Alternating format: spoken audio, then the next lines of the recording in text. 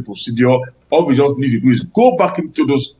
There's always a checklist, and if you prepare well, then you would pass well and you finish on time. It's when you leave it to lay down there, then that's when you now spend some time and then be downgraded. Remember, we just struggled to go through the CAO certification process. We barely passed, and there was a worldwide phenomenon whereby almost every country was struggling with the new rules and regulations. Then we have enough time now to tidy up the loose ends, and most importantly, the airline we are going to be presenting as a flag bearer, on that route should also be prepared to learn from what happened to ARIC and ensure that all documentation, certification, and all professional training is needed, and flight simulation hours and flight test hours all are in place, and they'll be able to fund it when the time comes, because they will not bend the rules on certifications. Then moreover, we shouldn't feel bad that we are delisted. There's virtually no safety or security certificate that is permanent. It has a lifespan. But then let's even face it. Let me ask you this. Do we even have any airline at the moment that even has the capacity to fly that route, that has the capacity to do it? I will not sit down here and say there is no airline that we don't have any airline that is eligible to go on the route. I'm not talking about whether the airline is eligible. I'm talking about the capacity, financial capacity, the fleet capacity, and all of that. Yeah, but if you remember when ARIC started, ARIC did not use the aircraft. They had to use this high fly for Portugal. So you don't have to own the aircraft to operate. You might probably just get an aircraft from lease an aircraft or wet lease or dry lease one from an organization that is whose base is compliant with category 1. Who has a casual status. So you could use that to start before you begin to own your own. That is allowed. Now, tell me, what exactly is the country losing by not even flying that route? That have applied to operate into America. I know airplanes have applied, President have applied, and one of Obli Blue got applied to also during the period of Adiserica. So they've applied, but none of them has started the flight. And as of now, we have not seen any indication that any one of them is willing to start. So until when one is willing, asking the FAA team to come to Nigeria and do the necessary auditing for us to be reinstated would be a waste of time, because when if you are reinstated, you cannot be reinstated with an airline that's going to operate into the US. And if you are reinstated and that airline does not operate within two years, then the whole process is you are going to be delisted again and start that process all over again. Are we losing anything at all by not having any of Nigerian airlines now fly to the US? Oh, definitely yes. Definitely yes. Well, you cannot be wrong supporting your own. And you always see the effect of having your own local carrier on the route. You see what was happening with the crazy fares on the Lagos-London route before Airpeace came on board. And that has helped to stabilize the price a bit. And I expect that the price will begin to go down further and benefit consumers. That's why there's reciprocity in every bilateral services agreement. That reciprocity clause is that as I operate 15 to your country, you also 15, or you operate 10, whatever number you have on the bilateral service. That's what is agreed. The both parties are supposed to operate, not one-sided. So we have not been able to do that because we do not have an airline that is strong enough, big enough, and we've not been able to attract foreign direct investment from them to participate in investing in a carrier. So that's something we need to address and look into. Mr. Olumide Onwayo, the General Secretary, Aviation Safety Roundtable Initiative, thank you very much for your time, and thanks for honoring our call. Thank you for having me. Thank you so much. Well, that's how much we can take on the program this week. We thank you very much for watching. I'll see you again next week. Bye-bye.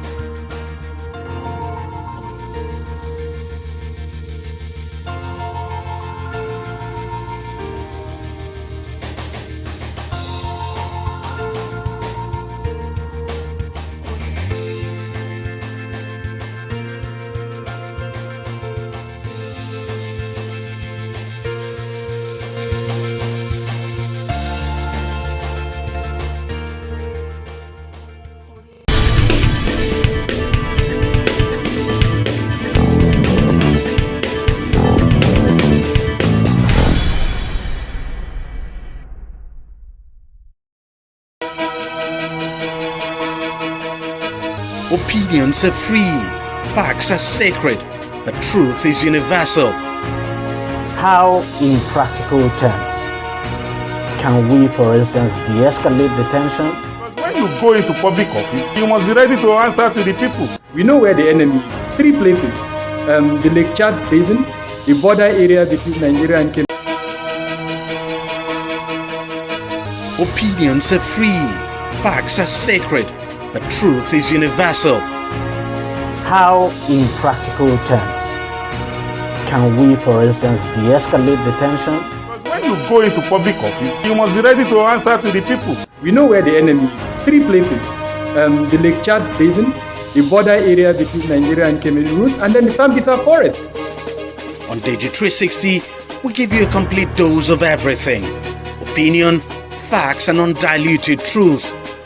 I hardly believe what politicians say in this part of the world. A new Nigeria is possible, a future is possible. We delve into the issues. Opinions are free, facts are sacred, but truth is universal. How, in practical terms, can we, for instance, de-escalate the tension? Because when you go into public office, you must be ready to answer to the people. We know where the enemy is. 3 places. The Lake Chad Basin, the border area between Nigeria and Cameroon, and then the Sambisa Forest. On TV360, we give you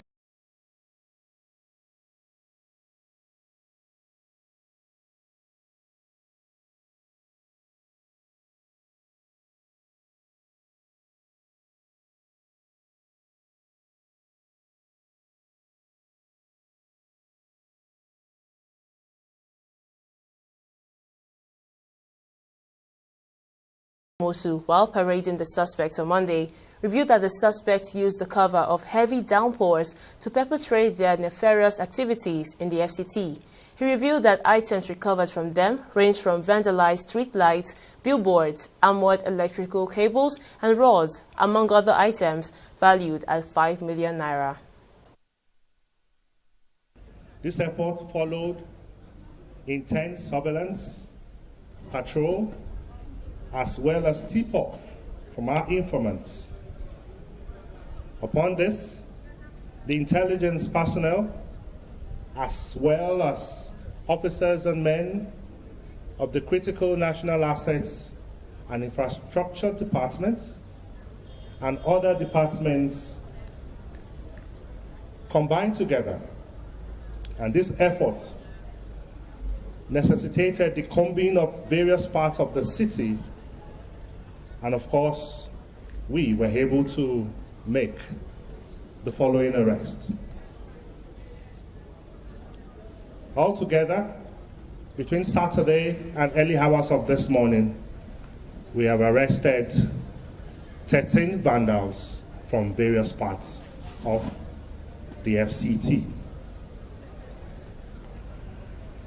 In the course of our investigation and interrogation, we were able to discover that these various items that we have here and some of the accomplices who are at large have been able to tell us that some of these items here, by the time they are put together and sold, is worth about 5 million naira altogether. And the selling points of these items are already known, and the buyers also were on their trail, and they will soon be apprehended. At the end of the investigation, the suspects, all of them, will be charged to court so that justice can take its course. And troops of the 6th Division Nigerian Army said they have intercepted a major illegal oil bunkering operation with nearly 2 million liters of stolen crude oil stored in a barge from the NNPCL flow station in Rivers State. This was disclosed in a press statement issued on Monday by Lieutenant Colonel Danjuma Jonah Danjuma, Acting Deputy Director of Army Public Relations for the 6th Division. Danjuma noted that, acting on the credible intelligence, the soldiers swooped on 3 speedboats near Cawthon Channel 1, catching suspects in the act of siphoning crude oil from a barge at an NNPC flow station. And in politics, the Julius Abure-led faction of the Labour Party has cancelled the automatic election tickets previously allocated to presidential candidate Peter Obi and Abia State Governor Alex Otti for the 2027 election. This decision followed a National Executive Council meeting held in Abuja, which came in the wake of a recent gathering in Umuahia, where Obi, Otti, and other party members established a 29-member caretaker committee to oversee the election of new party leadership within 90 days. In response, the Abure faction issued a communique nullifying the caretaker committee's formation and accused INEC Chairman Mahmoud Yakubu of supporting actions by Governor Otti that they believe will harm the party. The communique further announced that the party is now opening all its tickets from the presidency to legislative positions to qualified Nigerians.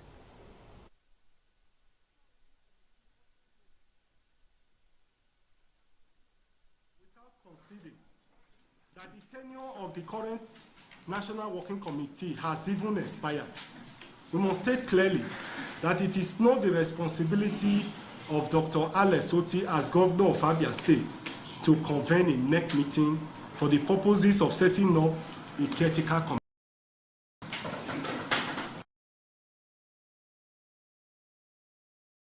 It is still the responsibility of the national chairman and the national secretary of the party to convene such a meeting. The party will not hesitate henceforth to discipline any member of the party, however highly placed, who is not ready to obey the constitution of the party and indeed obey the lawful directive of the leadership of the party. In this regard, the National Working Committee went ahead to set up a standing disciplinary committee. Consequently, it is our view that for anybody to hold the opinion that there is a vacuum in the leadership of the party is not only mischievous, but a deliberate attempt to cause panic, to cause chaos, and to disrupt the smooth workings of our great party, the Labour Party. Number 9. The National Working Committee of the Labour Party urges all members of the party to play by the rules, pay respect to the national leadership of the party and the party executives at all levels, and respect the party constitution.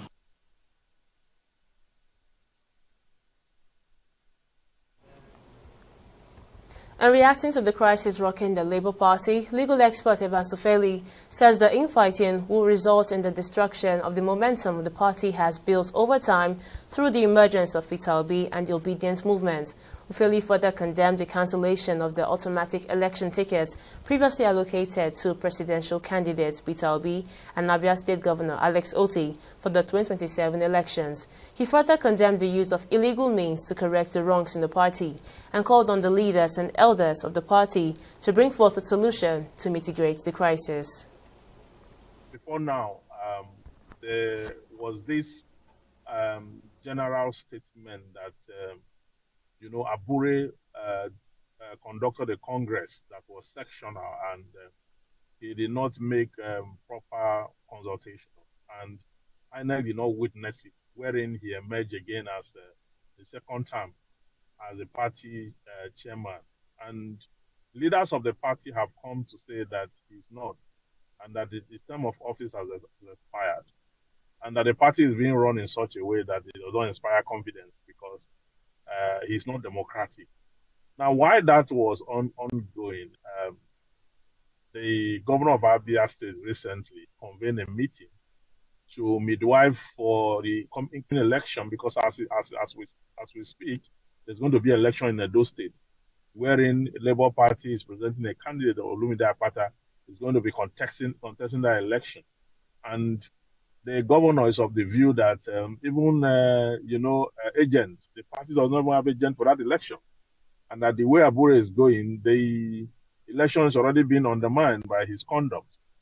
So Abure now responded and said that according to Article 14 of the Labour Party Constitution, the governor have no right whatsoever under the law or whosoever to convene an expanded meeting of the LP, and such that action is null and void and all that, and that vilified the governor for doing that. Then he went further to say that if you look at Section 82 of the Electoral Act, wherein a party is organizing for a change of ESCO or for the appointment of one or two persons or whoever, the INEC is supposed to witness it. That in the emergence of Nenadi Usman, which was the outcome of the meeting conveyed by Alex Oti, that INEC was not there. And for you to have chosen a leader of a party in the absence of INEC also amount to misconduct and illegality. So while Abure is accusing Peter Obi and Alex Oti and his cohorts for invading the party's leadership with illegality, Alex Oti, Peter Obi, and the rest of them are also pointing accusing finger at Abure for being high-handed and for managing the party in such a way that is not in conformity with the rules of party and politicking. So this is going to be a long night for the LP, a party that I've not known rest since it came to limelight, since the Peter Obi's factor with the obedient movement came and is supposed to be a blessing to the party. But the leadership of that party wouldn't let that be. Abure, before now, was Abure and Lamidi Apapa. They fought for almost 3 years. That one seems to have doused down. Then Abure now and Alex Oti and Peter Obi, and now the infighting is so on, to the point where Abure have said that all positions, all tickets have been thrown open for any qualified person. That Obi will no longer be the presidential flag bearer of the LP in the coming election. And in so doing, for me, I think that this war is going to destroy whatever has been built over time if it's not properly managed. And to also see that opposition parties are also sponsoring the infighting to ensure that, that's an allegation anyway, but it's not far from the truth. So if the LP want to sustain that political party and give it a face, because it's the only what look like a third force that's available, but now it's been eroded, their prospects are being crushed. Whatever it is they have is being ruptured. And to say that experienced politicians like Peter Obi and Alex Oti are in that party, they're trying to make a correction for what Abure is doing, while the correction seems to be throwing up more illegality into the system. And the Chief Executive of the National Oil Spillage Detection and Response Agency, NOSTRA, Chukwuemeka Nwoke, has reaffirmed the agency's dedication to implementing the federal government's directives regarding the Personnel Management System framework for civil servants. He made this known at the opening ceremony of a 2-day workshop focused on the implementation of the Performance Management System framework for the agencies of the Federal Ministry of Environment at the NOSTRA headquarters in Abuja. In his opening remarks, Woke outlined NOSDRA's pivotal role as a leading agency under the Federal Ministry of Environment, particularly in addressing oil spills and pollution across the nation.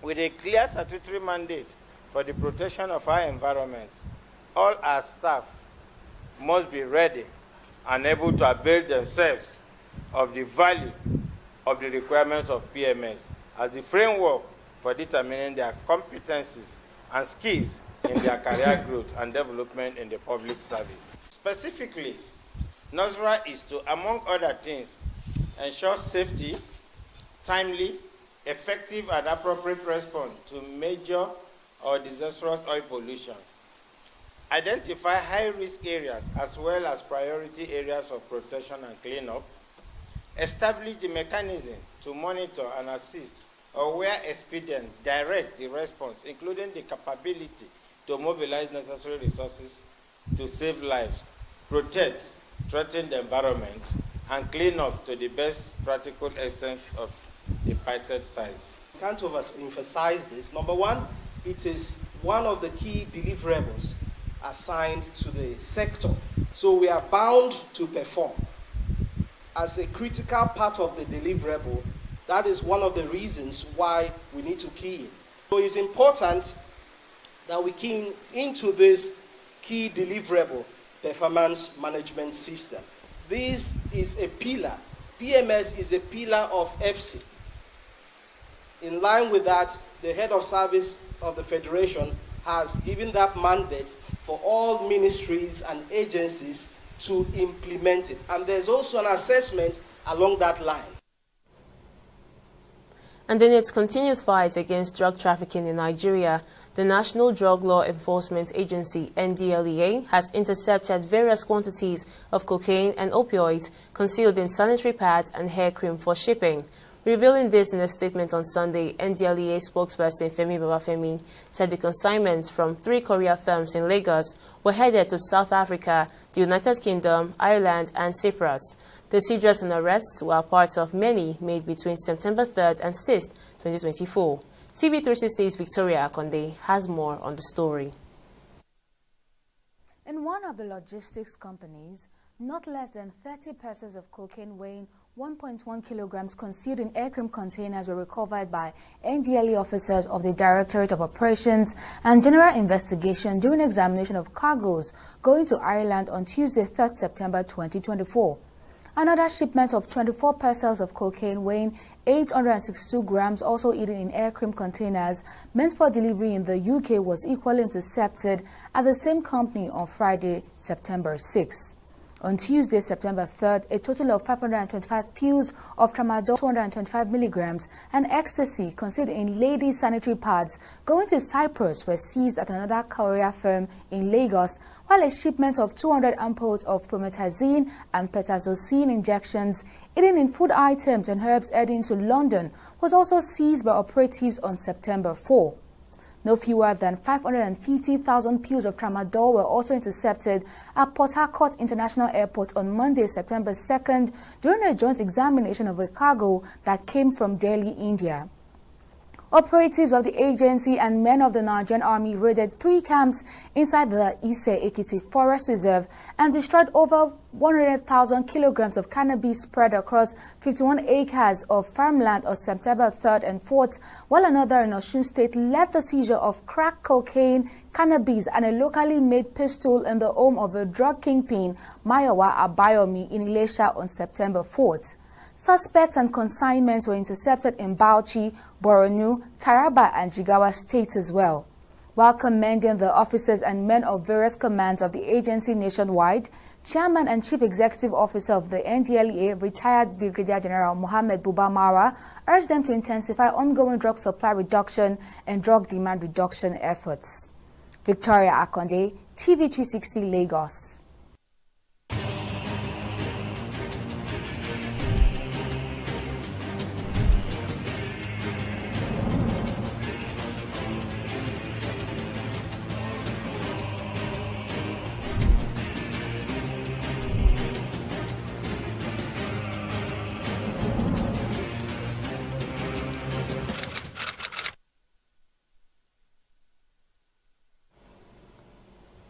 And in case you missed any of our news bulletins or for more updates, you can catch us on Limex World TV and Avio TV, or log on to our website on www.tv360nigeria.com.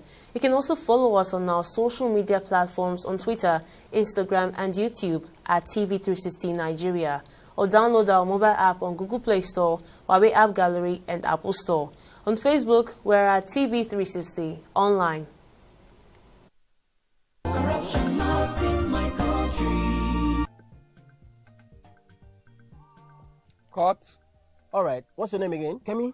Yes, sir. Good. Are you ready for us for next week? Yes, sir. Next. No, sir. No. What? Look, what we need here is one who can speak fluent English. Give her a chance. I need a angel to hold me. Hold me, my beautiful angel. Cut! It is angel, not angel. Please, I'm done with you. Excuse us. Kemi was far better. It's not about our rendition.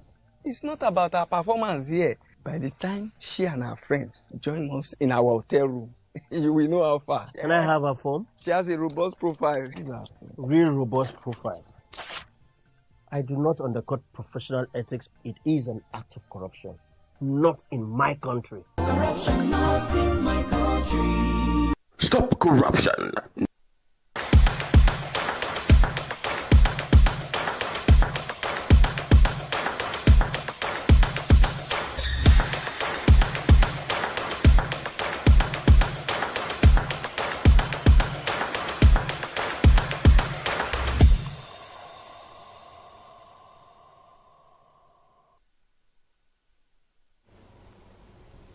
And on business, the Ogun State Governor Dakpo Abiodun has announced that his administration will make available 100 brand new 18-seater compressed natural gas buses for the use of transporters in the state as part of measures to cushion the effects of the current socio-economic challenges. Abiodun disclosed this in Abeokuta, the state capital, during a meeting with transport unions on how best to tackle the rising transport fares in the state, which has raised the prices of essential commodities beyond the reach of the masses. He, however, warned transporters against taking undue advantage of the current situation to exploit and place avoidable burdens through high transport fares on the people. And still on business, the National Agency for Food and Drug Administration and Control has ordered the recall of Dove Beauty Cream Bar Soap produced in Germany due to the presence of a chemical impurity. NAFDAC said the product violates the Cosmetic Products Regulation by containing butyrphenyl methylpropionol, also known as Lilial, a chemical associated with serious health risk. In a statement on its website on Monday, the agency explained that BMHCA has been banned in cosmetic products because it can harm the reproductive system and potentially affect the health of unborn children.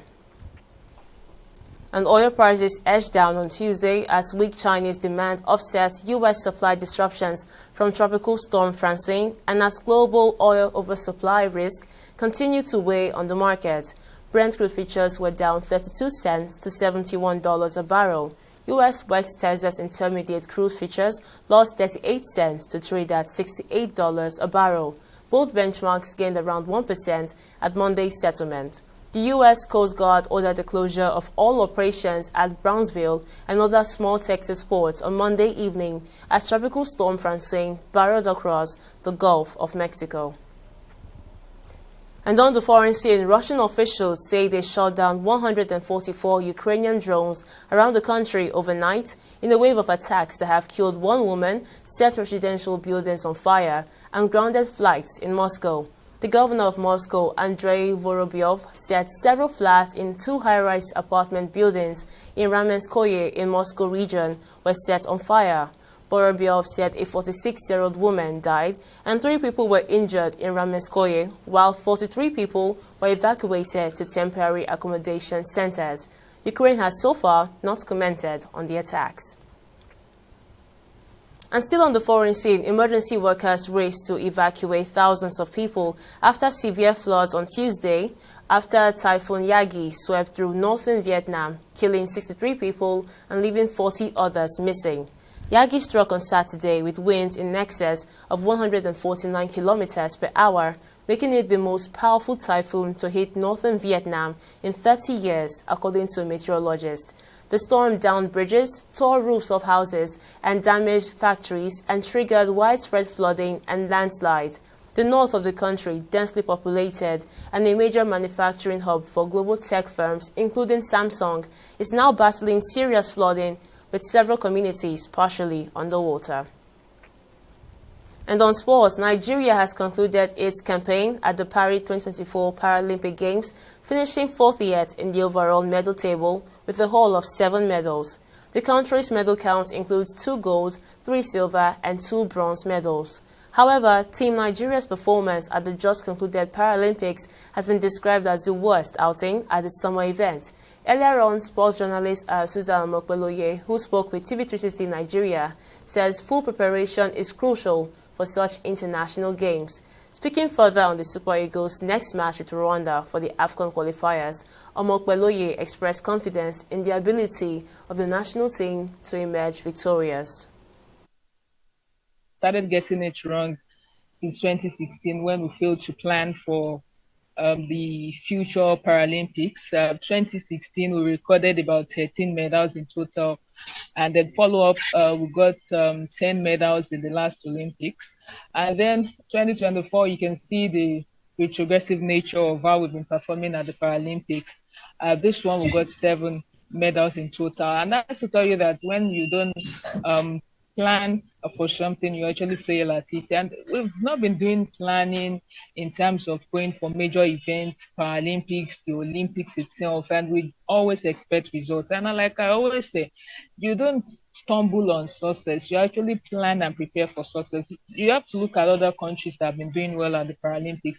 They plan for it, they prepare for it majorly. Look at China. In the last 5 Olympics, the Paralympics, they dominated the Olympics. They dominated the Paralympics, so there's something they are doing right. But coming to Nigeria, we tend to focus more on the Olympic athletes and spend a lot. Then we come to the Paralympics, we just know they will do well by any means. But then this time it just shows that without proper preparation, there's nothing we can do about it. And you have to look at the age of the para athletes we took to the Paralympics this time. A lot of them are getting to their late 30s, early 40s. What's the plan for the next Paralympics? So there's a lot involved in not doing so well at the Paralympics. We're seeing the different Super Eagles play. I think this is not even about Eguavon. It's just about 20% of what Eguavon did with these boys. It's about what the boys really wanted to do themselves. And I was telling someone, I said, these boys, if they had played this way under Finidi will still be in charge of the Super Eagles. So it was about what these boys really wanted. I'm saying if without the coach, we cannot beat Benin Republic. No disrespect to Benin Republic, but with the quality of players we have, if you select someone from the team to just stand in as a coach, we should be able to beat Benin Republic. And finally, the man who attacked Ugandan runner Rebecca Cheptegei has died from injuries sustained when he poured petrol over the Olympic athlete, according to the Kenyan hospital treating him on Tuesday. Police said that Dixon Indiema Marangach assaulted Cheptegei in her home in western Kenya on September 1st. The mother of 2 sustained 80% burns and died last week. In the course of the attack, Marangach also incurred 30% burns and was being treated in the intensive care unit at the Moi Teaching and Referral Hospital in the Rift Valley city of Eldoret. Hospital officials said his family has been informed, adding that the comprehensive statement will be released later. And that's on our bulletin. Many thanks for watching. I'm George Hajim. See you next time.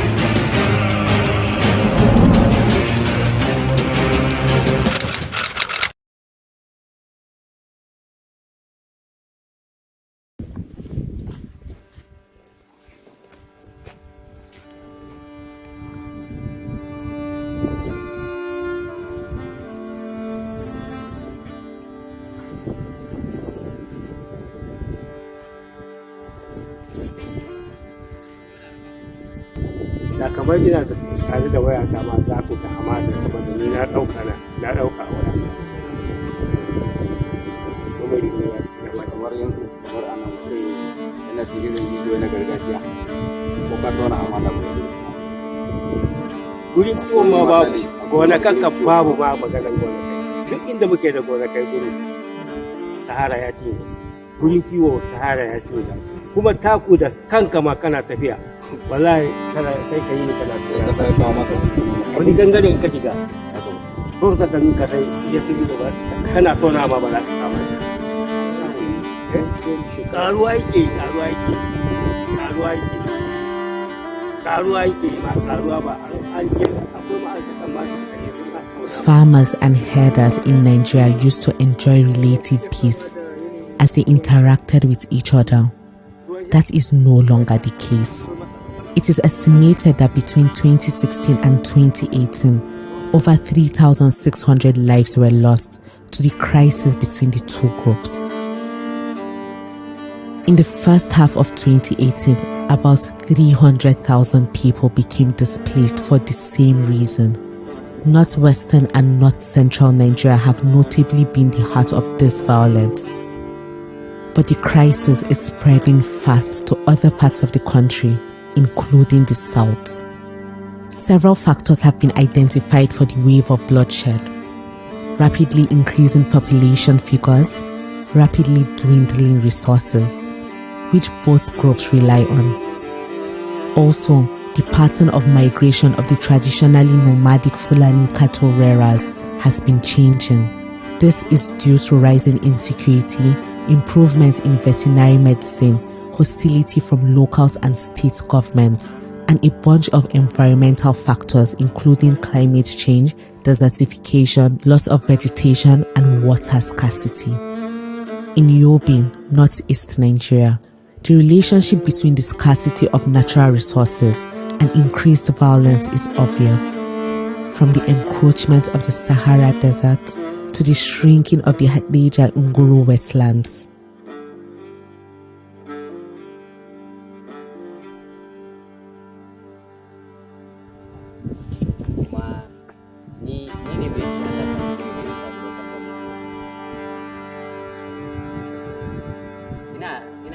ina magana akan yanayin mutuwar dabbobinmu lokacin yunwa. Misali, idan rani ya ja lokaci kafin faduwar damuna, dab da faduwar damuna, ciyawa ta kan yanki.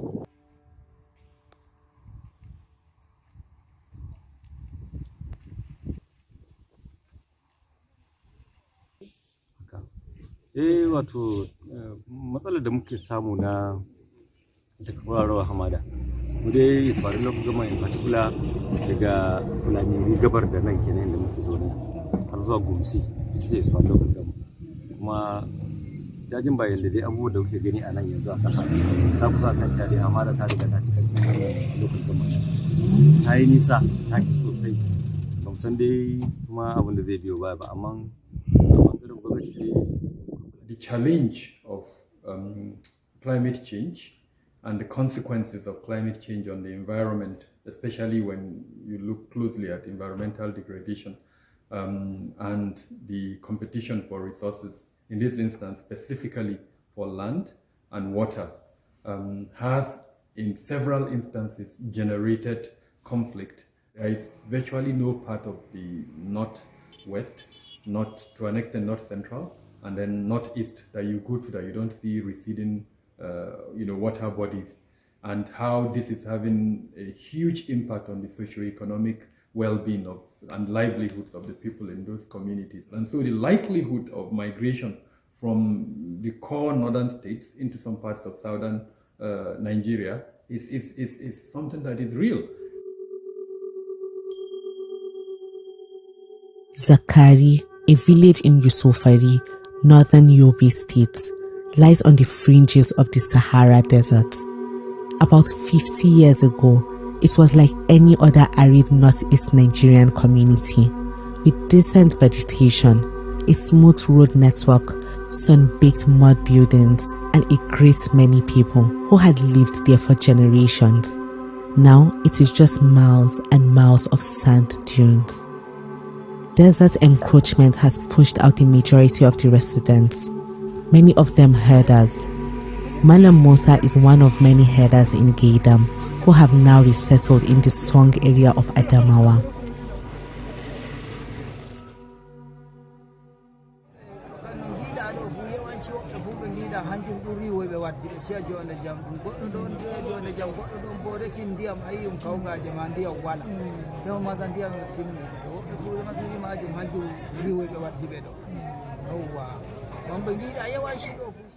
Sani wanda ya yi sanadiyan barin su yankin nan? Akwai. Na je kai kaman gidaje na ko rugaje na ko mutane nawa za ka gaba kayyana? Kai kamar 100. Wato wanda suka bar nan wajen. Take kaɗan ɗin. A sanadiyan wannan. To ya kuke fama da baki? Around January, February, you hardly see anything in the place that an animal will browse or take as a food. And there's no water even to drink. So this is one of the factors that will make them to come southwards. If they move southwards for water and for grazing the dry grasses. Definitely the desert encroachment is one of the factors that is concentrating the animal into a place and making the clashes between farmers and herders more frequent. More often. I did mean that in the area that is encroached by desert, there is grasses and water for them to. They may not be there. They may not have to move. But now it's necessary that they must come southward as the dry season is approaching. They must come southward in search of little pasture and drinking water. While during the rainy season approach, they go north. Since there may be water and little grasses for them to graze. The problem with desert encroachment is not going to stop anytime soon. According to one estimate, the sand dunes shift towards the south at a rate of 30 hectares each year, putting 11 states in northern Nigeria at risk of desertification. More cattle rearers in these places are moving elsewhere due to the combination of factors: insecurity, drought, desertification, and the need for water.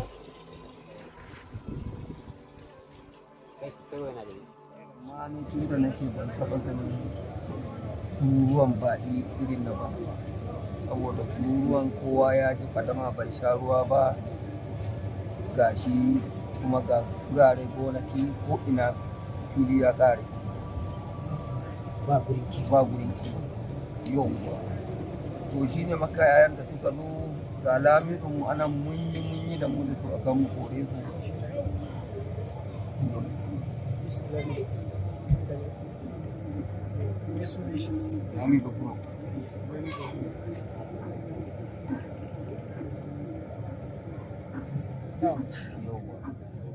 muka yi mu kore su abun ya gagare mu muka gaya wa lawanin mu shi ma ya yi dan abun da bakin kokarinsa abun ya gagari mun gaya wa hakimi ma duk kowa ya san da baki kuma bakin nan ba daga wani guri suke ba daga jiga. The migration of herders to new places tends to lead to clashes or aggravate existing conflicts because of competition over insufficient land and water resources. Ina tafiya suna tare ni da kibiya suna jifa na ni ina so in tafi gurin yaran can su kuma suna gefen nan gefen kudu haka su yaran suna gabar ni ina tafiya gun su gabar su kuma suna gefe na yaran da suke aikin shinkafa kai kana so ka iso wajen su su kuma wannan yaran suna da kasu a cikin gona sai suka zargo suka fara harbi sai suka kama harbi suna harbi na suna jifa ni ban sani ba ma ni da na gani haka dai ina gani suna yin haka dai da abin su suna jifa amma kibiyan bai zo ya same ni ba ban gani ba ma ashe wai su harbi suke sai na fasa tafiya gun yaran sai na tafi gun yaran fulani din to ina tafiya ɗayan yana yin harbin sa ashe kibiyarsa ya ƙare da ya gani na kusa zuwa gunsa sai dan uwansa sai ya jefa masa addansa. Shi wani yana da kibiya shi zai gudu kenan. Sai ya jefa wannan da ba zai gudu ba sai ya jefa masa adda. Kawai yaron nan kawai sai ya tafi da gudu. Sai ya fita da gudu ya zo ya same ni ya doka mu. Adda? Da itace a hannuna na ɗauka na masu buge shinkafa. Ya yanke itacen. Kuma ya yanke hannu. Hannun yanzu haka babu, yanzu fakin ne aka ce za a yi. Ba zai zama hannu ba. Ok, shi ne wannan kibiya ɗin kibiyan kenan? Shi lokacin da ya tsare da adda na faɗi. Kamar shekara 5 a bangaren noma din gaskiya ba mu da matsala da su, amma daga shekara 2 zuwa 3 ɗin abubuwan suka ƙara lalacewa. Kuma karanci ruwa shi ya kawo inda ruwan ya zo an zuba da shinkafa, wani guri ya hau wani guri bai hau ba. To dalilin wannan su ne dama wanda Fulani suka samu rashin ruwan shi ya kawo su, suka shiga ka zauna kuma abin da sauran shinkawan masu ma rashin kiyawa da mai suka shiga shinkawa mutane suna ci, an hana su abin muhimmi da ya fi karfin mu gaskiya mu muna maguru.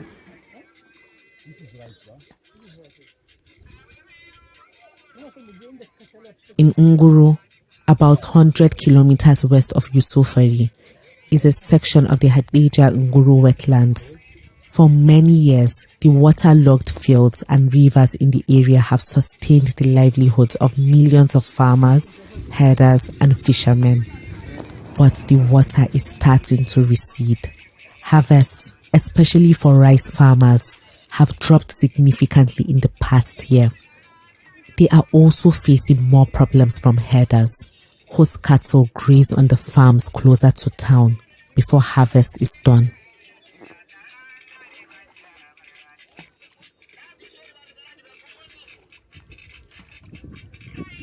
To gaskiya wannan dai inda dai dade da ruwan dai hakan duk ba za ta faru da yawa ba.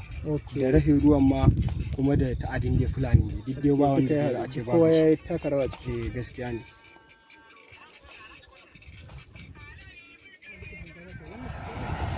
Yanzu a ganin ka me kake gani ya kamata a yi wanda zai iya magance wannan abun?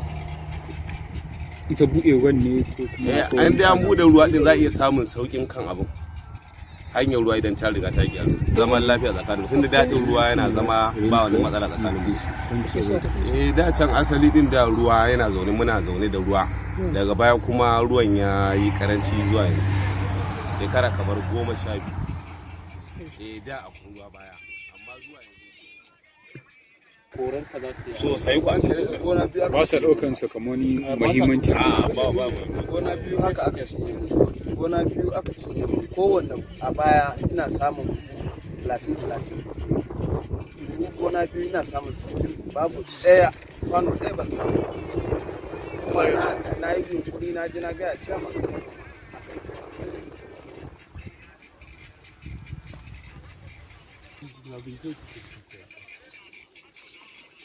To our own understanding, the major problems is the absence of coming of the water. That are the reason why we fail to get what we have. Lack of water. They are all affected in the land. We have only source of water. If that source bring us water, the whole area farming well and organized. And then if there is no water from that only center we have it, we all lost. And what we understand now, the farmers at Onguru, they have already failed. 70% of our farmers have nothing to farm. 90%. Have 20% get only rice that have been eaten in their house. And then 10% are those that are gain something from the farm. And even me, I've tried to farm more than 1,000 to 2,000 rice. And my chairman more than 20,000. And the secretary will do more than 25,000 because of he's richer than us. But now, even I don't have even 10 bucks. I pay me more than 1,000 and I don't have even 10 bucks. Okay, kana ka dauka babu sun cinye ne yayi mu ruwa bai shiga ba.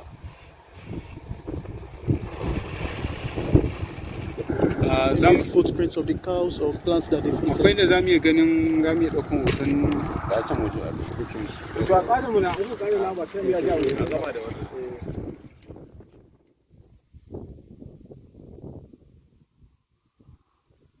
The major problem is lack of water. And then the second problem is the coming of the Fulani from somewhere else. And then that Fulani come because of the absence of water.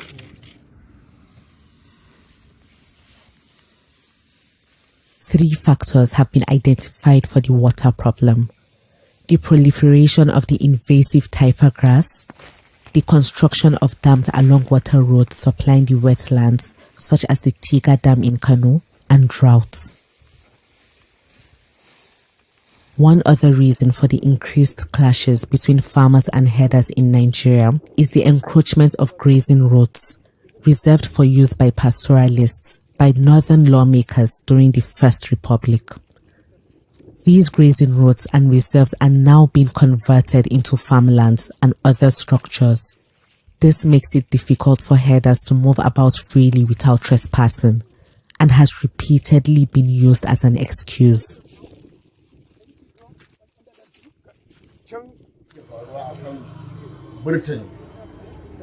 Burtali nan da abin da ya kama daga nan har zuwa Sudan akwai burtali, amma su manoma duk sun je sun tattare sun je sun yi shuki da sauransu.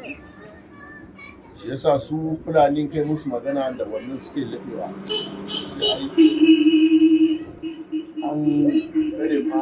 An kashe burtali da sauransu. Mun hakikanin gaskiya yawancin tashin hankali da muke samu a nan akan harkar manoma da makiyaya yawanci duka ba makiya namu na nan bane, daga wani guri ne suke zuwa. Suka zo kuma ba sa tsoron ɓannatar da kayan mutane, kuma ba sa tsoron faɗa.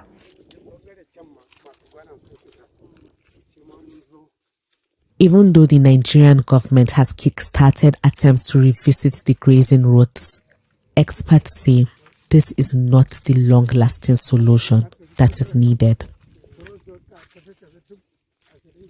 The era of open grazing, in my honest opinion, is over. Yes, as a temporary measure and to allow for a de-escalation of the current situation that we're in, there may be a need to allow some form of movement, but that movement should be generated towards encouraging ranching and encouraging some more other sophisticated type of livestock rearing.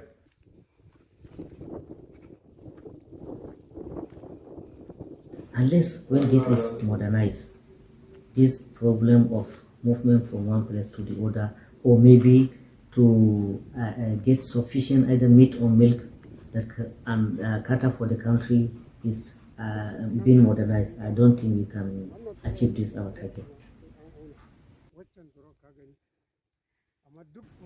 One of the problems, as I told you earlier, is that those people that are handling the animals refuse to go to school. They must be educated before they have that thinking that you are saying. Those people that are illiterate, they knew nothing apart from the cattle. If you want them to improve what they are doing, how are you going to incorporate that knowledge into their own thinking? It's very difficult. And another problem to my own seeing is that government also is not paying much attention to the cattle rearers. You can hear programs, fertilizer, and what again? Seed. Seed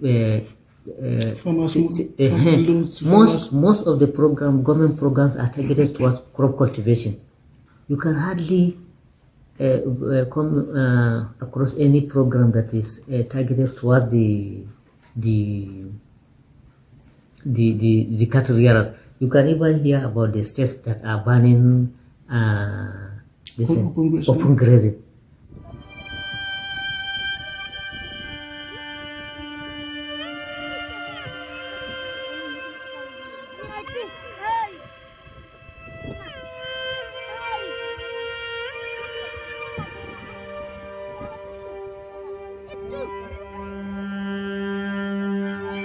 mu masu karamin karfi ne abinda muke da shi ga daren mun tattara mun je mun zubar a jeji domin wannan in ya fito a shi da mu samu abin da mu ci mu taimaka yan uwa mu marayu ne to amma babu an riga an cinye yanzu haka nan haka sidda yanzu haka nan da rigar da je samu a cikin kwari.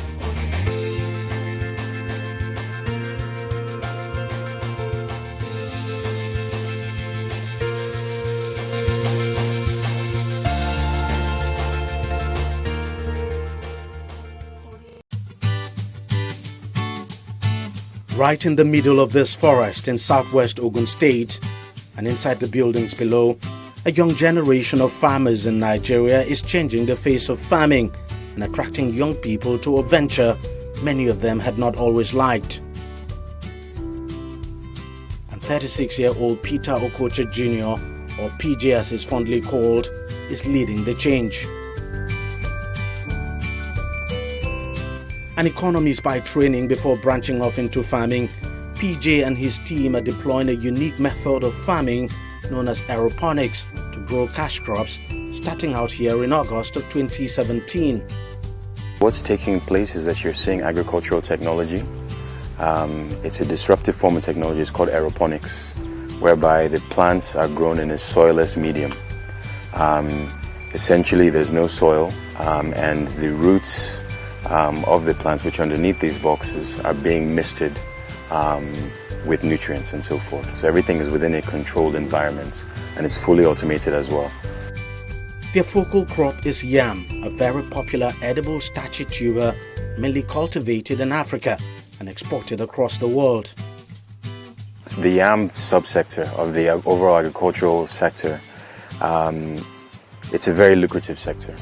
But the problem is that the requisite inputs haven't been applied. And so what we're doing in this program is saying that, okay, we know that there's a sector that currently has a value, according to the Food and Agricultural Organization based in Rome, of about $13 billion US.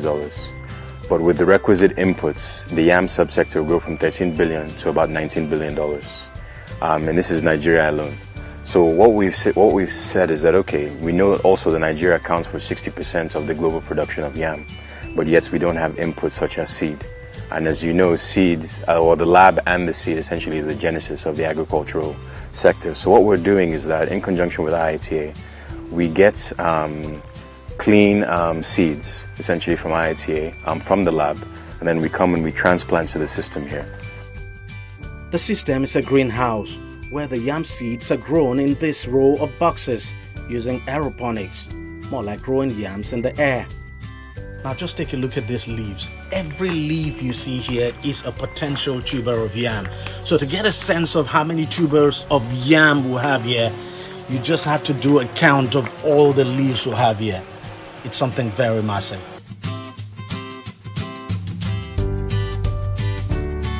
We have about 10 boxes, and in those boxes, all fully automated aeroponic systems, and it leads to high propagation of plants. And so we're actually massively propagating, and it will continue like this for a 3-year period of just continuous growth, non-stop. After the propagation, what you'll see is that it will essentially form a canopy, very bush-like and so forth. And from there, we'll start vine cutting.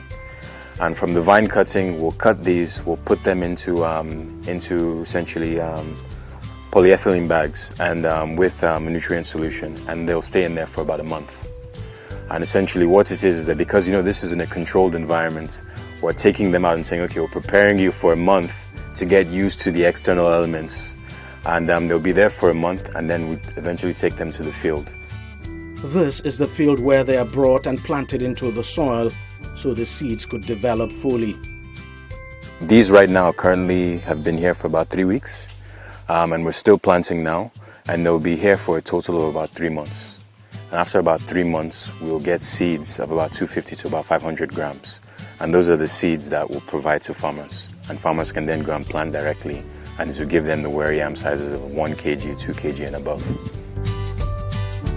One of the smallholder farmers who's been using the yam seeds from the aeroponics farm is Awofe Ademola.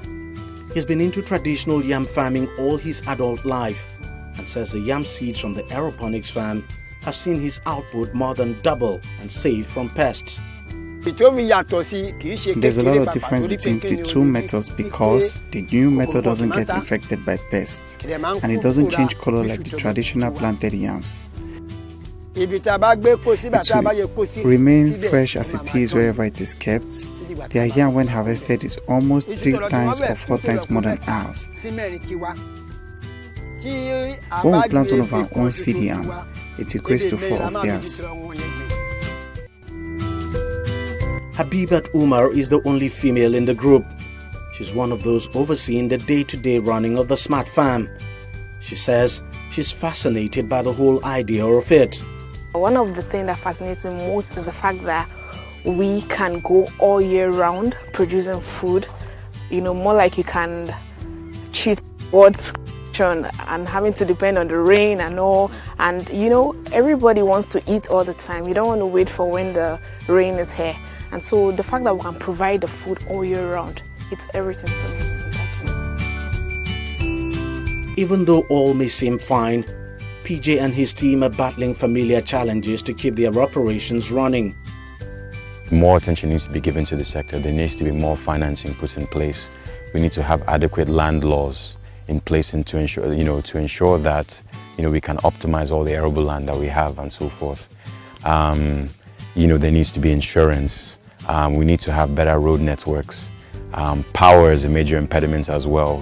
Essentially we have our own solar system, as well as the fact that we also have a generator as well for backup. So power cost is also a major impediment as well. So all of these things, if we can put all these things in place, then the sector will boom for sure. PJ and his team are setting themselves up as role models for young people.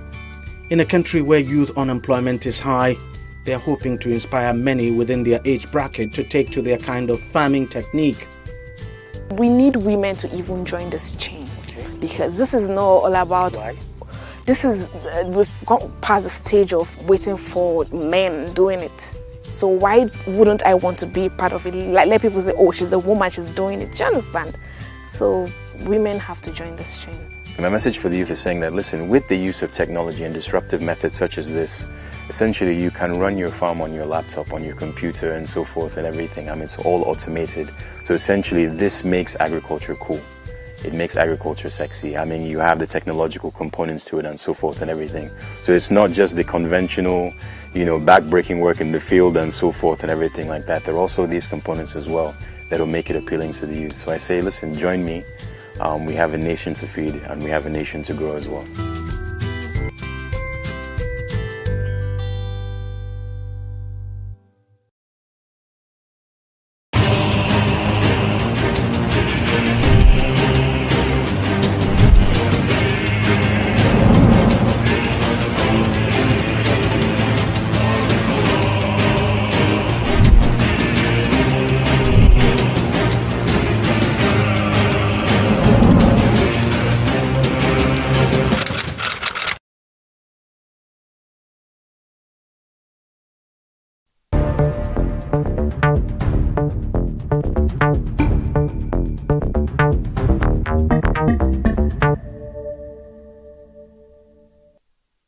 Good day, beautiful people. Welcome once again to your program. Our program, The Conversation, coming to you live from TV360 here in Lagos, Nigeria.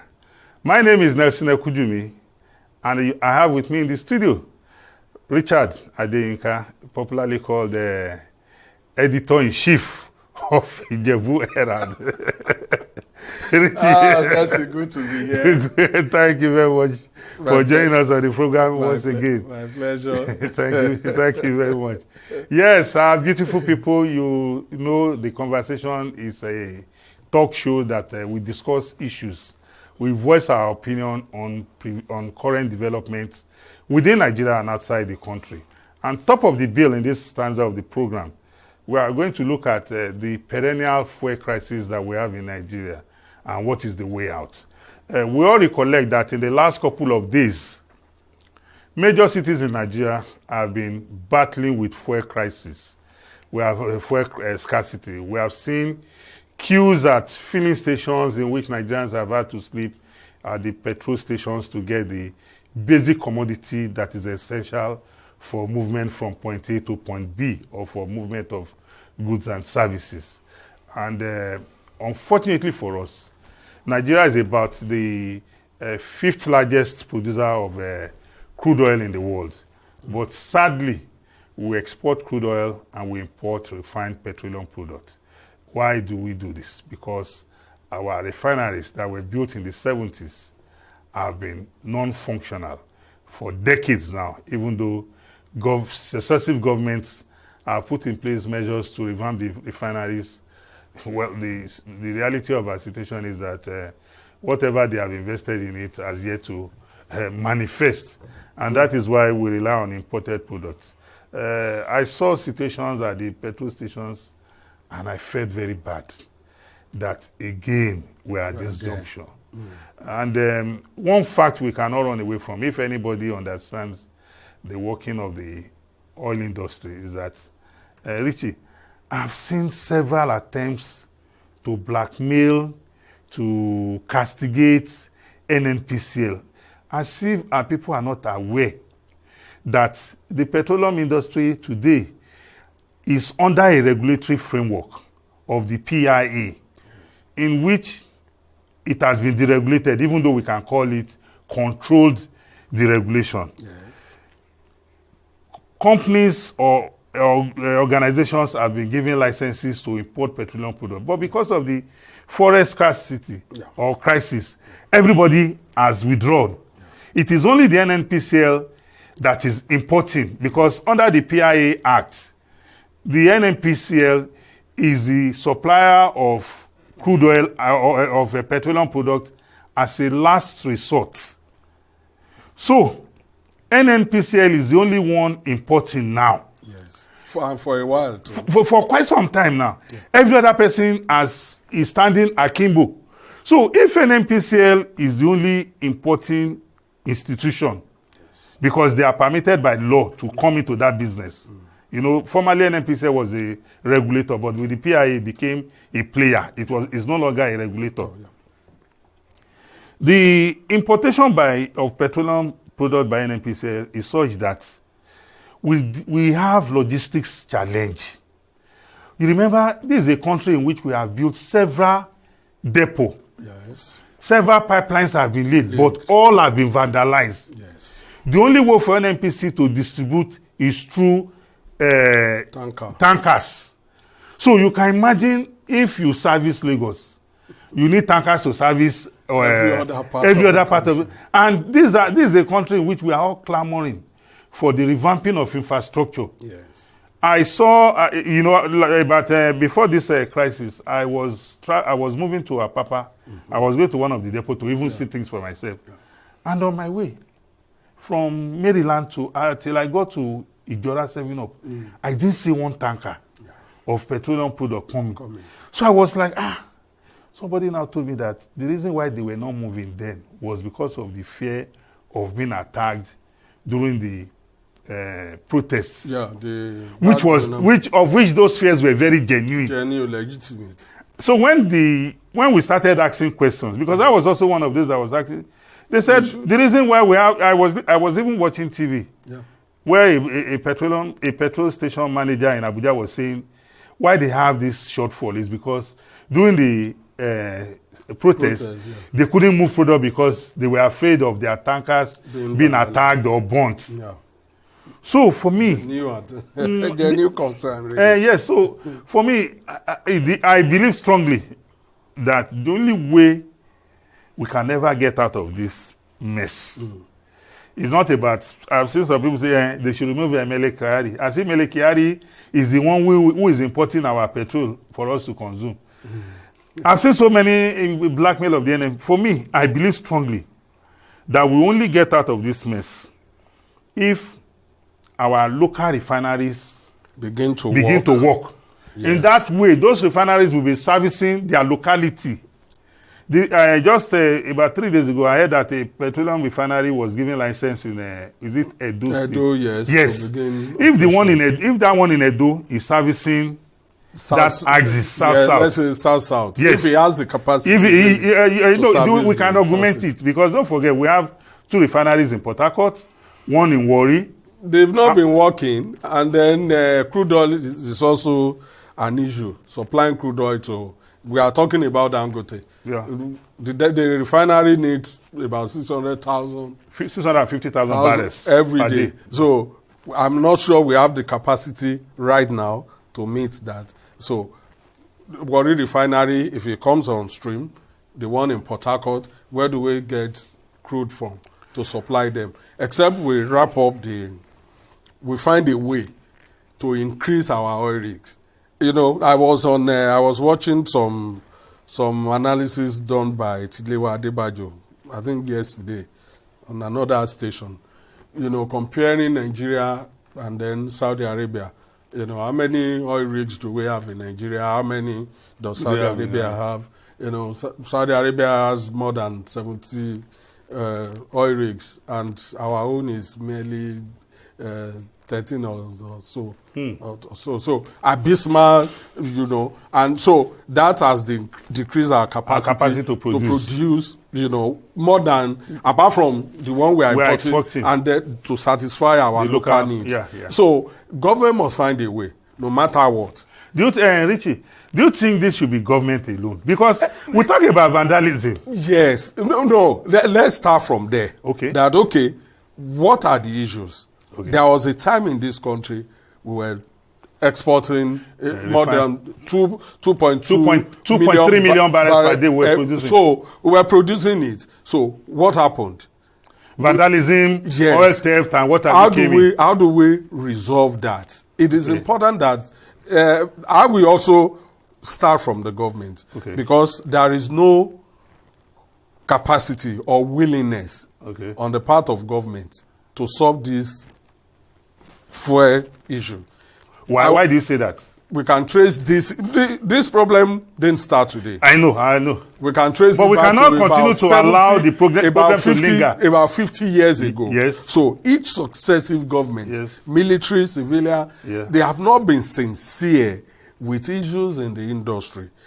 The kind of accountability that you need, clarity, that you need to restructure the entire Richard, industry. I agree with you that in the past, we've had this problem of transparency and accountability. But you recognize that the Petroleum Industry Act came to reform. You know, under the Petroleum Industry Act, because I have an understanding of that of that law. Under the Petroleum Industry Act, every role for the stakeholders is earmarked.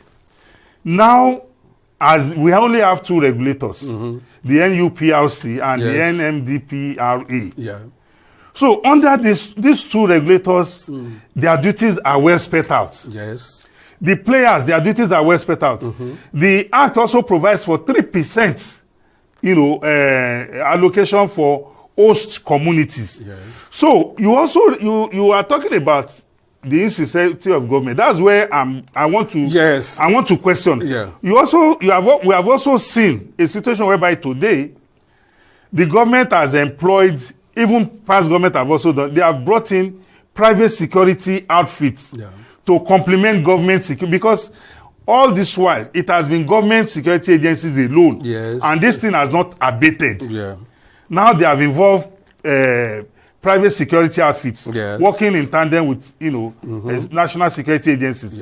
Then under this present dispensation, we're also aware that the president has directed that proceeds from the sale of crude oil will no longer go to the account of NNPC, but rather to the CBN. So I believe strongly that these are measures on paper, to make things become more transparent. But are we saying that those measures are not being translated practically to action? See, there is no government that I've seen since I became an adult that had no good intention on paper.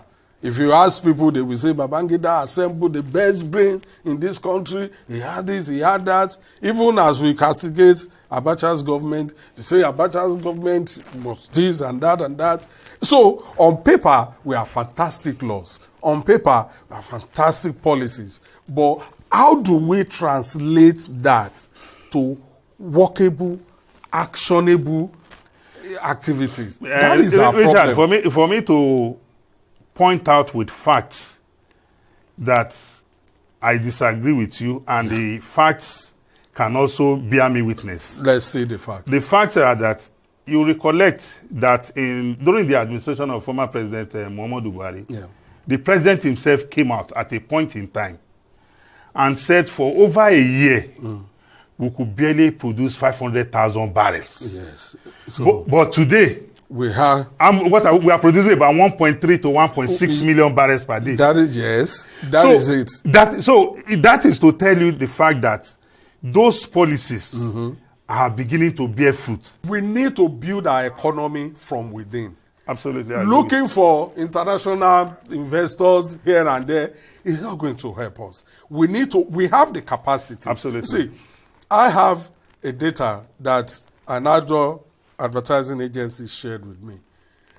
From Bega, the vehicular movement for 12 hours was 1.2 million vehicles. In 12 hours. At Bega. 1.2, meaning about 120,000 vehicles moves per hour. So, now, look at the volume of petrol. Assuming government, when President Bola Tinubu came on, he wanted to build our economy from within. Call everybody, sit down. Introduce something like road tax. You can imagine how much Lagos Ibadan. I did the calculation myself that Lagos to Ibadan, if we make it a flat rate, that everybody, when you pass through a toll gate, 500 naira. We pay at Bega, we pay at Ogiri, we pay at Ibadan. But in this era where people are... Not now anymore. Okay. It's no longer feasible now. Okay. So government that door has been shut. What government would have done then, if you introduce road tax, it will still stabilize the structure of your economy. Nothing will be affected, just marginal increase. If I'm paying extra 3,000, for instance, to go to Ibadan and come back, I'll be happy without having to, the crisis that we are in now, the public transport, they can add 500 naira to their passenger in such a way that it won't become a burden to everybody, okay. in this economy. So this economy has the wherewithal to withstand shock. If we don't need to be fixated on foreign investor. Buhari spend almost all his 8 years looking for foreign investors. Richard, you know the world has become a global village. It is. Nigerians are investing outside. Yes, outside we should also encourage them to come and invest in our let us economy. build. No, absolutely. Strengthen the structure of your own currency, of your economy. Of your people. Then every other thing. In fact, they will be asking you that I want to come. You won't need to do. So government has done what he has to do. We are here where we are. What we need to do, find a way to ask Dangote, please. No, I don't even want us to be. I don't even want us to be fixated on Dangote. Another small refineries. Let the national refineries. So and other refineries, all of them should come on stream, and we stream. must find a way to shore up our oil production. Yes, that is so that we have crude to give all our local refineries. Yes. So see, this country is huge. Absolutely, it's huge. I don't think our government officials understand how big this economy I agree with you, Richard. Thank you. Because of our time, we have to.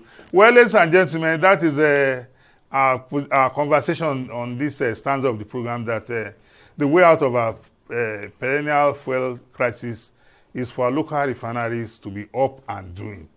And for those refineries that are not government-owned, we implore them, they are in business to make profits.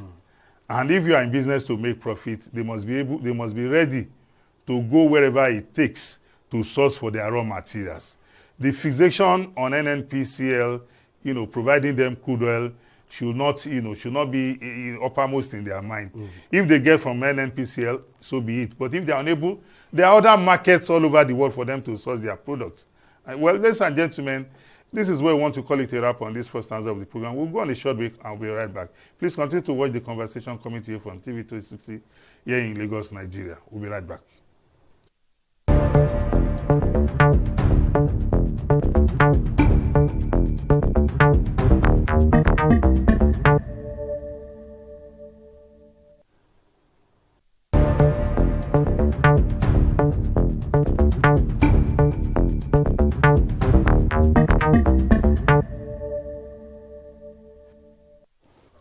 Yes, welcome back to the second stanza of the program, the conversation coming to you from TV360 here in Lagos, Nigeria.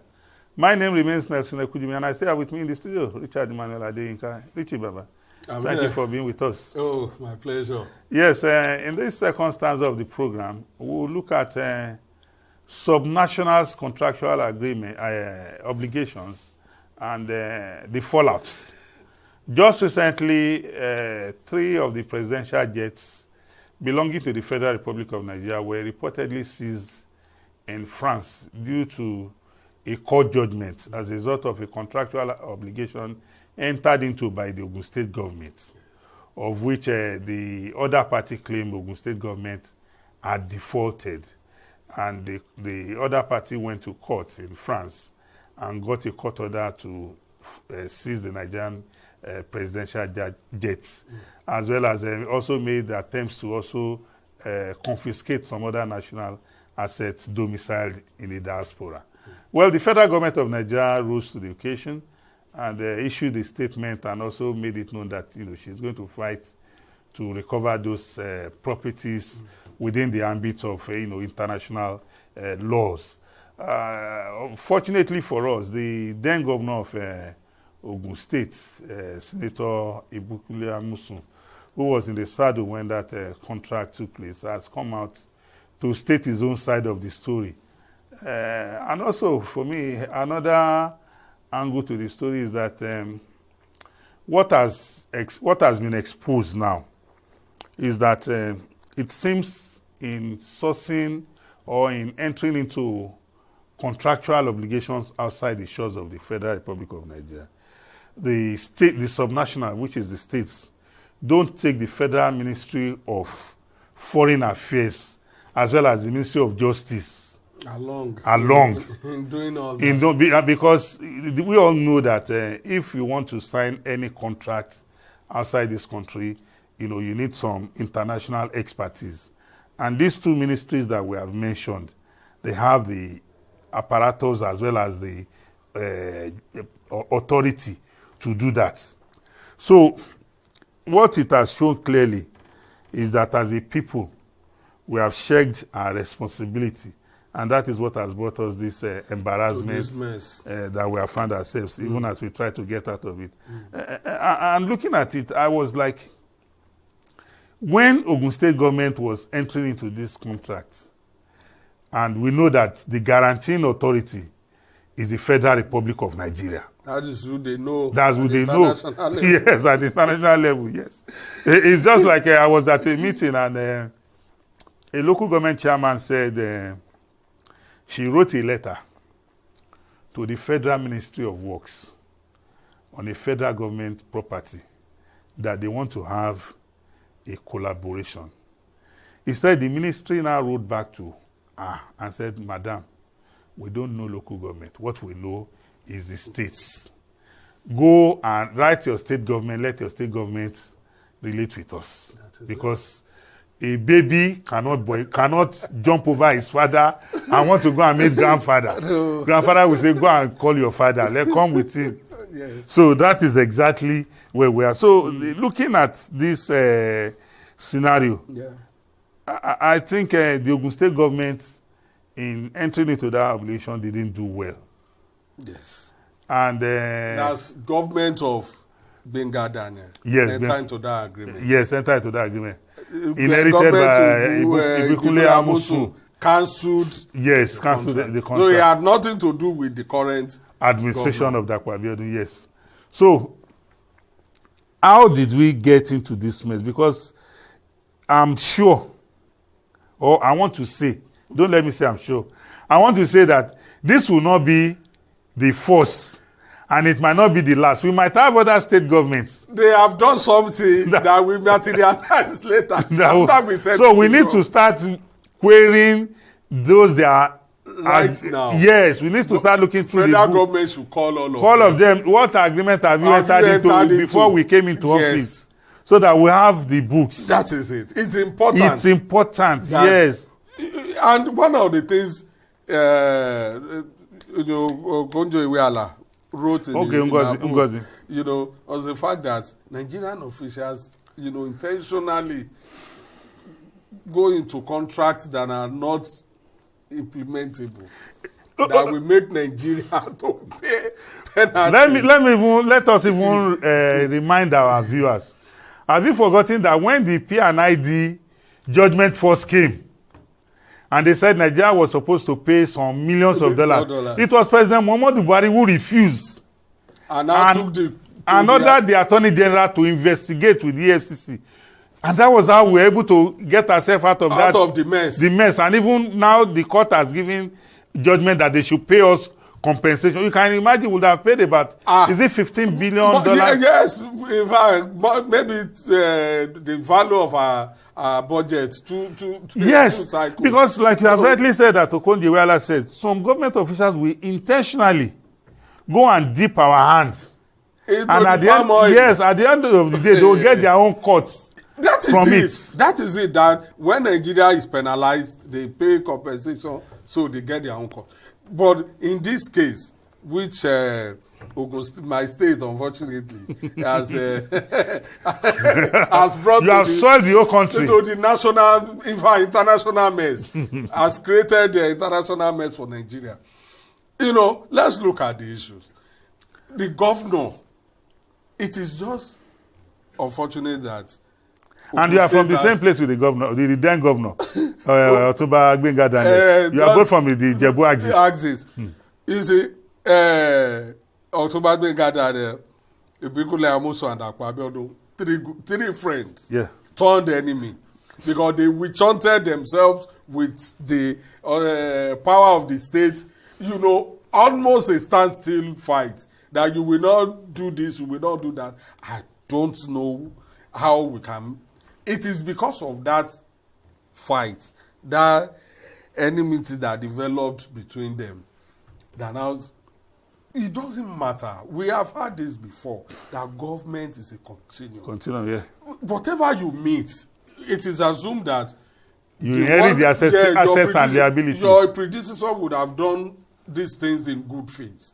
in the interest of the state. Now, it doesn't mean that without consideration for the legal implication of what you are doing, you just feel that you can just cancel all contracts without regard for what will happen later. Yes, Governor Ibikule Amosu did it, and it looks like he has, of course, he's no longer in government. Yeah, but you know, in his he will defend himself. In his defense thesis, I'll call it a thesis. he made mention of the fact that there was this battle of ownership. That at a point in time, the Chinese government now said the two companies who are battling for it are not even the original owners of the project, that it belongs to. So he said that was one of the reasons why, as a government, they couldn't go ahead with it, because they didn't know who was the rightful owner or the impersonator.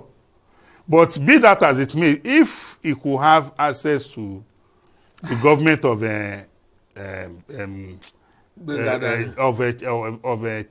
the People's Republic of China, there was nothing stopping him from looking at the legal implications. It is important yes. to look at it, because the penalty is not going to be. Just look at what we are facing now. Look at what, because these people, he has many implications. Now, if anybody is coming to enter into foreign investors, as our governors are, president has been going around. Even our governors are also going around for foreign investors. Those people will be wary. That is why when they are signing agreements, they don't put it under the jurisdiction of our local laws. They go international, knowing that maybe lack of confidence in our judicial system, knowing that when they get abroad. No, I don't think it's lack of confidence. I believe strongly that when you are entering into an agreement that extends beyond your borders, so it is natural that. So now that you have it, before you cancel it, now with I'm not sure it is possible that the Ministry of Foreign Affairs knows about it.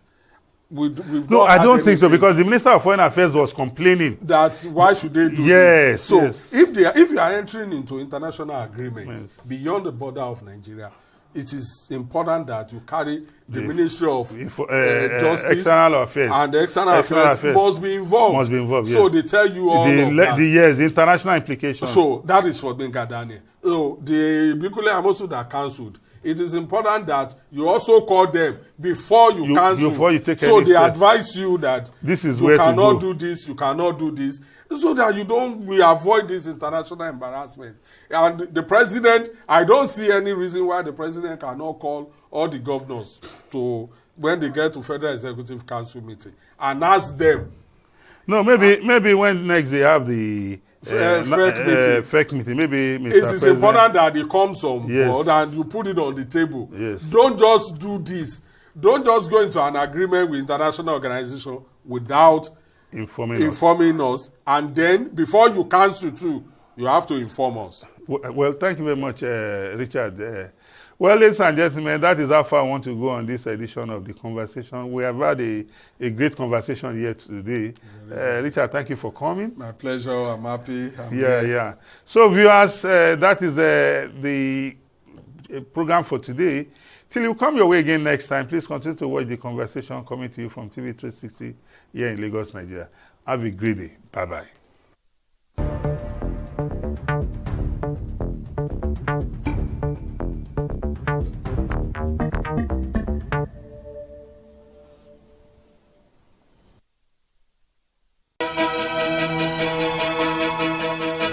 Opinions are free, facts are sacred, but truth is universal.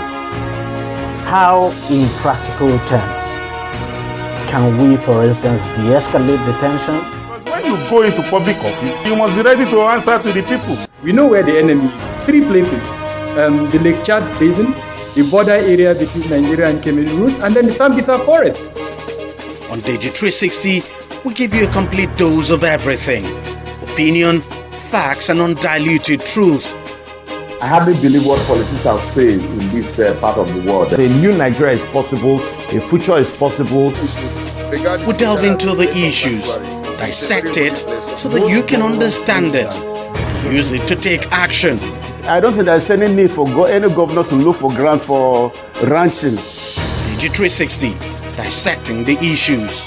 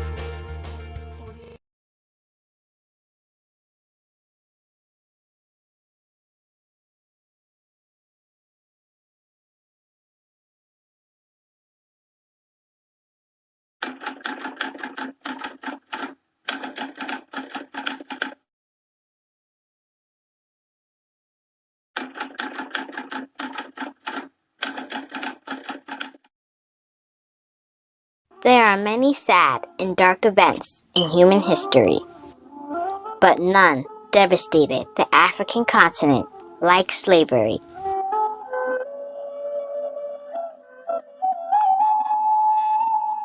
To understand some of the plight those who were sold into slavery went through, one must visit Goree Island, their last point of departure from the African continent to the New World.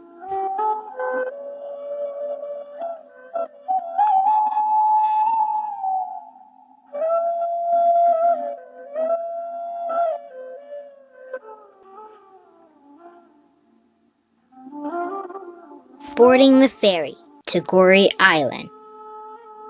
This is no slave ship, but it is no less built to capacity. But this time, with goods, tourists, traders, and for a hint of Noah's Ark, some animals, even though there are not two of each kind.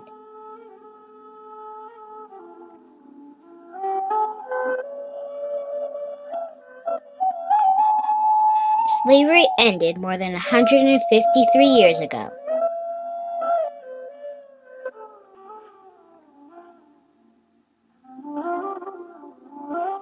One can't help but feel sadness just walking the streets, trying to imagine what went through the minds of these citizens of various countries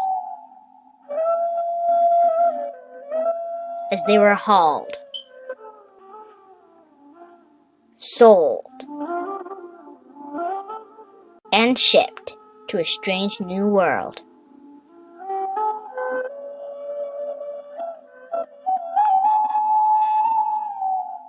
Where did these slaves come from? At that time, each African ethnic group had its price. And the most expensive ethnic group used to be the Yoruba. Yeah, they were from Nigeria. Because those Yoruba were very strong and tall. And they worked very hard in the plantations. That's why they were more expensive.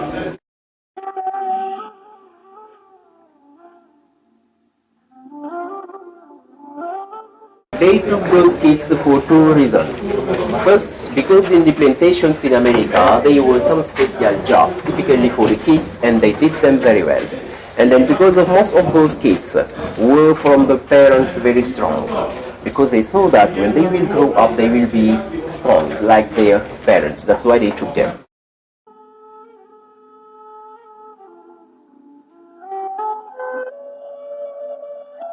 In all the 28 slave houses in Goree Island, the slave masters have the right to sleep with the young girls.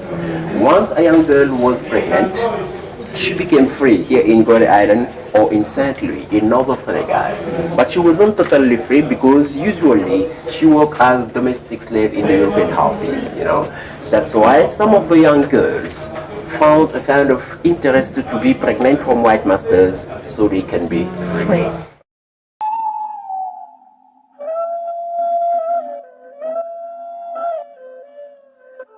At the time, the price of a man was up to his weight and his muscle.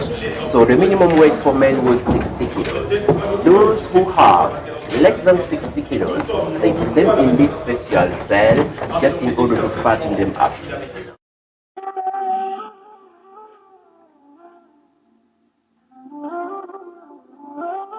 Let me tell you that they did not buy slaves with money. It was exchange. You know?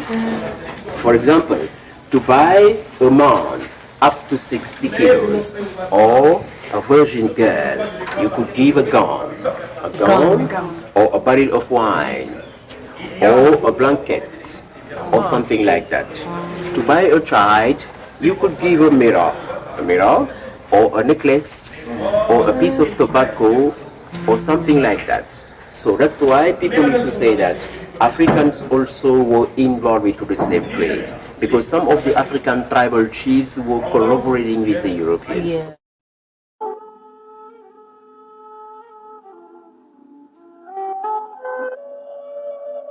And here, this is a punishment room for rebels. Those who fought against their masters, they put them inside to punish them. As you can see, they could not stand up inside because of the hooks. 4 or 5 people at the same time in this small room. In 1991, we welcomed in this house Nelson Mandela. And then Mandela came inside. He stayed in for about 5 minutes. But when he came out, Mandela was crying.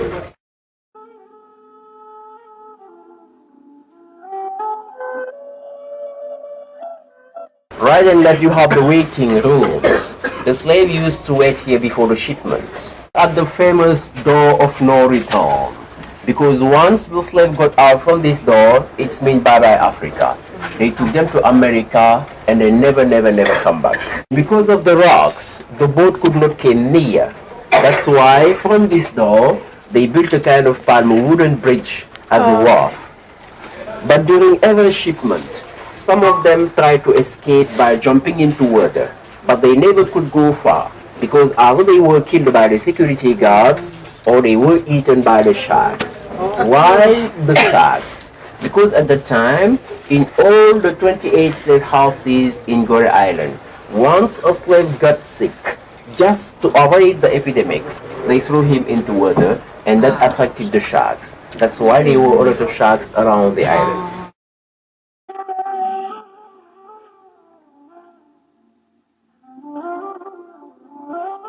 Let me tell you that slavery lasted in Gorée Island from 1536 to 1848, more than 300 years. And during that time, there were about 15 to 20 million slaves coming from all over the African western coast. They transit through Gorée Island to America, and 6 million of them died because of bad treatment. 6 million.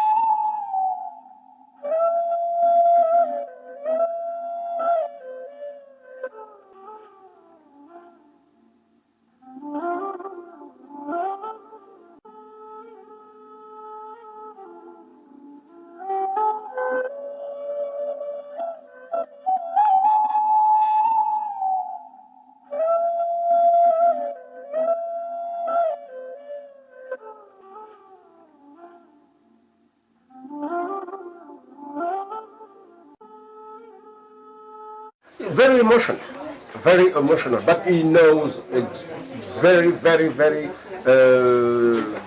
in a higher level the history and the relationships between Africa and other countries, and also he knows exactly what's happened between the 16th until 19th. I'm talking about the slavery and the Atlantic slave trade.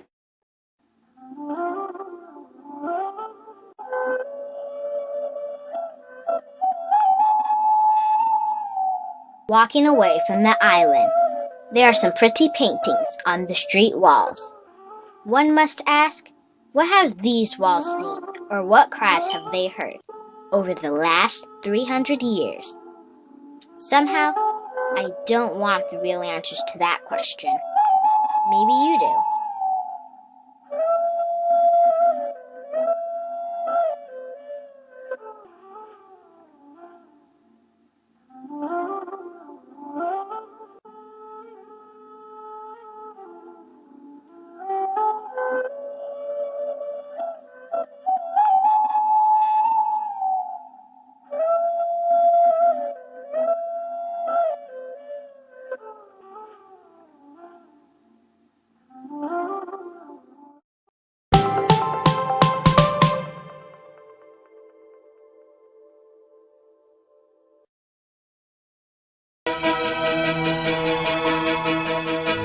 Opinions are free, facts are sacred, but truth is universal.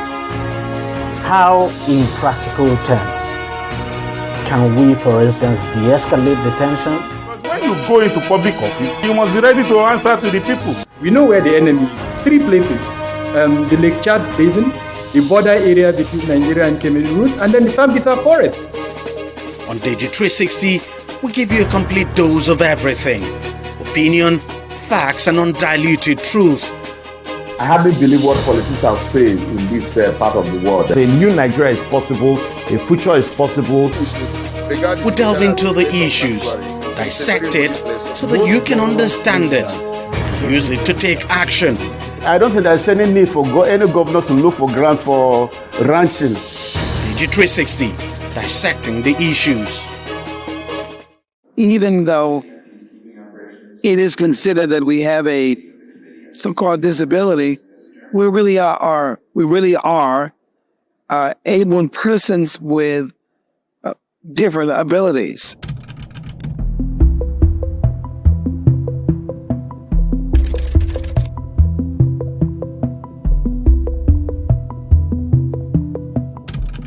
For society and development to be included of persons with disabilities, we need to have equal access to education and to knowledge and information. Yet, out of millions of publications each year, fewer than 5% are made available in accessible formats for visually impaired persons. In developing countries, an even smaller percentage of publications are available in accessible formats.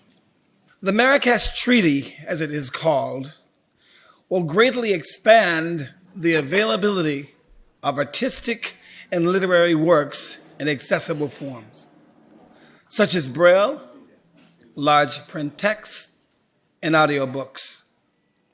This can make a real difference in the lives of the world's more than 300 million visually impaired persons.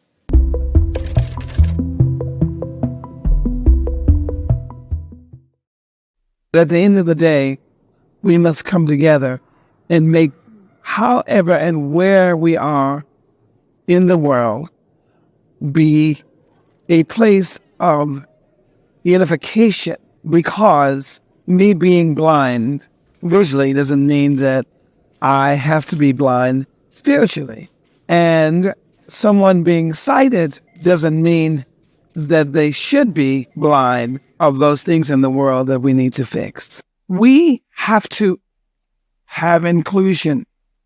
Let us not become handicapped again, blind to the issues and the problems of those in need.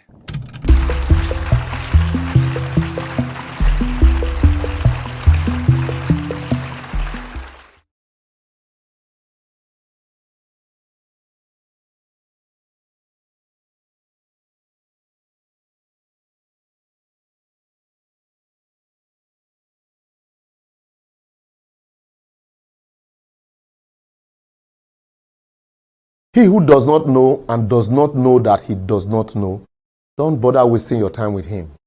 But he who does not know and knows that he does not know, please teach him. And so for those of you that do not know, that's why I'm back again teaching you understanding Lagos. Because even when you think you know Lagos like the palm of your hands, if you leave your pocket carelessly, they will pick it. If you think you know everything about land ownership and building in Lagos, if you do anyhow, your money will enter voicemail. Because the recent fire incidents in Dosemure of Lagos State has once again brought to the fore the need to clear Lagos Island of building attachment to ensure not only ease of passage, but most importantly, this is the heart of the city, to bring it in compliance with building codes, environmental protection regulation, and safety standards. We all know that it's a notorious fact that because of hunger and population increase, the city has been turned into a huge market scene. But must we destroy the aesthetics of the urban planning and environment and make a hell of the environment because we want to trade? How do you get approval for a simple story building and you put all kinds of attachment everywhere, including adding staircase in front and back, simply because people are looking for shops? Why do you need to block other road users from accessing a passage because you want to make money from someone who is looking for a small space? So you carve another small shanties like cupboard and attach to the house. We all want orderly society, but we are constantly destroying same. And when we are asked to correct, we throw ethnicity, tribe, religion, and tongue. Just take a look at how people are blocking access road with all kinds of shanties. Even banks are not excluded. I fear who no fear Lagosians. But I want to commend the Lagos State Building Control Agencies for putting its foot down and insisting on compliance with building codes, regulation, and standard. With this, they are assuring some of us that a more organized Lagos is possible. But I will just plead with them to extend this cleanup to plenty areas like, starting from my area, Gbagada, Oshodi, Ikorodu, Alimosho, Shogule, Bariga, Lekki area, even Victoria Island and Ikoyi, Shomoli, Ajangbadi, Lagbado, Iba, Trade Fair, Ebutemeta also. You can even add your own, anyone you remember. Lagos is just what we like, disorganization. Also, recently, the Lagos State government announced that 80% of the properties in Lekki have no approval. And yet, nobody has come out to dispute that obvious fact. So, you ask me, why would someone build a property in Lagos, modern day Lagos, without approval?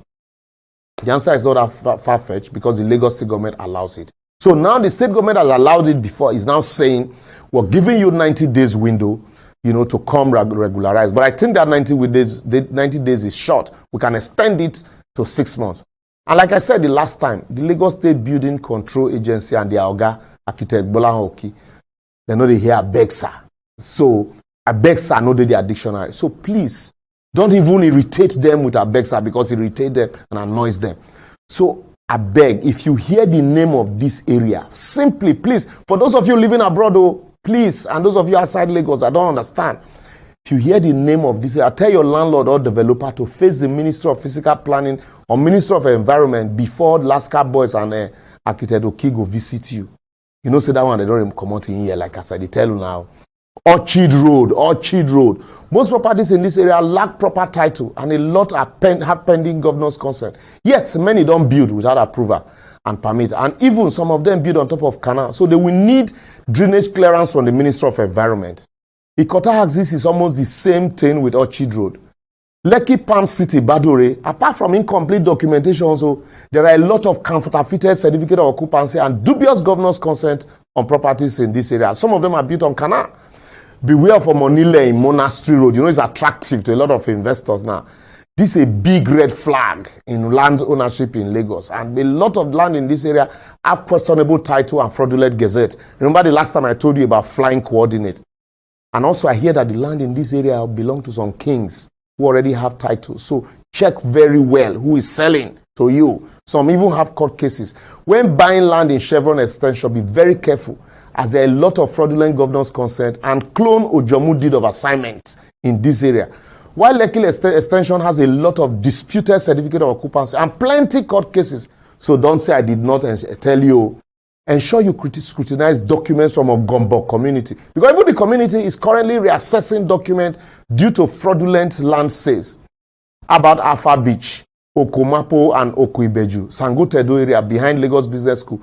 Take note of fraudulent coordinates in these areas and fake gazettes from Omonile in these areas, because it is alarming. Don't say nobody didn't warn you.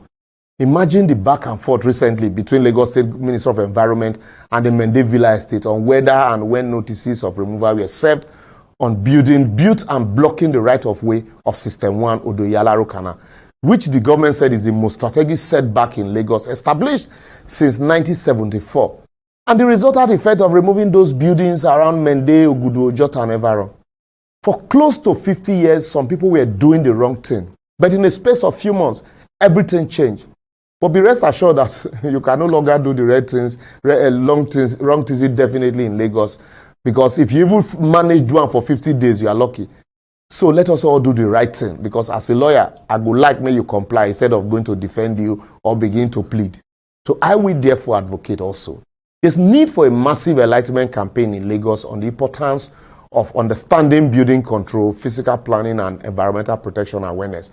Not just for consultants and stakeholders in the physical planning sector, but for the everyday market people and those at the grassroots level in Lagos, to enable them understand the importance of not just complying, but the head benefit to all of us. There's also the need for a massive public education on land management and ownership in the state. The need for thorough scrutiny and the do's and don'ts on planning and approval should be known to all. While approved setback and layout should be strictly adhered to, at least this would give, would-be investors confidence in the process so they know what to do and what not to do. Lastly, appropriate sanctions like dismissals and prosecution should be meted out to state officials who aid consultants and developers to compromise the process. As also the consultants who compromise the process should also be reported to their various associations and the processes pursued to ensure that their licenses are suspended or in some cases revoked. That way, land information will not only be at your fingertip, but more serious-minded individuals who enjoys compliance and well-structured and organized environment will be willing to invest heavily in the state. Also, as an addendum, if you see someone building illegally and you fail to report, or till the illegality start affecting you before you start writing an anonymous petition to the state government, you are also culpable. The government should also investigate and query you. But when you see something, immediately say something and don't wait until that something affects everything. That way, we are not only stakeholders, but we all become gatekeepers. See you next week.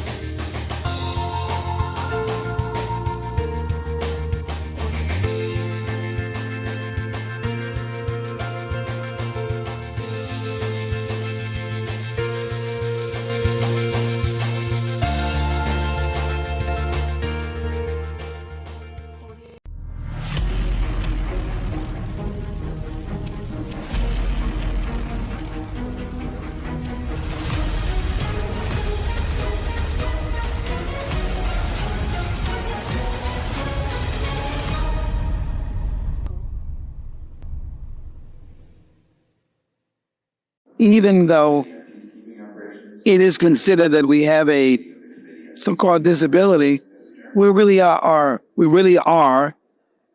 able persons with different abilities.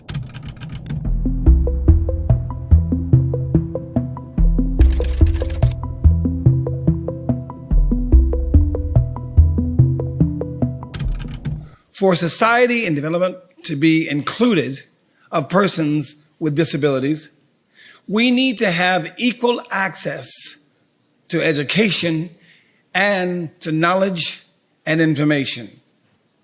Yet, out of millions of publications each year, fewer than 5% are made available in accessible formats for visually impaired persons.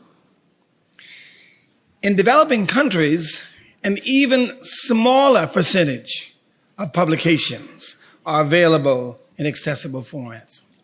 The Marrakesh Treaty, as it is called, will greatly expand the availability of artistic and literary works in accessible forms, such as Braille, large print text, and audiobooks. This can make a real difference in the lives of the world's more than 300 million visually impaired persons.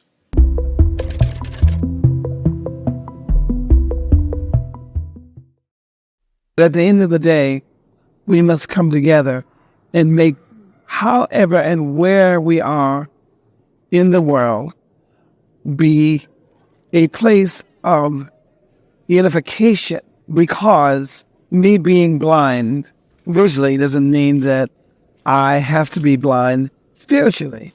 And someone being sighted doesn't mean that they should be blind of those things in the world that we need to fix. We have to have inclusion. Let us not become handicapped again, blind to the issues and the problems of those in need.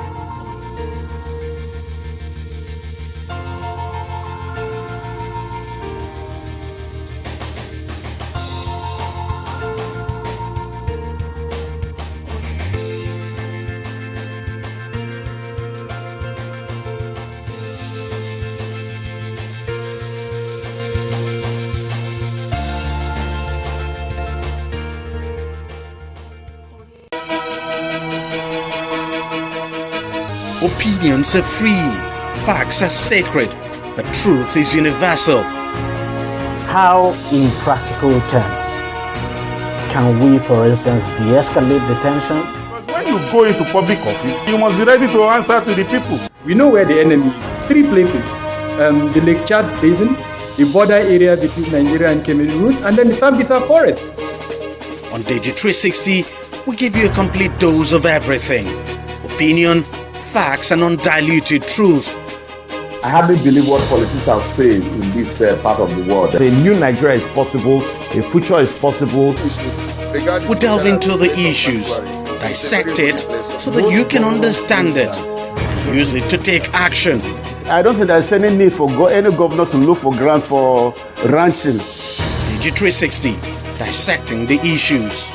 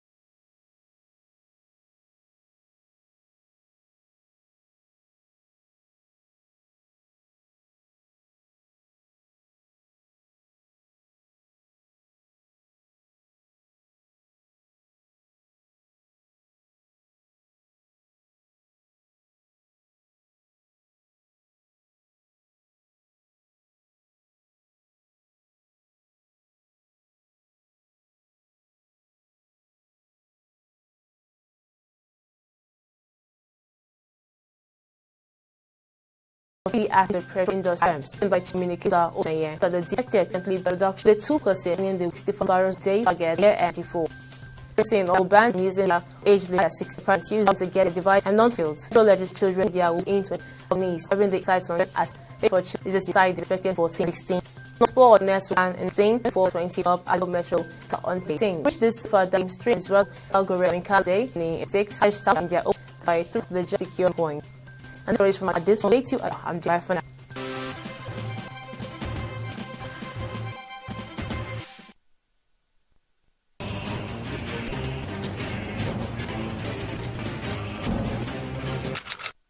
Though it is considered that we have a so-called disability, we really are able persons with different abilities.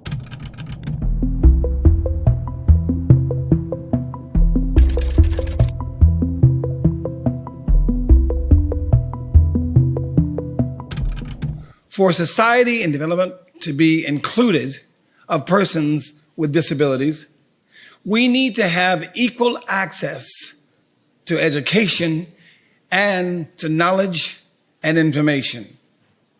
Yet, out of millions of publications each year, fewer than 5% are made available in accessible formats for visually impaired persons.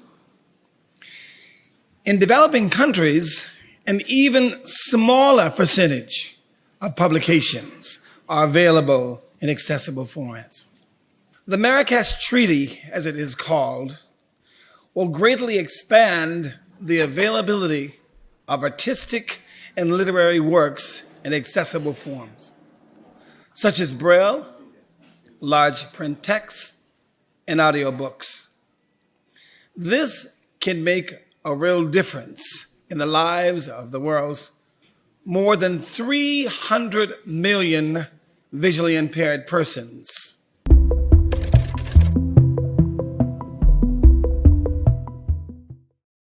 At the end of the day, we must come together and make however and where we are in the world be a place of unification, because me being blind visually doesn't mean that I have to be blind spiritually.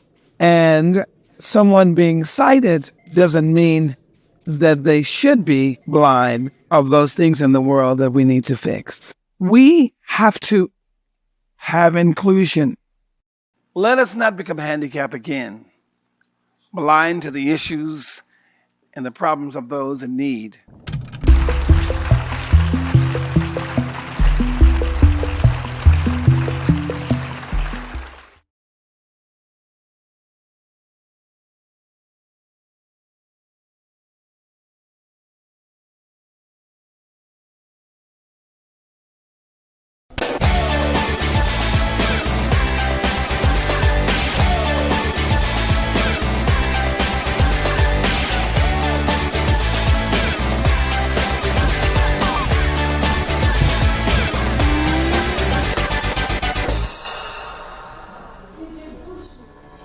It's been 42 years now since St. Ambrose's Catholic Secondary School was established by the Catholic Church before it was taken over by the government.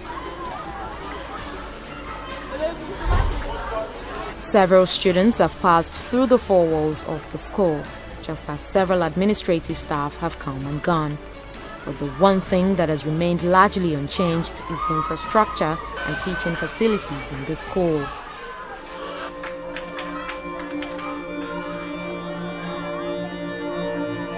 Year by year, things got worse. Classroom buildings began giving way. The classrooms themselves became inconducive for both teaching and learning.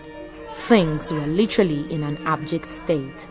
We have been managing teaching. Even when the rain is falling, the rain will be falling inside the classroom. We cannot abandon teaching. At times we mass students together when there is no conducive classroom.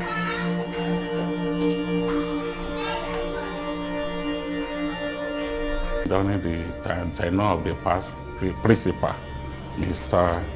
Ogumbadejo Fola, So when he came to the school, he discovered that things will not be going on like this. So many classrooms are leaking, some roofs have even off, some buildings are collapsed. The parents are not able to do anything concerning it. So we be folding and then every year, the roofing have been taking away a lot of money. So he now decided to go spiritual by calling upon God.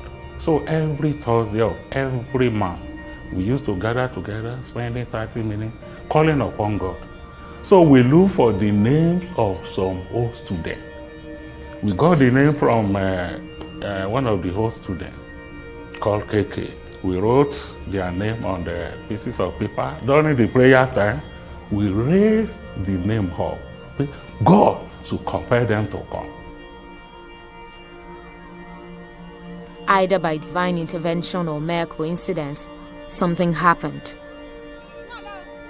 One of the old students of the school decided to pay a visit. Multiple award-winning journalist Deji Bademosi graduated from the school 26 years ago as the senior prefect of the 1994 set. I went there to do a story on the dilapidated state of the school.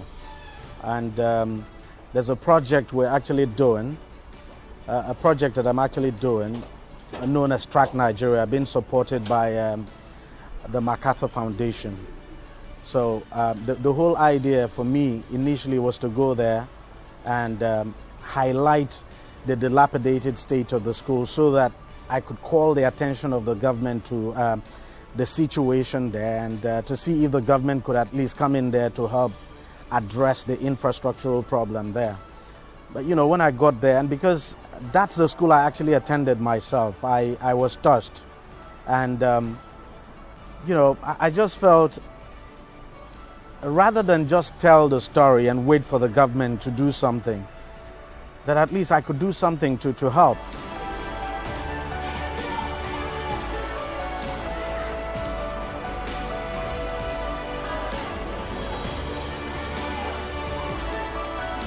I was really touched, and I decided, well, that at least we could do some renovation.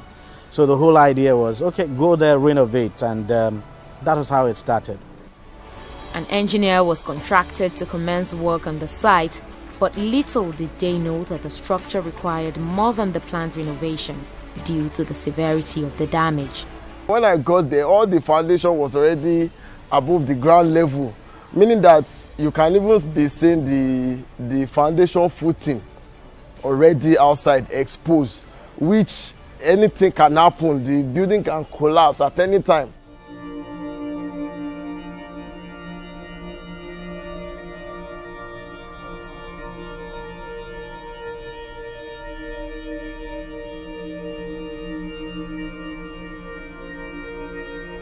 After opening the space for the column and the second day, you know, the building is weak already, even with the exposure of the foundation, I said.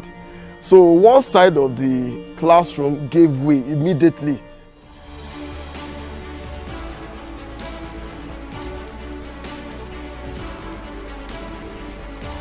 The only thing we could do to salvage the situation was to pull down the entire building and you know, build a new one. And for me, that was something really huge. It was not something that I had actually planned for, considering the cost implication. So I summoned courage and I said, you know what, okay, you guys go ahead, pull the building down, we'll put up a new building.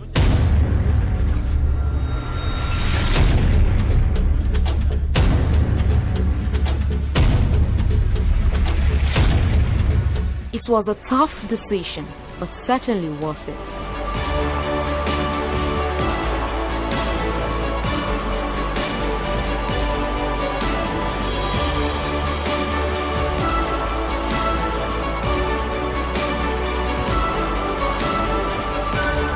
The reconstruction officially kicked off in August 2019 under the direct supervision of one of the alumni of the school. We left here like 26 years ago. And there was no any kind of maintenance since we left. So I supervised the building right from the scratch to where it is today, all to the glory of God. As the new building started to take shape, it was hard to ignore the remaining dilapidated blocks of classrooms and abandon them to decay. As one building was getting completed, I looked at the situation again and I felt, well, we can do another one. So I said, you know what, I looked at my pulse and I said, well, maybe I could just try the second one. And then the second one came down, the old building now came down, and we started work on the second one. And then the third one as well, you know, one of the old students there came to me and said, look, supposing I provide blocks for the foundation, you know, and then, you know, build it up to lintel level, would you be able, would you mind to just take it over from there? And I was like, okay, let's see how it goes. Because I knew it was going to cost a lot of money, but, you know, that was how the third building started. Then there was no plan to have a toilet. The school had no toilet. But then I felt, look, it wouldn't be nice at all to have these new buildings. You have the students there, and then they have no place to go ease themselves, and they have to make use of the bush. Again, I summoned courage, and I said, okay, you know what, let's put up a toilet facility there. And that was how the toilet facility came up. So right there now we have 10 toilets. I then thought, if you have a toilet, how then do you get water to service the toilet? And the school has no borehole. The school has a well that dries up during the dry season. And then, again, not planned for initially. Remember, I started by saying we wanted to do just one building. Not planned for. So I said, okay, let's get the borehole. After the borehole, then came the landscaping and flooring of the school.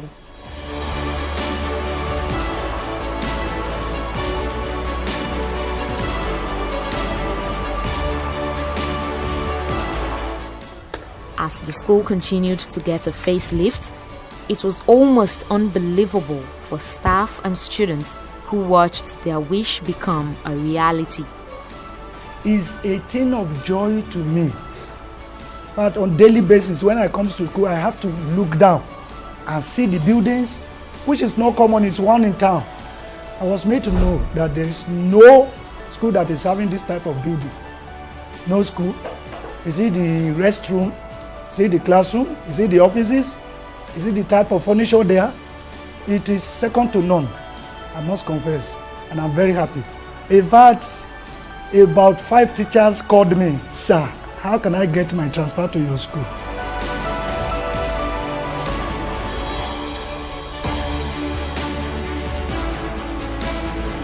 And we start everything together. You understand? The foundation, the building, the roofing, the plastering, the painting, and everything. I was there with them, being one of the host students. By the time our students see what is going on in the school, they were all happy. You understand? By the time we want to do little works there, I have to call them. This is your class. You are going to use this class. So what can you people do for us? And they were happy in helping us. Packing sand, gravel, you know, all these things, little things that they can do with joy. You know, in fact, they were happy doing it for us, being their school. And I believe by the time we are going for new section now, we are going to have more students.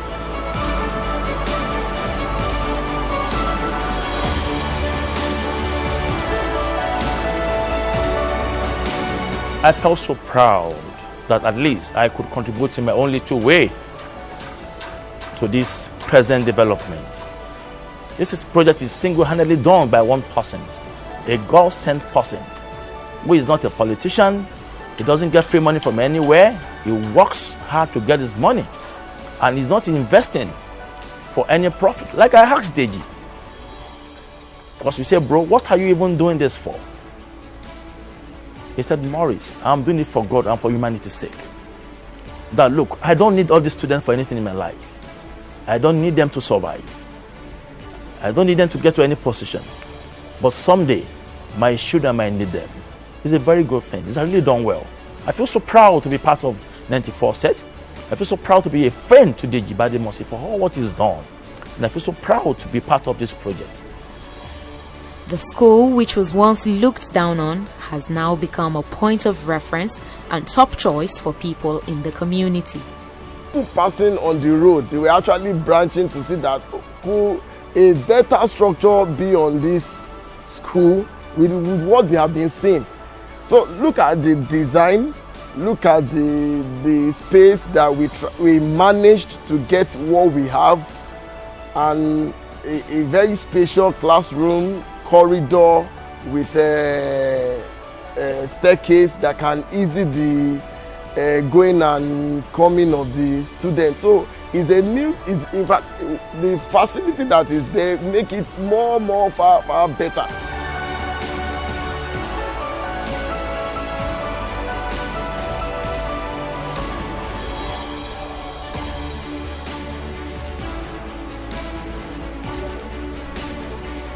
The only thing that makes me happy is that these students will now learn in a good environment. And this will also enhance their quick grasp of whatever has been taught in school, makes them relax. You are safe. They feel safe now. I think the last time we went there, we saw the building. I couldn't imagine how they could understand what the teacher is saying. But one, you're not sitting well. You're either standing and you're receiving your lecture, or you're sitting with somebody. But with what we have on ground, I think the student will be happy, will learn well in that good environment.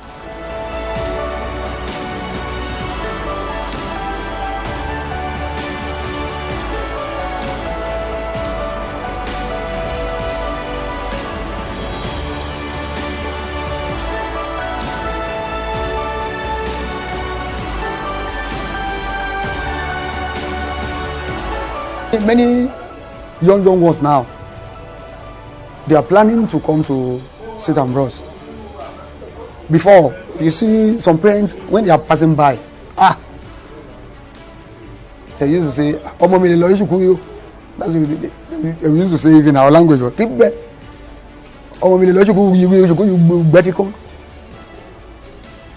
I myself then, I cannot say this is my school. But now, I can boast. This is the school I pass out from.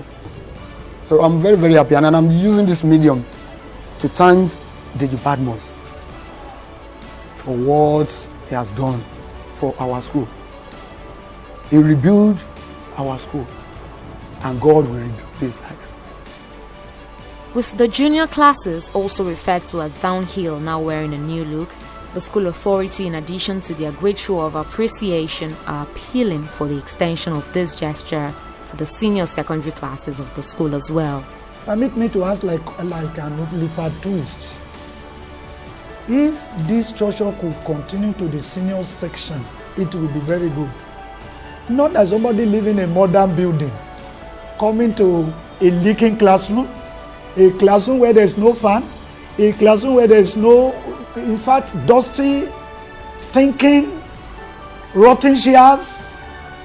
The chalkboard is even not good. It will not be so good. Permit me to tell you that we don't have laboratories in the school. Every classroom in this school is leaking. It's dusty, smelling. I'm sorry I'm using these words. But if you care to look at them, you will not like them. So will it be for a student that is graduating from junior section to senior section? It will be demoralizing. For the man who has single-handedly done all of these, his primary goal is to pass a strong message across to the government, old students, and the general public.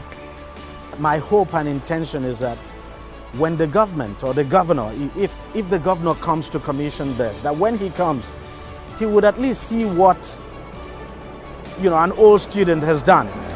And then that could serve as some kind of motivation for the government now to do something, and not just for the government now to do something, but also important for other old students to take a cue. I mean, those who have, been blessed to at least take a cue. And what I tell people is, I'm not a rich person, I'm not rich. It cost me so much. And, but you really don't have to be rich to do certain things. So as an old student, even if it's just a block or two you're able to contribute, that would go a long way. And also very important is that, people have always said journalists always take, they don't give. And this is to disprove that journalists we don't just report situations. So sometimes, journalism could make you do some very unexpected things.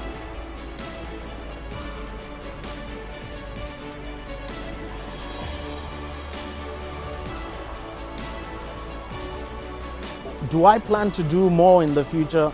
Yes, by the special grace of God, because to some extent, we are actually the government.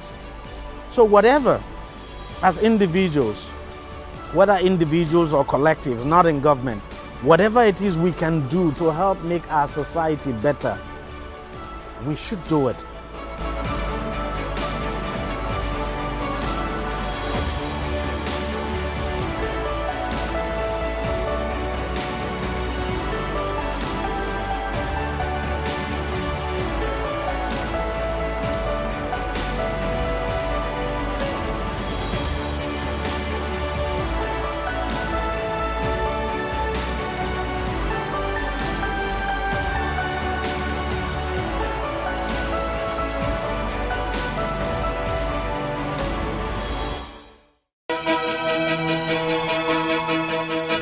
Opinions are free, facts are sacred, but truth is universal. How, in practical terms, can we, for instance, de-escalate the tension? Because when you go into public office, you must be ready to answer to the people. We know where the enemy is. 3 places. The Lake Chad Basin, the border area between Nigeria and Cameroon, and then the Sambisa Forest. On TV360, we give you a complete dose of everything. Opinion, facts and undiluted truth. I hardly believe what politicians say in this part of the world. A new Nigeria is possible, a future is possible. We delve into the issues, dissect it so that you can understand it, and use it to take action. I don't think there's any need for any governor to look for grant for ranching. TV360, dissecting the issues.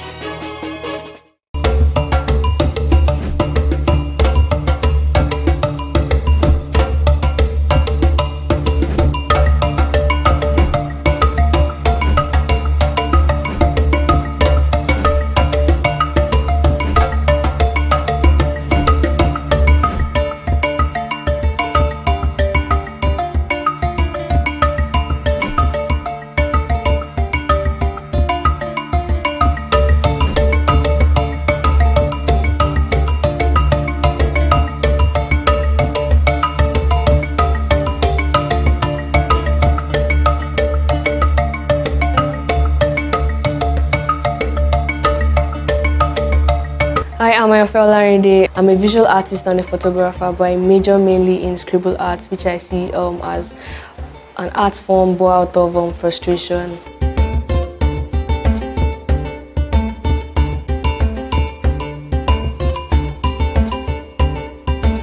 My very first scribble painting was done based on frustration. I was at Artist Connect in 2015, where I was challenged to actually do an art piece, and I felt really frustrated because around that time I was just using pencil to work and I was handed a pen to draw. So I just started doing jaga jaga, trying to find something from it, and then along the line I realized I was actually just making sense. I could see a face in the painting I was doing. So I realized that there was something called scribble art later on when I researched on what I'd done at the Artist Connect.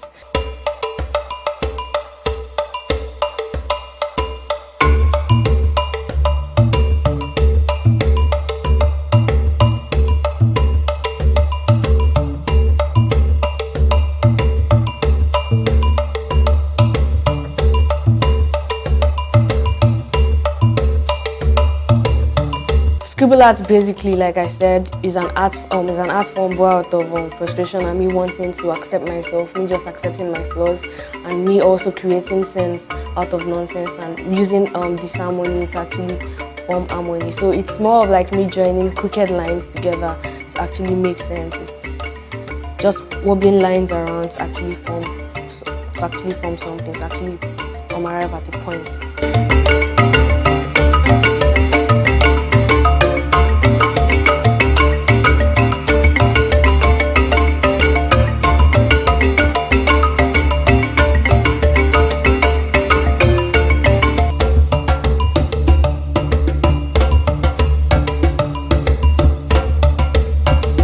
I can remember far back as secondary school in SS1.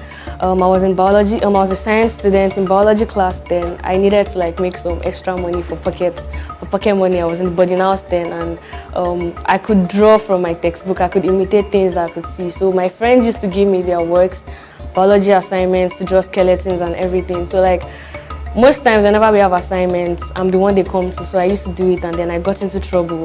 The biology teacher caught me, realized that all the works were looking alike, and then she called me to the staff room. Around that time, the visual arts teacher too was around, so like he saw what was going on and he was like, this girl can draw, she can even shade. Okay, she should actually come around to the visual arts class. So I enrolled for the visual art vocational studies then. I was doing science and I was also doing art on the side. So I started developing interest because art to me was just for fun. I didn't really know that I had the gift. I just knew that okay, I could just draw things, and I realized that most of the times when I draw, it was basically from what I was feeling at that time, or basically because I just wanted to feel good. So yeah, that was basically how I started doing art.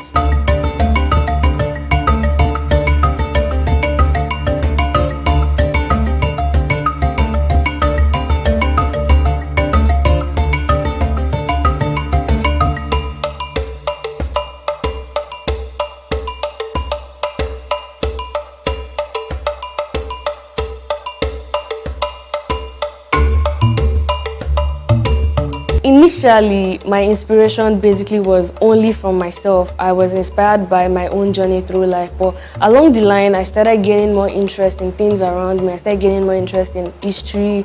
I gained more interest in my environment. I gained interest in my friends, like their stories, and yeah, governments too. I get interested. I'm interested in politics, the political aspect of Nigeria and the world as a whole.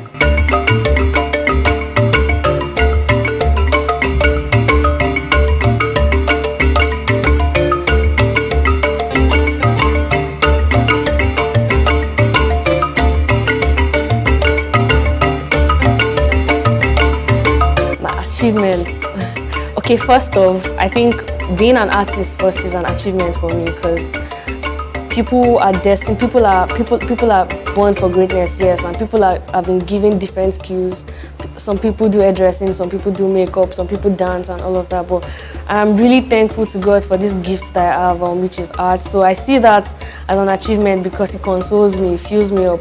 And then secondly, I was nominated for the Future Awards Africa last year, which was very, very surprising because I was nominated beside the people I see as my bosses.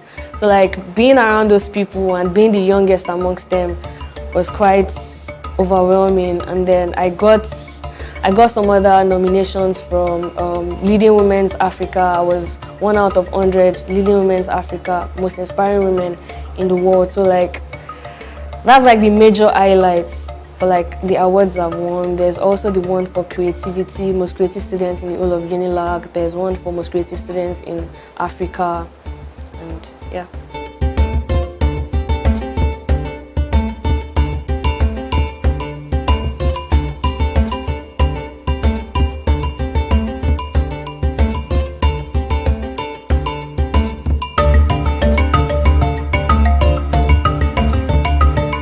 Weirdly, I actually don't even count the number of artworks, but I have a list which I used to collate them. But I would say in my lifetime, I would say that I've created more than 500 works.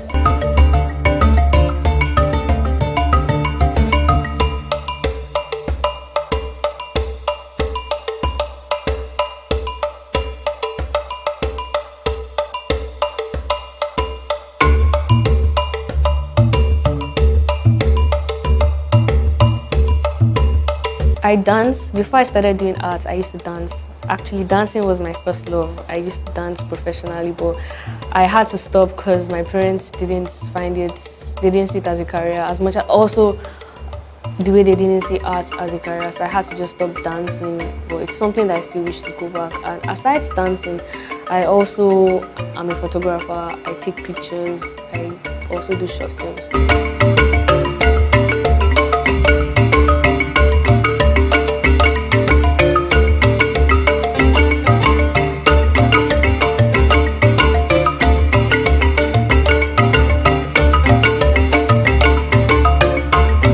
Scribble art is something that I have mastered over time. It's something that I've practiced. Something that I can even do in my sleep, not even exaggerate.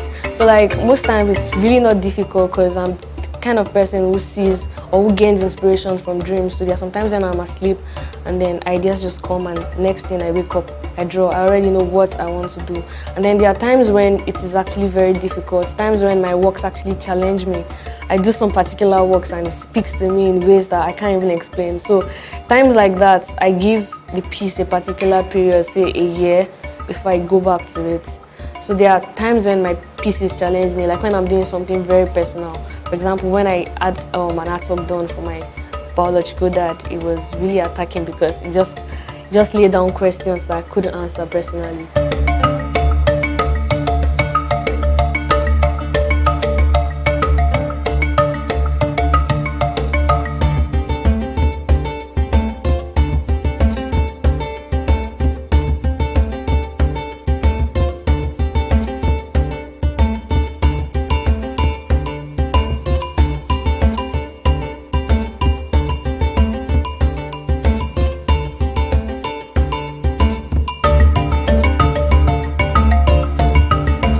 A scribble artist, my own process is, right, there's no direct path. It's usually in a scribbled form. Scribbled form is meaning it's a jaga form. Because I'm seen as a jaga artist, like I said. They see me as one person that just does nonsense to actually make sense. So most times I twist and twirl before I actually make a point.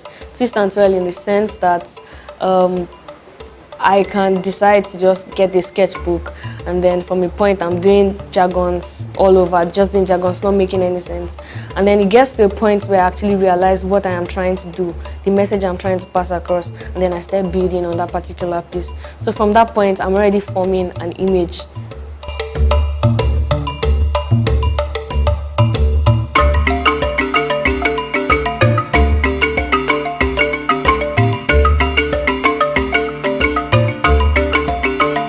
I never finish an artwork. I never see it as a finished work. I feel like whenever I create an art piece, there's always going to be a continuation. And most times, it is when people get to buy the works off me that I call it finished because I no longer have it in my possession. But sometimes I break down pieces into series because I can't finish one on a particular canvas. So I have to continue on another canvas. That is where that's why there's need for collection or series when I'm working. So, for example, my Igbo landing works, this one behind me here, it's actually a series, a 5-in-1 series.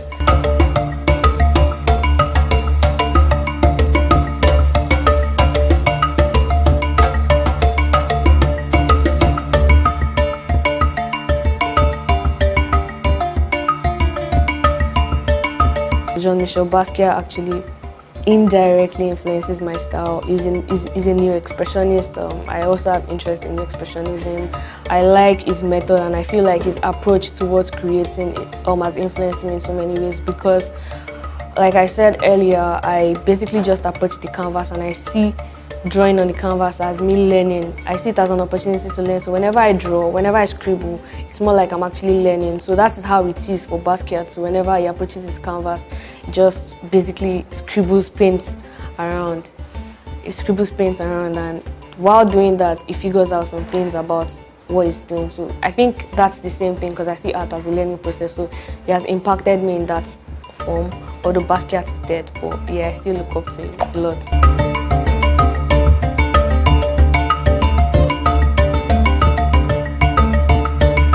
Challenges I faced as an artist. At first it was acceptance. I was really chasing acceptance, and I realized at the point when I started getting accepted, I started losing myself, because I wasn't, basically it felt like I was just doing works just to please people, just to please people's satisfactions. And around that time I was doing that because I was doing realism works. I was drawing faces realistically, and then I realized I wanted something more, and in the process I started doing my own thing. I started doing scribble art. So yeah, at first it was acceptance, then there was the financial aspect. I mean, it takes a lot to get art materials, it takes a lot to get a studio. I got the studio late last year with my friend Bayo, which I currently share with. There's also the whole art scene in Nigeria. It's not so encouraging because I feel like they keep recycling old artists or dead artists, and they are actually emerging artists doing so well. I have friends around that practice so well, they practice so hard, the works actually speaks to me, and it speaks to a lot of people, and I feel like there should be room for them too, but it's kind of not so easy because there's politics everywhere, there's politics in the art scene.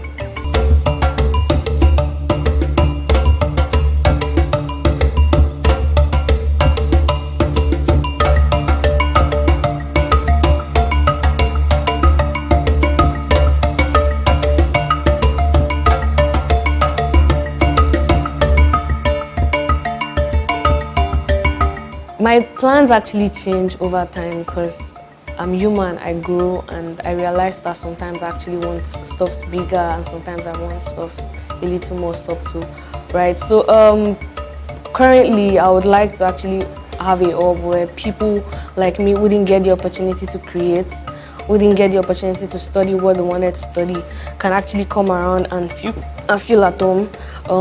People who probably find themselves doing things they really don't want to do can actually come home and meet other people, network, create. So there's going to be an art school, there's going to be a dance school, basically a creative hub where people can come around and learn. So that is like my dream. I would like to own a hub where people can do that, expose new talents, encourage them. And currently I've started doing that little by little with my NGO. It's called Charity with Arts. We go to the streets or we go to orphanages and then we teach kids how to draw. We don't only just feed them or give them clothes, we also teach them, because we feel like once you have a skill, you already have a weapon, or you have your passport to the world, like to travel the world. So basically we just impact that knowledge and get them to practice more.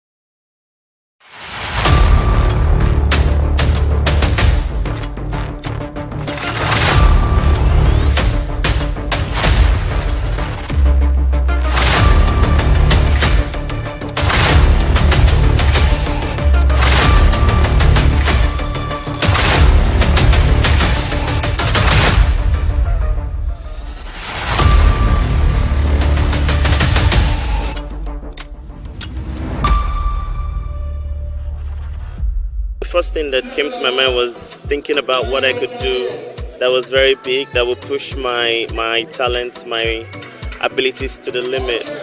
And then in what way can I do that would also create a large impact, that would also change the lives of people. And that's why I decided to break the record in this direction. That way we're not just breaking a record, but we're also making impact. We're also trying to enlighten people. We're also trying to foster understanding between Nigerians. It's all about unity and diversity, which is the name of the artwork. Something that celebrates our culture, something that reminds us of our culture and reminds us that there's strength in our diversity. There's so much to learn from one another, and it creates this sense of, makes you more welcoming, makes you more tolerant. It expands your horizon, and there's so much strength that can be gotten from that.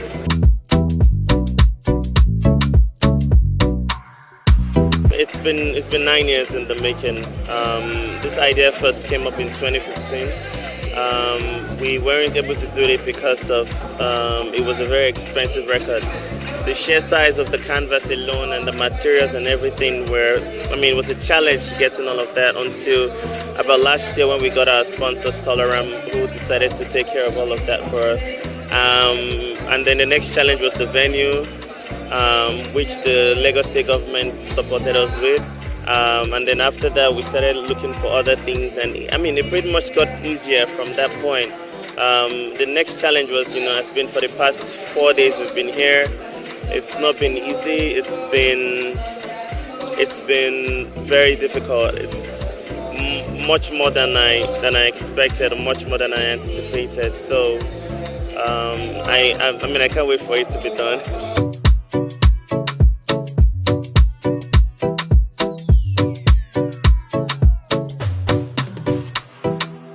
Very, very impressive, very exciting.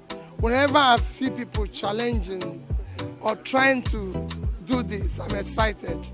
You could see, and this is even more peculiar because of the theme, unity and diversity. Trying to do this for days now. This is the spirit, entrepreneurial spirit of Nigerian youth today.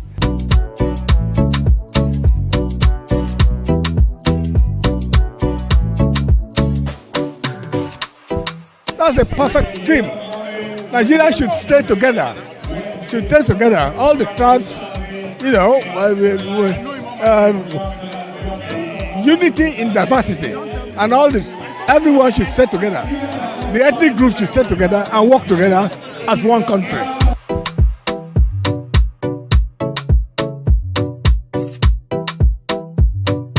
This is something huge. This is something big for Africa. This is something big for Nigeria. This is something big for Lagos. And I'm really proud and happy that it's coming from my brother and friend. The whole world is on shutdown right now, rooting for Fola David. We are proud of him. We are proud of what he has done. It has shown that outside music, outside comedy, outside movies, outside sport, there are people, there are other sectors that need recognition, like artists like this. And we are proud of what he's doing. I'm proud of him, man.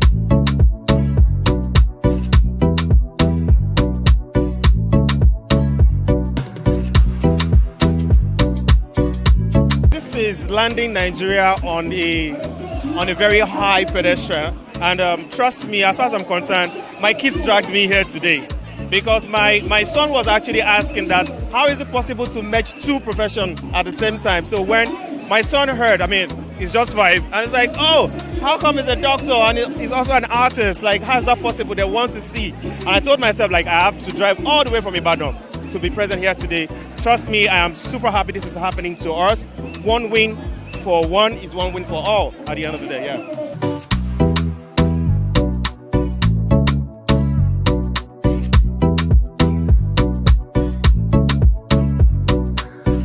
It's one thing for one to be very daring, but to be daring to an extent where you're trying to do something where you're talking of a Guinness Book of Records, then it means that you have a bigger balls. First of all, I think that Fola has been a special person. If you think about how he has transitioned from being a medical doctor now to showing his crafts, and then he's doing what he's doing now. It's something I'm quite happy about. I'm very proud of him. He's my man. I like him so much, and he's somebody who is very, very driven. So I'm not surprised that he's doing this today.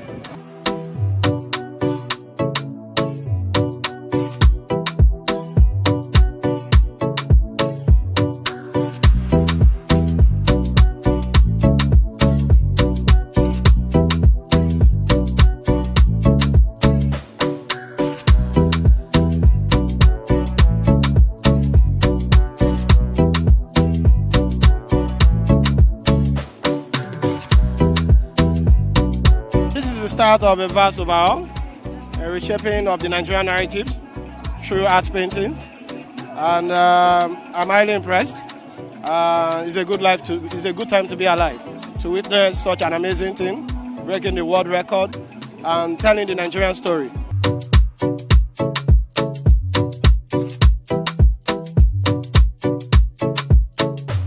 This is actually, a very, very beautiful one.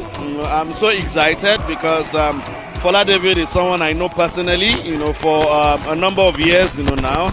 And then, I've been able to witness firsthand his tenacity, his diligence. So I'm really happy that this is actually happening on a very, very big scale.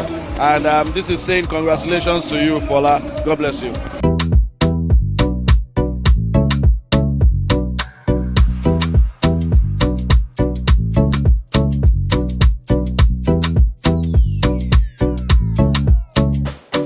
First of all, I want to compliment Fola Davis. This is very huge. I think this is nice to see that we're always breaking records, and he's doing something that is very inspiring. Again, very huge because you can hear the support from everyone here, and you can see how massive this is. The world's largest painting, I think, is amazing.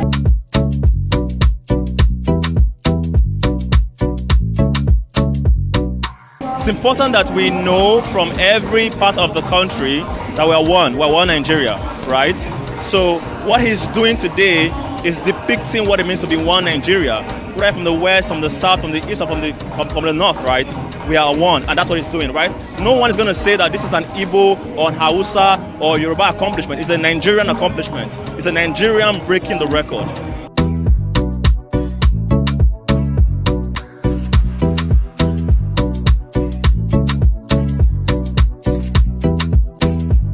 It's an inspiring one, and it's very, very creative because I feel like this is going to put Nigeria on the map again, and also the Nigerian art also. And I'm proud of Fola David, of course, and I want to commend him for that.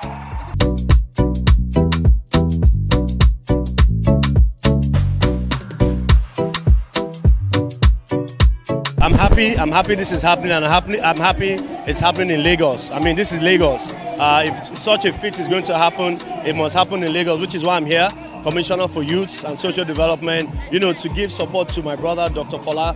And just the turnout is encouraging, but most importantly is to drive home the message of our administration of Governor Babajide Olusola Sanwo-Olu, where we're leaving no one behind. This is a creative economy, right? We have different youths in different, sectors doing great things. We have the gig economy, we have the creative economy, we have the sports economy. Irrespective of wherever you find yourself, we will always come out to give you the support that you need because, the sky is our foundation, right? And our Things Plus agenda, social inclusion, gender equality, and the youth. And this is what it's all about.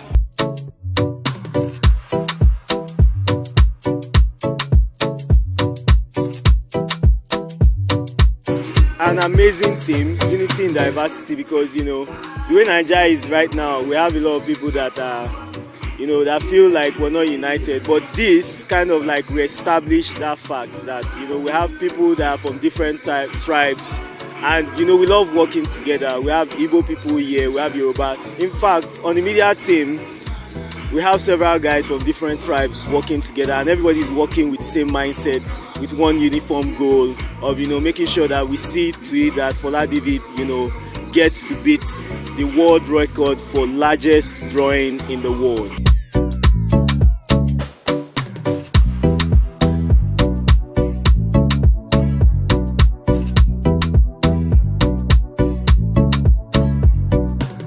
achieving the goal, I feel blessed. But you see, for every other thing happening, I'm very surprised. I didn't think it was gonna happen. I know I wanted to do the drawing, and I was pursuing that. I was pushing and pushing for that. And I'm saying this, I didn't expect this to happen. I really didn't. We chose the stadium because we needed the size for the drawing, not because of this. I didn't know this would happen, and I'm so grateful.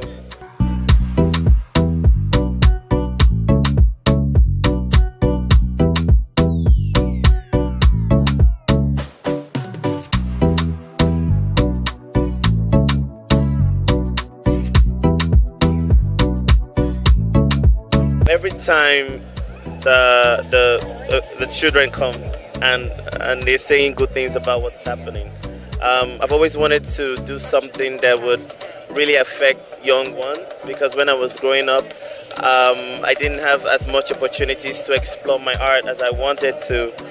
And seeing the young ones come and feel inspired and also feel like this is something they love, it really touches me. So it's really rewarding for me.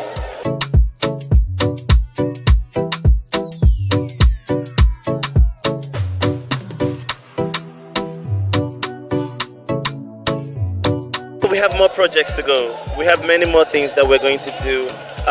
We have been able to get the attention of the government, and there's so many more ideas that we're going to actualize moving forward. So please watch out for it.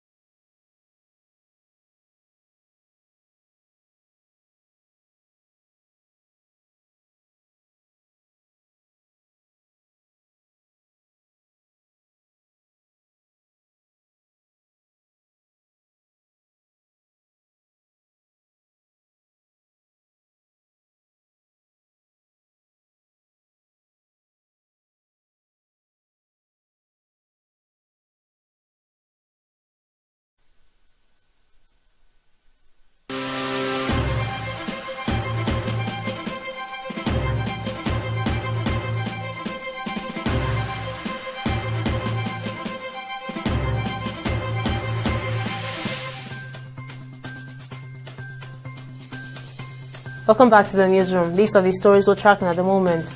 Residents of Maiduguri are currently panicking over the flooding of Maiduguri Zoo, popularly referred to as Sanda Kiarimi Park, located in the city center. The park, which is located close to a waterway, is currently flooded by water which spread across major centers in the city, starting around 1 a.m. on Tuesday, and has displaced many families in the state. And the devastating flood in Jama'a local government area of Kaduna State has claimed the lives of 2 children, washed away farmlands, and displaced hundreds of people. The vice chairman of Jama'a local government area, Christy Usman, who made the disclosure, said the incident followed heavy rainfall in the area some days ago. According to her, the Kaduna State Flood Assessment Committee, led by the Chief of Staff to the Governor, Sanikila, has visited the area to assess the impact of flooding in the southern parts of the state. And Air Peace has distanced itself from the arrest of the president of the Nigeria Labour Congress, Joe Ajero. Ajero was arrested by men of the Department of State Service on Monday at the Nnamdi Azikiwe International Airport in Abuja on his way to the United Kingdom for an official assignment. In a statement signed by the spokesperson for the airline, Omotade Makinwa, Air Peace said it was reacting to media reports insinuating that the secret police picked up the NLC president over a petition submitted by the airline. And the National Agency for Food and Drug Administration and Control has ordered the recall of Dove Beauty Cream Bar Soap produced in Germany due to the presence of a chemical impurity. NAFDAC said the product violates the Cosmetic Products Regulation by containing butylphenyl methylproponyl, also known as Lilial, a chemical associated with serious health risk. In a statement on its website, the agency explained that BMHCA has been banned in cosmetic products because it can harm the reproductive system and potentially affect the health of unborn children. And the House of Representatives has asked for the Bureau of Public Enterprise to account for about 10 billion naira allegedly spent to register 2 companies for the Nigeria Postal Service (NIPOST). The chairman, House Committee on Public Accounts, Bamidele Salam, made the call in Abuja at the resumed investigative hearing of the committee. The legislator expressed worries that the companies registered with such humongous amounts have folded up after 1 year of takeoff. And on the foreign scene, actor James Earl Jones, an imposing stage and screen presence whose commanding voice defined the Star Wars villain Darth Vader, has died at the age of 93. Jones, who had had diabetes for many years, died on Monday at home, according to his agent Barry McPherson. He was surrounded by family members, and as well as being the voice of Darth Vader, he was King Mufasa in the 1994 and 2019 version of Disney's The Lion King. And finally on sport, Ipswich Town legend and former Scotland manager George Burnley is undergoing cancer treatment, according to the Premier League club. The former Scotland international, who managed the national team from January 2008 to November 2009, was diagnosed after feeling unwell earlier in 2024. And these are the major stories from our newsroom at this moment. We'll update you at the top of the hour. I'm Joy Trajan. Bye for now.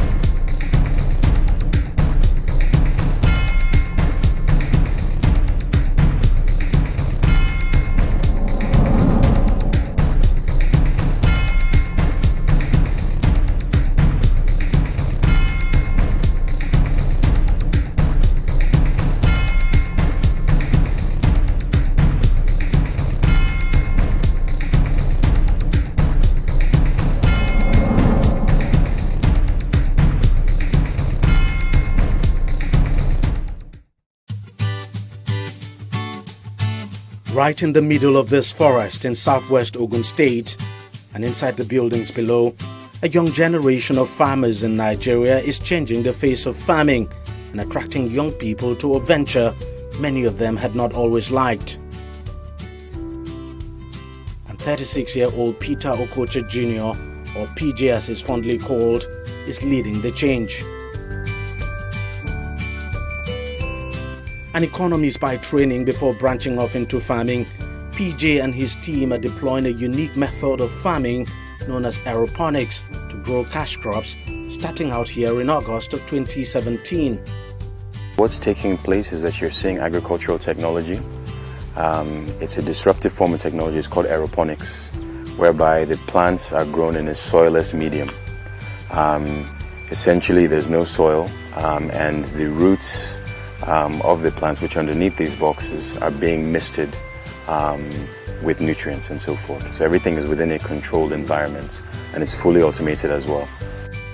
Their focal crop is yam, a very popular edible starchy tuber mainly cultivated in Africa and exported across the world. So the yam subsector of the overall agricultural sector, it's a very lucrative sector. But the problem is that the requisite inputs haven't been applied. And so what we're doing in this program is saying that, okay, we know that there's a sector that currently has a value, according to the Food and Agricultural Organization based in Rome, of about $13 billion US. But with the requisite inputs, the yam subsector will grow from $13 billion to about $19 billion. And this is Nigeria alone. So what we've said is that, okay, we know also that Nigeria accounts for 60% of the global production of yam, but yet we don't have inputs such as seed. And as you know, seeds, or the lab and the seed essentially is the genesis of the agricultural sector. So what we're doing is that in conjunction with IITA, we get clean seeds, essentially from IITA, from the lab, and then we come and we transplant to the system here. The system is a greenhouse where the yam seeds are grown in this row of boxes using aeroponics, more like growing yams in the air. Now just take a look at these leaves. Every leaf you see here is a potential tuber of yam. So to get a sense of how many tubers of yam we have here, you just have to do a count of all the leaves we have here. It's something very massive.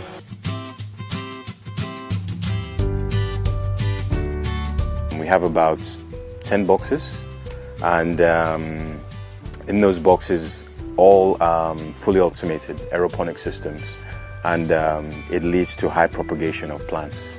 And so we're actually massively propagating, and it will continue like this for a 3-year period of just continuous growth, non-stop. After the propagation, what you'll see is that it will essentially form a canopy. It will be very bush-like and so forth, and from there we'll start vine cutting. And from the vine cutting, we'll cut these, we'll put them into essentially polyethylene bags and with a nutrient solution, and they'll stay in there for about a month. And essentially what it is that because this is in a controlled environment, we're taking them out and saying, okay, we're preparing you for a month to get used to the external elements, and they'll be there for a month, and then we eventually take them to the field. This is the field where they are brought and planted into the soil so the seeds could develop fully. These right now currently have been here for about 3 weeks, and we're still planting now, and they'll be here for a total of about 3 months. And after about 3 months, we'll get seeds of about 250 to about 500 grams. And those are the seeds that we'll provide to farmers. And farmers can then go and plant directly, and it will give them the ware yam sizes of 1 kg, 2 kg and above. One of the smallholder farmers who's been using the yam seeds from the aeroponics farm is Awofe Ademola. He's been into traditional yam farming all his adult life and says the yam seeds from the aeroponics farm have seen his output more than double and safe from pests. There's a lot of difference between the two methods because the new method doesn't get infected by pests and it doesn't change color like the traditional planted yams. It will remain fresh as it is wherever it is kept. Their yam when harvested is almost 3 times or 4 times more than ours. When we plant one of our own seed yam, it equates to 4 of theirs.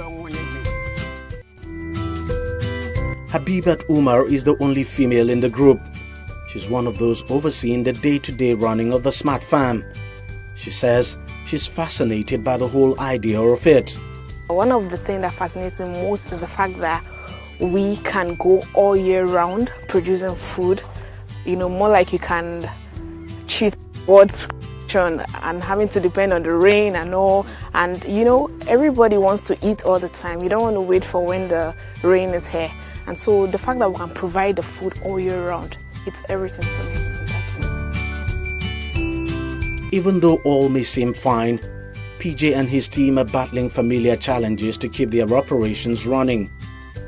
More attention needs to be given to the sector. There needs to be more financing put in place. We need to have adequate land laws in place and to ensure that we can optimize all the arable land that we have and so forth. There needs to be insurance. We need to have better road networks. Power is a major impediment as well.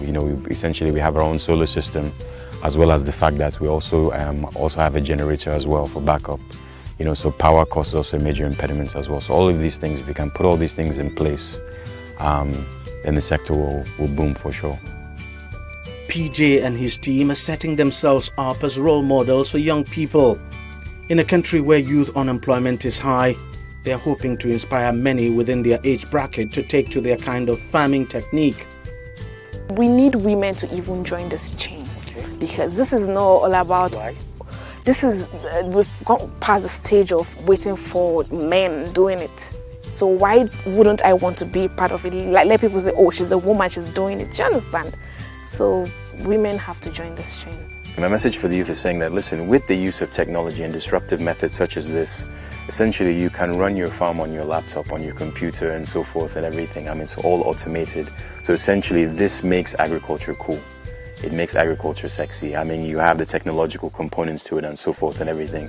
So it's not just the conventional, back-breaking work in the field and so forth and everything like that. There are also these components as well that will make it appealing to the youth. So I say, listen, join me. We have a nation to feed and we have a nation to grow as well.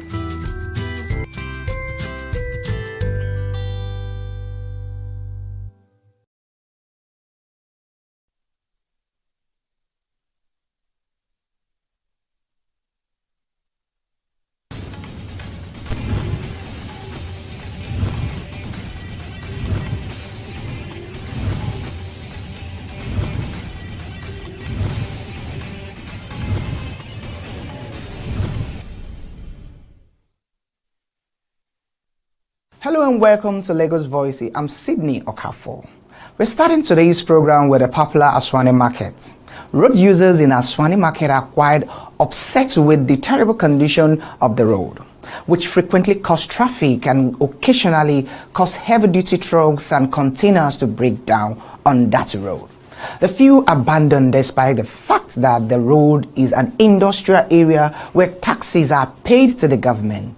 Therefore, they are pleading with the local and the state governments to assist in fixing the road. In the meantime, let's hear what they have to say. The ever-busy Aswani market, situated in Istola local council area of Lagos State, is well known for sales of fairly used items at very cheap prices. From clothes and shoes to electronics, the market hosts traders from all over who sell their wares to consumers searching for a good bargain. Aswani Market is also an industrial site hosting some of the big names in the industry. However, the roads leading to this popular market tell a different story. Despite the close proximity to the local government secretariat, the pothole-riddled road from the Aswani Junction is a complete hassle for commuters and vehicle owners.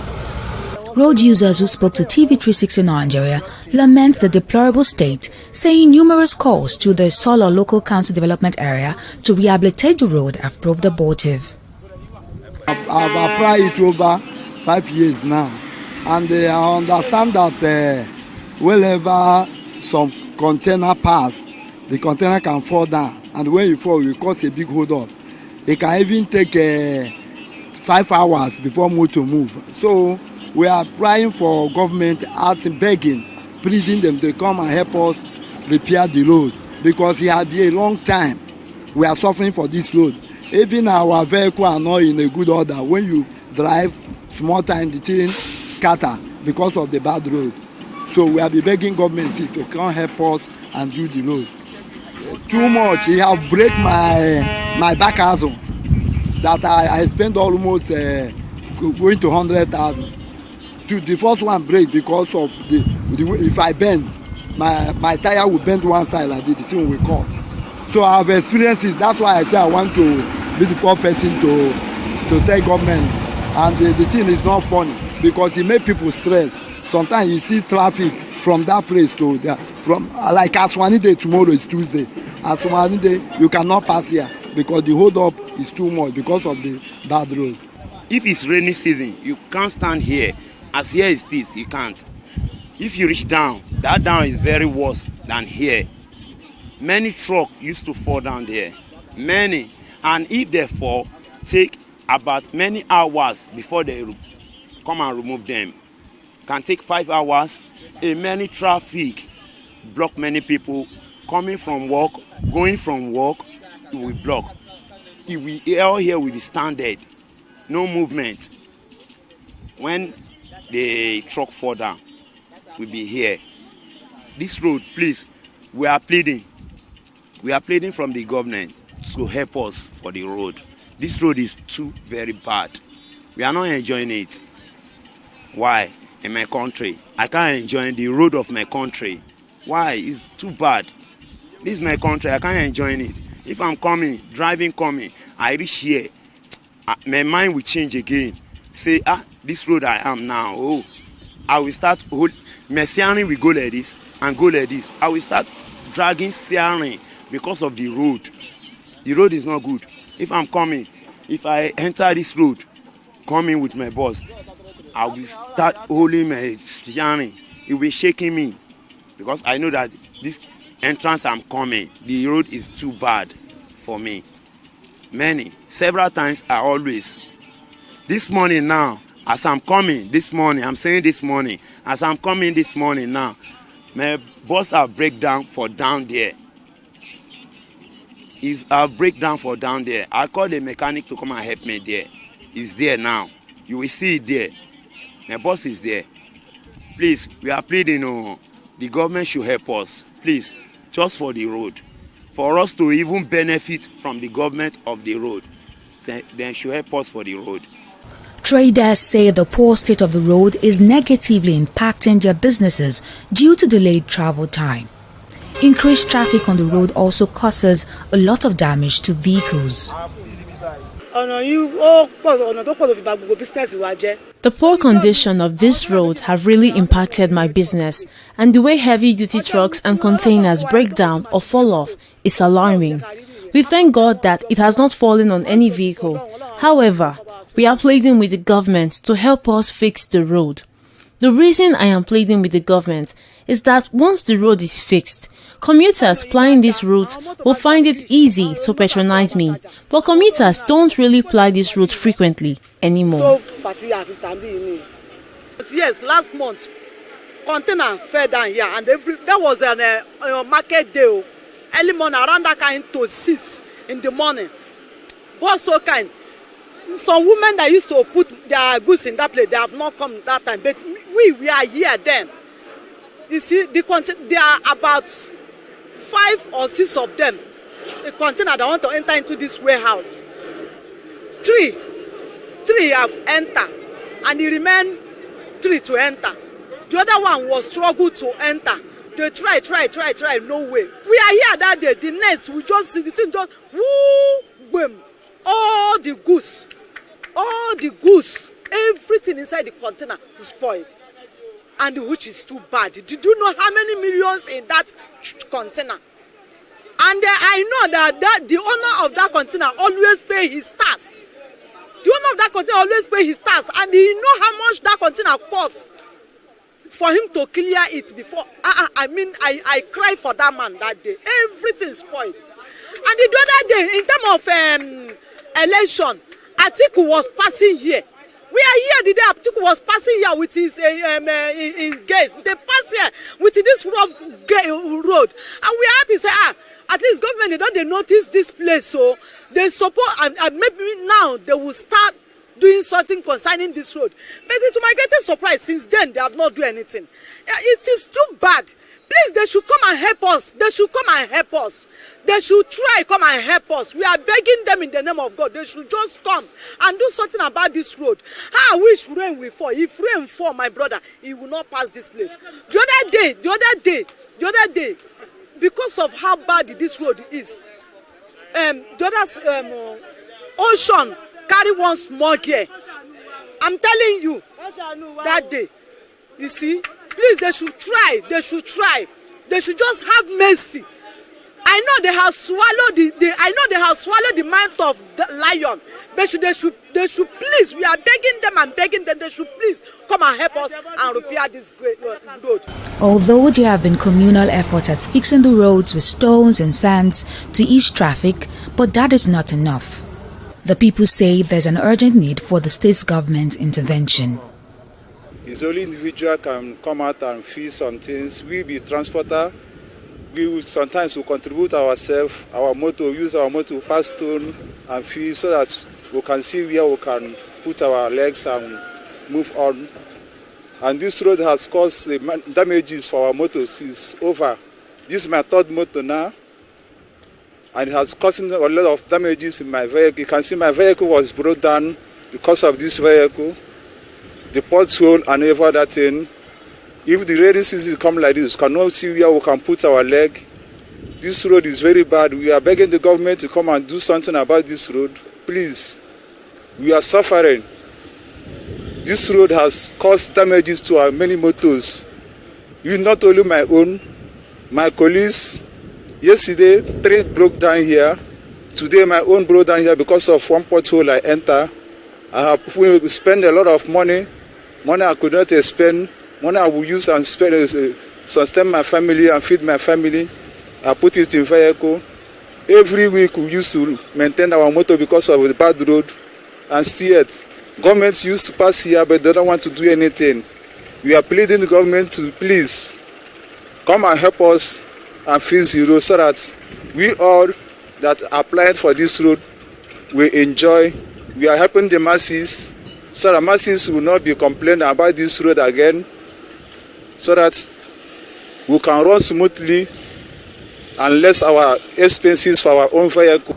While calling on the state government to come to their aid, these worried residents urge companies in their area to be socially responsible for contributing to the rehabilitation of the roads.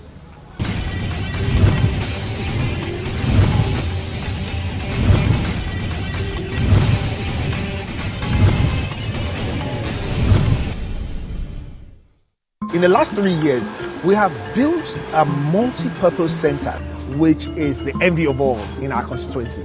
And I can tell you that the people who are living there are already enjoying it. Guy, do you think what this man just said is true? See, I seriously doubt. I'm sure it's one of those their silly lies. Wait, do you know there's a way to find out if these things he's saying is true or not? This is the Construct app. It gives people like us a sure way to track implementation of constituency projects. It gives valid and verified information on location of projects, amounts allocated, amount funded, the level of job done, and even the profiles of concerned legislators. You and I can post directly on this app. Are you serious? This is the go-to app if you want to know how our Commonwealth is being expanded by the government. Wow. Let's even see if what this man said is true. Show me. The Construct app is developed by Other Paper Nigeria with support from USAID and is available on both Google Play Store and Apple Store. And it's true. Of course, I told you. Corruption not in my country. Hello. Alhaji. Right now I'm in Abuja. No.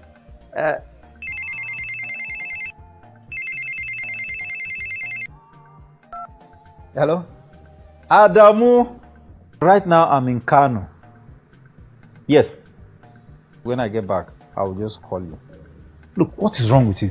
I'm talking on the phone and you are gesticulating and doing. What's wrong with you? Daddy, where exactly are we as we speak? Are you alright? This is Lagos. Well, you just lied to someone that we're in Abuja. Keep quiet. Who told you you can tell an elderly person's lie? Daddy, you just lied. And by lying, you are raising corrupt children for the future of Nigeria. That is corruption, not in my country. Corruption not in my country. Welcome back. That is the popular Aswani Market Road where commuters are pleading with the government to come to their aid. However, we will keep a close watch and see how things unfold there. Still on the issue of poor inner roads in Lagos, but this time our journey takes us to a suburb in Ilamoshe community, a suburb within the Ejigbo local government area, which has become worrisome for motorists and residents of that area. They feel that it has impacted in their businesses significantly. Residents say the inner road has been neglected for quite some time and are finding it uncomfortable anymore. Let's take a listen to what they have to say. The first thing you see when you arrive in Biliaminu Akinsoya, Tobias Alaribe and Taiwo Akinsoya streets, all in Ilamoshe community, Ejigbo, are the clusters of shops occupied by business owners going about their commercial activities. These communities also provide access roads to other locations such as the Murtala Mohammed International Airport, Hajao Estate, Okeafa, Isolo and Ejigbo with ease. However, the inner roads of the communities are in a terrible state of disrepair. The challenges we are facing here, just the bad roads, is very, very bad, and we really need the intervention of the government to please assist us. Like for instance, look at this road behind me. Look at this road behind me. Those people who are living on these streets, if they are coming, they will have to go and turn like 2 streets before going to their main destination. So please, we just need the intervention of the government. They should just help us. Going through challenges more than 8 years. More than 8 years, yes. Most landlords in this area, they do contribute. Maybe they just fill the road. But that is not good enough. So we just need the government's intervention. If they can just tie the road for us, to be good. Because this also is a major road. At least people coming from NNPC, they can come through here. They will link it to Keno Road. People coming from Isolo, they can link it through Okeafa. They will come through Okeafa. If they are going to NNPC, they can link it also. So just please, we are pleading with the government, they should help us. For the past 20-something years.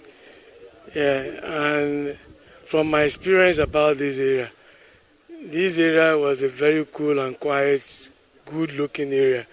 When we parked in here, that was about 25 years ago. And because then, most of the local government chairman that comes to the council used to come and grade the roads, all the inner roads, and everything is motorable. Like from where we're coming from Taiwo Akinsoya down to Tobias, to Alaribe side, to NNPC, you can drive easily, you can have access to Jack on the Gate, Bungalow, NNPC to Ikotu. But for the past 8 years, the present regime have not come around to do a single road. Talk less of even nothing. Talk less of grading, no grading, nothing. And that's why you can see that the old roads are bad now. They are not motorable. Residents say the poor state of the inner roads have negatively affected the value of property in the neighborhood. Upping the revenue, as in for landlords, to boosting, as in the rates they are seeing, so it keep dropping. Because in any offer that they offer you, you don't have a choice. Because some people will say, okay, let's just manage. We know what then is not the development. Is affecting development in terms of marketing what you have, the value of your property. Assuming this house is maybe it's worth 50 million or so. If there's no good connection of roads or so, the value will drop. It do affect their cars. Then with that, they say that maybe 2 years or 3 years, let me take off. The situation is worse when it rains. It is terrible for commuters and motorists to navigate the waterlogged roads. Like we're in Adeshugba now. Adeshugba have been having problem of erosion. And because nothing is done, and that's why you can see that the road is cut off from the community. Nobody can pass there. Even trekking on the road is very, very not comfortable. You can see yourself, and that's why we are saying that if you can see something like this in Lagos, when we go to other states, we see good roads, inner roads linking the community. But it's just very shameful that here in Lagos, in Ejigbo LCD, we can see this kind of road that is very cut off from the community. Too bad. There's no proper drainage on the roads. Then the flood is really affecting us, which most time it doesn't flow well. Assuming there is a proper drainage, easy flow of water we go. So then, secondly, we are pleading on the government that they should come to our rescue and support us in a sense of engaging people in terms of environmental sanitation. They should try and bring in the sanitation back so that at least everywhere is going to be clean. Stakeholders in the community call on the government to come to their aid urgently. Before the road getting to worse, but I'm so happy today you people come. I believe the new government will do something worse than what that now motor cannot pass for many years. Our business is not moving, anything is not moving again. We are just staying for sure, we are not making money. And we are still paying money for the landlord, and there's no interest for a long time. So I pray people coming today to develop the area. Our business will move, things will go on, life will still continue. Sometimes the trip permit we cannot pay because we are not getting anything from the road. Motor does pass, even the legs cannot pass. So by the time finishing the road, we'll be able to pay the lock-off shop, trade permit, because business is moving. For some time, business is not moving. So I expect you to come and help us. As you are coming, I'm so happy. I believe people will just come back and go empty hand. Maybe the next some days, you'll come back and do the work. We're so happy. This is a dry season. During dry season, it will be worse off. Dry season is worse off. Some streets here are almost cut off. Maybe you have seen that by. So we hope with this your enlightenment for them to know our plight here, maybe they can come to our aid. The only thing that I can observe that was really done is this major road connection between Kenu and our area. And that's the only thing that you can see that government have been able to put across. And it may be January 27 road. Nothing again. Nothing again so far. The efforts of the landlords and the CDA have been able to give the environment a palatable, I say just a palatable environment. But if the government comes out with good roads, you understand me? Even maybe lighting too, you understand me? Everybody, the area will be more secured, and that will attract more people. Really, we should be able to take advantage of being near the airport. Yes, to be able to enhance our hands around this area, even our commerce around this area. But just because of bad roads, this has not been like that. But the hope with this your effort, is coming to hear from us, going back to hear from the government, maybe the government will come to our aid. We appreciate it, definitely, we appreciate it. Community leaders claim to have written to the government, but all they get in return are promises. But in the meantime, they resort to self-help by patching the roads with stones as temporary measures to keep them accessible while they wait for the government's intervention. Welcome back. You heard it from them. Let's hope the government comes to their aid urgently. Thanks for watching. That's all we have on today's episode of Lagos Voices. See you next time, and bye for now.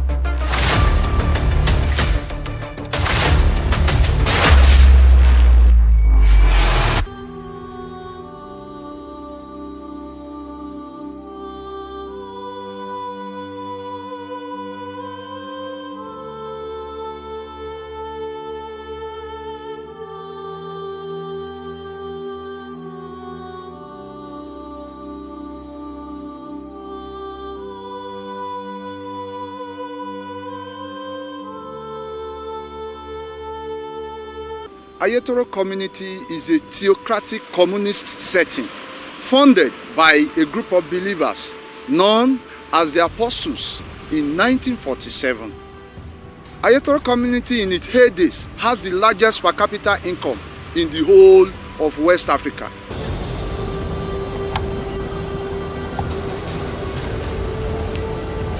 Initially, Ayetoro community was 15 to 20 kilometer landmass away from the sea. But as it stands now, more than 10 kilometers of the total landmass has gone into the sea. And this frequent surge is attributed to emission from multinational oil companies off the coasts of our land, not minding the environmental challenges and disasters. This is a community established in one of the Nigeria base. A lot of people you see in the offshore were trained here. Both mechanical engineer, electrical engineer, and nautical engineer were trained in this bush. Yes, this bush, I call this place bush. And this is the Shepherd Technical Workshop approved by the IWD, which is now Minister of Transport. IWD means the Inland Waterway Department. That is the colonial time. This place is like small London. So, and our primary occupation here is fishing. You can see now, everything now has been eroded. Some of our fishermen, they have went to other places to find for their source of livelihood.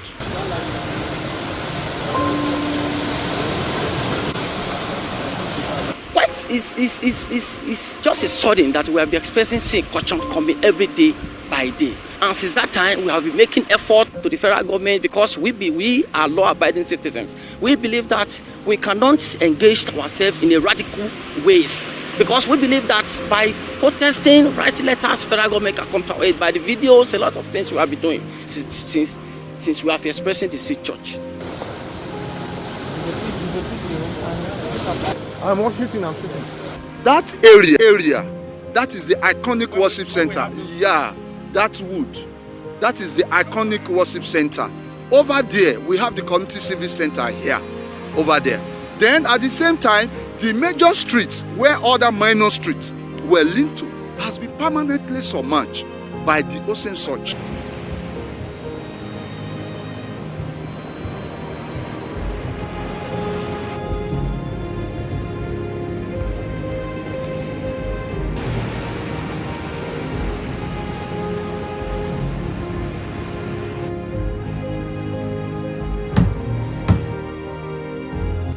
I'm seriously worried. I'm worried because this recurrency surge is affecting us in virtually all human aspects of our life. Social life has been collapsed, economic-wise has been collapsed, health-wise, nothing to sing and dance home about. Even our religious activities, our life, religious life, has been collapsed totally. Because Ayetoro community is a religious setting. The church moved here. We have not just come here to trade or to do other activities. The church is the community is the church. So every aspect of our life has been totally, damaged by this current, recurring sea surge happening in Ayetoro. And over 20 years, we've been into this. People have lost, several properties worth millions. Buildings has collapsed. Over 500 to 600 to 700 buildings have been washed away. Our industrial power has been collapsed. Ayetoro community is known to be a self-developed community on its own, without any intervention of the federal government or the state government over the years. Yet we kept on going. If by now the ocean surge, as a result of the oil exploration that is going on in our offshore, is destroying our land. Up till now, we cannot see the hand of the government coming to help and to rescue us. It is so sad, and that's why I'm worried. Ṣé ẹ bá wo gbogbo ibi ilé ló kún bẹ̀, gbogbo ilé yẹn ni òkun ti parẹ́ pátápátá. Bó dẹ̀ ṣe ń wó ilé yẹn ló ń wó gbogbo àwọn ohun àlùmọ́nì wa àwọn ohun tí a ní ilé ohun ẹrù wa ìmíì gan tó bá ń wo báyìí tí a bá tètè dìsámúra àti gbà lọ́wọ́ ẹ̀ ó gbé gbogbo ẹ̀ lọ nìyẹn. Fund the trip of those guys.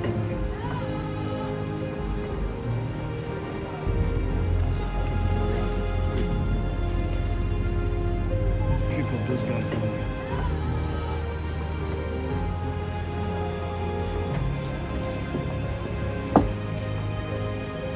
This thing is excruciating, it is extreme. In fact, every blessed day, people used to die because of the thinking that the community that was founded at their present has been eroded. So it is extreme, it is serious, it is harrowing. My father's house happened to be the extreme house before the Atlantic Ocean. We lost it 2017. 2007, that was when we lost it. It's highly devastating. Even the one that belonged to my grandmother, we lost it. That was along primary school road. We lost it too. So I've been affected. I'm highly devastated. Now I'm a tenant in my hometown. Imagine how is it highly devastating. We need the support of the entire world to save this community. Ayeto community is a community that must not go into extinction. It's a very serious situation.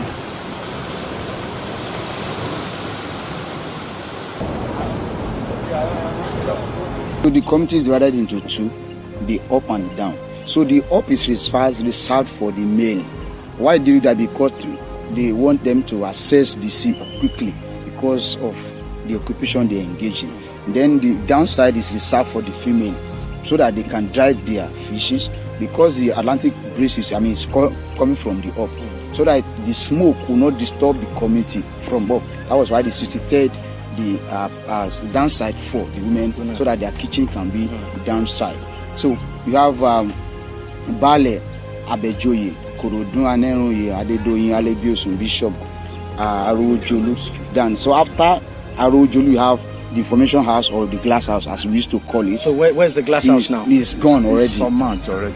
That is where all the information regarding the Ayeto community, people coming just like you came now. All the information you buy your trip, what you are going to do, when you are going to, you go back. So it will be documented before you go into the community. That was how it was done then. Then the city hall or civil center, there too, all of them are gone. After the city hall, you have Ojomo Street is gone too. So behind Ojomo, you have the church building, the church street and the church building. Is gone already. And that church is very important. Very important. Community. That is where they situated that night of January 12, 1947. They situated when they came in. Now we have Akinjoye, we have Ajayi. Then in Ajayi Street, you have the first Ogeloyinbo Palace built with wood. So that one is gone too. We have the Olowojayi. Then after Olowojayi, you have the shoe making industry. There used to be a shoemaking industry. One of the industry, a small scale industry. Then behind the shoemaking industry, you have the clothing making industry too. So that one too is gone. So we have after Olowojayi, behind it is the shoemaking and the clothing making. We have Olowo Topa Oyinbo. We have Omogbenwa. Then after Omogbenwa, we have the carpentry workshop. So the carpentry workshop too is currently threatened. Half of it is gone into into the sea. And then you have Tobase. Then after the Tobase street there, you have a mini supermarket. There's a mini supermarket there.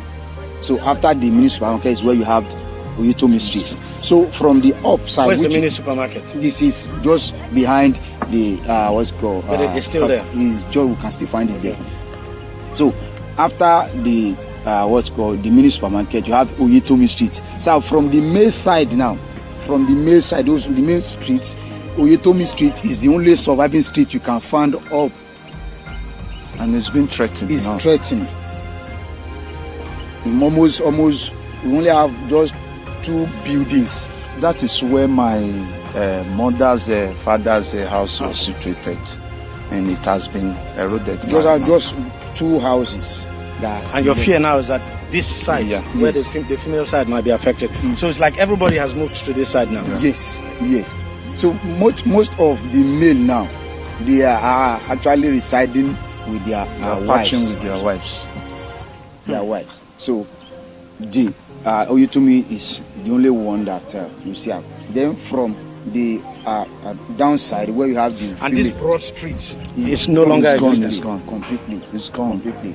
Where you can have the broad street, the beauty of the broad street now, it's around the Block Palace. That's where you can have the beauty of the broad street. Okay. How it looks like.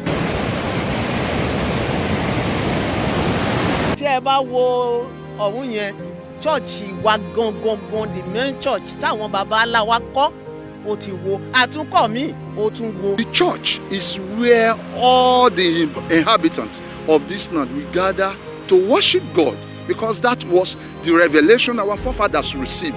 This place is a Christian utopian religious community for the service of God.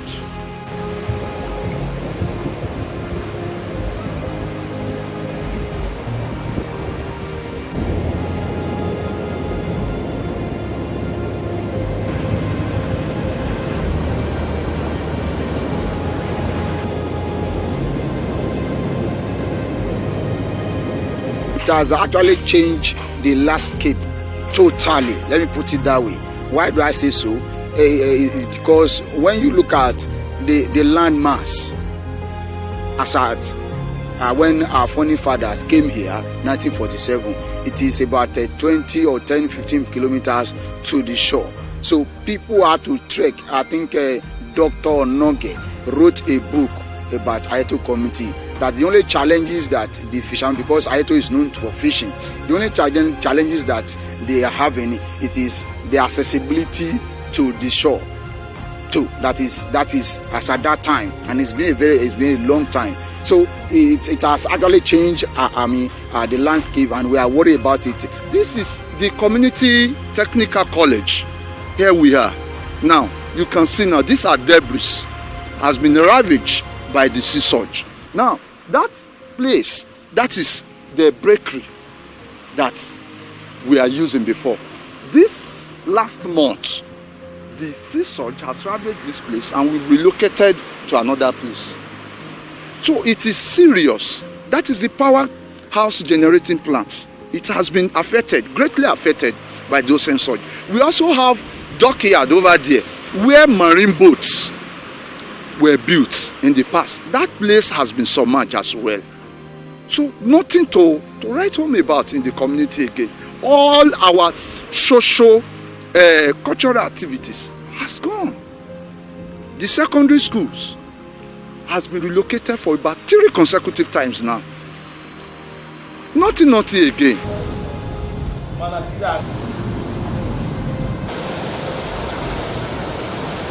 If urgent intervention is not coming any moment from now, the community will no longer in existence, because 2/3 of the community has gone already. My fears is that if something reasonable, prompt action is not taken on the part of government to salvage this land, perhaps we might. We don't pray for such anyway.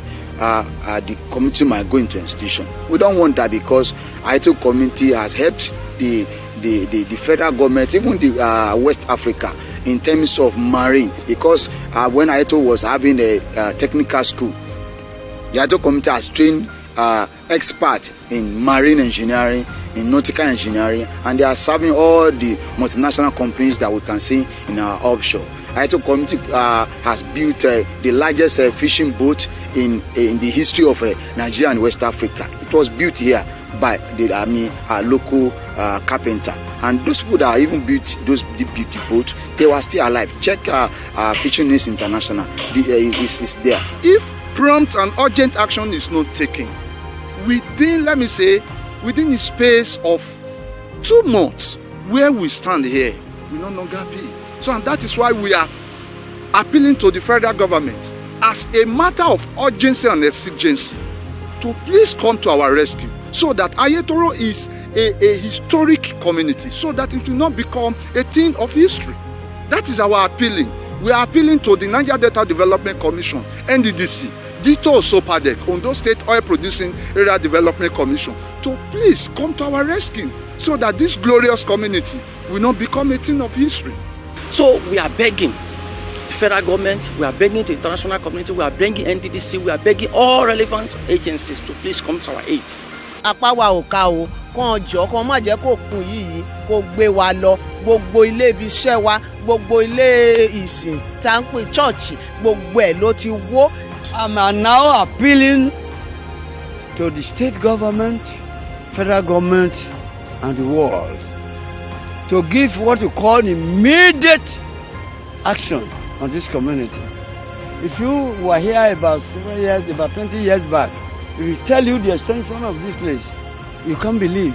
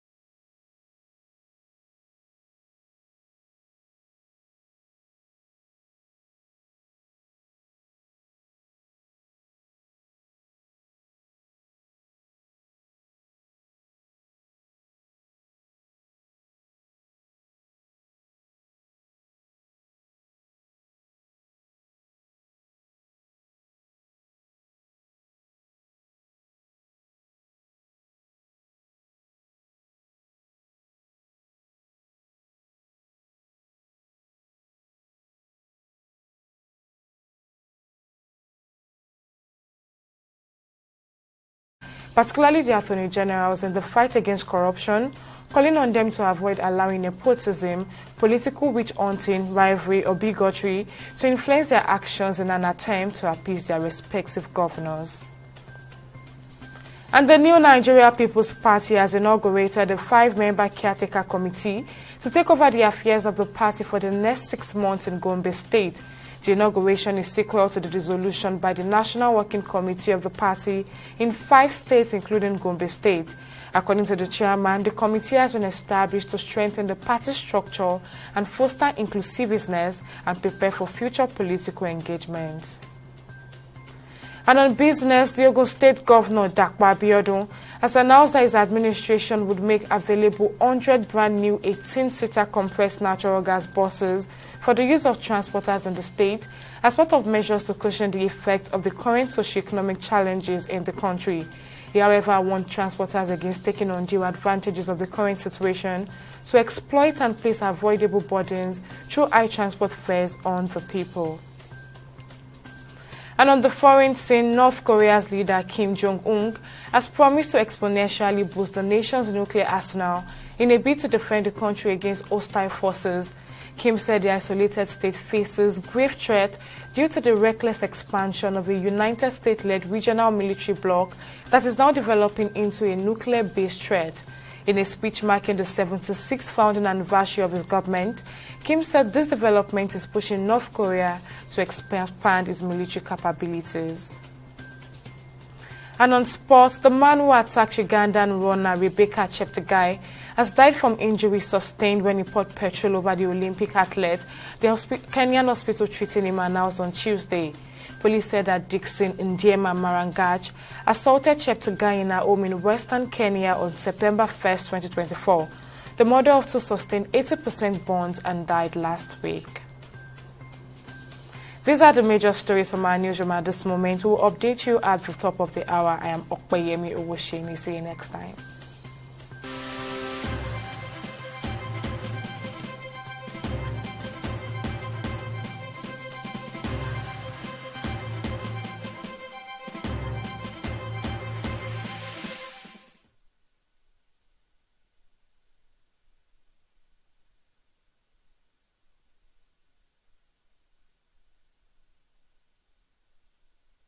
In the last 3 years, we have built a multi-purpose center, which is the envy of all in our constituency.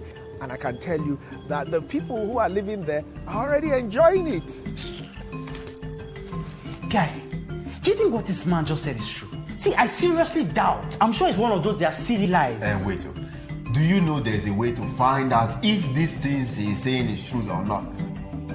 This is the Construct app. It gives people like us a sure way to track implementation of constituency projects. It gives valid and verified information on location of projects, amounts allocated, amount funded, the level of job done, and even the profiles of concerned legislators.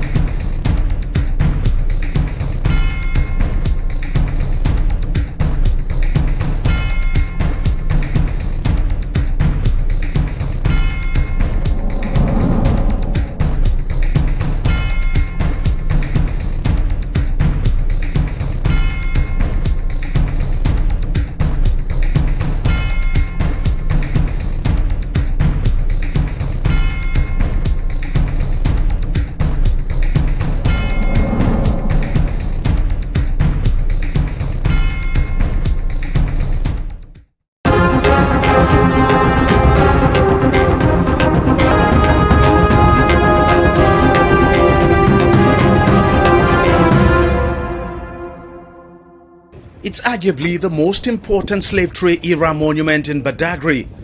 The point of no return is a huge draw for tourists visiting the coastal town. Most of the enslaved Africans or Nigerians who were traded during the transatlantic slave trade era were loaded onto ships from this port and taken to different parts of the world. For many tourists, the point of no return has some spiritual connection, and that is why it's a must-see for any tourist visiting Badagry.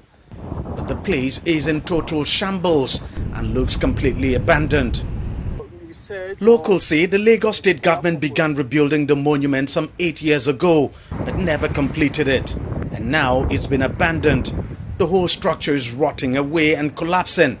Virtually all the smaller structures around the point of no return have collapsed.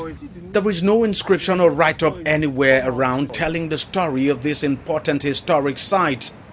All this in a state that prides itself as a tourist destination. It's a crying shame that this place is left like this. So imagine if tourists were to come here. There's just nothing, absolutely nothing to tell the story of this place, nothing to show that this is the famous point of no return. It's just difficult to understand how we could abandon a monument as important as this in this manner. It's quite very embarrassing looking at the way which the government, even though they've been advocating for tourism, on the need for us to invest in tourism, to encourage the citizens to participate and also encourage tourist activities.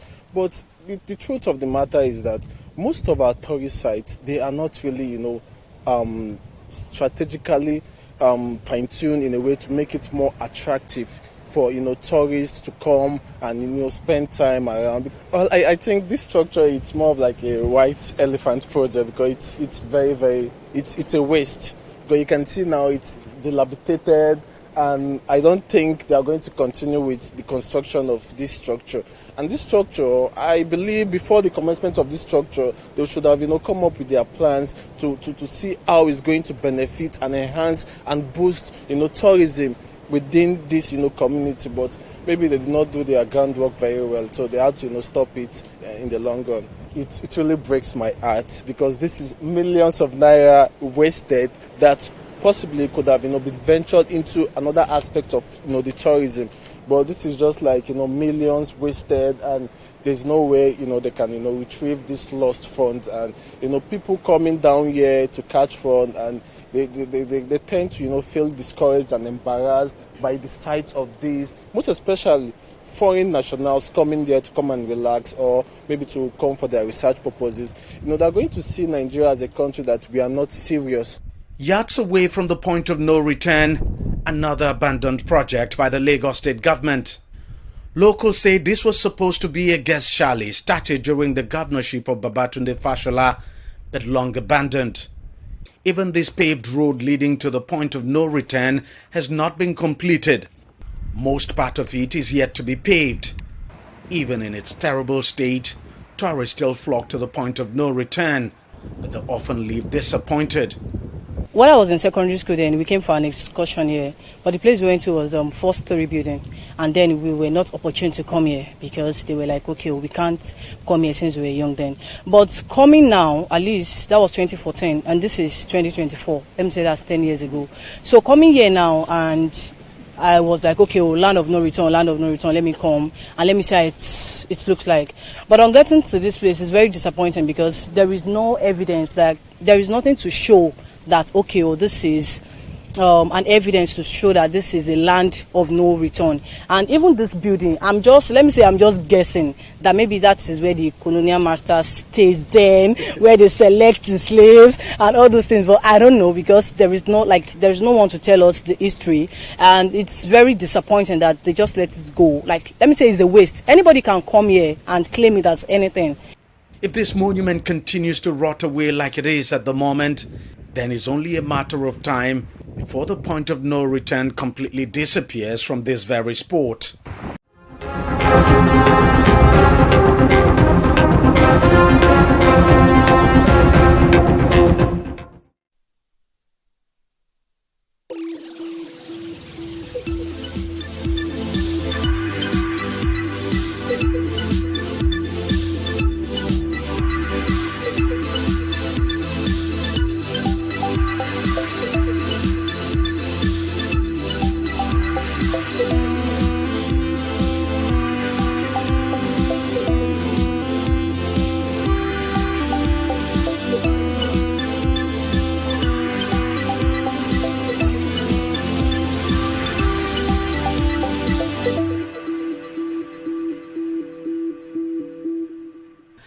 It's a pleasure to have you join us on another episode of Money Matters on TV360 Nigeria.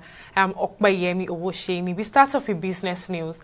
The management of the Nigerian Midstream and Downstream Petroleum Regulatory Authority has issued an operational license to Edo Refinery and Petrochemical Company Limited, or LOGBO, in the Ikpoba Oka local government area of Edo State. The authority's Chief Executive Officer Ahmed Farouk, in a ceremony, handed the certificate to AIPCC, the parent company of Edo Refinery and Petrochemical Company Limited. During the handover, Farouk commended the company for keep achieving the feat and encouraged the firm to do more. Responding on behalf of the AIPCC Energy, the refinery's head of technical operations, Shegun Okeni, said the company will continue to make contributions to the petroleum refinery and gas processing subsector. And in the aviation sector, workers have decided to cancel their planned protest concerning the Nigerian government's demand for 50% revenue collection from the agencies, which was to begin on Wednesday, August 21st, 2024. The Secretary of the Joint Aviation Trade Unions Forum, Nandi Hector, says the protest was altered following a directive from the government aimed at resolving tensions within the aviation sector. Hector clarified the nature of recent protests held by the aviation unions, emphasizing their peaceful intent to highlight the challenges faced by industry agencies nationwide. We'll take a break now and be back with more stories in the corporate world. Stay with us.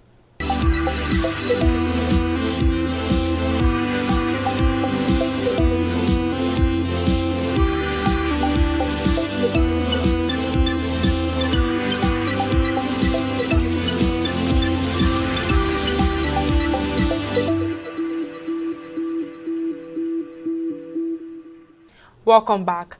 The National Data Protection Commission, NDPC, has fined Fidelity Bank 555.8 million naira for violating customers' data privacy. The National Commission of the NPDC, Vincent Olatunji, announced the fine at the validation workshop on the Nigerian Data Protection Act General Application and Implementation Directive in Abuja. Olatunji says the fine, which represents the highest fine to be issued by the Commission, was aggravated by the bank's arrogance and poor cooperation during its investigation. There are penalties which can range from 10 million naira, even up to 2% of the gross earning for the previous year. But approach has been creating awareness, let people know what we are supposed to be doing. And most of the breaches that we have treated, we look at the level of the breach, the impact of the breach, the number of data subjects affected, and the level of cooperation of the organization that is involved. Without being able to use every remediation fee. Since we started, the only time that we used a major penalty was today on Fidelity Bank. We issued a fine of about 555 million to Fidelity Bank that they have to pay because there were some observed breaches. I will be working with them since 2023, April 2023, when we started the investigation. By the time we finalized, we became arrogant, so we decided to issue a full penalty of them, with about 0.1% of their gross earning for 2023. The way the bank has conducted its, its affairs in respect of the processing personal data, it was triggered actually by a complaint of a data subject who said that they opened an account for him without his consent at all. And we have evidence that this was done, although they claim that, yes, it was not activated. But it is not about just activating an account that completes the issue of violation. How did you even have access to the data to begin with? It is not whether the account is live or otherwise. How did you begin to send messages? How is it possible for someone to access that account from somewhere? So all of this was taken into consideration. Boafoot PLC has signed an agreement with the Turkish flour milling equipment manufacturer IMAS to build flour wheat and flour milling factories with a cumulative milling capacity of 3,200 tons per day. The Boafoot Director of Marketing and Corporate Communications, Adewumi Desalu, said in a statement that the move was part of the company's strategic expansion plans into new markets since debut on the Nigerian exchange. According to Desalu, the new factories are expected to provide enhanced manufacturing capacity and capabilities to deliver more high-quality products that will contribute towards addressing food challenges in Nigeria. We'll go on a short break now, but when Money Matter returns, we'll be speaking on the remittance inflows into the country. I'll bring you details of this and more after the short break.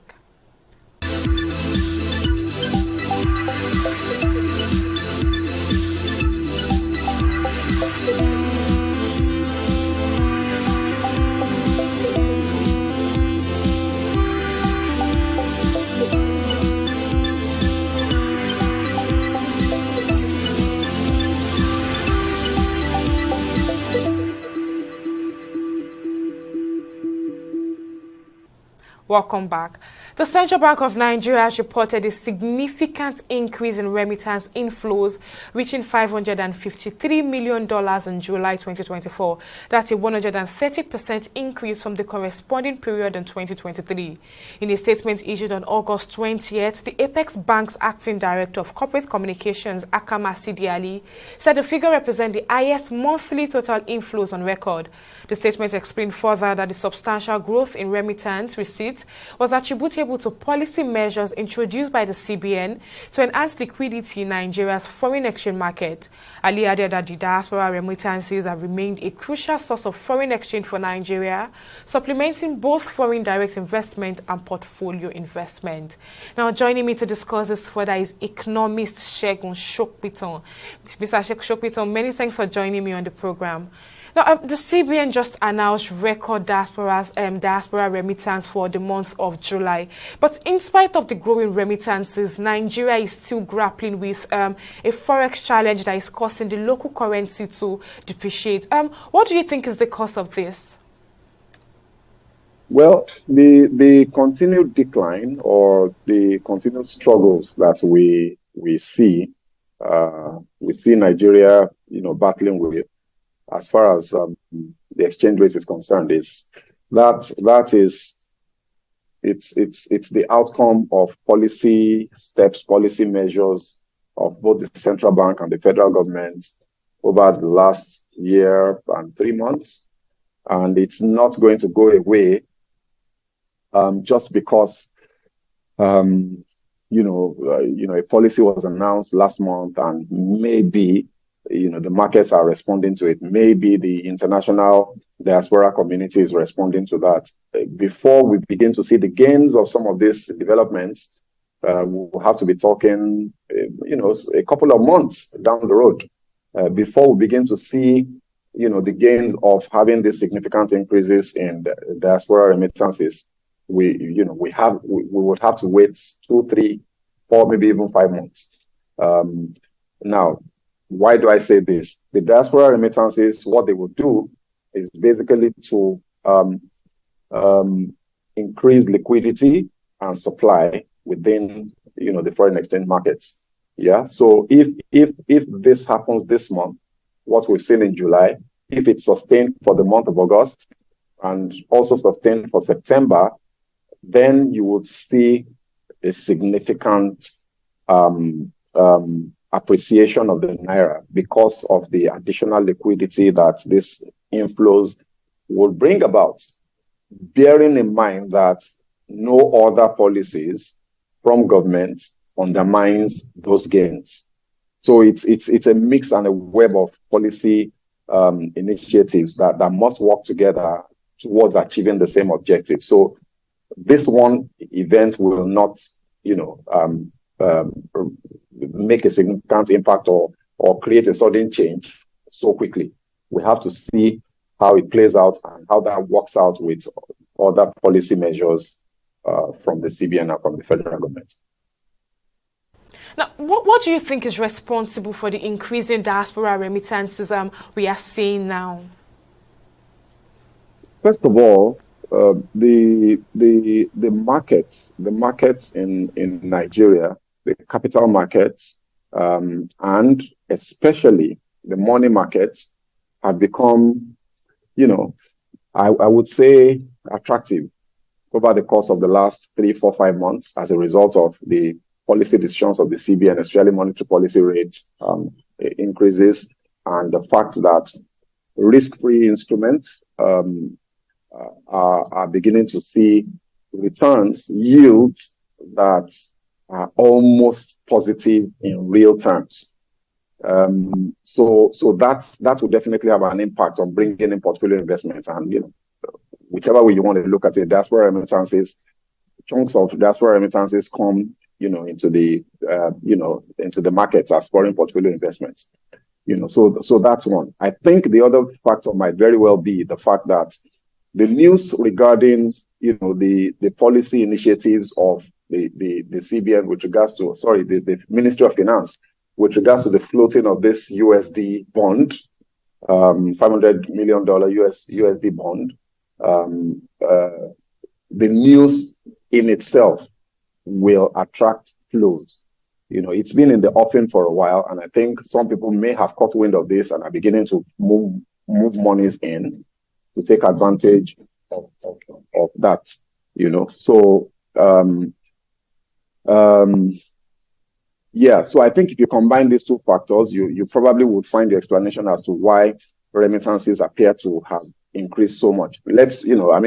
What are the other things that could have affected increase in remittances? The IMTOs, the policies of making the IMTOs more liberal, giving them more headroom to determine rates at which they're trading. All of the policies that the CBN rolled out in the last 6 months would also definitely have helped, and that was the objective of those policies, to attract more remittances, especially diaspora remittances, back into the country. So it looks as if those policies are yielding results in addition to this recent initiative of the Federal Ministry of Finance. So it's all very positive, and one can only hope that it will be sustained so that we can see the benefits over the medium term. So you agree with me that Nigeria has been grappling with forex crisis for a period of time. What would you say is the best way out for Nigeria over the current forex crisis the country has been grappling with? Look, we keep saying, some of us at least would always remind the central bank and our colleagues in the economy and finance space that no country, no self-respecting country anywhere in the world allows their currency, the exchange rate of their currency, to be determined by free markets. Nobody does it. The United States doesn't do it. The United Kingdom doesn't do it. In Asia, East Asia, China, Japan, these strong economies, strong global economies, they don't do it. They always intervene. So we, until our central bank understands this, and even in messaging, policy messaging and actual communication messaging, they have to make it clear to the markets that they will defend the Naira. You can't tell the markets that you don't intend to defend the Naira. You are running a free market economy. It's willing buyer, willing seller, price discovery. Nobody does that. In modern economic times, you will have to protect your currency, because your currency is not just a medium of exchange. It's a symbol. It's a symbol. It's a sovereign symbol of your country. So beyond the economic benefits and the economic considerations, there are so many other psychological issues that are tied to the value of your currency that eventually dovetails into your economic well-being. So I think that one of the reasons that we continue to struggle is that the CBN hasn't taken the bull by the horn to make the sacrifices that need to be made with regards to dipping their hands, if necessary, into our reserves to continue to defend the Naira. Fortunately, there seems to be a move in that direction with the introduction of the Dutch auction system, the recent introduction of the Dutch auction system, because what that will do is that to make liquidity available, directly to consumers of foreign exchange. And you saw with the introduction of that policy at the first auction after the announcement, I think that was last week or was it the week before, the demand was almost $1.2 billion. That's one auction. Typically in the past, when you had, the Dutch auction running weekly, you would have the week where demand was very high, you would have 200 million thereabouts, being the demanded figure. But as it stands now, because there's so much latent demand, you basically saw that heavy volume that we saw. So we need more of this from the CBN if we're going to have a stable exchange rate. Let's talk about the Central Bank of Nigeria's policy measures. So, like, how do recent policy measures such as licensing new IMTOs and the willing buyer, willing seller model specifically impact remittances in the country? Well, the IMTO policies are exactly why we're beginning to see, this increases. And those we've all, I think every watcher of the markets and watcher of the economy has applauded those measures by the CBN, and they have to sustain it and ensure that there's consistency along those lines for long enough for us to continue to see the gains and the benefits of that. We don't want to see any somersaults or any reversals of these policies. However, the willing buyer, willing seller model, like I just said, is potentially problematic because what you are saying by signaling to the market is that you will allow the markets determine the value of the currency. That cannot all go well for the well-being of our economy. I understand that we were pressured. The unencumbered portion of our reserves may be rather lean, and that may be why there's a bit of reluctance on the part of the CBN to aggressively and publicly position itself as defending the naira. The capacity may be said not to be there, but that is exactly why there has to be some serious concerted effort on the part of the government, moving away from the CBN now, to look into the issue of revenue leakages so that we can, shore up our reserves and ensure that we can protect our currency, we can defend our currency. So the willing buyer, willing seller thing, I'm not a fan of it at all. I think, just from looking around the world and seeing what other people do, it's just simply not the way to go. You've got to defend your currency when it becomes necessary. We've seen Japan. Japan did that very recently. I think China also did that very recently. Intervened in the markets to ensure that their currency did not fall below a certain threshold. So I don't see the positive impact that saying you are running a willing buyer, willing seller model would have on the markets. Investors who will bring in their hard-earned foreign exchange capital into this country wants to know that the markets are stable and that when it is time for them to repatriate either their profit or their capital, that they will access funds at a rate that is, easy to predict and determine. So if you say to the markets that you are going to leave, your exchange rates to the vagaries of the market, portfolio investors will certainly avoid you. Remittances may not come because people will not have the confidence that they can access this money when they need them. So the IMTO policy, fantastic. Willing buyer, willing seller, not so much. I think we've got to be careful with that and make sure that we're very moderated in our approach and in our messaging with regards to that and the markets. In what ways do these policy measures enhance liquidity in Nigeria's foreign exchange market? The more people believe that the markets are stable and steady and rates are predictable, whatever the exchange rate might be, it needs to be predictable. It could be 1,400, but let it be 1,400. Let the swings and the changes not be wild. Let's not have too much volatility. So if you are trending at 1,400, let's just make sure that plus or minus 5 naira, 10 naira, we're stable. Then you will see liquidity improve. So again, like I said, if you are signaling the market and you're saying willing buyer, willing seller, you're going to scare investors away and liquidity will be hampered. So stability of policy, consistency of policy, are absolutely critical to ensuring that in the short to medium term, you can shore up the liquidity, of the market and ensure that the market is healthy in terms of supply.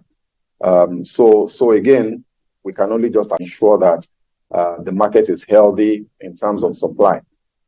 So again, we can only just the naira can recover.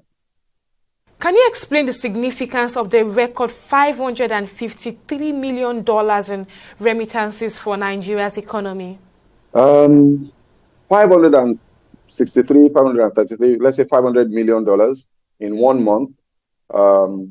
If you multiply that by 10, you're talking 5 billion. So I would say that it's a good development, but we're nowhere near where we need to be. Diaspora remittances have trended at a point, in the past at about $20 billion, $21 billion, $19 billion, which would amount to somewhere between 1.5 to $2 billion per month.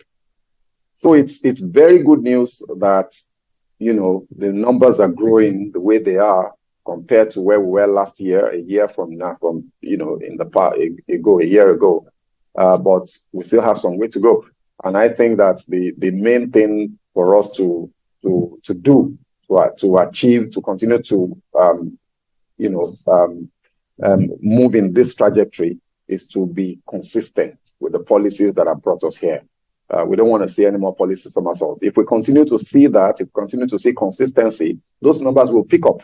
And the only impact that it will have is that it will improve the liquidity of the markets and help the value and help the naira to regain value, which, again, multiplier effects, which will eventually dovetail into inflation and helping reflate the economy and bringing price of goods and services down as we desperately need. So all of this ties into the cost of living crisis that we've been talking about for too long now, So let's ensure that we maintain this so that naira can regain value, so that we can begin to see prices of goods and services significantly come down.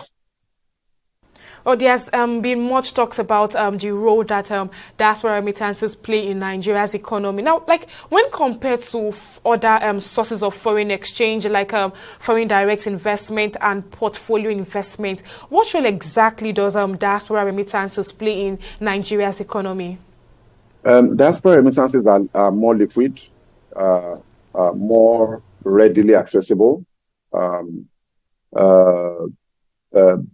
So I will say, if I wanted to rate them, I would say diaspora remittances, also they're stable because they're coming from people with a vested interest, emotional ties to the country, who have families down here. So those monies will come. What you want to do is to move, the motivation, the motives for those monies coming into the country, move them away from just subsistence, family sustenance, and all of that, and move them into actual economic activity and a quest for return on investment. So diaspora remittances are stable. I would say they're liquid. They can come in very quickly and within a short period of time. And then you've got foreign portfolio investors who some people will say it's hot money. Those ones will only come when they see returns, and any small signal that the market has any kind of instability or any kind of issue, they're gone. They take flight very quickly. So that is not the source of liquidity that you want to hinge the fortunes of your economy on. You can use that as a temporary measure to shore up the value of your currency, but you have to be moving more towards foreign direct investments, which are more long-term in nature. So in terms of nearness to cash, I would say remittances, foreign portfolio investors, and the foreign direct investments. Of course, there are a number of other sources of inflows into the country, export proceeds being one, and a lot of the other smaller, grants, loans, and what have you. So all of this put together would contribute, will consist of the mix of liquidity in the market. So diaspora remittances are absolutely critical because, it's a steady base. You've got Nigerians and more of them are moving out as a result of the Japa syndrome. So, it's very important that we're deliberate about grooming that particular source of inflows and source of liquidity and ensuring that it remains not only consistent, but continues to grow significantly over the next year or two. Well, how do you think the CBN's efforts to double formal remittances receipt within a year impacts the broader economic landscape of Nigeria? I think they don't need to double it. I think they need to triple it, and I think that can happen. So the bond issue that they've just launched is a very good step. We've got to come up with more creative ways of attracting, remittances from our diaspora community. We've got, a potentially very healthy real estate sector. We've got agricultural sector that is desperately in need of high volume funding, from outside the country. There are a lot of opportunities in different sectors of the economy. The CBN working with other arms and organs of the government needs to come up with creative solutions, creative instruments that will attract these remittances and grow them aggressively. So it's a good step. This bond that has been recently issued is a good step, but we've got to see more of things like this more frequently, more consistently to attract this funding more. Well, economist Segun Sokpito, many thanks for lending your thoughts on the program. Well, that's it on this episode of the program. Many thanks for joining us. I am Okpeyemi Owosheni. See you next time.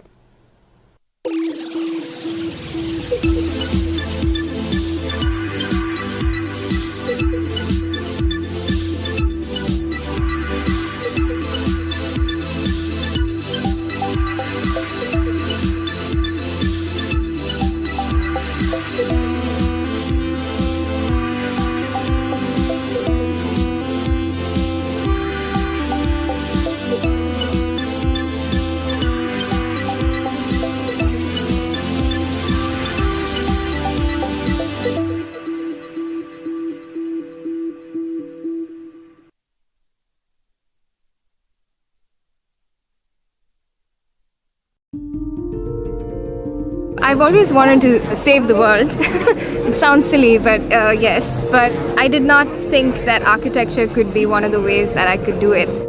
I got into the field with the idea of being kind of Indiana Jones and just kind of, going into all these really exciting sites. So that was a very naive, immature approach to what heritage might actually be. And we felt that heritage and sustainability are two sides of the same coin.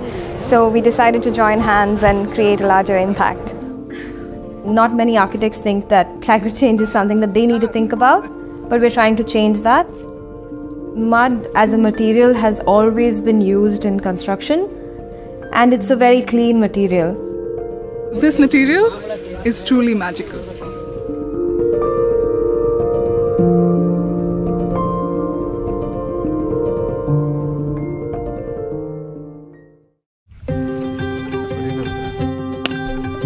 In India, it's all about customs and traditions. He walked around the machine with lime and camphor burning in his hand. It's like removing all the bad energies or vibes that machine could have been born with. So that's how Hinduism is, right? You're believed to have born with certain sin, and then you kind of work your way towards a sinless life.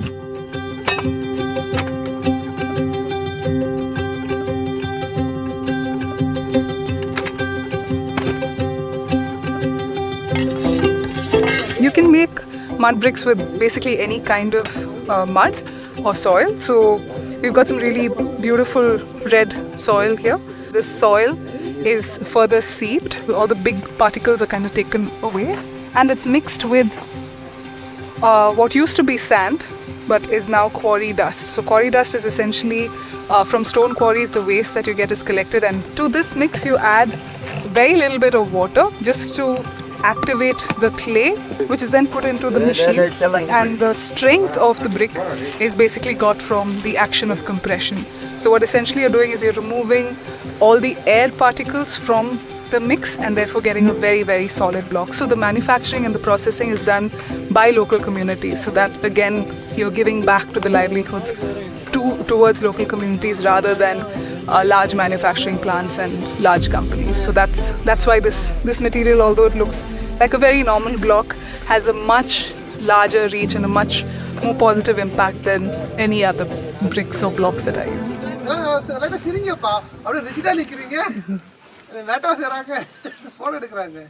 Sir அவங்க கல்யாணத்திலே சிரிக்கல sir.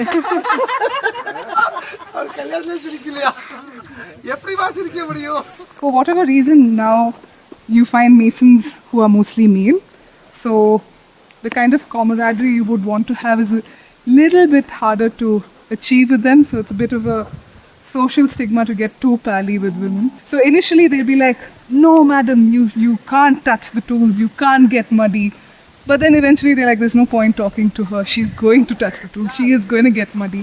So that's one way that we found it's nice to kind of break that barrier almost immediately. Then we kind of say who defines roles, right? It's just what you feel like doing, what gives you joy. And working with my hands give me joy, so I'm doing that. And that helps you create a better relationship with the mason.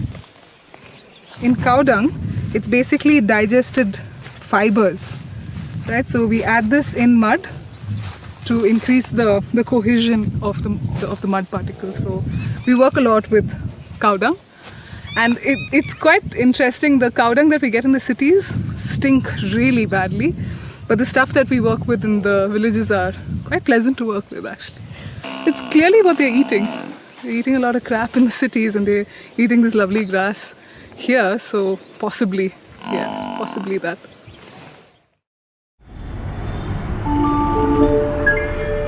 Rosie and I go back a very, very long time. We were roommates in college and did our architecture school together.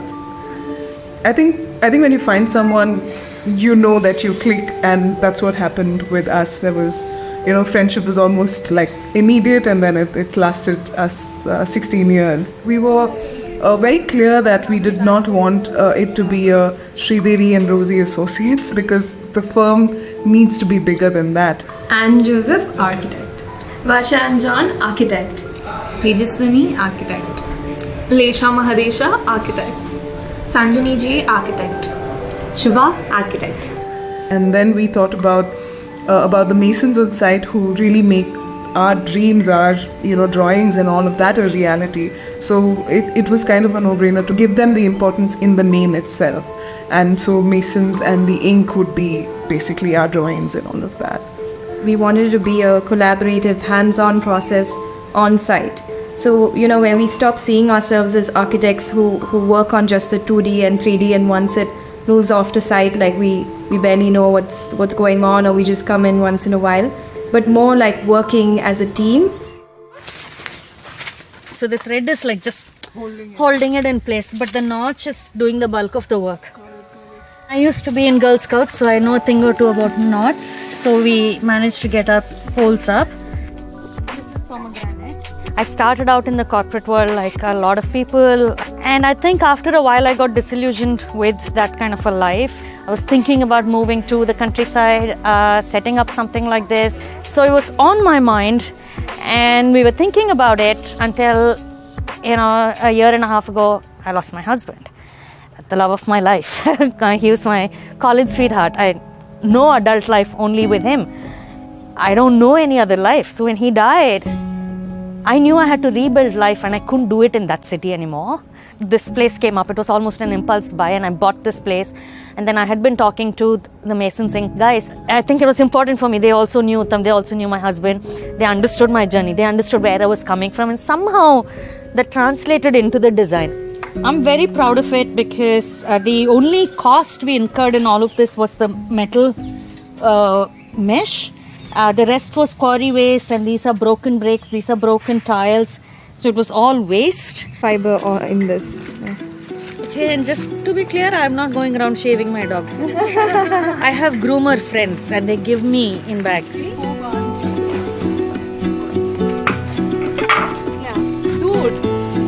He comes when we are mixing mud and things like that. He wants to be part of it. Yeah. It sounds so cheesy, but it's a journey of love and pain. And I'd say that this is my dedication to my husband and the love that I had with him. That's what it is.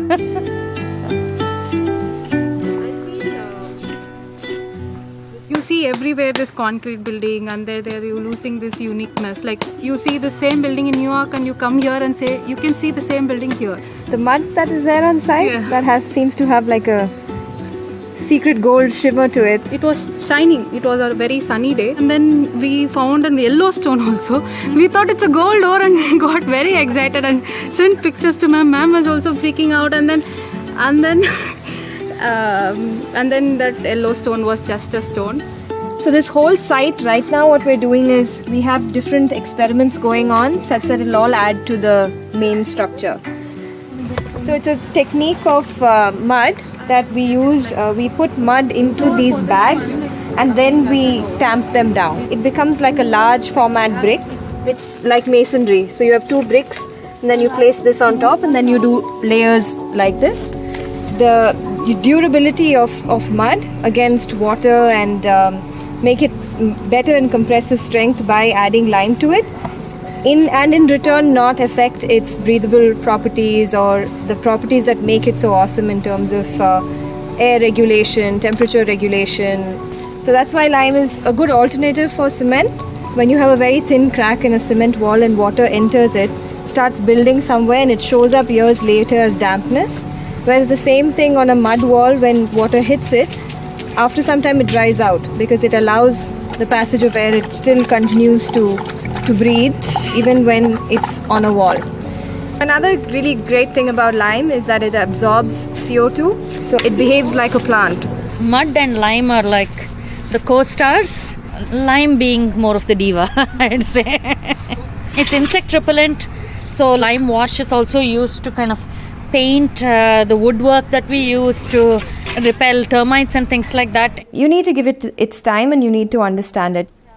People don't understand it and then it starts behaving differently, and then there's like, oh, mud buildings don't last or mud buildings can't withstand the rain, but actually it's the lack of understanding or the poor understanding of it that makes it behave in certain ways that is not really the fault of the material but of the way you're using it.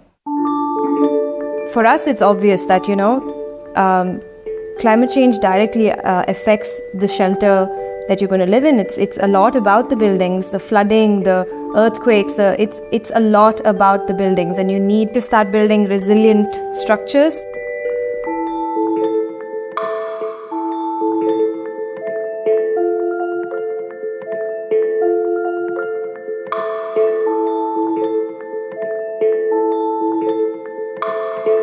The 2 main culprits are cement and steel. So these 2 industries are very, very carbon heavy. They are manufactured using raw materials at high temperatures, and there are plants, situated all across the country, and so the embodied energy in making the material itself is quite high, and then to transport it from factory to the dealer to then to the site. A lot of thought these days are going into organic food. There is a shift to, say, organic clothes as well. But organic homes and the health impacts that it has is something that hasn't been studied sufficiently. So when we look at traditional systems, one of the key elements that were very often used was natural materials like mud, stone, bamboo, etc. Usually when you work with construction materials, you start feeling sick because you need a mask, you need things to protect yourself because it's harmful for you. Whereas mud is the exact opposite. It's good for you. People buy clay and put it on their faces and things like that. So working with it is healing in itself. I'm trying to bring on more women masons onto the construction sites. The workers from the village, they turned up here the first day they were just, they were just women from the village and I was just a woman from the city, and there was that disconnect. But as we got to know each other and I started appreciating them for the knowledge they brought in, and they started appreciating me for, I don't know, I think my intention, I don't know, or we bonded. I genuinely care for them and I think they care for me. ಇದು ಎಲ್ಲ ಗಂಡಸರು ಮಾಡೋ ಕೆಲಸ, ಆದರೆ ನಾವು ಇಲ್ಲಿ ಎಲ್ಲ ಹೆಂಗಸರು ಮಾತ್ರ ಮಾಡ್ತಾ ಇರೋದು. ಇದು ನಿಮಗೆ ಹೆಂಗೆ ಕಾಣುತ್ತೆ? ಇದು ಪರವಾಗಿಲ್ಲ, ಗಂಡಸರು ಕಣ ಚೆನ್ನಾಗೇ ಮಾಡ್ತಾ ಇದ್ದೀರಲ್ಲ ಮೇಡಮ್. ನೀವು ನಿಮ್ಮನ್ನ ಮೇಸ್ತ್ರಿ ಅಂತ ಎನ್ಸ್ಕೋತೀರಾ? ನೀವು ಮೇಸ್ತ್ರಿನ ಇವಾಗ? ಮೇಡಮ್ ಇನ್ನು ಕೆಲಸ ಮಾಡಿದ ಮೇಕ ಗಾರೆ ಕೆಲಸ ಅಂದ್ರ ಮೇಲೆ ಮೇಸ್ತ್ರಿನೇ. ಇನ್ನು ನೀವು ಹೇಳ್ಕೊಟ್ರೆ ನಾವು ಮಾಡಿದ್ರೆ ತಾನೇ ನಮ್ಮನ್ನು ಮೇಸ್ತ್ರಿ ಅಂತ ನೀವು ಕರೆಯೋದು. ಅದಕ್ಕೆ ನಾವು ಮಾಡಿದ್ರೆ ನಾವು ಮೇಸ್ತ್ರಿನೇ. It took me such a long time just to get them to understand that we don't want men on the side, because it's the concept that we're trying out. It's all women. We want to try this out to see if it works. They kept saying, oh, once we start the main construction, then we'll get the men here. So I told them, okay, we will start the work, and if there's any task that you cannot do, you come and tell me, I cannot do this, a man can do this and I can't, and we'll get a man on site. And they took that as a challenge. I think the minute you start talking about issues related to gender, it automatically becomes like a you versus me kind of thing, which it really isn't. We're just saying that there are issues that we are feeling in the profession, and we need support to change that. Let's employ more women in our architecture firms. Let's have more women on construction sites. Let's look at their security aspects. Let's look at the issues that stop them from being around. I think we're clearly past that age where someone says, no to you in a certain way, but of course, there are cultural angles that come in, or social angles that come in, that there is a silent no that stops you. But the idea is to question that and to get more people to fight that with us. My family on the outside are like very forward thinking people, very modern Indians. I have a brother, so they believe in bringing both kids up with equal opportunities. But I wouldn't blame them. They are from a different generation, so they still have the very traditional ideas of the role of a woman. Having said that, my parents are like my biggest support. They've funded my entire education. They continue to support everything that I do, that Mason Singh does. They finally accepted that, I think, but they're still really worried that I'm a single woman at 35, unmarried and way past her expiry date. For architects, a lot is about who you're servicing and who your clients are, and we were really lucky to find someone like Thomas who was, had the same kind of frame of mind. It's always really lovely to come back here, as you can feel the vibe and the energy is very different, and it's almost as a philosophy, right? When you use materials that are kind, even the space kind of reflects that. From a construction perspective, I would say that we have almost 100% stuck to sustainable practices. Two factors. One is lowest possible cost and lowest possible impact on our environment. If you look at the wood that we have used, all of them are recycled. I don't think a single tree was cut in the construction of this house. We started our firm in 2013, so we were quite young into the profession, and I think it was a leap of faith from your end to go with two young girls who knew just about enough to build a house, I think. Now we are a fully certified organic farm. Lovely, okay. Growing aromatic and medicinal plants. Mm-hmm. It's interesting to know that both the global north and south have similar things that we can work on, which is not common understanding. People think that we're very different. And every year we have very clear goals on how to be more inclusive and how to bring the idea of cultural heritage and the importance of it in climate action to the forefront. What is really exciting is that people more and more are seeing the importance of integration of culture, and not just looking at culture as an aesthetic overlay, rather kind of integrating that into policy and seeing that culture can definitely be used as a tool to mitigate climate change, and an effective tool to mitigate climate change. It's tempting to say I'm going to get rid of my pain by going on a shopping spree, and I did it. It didn't help. We can shut ourselves off and harden ourselves, but there's a beauty to keeping it all open, and the earth inspires that. And I would definitely tell people to try it. It may sound challenging. Try it at some small level. You will see that it's healing, and take the plunge. As women, people are not really expecting you to move mountains. So when you do move a mountain, it does create a buzz. So the fact that there's no expectation is great, and you can do what you want. To all the women who are watching, no matter where you are, and no matter what your profession is, no matter if you're at home, I think in the whole view of climate action and being more responsible, I think the idea is to just each of us.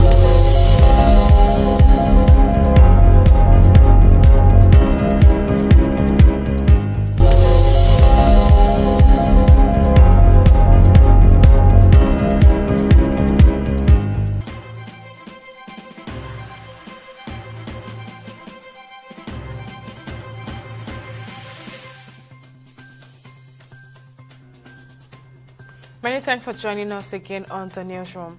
President Bola Tinubu has approved the commencement of 2024 National Honours Award to Nigerians and friends of Nigeria who have contributed to the development of the country. The Minister of Special Duties and Intergovernmental Affairs, Zephaniah Jisalo, made this known at a meeting with the management staff of the ministry on Tuesday in Abuja. Jisalo said that the Nigerian government would also honour Nigerians who have distinguished themselves in their various fields of endeavours. The Economic and Financial Crimes Commission has said banks executives are complicit in aiding money laundering in the country, adding that it would commence prosecution soon.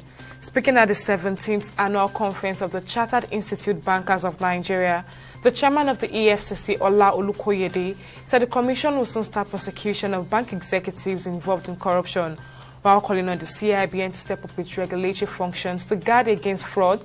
The EFCC boss said major financial fraud were conducted through the nation's banking system. And in Gombe State, the government has donated some foodstuffs to Batch B Stream 2 corps members currently undergoing the 3-week orientation course in Amanda, Akiko local government area of the state. This was disclosed in a press statement signed by the information officer, Secretary to the Government of the Office, Joshua Damalam. According to the statement, the donation is to augment the feeding of corps members at the camp and cushion the effect of the raised cost of food across the country. The Nigerian government, through the National Center for Artificial Intelligence and Robotics, has announced the launch of 100 million AI fund in collaboration with Google. This initiative aims to support Nigerian startups that are leveraging artificial intelligence to develop innovative solutions across various sectors. The fund will provide 10 million in funding to selected startups, along with access to Google's AI tools, mentorship, and global network. And Nasarawa State Governor Abdullahi Sule has said compressed natural gas and liquefied natural gas vehicle conversion centers will be established in the 3 senatorial zones of the state. It disclosed this at the graduation ceremony and presentation of certificates to 50 indigenous auto technicians recently trained on CNG LNG biofuel system conversion, held at the conference hall of the Ministry for Local Government, Community Development and Chieftaincy Affairs on Monday. According to the governor, instead of providing starter packs to the graduating trainees, his administration intends to build 3 conversion centers in the state where the trainers would not only demonstrate their skills and knowledge, but also train other people in the state. And on the foreign scene, British Prime Minister Keir Starmer will become the first UK leader to address the annual meeting of Britain's trade unions in 15 years on Tuesday. Starmer's Labour Party billing the speech as a powerful symbol that the centre-left party is back in government after nearly a decade and half of conservative rule. Labour has historically been allied with trade union organizations, which contribute a substantial amount to the party's income. And on sport, Chinese football on Tuesday banned 43 people for life over alleged gambling and match fixing, including 3 former China internationals and South Korean player Song Jun-woo, according to state news agency. Beijing has in recent years deepened the crackdown on corruption in Chinese sport, especially football, and jailed several top officials. According to China's Public Security Ministry, the 43 were among the 128 people implicated in total in a 2-year probe into illegal gambling and match fixing in the domestic game. And these are the major stories from our newsroom from the day. We'll update you at 6. Many thanks for joining us. I'm Okpeyemi Obosheni.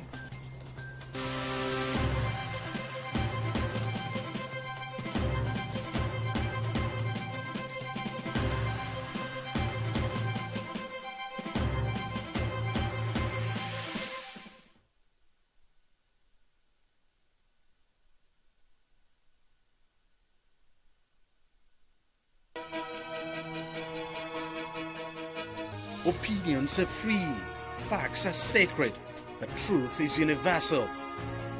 How, in practical terms, can we, for instance, de-escalate the tension? When you go into public office, you must be ready to answer to the people. We know where the enemy is. 3 places. The Lake Chad Basin, the border area between Nigeria and Cameroon, and then the Sambisa Forest. On TV360,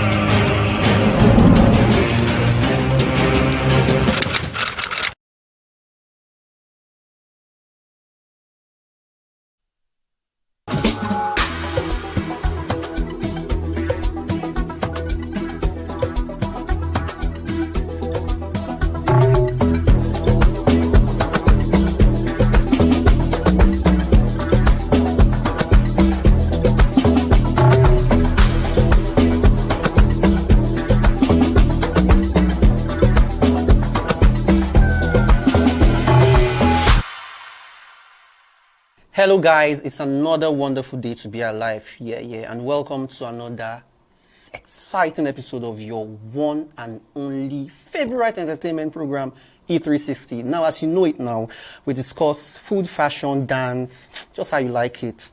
And I remain your host, Chidi, truly with exciting topics all the way. Now, let's take a break. When we come back, I'll be revealing our important, very important personality.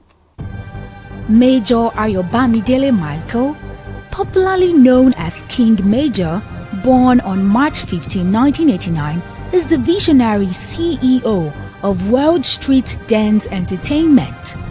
King Major, who hails from Osun State, has been a prominent dance artist since 2005. In 2023, he expanded his artistic pursuits into the music industry. With experience as a producer, video director, and editor since 2017, King Major combines creativity and technical expertise in his craft. He is also a passionate dance teacher committed to inspiring and mentoring future dance talents. Welcome back. Now I'm honored to introduce to you Michael Major, the CEO of World Street Dance. What's up, Michael? I'm fine, brother. Yeah, that's what's up, my G. All right, now, Michael, let's go straight into it. Yeah, so I'm not going to start asking you when did you start dancing or all those kind of ones, because you've been dancing since your father thought that he wanted to give birth to a child. Don't be like. So okay, I'll just go to this. So, what does dancing mean to you? Dance is everything. I can't express with words. I rather just express with my body. So for me to say it with my mouth, I would say that dance is everything. Everything I've ever done in my entire life. Eat, sleep, wake up, it's all dance. Think, imaginations, ideas, new ideas, it's just revolve around dance. So dance is everything for me. All right, good. So tell us about your kind of dance, because I was going through your videos, and over time, your dance is unique. It's different. So I want you to tell us about your dance. What kind of dance do you do? Okay, basically right now, my main dance style is krump, which is pronounced as K-R-U, or spelled as K-R-U-M-P. And it has a meaning, which is kingdom, radical, uplifting, mighty, praise. It was built by Chase, and it's a Christian dance, or coming from a Christian version of a dance, a spiritual dance. And then the dance itself is very, very, very, we call it aggressive. People call it aggressive, but it's just like we expressing our aggression in front of a form of dance. Instead of me, getting angry with you, I just dance it out. Just like the way the meaning of dance is drumming with your feet. That's expressing words with your body, which is called body language. So we changed it from or doing the wrong things, and instead infusing it into dance, expressing the full power or full energy, and expressing yourself through the song and to any other person who does not know how to dance at all. Also, krump can be very, very, not that it can be it's very, very technical. It has its foundation, it has its training, it has its basics, and it has its pro. Okay. Basically, that is it. Then we are able to infuse, when it got to Nigeria, we were able to infuse into Nigerian songs. Simple. Yeah, that infusion into Nigerian songs is unique because, I know dance is, like you've rightfully said, I know it has this aggression, like you stomping your feet and you're like giving this energy and like you like bringing out that bad or negative energy out and just blowing it out and centrally. So this infusion and all, how do you come up with your dance routines as a dance instructor, infusing our Afro rhythm and all into krump? Okay, Afro at this age and time, or this Gen Z time, Afro is taking over the entire world. So we had to find a way to sell a market. Now, first of all, it was just about the market when we are trying to bring krump into Afro. So we're like, okay, it's like people do not really understand when we're using the main krump beats. So let's see how we can channel this energy into the Afro style. Since we have an energy, it's not just about the aggression, but also there's happiness, there is joy, there is, there's glorious, there's happiness in general. So we had to pick up a Nigerian beat or an Afro beat in general and then begin to do the style in it. Yes, we are dancing, but also including the Nigerian style of dance in it. That is, it's just a marketing strategy. We're able to enter into the market for people to like or understand the dance. Okay. The dance as a culture, yes, but also the dance as a mainframe, so that we can make money out of it. Okay. Basically. All right. So you said something about, we're talking about infusion and Yes. all, and you said something about, to help Nigerians understand the crump culture The better, crump you have culture to better. like infuse, the Afro, because Afro music has taken over the world. Yes. And, Yes. I think we're Yes. proud of that. Yes. Yeah, Yes. I think we're proud of that Worldwide. worldwide. So how has it been? How have Nigerians taken crump? What's your take since you started and all? How's it been with Nigerians? So crump, from the beginning of crump by Chase, the crump is a dance that has come to take over, which means if anyone does not know, I would like to say that crump is all style of dance put in one. Okay.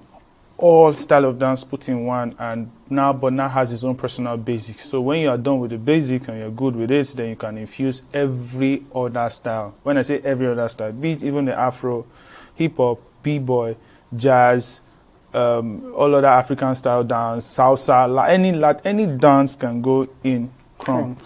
Oh, okay. The moment you are able to infuse it, then infuse the basics, you are good to go. So now, how are we able to create with it or make people understand crump?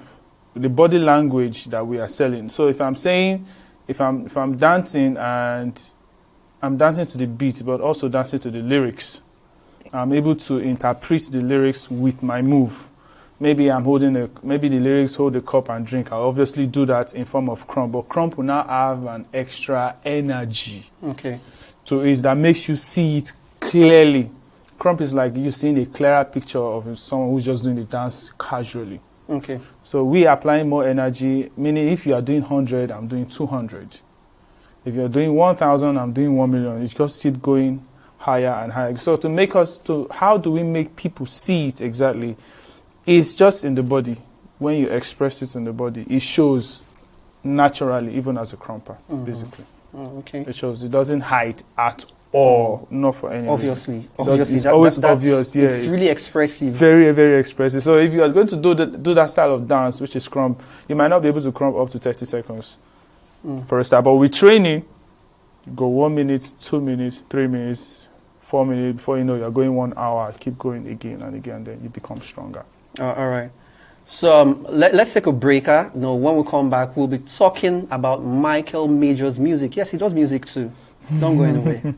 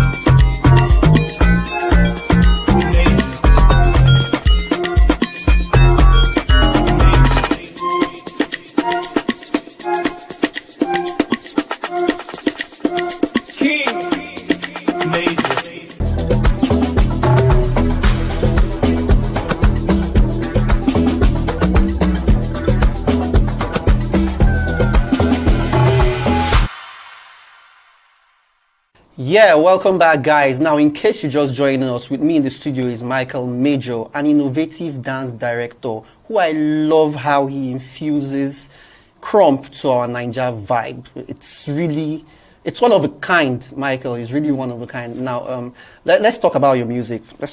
So, you're into music as well, yeah? So tell me how tell me about incorporating, singing music to your dance. Are we expecting to see a Chris Brown kind of thing, a Jason Derulo kind of thing? I don't know. How is it like, infusing your kind of song to your dance? So first of all, I'll ask myself, what kind of song do I do? Or how I'm able to discover the song? Although I know how to sing, like normal, but I never took it to heart. And then I have experienced sleeping in a studio for about a year at Ebeba that very year. So we sleep in the studio and they're always making beats. And from there I'll be like, I think I can do this. But the primary aim finally came up when, after like 4 years of, 5 years, I'll be like, instead of me downloading beats and dancing to people's song, I'd be like, okay, I think I could try and make my own beats. And then especially, the dance industry had gone through a phase, or it's still going through a phase, but it's about to get out of that phase, which is being acknowledged for doing a dance on any song. Dancers don't get acknowledgement. We'll get to that topic. So we are still working on that in the dance industry. So I got to discover like, okay, this is what I have to do. What can I do? Make my own beats. This is not just happening in Nigeria. It's happening in other countries for so long. People don't dance to people's beats anymore, or dance to artists' beats. They make their own beats and dance it. So Crump, especially, started its own beats. All Crump sounds, a crumper made it. So I'd be like, okay, let me try this. I made a Crump beat first, and I danced to it. I'd be like, okay, yeah, my friends danced to it. I'd be like, oh, okay, let me try voicing it. Okay, it worked. And then I'd be like, okay, since music wants to come into it, 2023, I picked it up. I said, okay, let me start doing normal dance beats. So normal hip-hop dance beats. I did b-boy beats. I did normal hip-hop beat. I did slow-mo beats. I did jazz beats. And I gave it to all my friends, my dance friends. They all danced to it and uploaded. I'd be like, okay, this is something that can... So how do I make it lucrative? I got into learning that, okay, I could get my music registered into this particular distributing company, which is DistroKid. So I'd be like, okay, oh yeah, now. I paid for it, subscribed for a year, and then I started uploading the beats there. Then I'd be like, okay, let me try singing. And then I released my first track. And I'd be like, okay, so this, and I started saying, oh, okay, this is bringing money. Even if the money is not, it doesn't make sense to me. I'd be like, oh, this thing is actually... It's a foundation, stepping stone. Yeah, so I'd be like... Road did that side, though. Did that side, though. What's the excess? Okay, then you mentioned Chris Brown. Chris Brown is my mentor. Okay. Musically. All right. Mentor. And the reason why I've now chosen him as a mentor, I'll be like, I checked his age. Your age mate is 35. I'll be like, he's 35. Just okay, he's 34 last year. That's 2023. I'll be like, me and this guy, we are age mates. He's still dancing. What's going on? And somebody's going to tell me to stop. No way. See, this guy that I'm looking at, as far as he's doing this and he's doing it well, then I can do the same thing. So what can I do? I started studying him all over again. I do like his song. I do dance his song way back. I'll be like, I think this person is the person I have to choose. I chose him as my mentor, and from there, I started picking up from there. So this time, I decided to release a song that will go with our people's vibe. And then I've released beats, dance beats that people are dancing to on TikTok, Instagram, Facebook, and all of that. So I decided to go ahead and take music to another level. If we're expecting something about that has to do with something close to Chris Brown, yes. But you know what the country is saying. The country is... well, let's say the country and the world is talking Afro. The world is talking Afro. But now, it's not even the dance or... Yeah, I get what you're saying. Yeah, it's now the money for the production. It's quite on the... For me to say, okay, if I want to get my friends to dance, it's not a problem. If I want to shoot it, it's still not a problem. But now, will I shoot it and keep it in my house? Yeah, you have to push it. And that's the exam money to use to push it. So pushing it is just we are just praying together. Somebody should just see it. And then buy into it. And buy into just it. go. All right. So, what's it like before performing? I know you've been doing it over time, but what's it like before performing? Do you still feel any anxiety, or what's it like? Before performing, I still feel anxiety. Trust me, I still, but not as much as I used to before performing. And the reason why is because some of us are battlers. As a dancer, if you're a battler or a crumper, or naturally a crumper is a battler. Even if you are dancing alone, you are battling. So imagine standing in front of somebody and battling. It's almost the same thing, even much more better. So when I get to the stage, it's just the wow factor is there already. But if I'm going to get anxious or be afraid, probably 20% just go off my body. I still have 80% to boost yeah. back again. Like for example, now I'm going to be going for my least. I won't call it my last. I'm going for my least dance competition, which is Red Bull Dance on the 13th. So it will be my on 13th of this month. Yeah, 13th of this month. So it will be my least competition for now. That okay, this is what I want to use. I want to see how much I can put more energy to this and see the people that I can still whip, and then see how I can go. If this can help me get my music level upward, then we are good to go. But for me, dancing on stage, dancing anywhere, or even singing anywhere, I still feel the anxiety. Just as a human, just that little bit of it that just shake comes me in. small. Just push and come out. But after which, woo, one-way traffic. Skyrocket, no time. All right. So another thing, a very, very important question. It takes a whole lot of energy. Yes. So I would like to know: is there any diet plan, any exercise routine, routine program, or is there anything you do to keep yourself in check? Okay, I train every morning. Aside from, let's be real here, let's be realistic here. We're going through a phase. We all have phases that we go through in life. So this is how I get to survive it. So I listen to quotes. Or let me go back. I think there's a 1 before that 2. There's an A before that B. The first thing I do is the night before the morning. I have a particular sound, a sleeping sound. I play that sound. It goes all quiet. It's a quiet sound, so it takes me till morning. I wake up with so much energy burnt out, or negative energy burnt out of my body sleeping. So as soon as I wake up, I open my Instagram. I go straight to my motivational speaking words. I just pick anyone and just put it on screen record it, and then it keeps playing.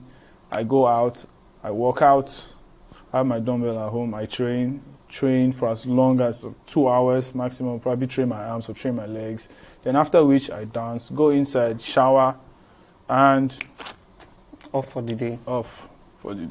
There are good days, but there are days I'll be like, today, not doing anything. But in the evening, I pick it up, just do. Then when it comes to dieting, just a lot of water.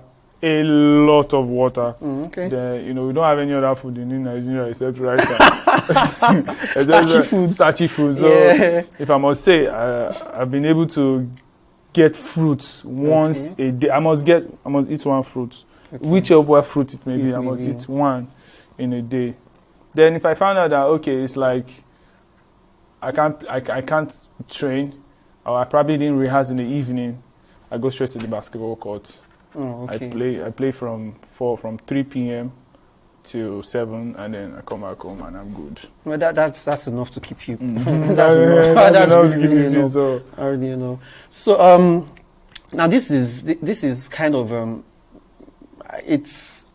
my next question is kind of a personal you thing. It's general, like dance and the industry, right? So what's your take on dance and industry? Earlier you were saying something about there not being, an opportunity to acknowledge dancers. I know, just like you have award shows that acknowledge actors, you have the ones that acknowledge comedians. So something like that. Is that what you meant? Okay, I just want you to tell me something. I don't put words into your mouth. I know you said something like that. So what's it with dance and the industry? What's your take on it? So many of us are fighters in this dance industry. And, they say knowledge is power. What you don't know is actually greater than you. So how I wish I'd known some informations before now, when I say before now, I mean before now, for me to discover that, okay, there's some leverage, some, what would I call it, some profits, some gains meant for the dance industry that is not getting to us. Now, what I'm about to say is going to trigger, if you're putting it out there, it's going to trigger a whole lot of, it's going to shake the table. Yeah, it's going to trigger a lot Let's of do that table controversies. shaker. Yeah, so it's going to shake a whole lot of table. I have not been able to do some findings, but with what we heard, the dance industry is not getting its leverage. Okay. The dance industry, the actors, the music, the dance and the acting, we are in the same line of industry. I want to remember the company that guides us, the association that guides all of us. Okay. So, which is associated to the government. Now, there's one I know which is GOND. It's called GOND. It's a guild something of dance. That's one that is associated to dance itself or art itself. There's someone who is heading it. There are people who are running it. And there's another association that seniors us. I know all those stories are still pretty shabby, but there's another association that seniors us. That's the one that is overtaking every art. And a certain, what will I call it, leverage or a certain instruction or structure has been made to help the dance industry grow. Now, which includes what dancers should be paid, how dancers should work, our work schedule, which includes our, tax. We are not paying tax now. That's why all about this is, we don't even know how we are paying tax. So somebody is somewhere taking this leverage or taking these bills off the dance, and some dancers might know, some OG dancers might know. So we have actually come together to form an association that we are going to work with this gun and then know what is going on. So we are not getting anything. Coming to talk about the big shots, they know that dancers are meant to be paid this amount, so I'll say this. But the job keeps going from one hand to one hand. Meaning there's a CEO, there's a manager, there's this, that. Before you know, if the money was supposed to be 100K originally, the money will come to the dancer as probably 20K. Lots of people have. So we have people who have slashed this whole thing, they finished the money. So that's what we are facing, and then that's the challenge basically. And we have come together to find solutions. So hopefully we pray that this solution works and then it paves way for every single dancer we have in Nigeria especially. All right, one last question. What should we be expecting from you? All right, King Major is coming with fire. Musically and dance, we're coming with fire. And we're not coming in small. We want to come in big. And I'm saying we, why? Because I can't do it alone. Yeah. We have a team, so we're going to be working a lot of work out there. Dance-wise, musically, we're going to be putting both to work as one. I have a particular track that is coming up, which is a very strong project. I've actually done the track for like 6 months, but I've not been able to do it because I'm afraid of the project's bill. So I'll be like, I think I should just do this once and for all. So I've summoned courage, gathering up enough funds, meeting people, and be like, okay, let's get this done. And I'm sure if we do it, we are expecting a Wakanda and a Woman King type of dance movie. Interesting. Anticipating. I love that. I love to see that. I really love to see that. All right. All right, guys. Let's go on a break. In that break, we'll be seeing King Major sing one of his songs. Enjoy. We'll be right back. I just stay my life. I don't care your time, but I stay on that. Everybody turn up right now. You cannot be my guy. You cannot cross your line, but I stay on that. I just stay my life. I don't care your time, but I stay on that. No relay. You cannot be my guy. You cannot cross the line, but I stay on that. Ladies and gentlemen, call me Hype King General. You know the vibe. Oh, Monk Paco good. Paco more good. We outside. We outside. We outside. We outside. Give us the vibe. King Major.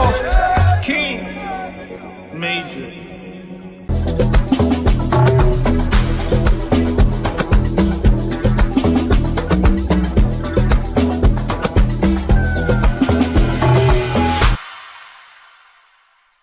Welcome back, guys. I'm sure you enjoyed that. So before we go, now in our usual style is we play a game, right? Yeah, I got you right. Heartbreak. All right, we play a game, but see, it's nothing that'll get you off your seat. Don't worry. I'll just ask you a few questions. Okay. You just answer, punch.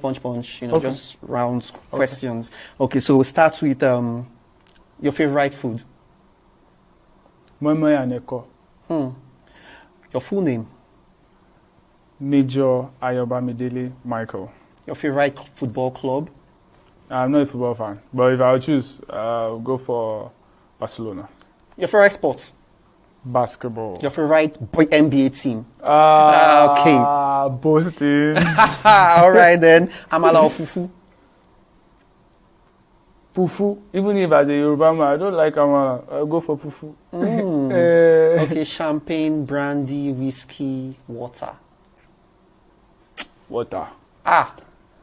Water. All day, water. All right, tell me your favorite indoor sports. Indoor sports. We have to categorize that to indoor sports. Dancing is also indoor sports, so just dancing. Favorite dancer? Worldwide. Me. Interesting. I like that. So tell me something off your bucket list, something you like to do before, you know. Two. Where did I write that thing? Listen, where did you write it? It's plenty. I'll just pick. Okay, just give me 2 Your seconds. time, you know. Yeah. I'm sure. Okay. First one is something I would like to do. Something I would like to do is I would like to be on stage with Chris Brown. Okay. Another one. Most featured artist worldwide. I want to have a feature with all the artists. In fact, I think this list it was today's list. When I was coming for this interview, it was today's list that maybe it just came into my head that I have a dream. This is what I want to do. I want to feature all the artists, no matter how crazy they are. Okay, interesting. All right, guys, it's been nice having King Major with me in the studio. It's been interesting. He's a dancer. He does crump. Crump is Anyways, all right then. Till next time, stay jiggy.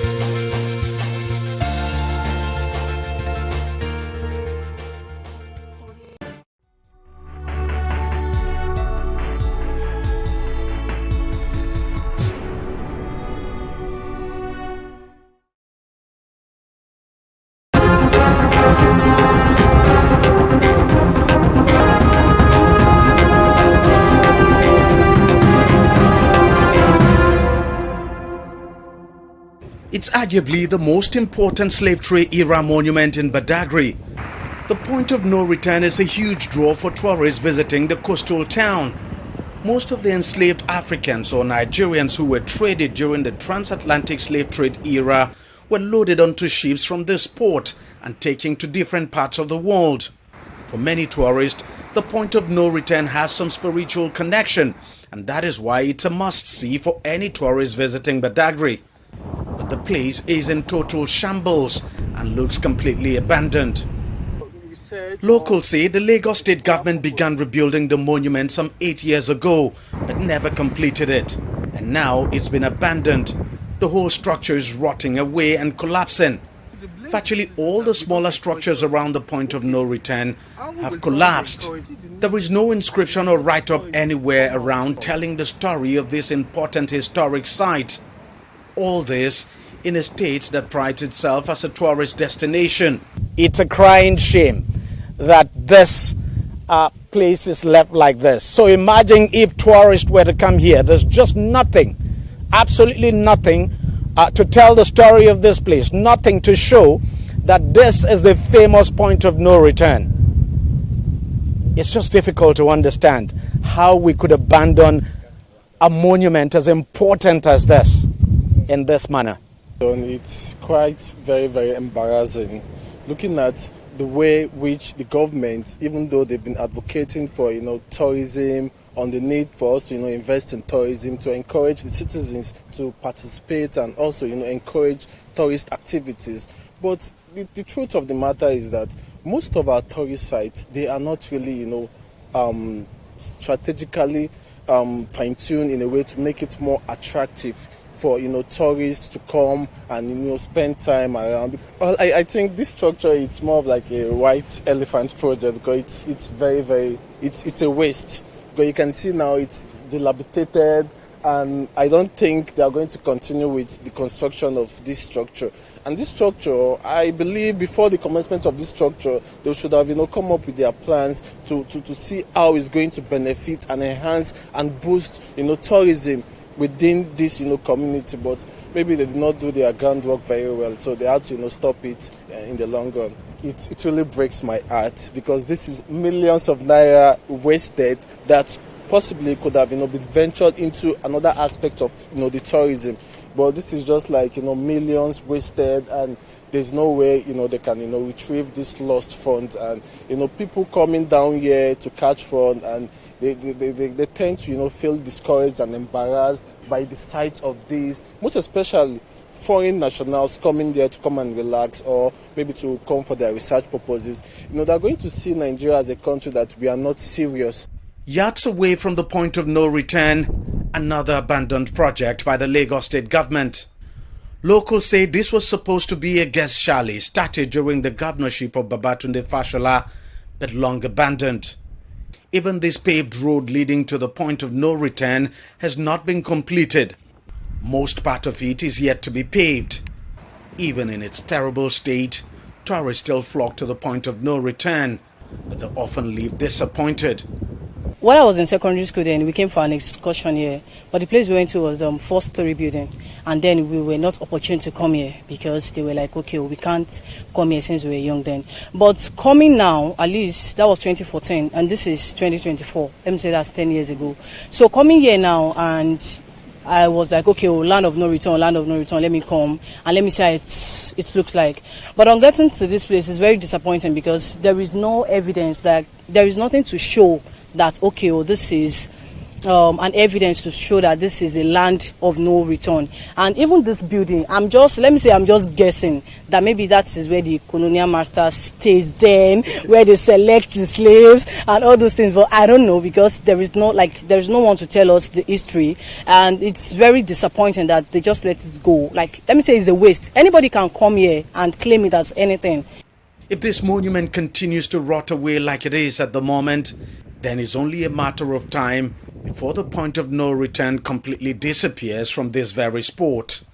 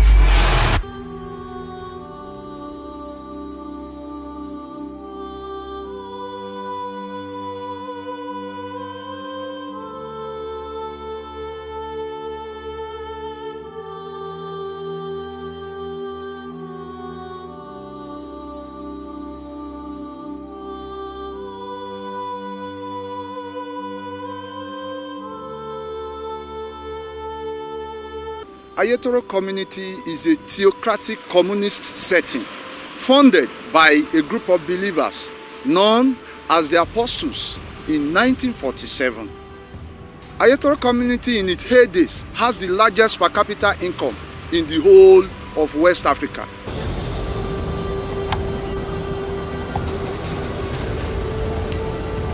Initially, Ayetoro community was 15 to 20 kilometer landmass away from the sea.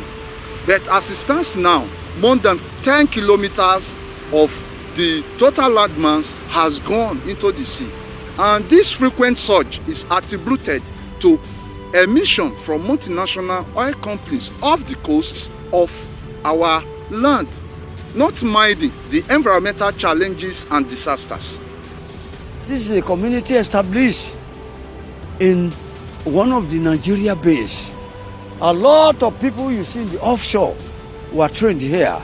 Both mechanical engineer, electrical engineer, and nautical engineer were trained in this bush. Yes, this bush, I call this place bush. And this is the Shepherd Technical Workshop approved by the IWD, which is now Minister of Transport. IWD means the Inland Waterway Department. That is the colonial time. This place is like small London. So, and our primary occupation here is fishing. You can see now, everything now has been eroded. Some of our fishermen, they have went to other places to find for their source of livelihood.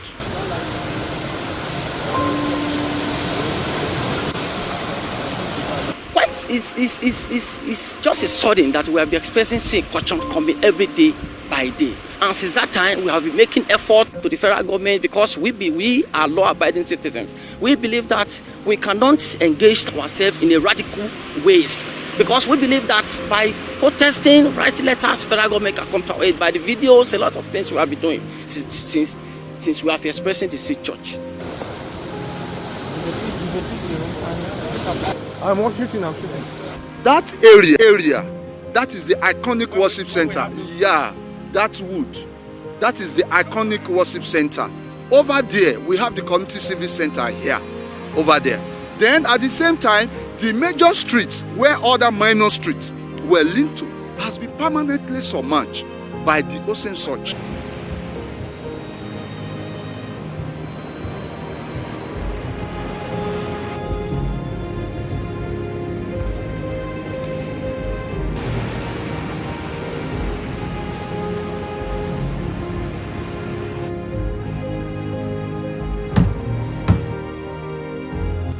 I'm seriously worried. I'm worried because this recurrency surge is affecting us in virtually all human aspects of our life. Social life has been collapsed, economic-wise has been collapsed, health-wise, nothing to sing and dance home about. Even our religious activities, our life, religious life, has been collapsed totally. Because Ayetoro community is a religious setting. The church moved here. We have not just come here to trade or to do other activities. The church is the community is the church. So every aspect of our life has been totally, damaged by this current, recurring sea surge happening in Ayetoro. And over 20 years, we've been into this. People have lost, several properties worth millions. Buildings has collapsed. Over 500 to 600 to 700 buildings have been washed away. Our industrial power has been collapsed. Ayetoro community is known to be a self-developed community on its own, without any intervention of the federal government or the state government over the years. Yet we kept on going. If by now the ocean surge, as a result of the oil exploration that is going on in our offshore, is destroying our land. Up till now, we cannot see the hand of the government coming to help and to rescue us. It is so sad, and that's why I'm worried. Ṣé ẹ bá wo gbogbo ibi ilé ló kún bẹ̀, gbogbo ilé yẹn ni òkun ti parẹ́ pátápátá. Bó dẹ̀ ṣe ń wó ilé yẹn ló ń wó gbogbo àwọn ohun àlùmọ́nì wa àwọn ohun tí a ní ilé ẹrù wa ìmíì gan tó bá ń wo báyìí tí a bá tètè dìsámúra àti gbà lọ́wọ́ ẹ̀ ó gbé gbogbo ẹ̀ lọ nìyẹn. Fund the trip of those guys.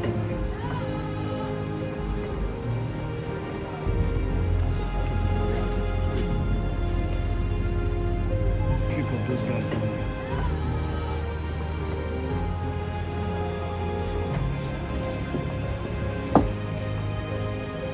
This thing is excruciating, it is extreme. In fact, every blessed day, people used to die because of the thinking that the community that was founded at their present has been eroded. So it is extreme, it is serious, it is harrowing. My father's house happened to be the extreme house before the Atlantic Ocean. We lost it 2017. 2007, that was when we lost it. It's highly devastating. Even the one that belonged to my grandmother, we lost it. That was along primary school road. We lost it too. So I've been affected. I'm highly devastated. Now I'm a tenant in my hometown. Imagine how is it? Highly devastating. We need support of the entire world to save this community. Ayeto community is a community that must not go into extinction. It's a very serious situation.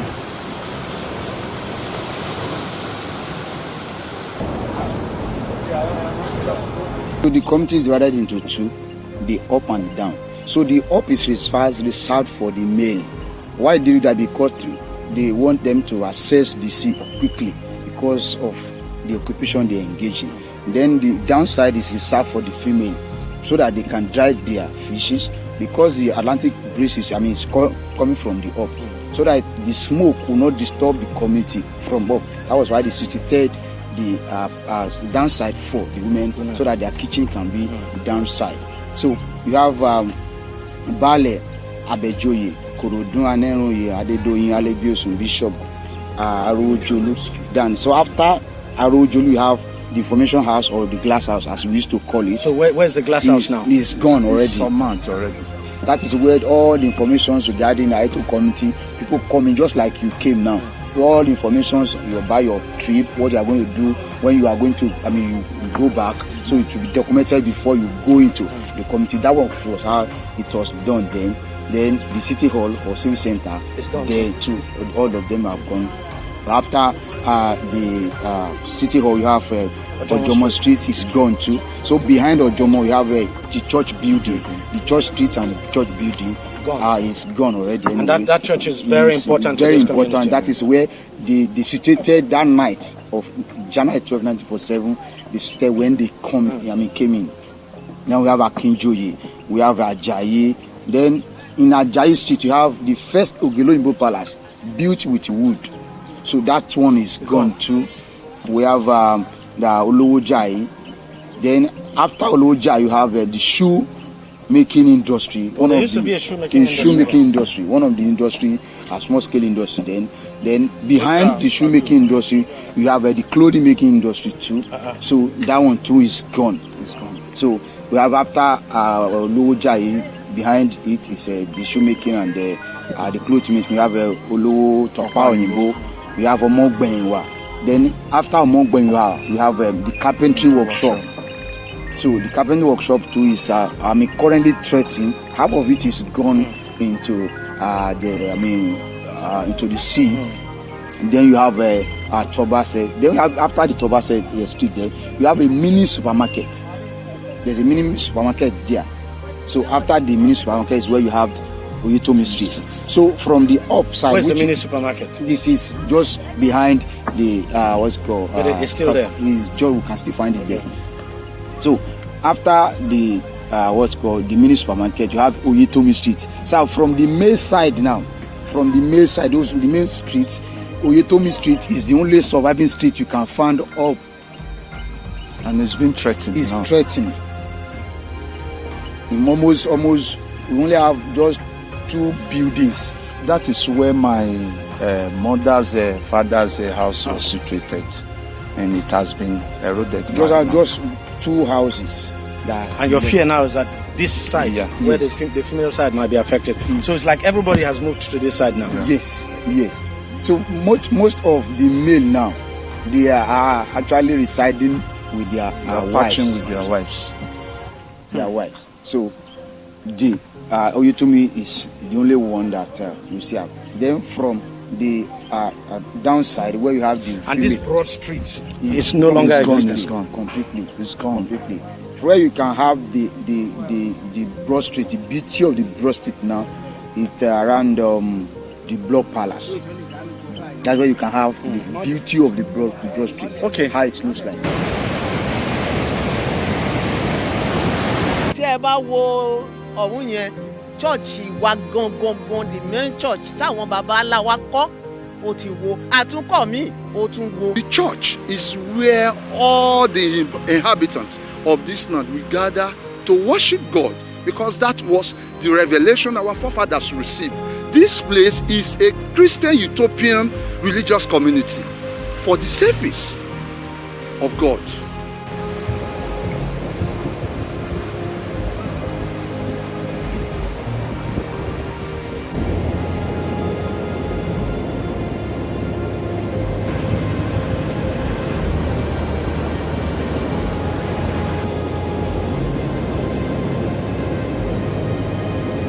It has actually changed the landscape totally. Let me put it that way.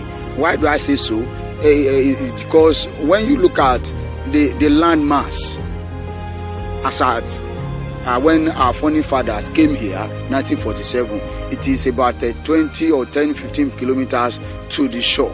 So people had to trek. I think Dr. Noge wrote a book about Ayeto community. That the only challenge is that the fishermen, because Ayeto is known for fishing, the only challenges that they are having, it is the accessibility to the shore. Too. That is as at that time, and it's been a long time. So it has actually changed the landscape, and we are worried about it. This is the community technical college. Here we are. Now you can see now these are debris has been ravaged by the sea surge. Now that place, that is the bakery that we are using before. This last month, the sea surge has ravaged this place and we've relocated to another place.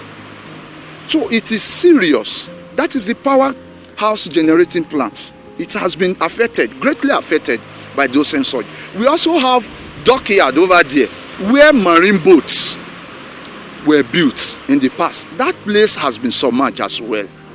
So nothing to write home about in the community again. All our social, cultural activities has gone. The secondary schools has been relocated for about 3 consecutive times now. Nothing again.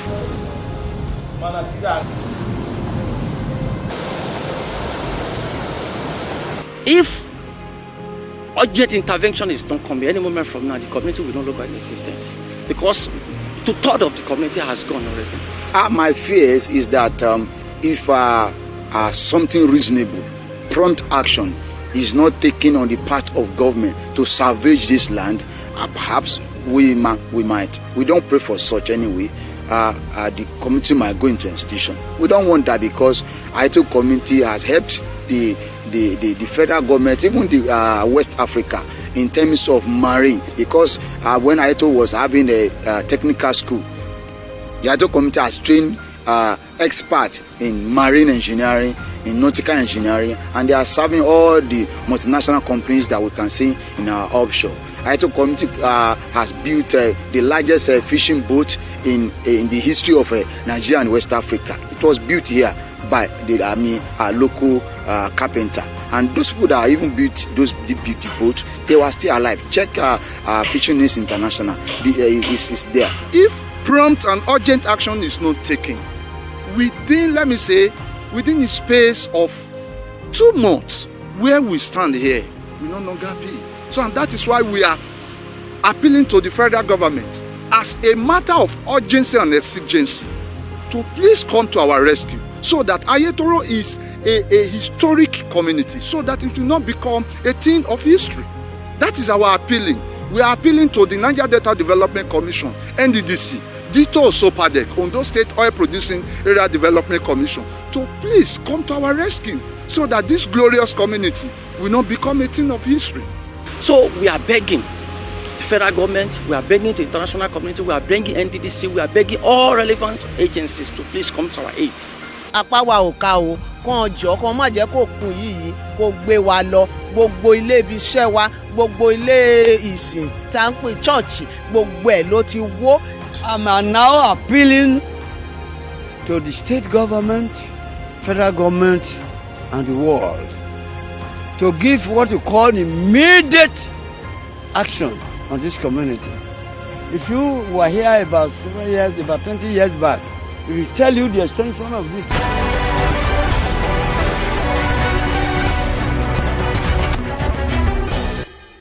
And sequence plan to apply students with 8 secondary combination and of government on student teach for participate in the West senior certificate exams and the year examination. Minister of Hema the plan behalf of Nigeria at a meeting by the National Abuja in a test on the education press the pressuring ages 15 and 16 to gain admission into tertiary institutions. That university admissions should not be given to candidates below 18 years of age, since Nigeria operates the 6-3-3-4 education system. He also explained that once a child had not attained a particular age for schooling, such a child must not be allowed to skip. When asked if there will be any sanction for failure to obey the policy, the minister said there would be no sanction, but the child would simply not be admitted. According to him, this policy will also go a long way in checking the excesses of some parents who might want to enroll their underage children in various classes and other forms of sharp practices in the education sector. Well, let's get more reactions to this planned policy. I'm now joined by an investigative education journalist at Edugist, Folaromi Ajayi. Thank you for coming on the program. Let me start by asking, how realistic is this planned policy by the Nigerian government to set the age for writing the secondary school certificate examinations and UTME at 18 years as part of efforts to curb sharp practices that promote exam malpractices? Is this a good policy? So setting the record straight now. So first thing is that setting the minimum age for writing the West African school certificate examination at 18 years with the aim to reduce examination malpractice. The question is, however, its practicality is questionable given the current structure of the Nigerian education system, which typically sees students completing secondary school at the age of 15 to 17. Now, so enforcing this policy could delay the academic progression of so many students. And what it does, what it does not directly address is the root causes of these, let's say, the examination malpractice, which are caused by societal pressures, inadequate educational infrastructure. Now, the policy may also penalize academically capable students and create new challenges, such as increased pressure, and then parents will start to falsify ages of these young ones. And that is where our fear comes from. Well, some of the exam malpractices mentioned by the minister are parents pushing their children beyond their capacity to have them write these exams in special or miracle centers, as they are called, where money is paid in exchange for excellent grades. Now, the children don't even have to study at all. There are also instances of parents buying the results of other students, which is also damaging as well. Isn't this part of the pressure, or isn't this part of pressure from society? Okay, many thanks for that question. So the thing is that the pressure from society for academic excellence is often measured by grades rather than the actual knowledge. It is a significant contributor to examination malpractices. Now, parents pushing their children into miracle centers, miracle centers is the name, and we know it as special centers here. So it reflects what I call a broader societal issues where success is not equated with academic excellence, but rather it is equated with academic certificates. So the environment we find ourselves is one that fosters this kind of culture, and it is detrimental to the integrity of the educational system. However, simply raising the age requirement does not address these deep-seated issues. I feel that a more holistic approach, including which should involve societal reorientation, stricter enforcement of law against examination malpractice. See, if you go to this special center, you discover that the teachers, the parents, even examination officials are stakeholders involved in this examination malpractice. And how do you cop something where when you have the major stakeholders participating in the process?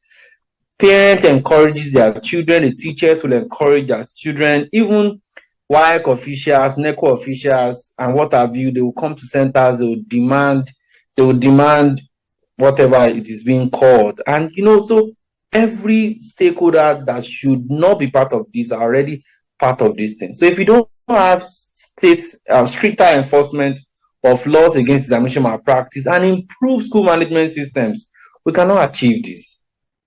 But let's look at this situation from another angle. We're in a country that places emphasis on age brackets as a criteria for getting jobs, which falls between the ages of 22 to 30.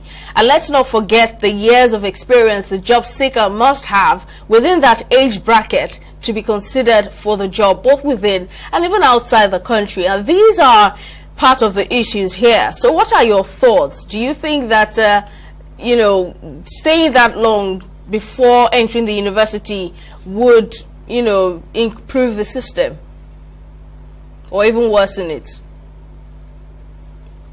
Okay, so tellingly, the emphasis on age and years of experience in Nigeria's job markets creates a paradox. Now, while raising the age for taking WAEC might seem like a safeguard against examination malpractice, it may serve as a disadvantage for the young, talented individuals who might meet the intellectual requirements at a very early or tender age. So these policies could force students to spend unnecessary additional years in school, making them older by the time they enter the job market, which often discriminate against older candidates. It is only in Nigeria you fresh graduates don't have opportunity of getting job because there are already age limits.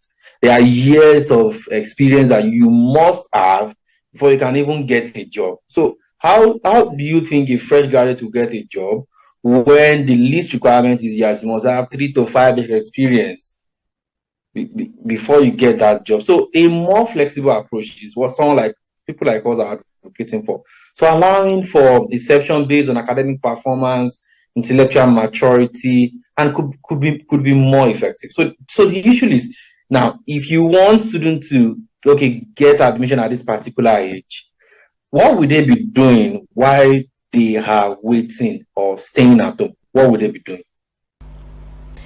Now, this age limit has ignited widespread anger across the country, especially with parents. And one question being asked is, how about students who are academically sound, who have the intellectual capacity to write the secondary school examinations, certificate exams and UTME without supervision to get good grades? How are they expected to handle this imposed delay, if I can describe it as that, especially for those who complete secondary school at, say, age 15, 16 or 17 years old? I mean, wouldn't this affect them psychologically? Okay, so for students who are academically advanced, imposing an age restriction could be psychological and intellectually stiffing. Now, these students may experience what we call frustration, boredom, and a lack of motivation. However, if they are forced to delay their academic progression, this delay could also impact their future career prospects, particularly in the field that require early specialization. So a more nuanced policy that allows exception for students, perhaps through a rigorous screening process, would have been a better approach. Well, the plan to implement this policy is still a topic of debate among parents and education experts. Let's see how that goes. Investigative education journalist at EduGist, Folaranmi Ajayi, thank you very much for lending your thoughts. We'll go on a short break now. Stay with us. The program will continue shortly.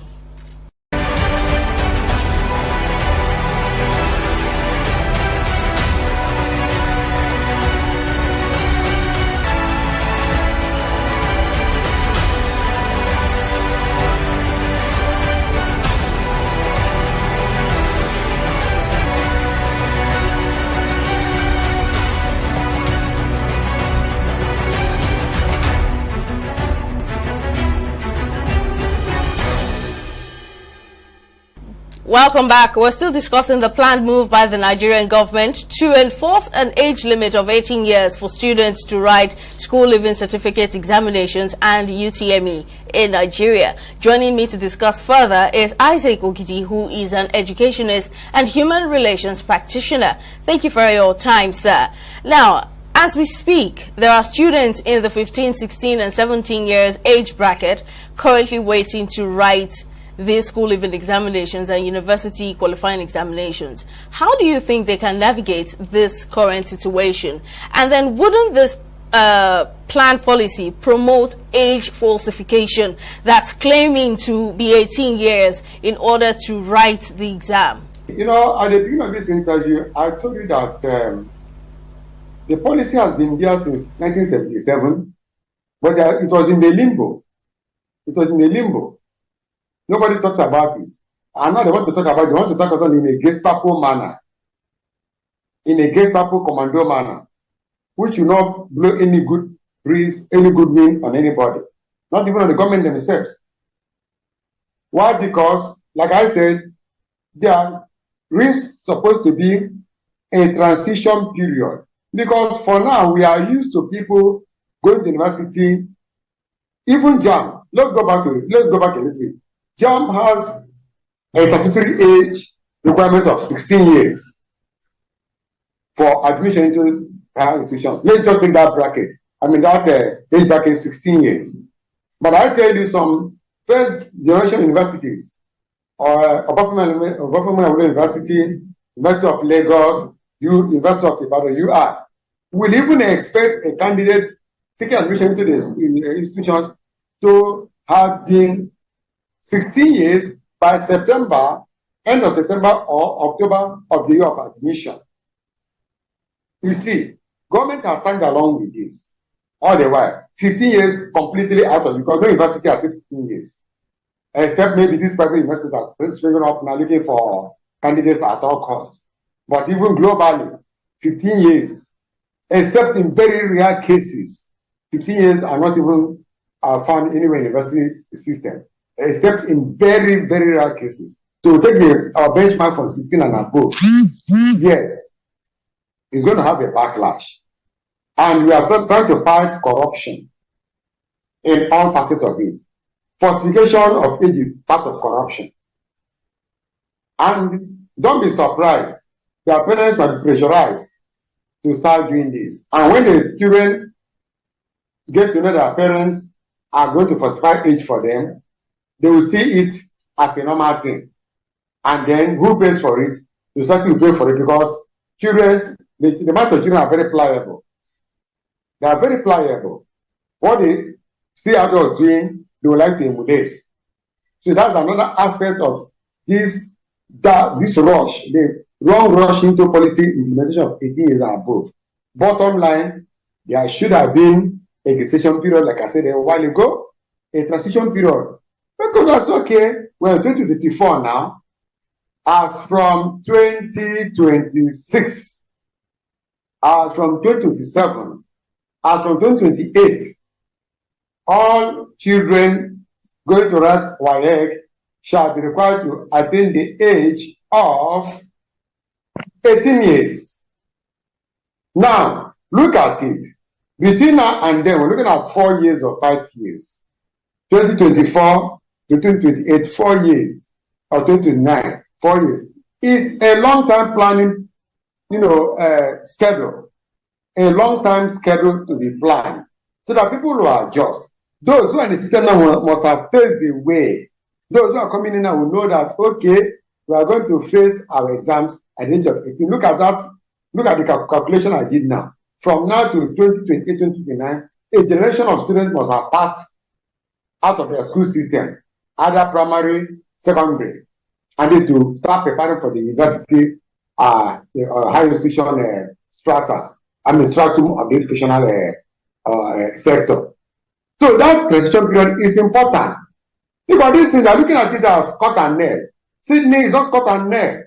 It's going to have a very huge backlash, psychologically, socially, economically, even culturally, on the Nigerian society. Yes, because corruption is a terrible,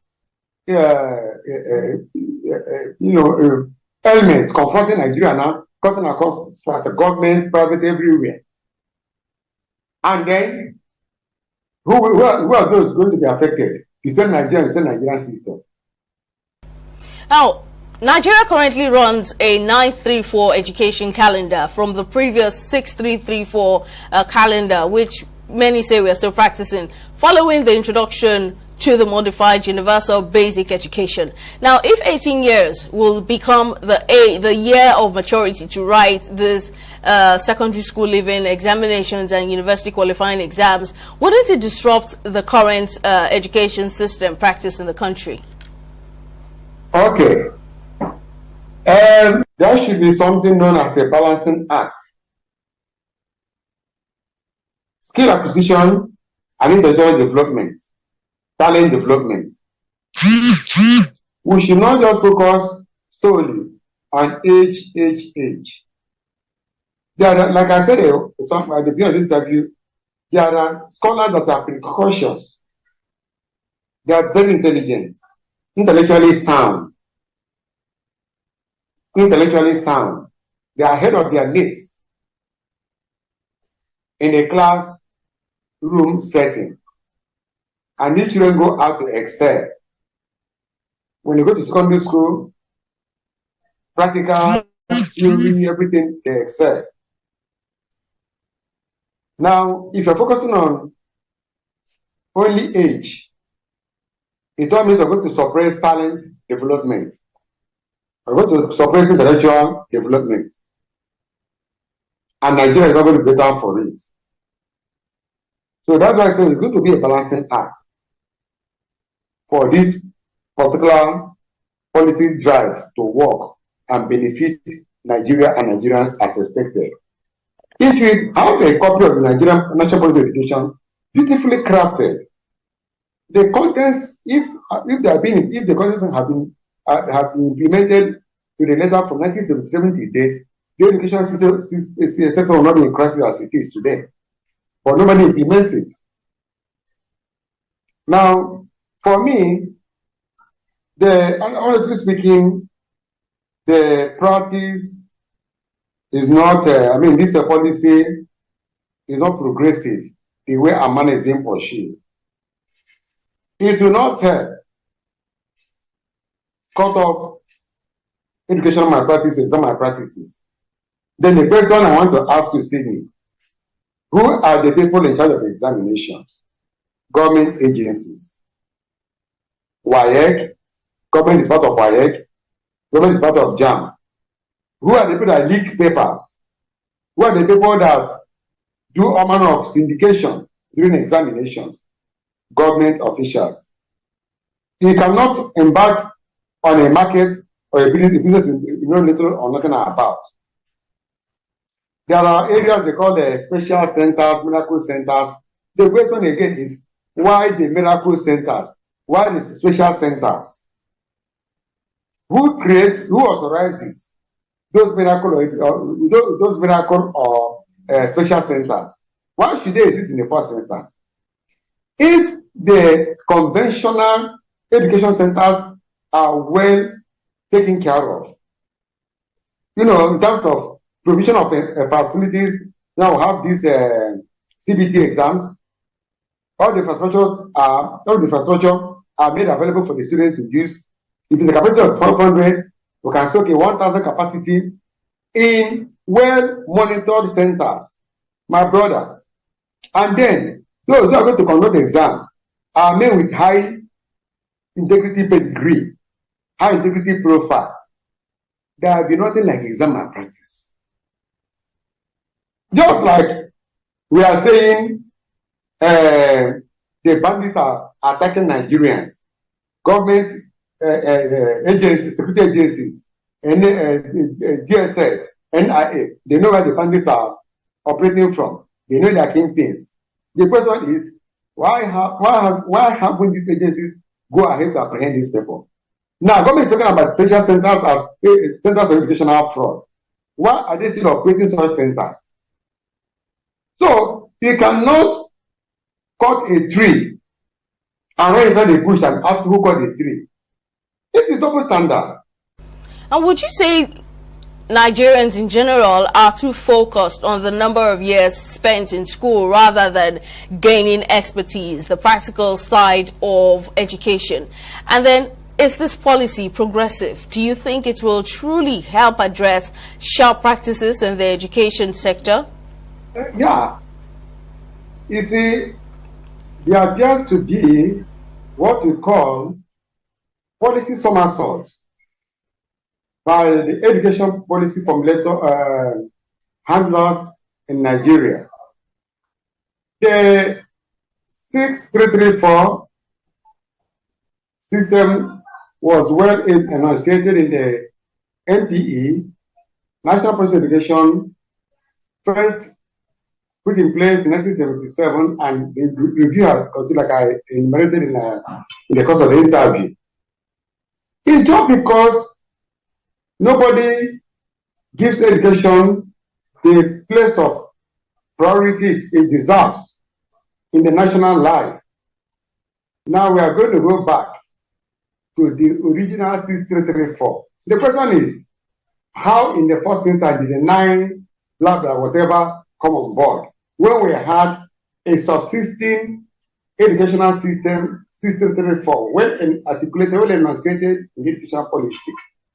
That's why I said, by and large, for us to get it right, Sydney, there must be an incubation period for us to adjust ourselves so that the pains will not be so much on the people who think we are trying to protect, the scholars. If you're in the street, we handle children, we run schools, we conduct research and interviews, we organize curricular activities, picnics, debates, sports. We interact with young people every day. You need to hear them express their dismay, their total anger about this sudden rush to implement a policy that has been in the cooler for years. All of a sudden, it has been excavated for immediate implementation. Who does that?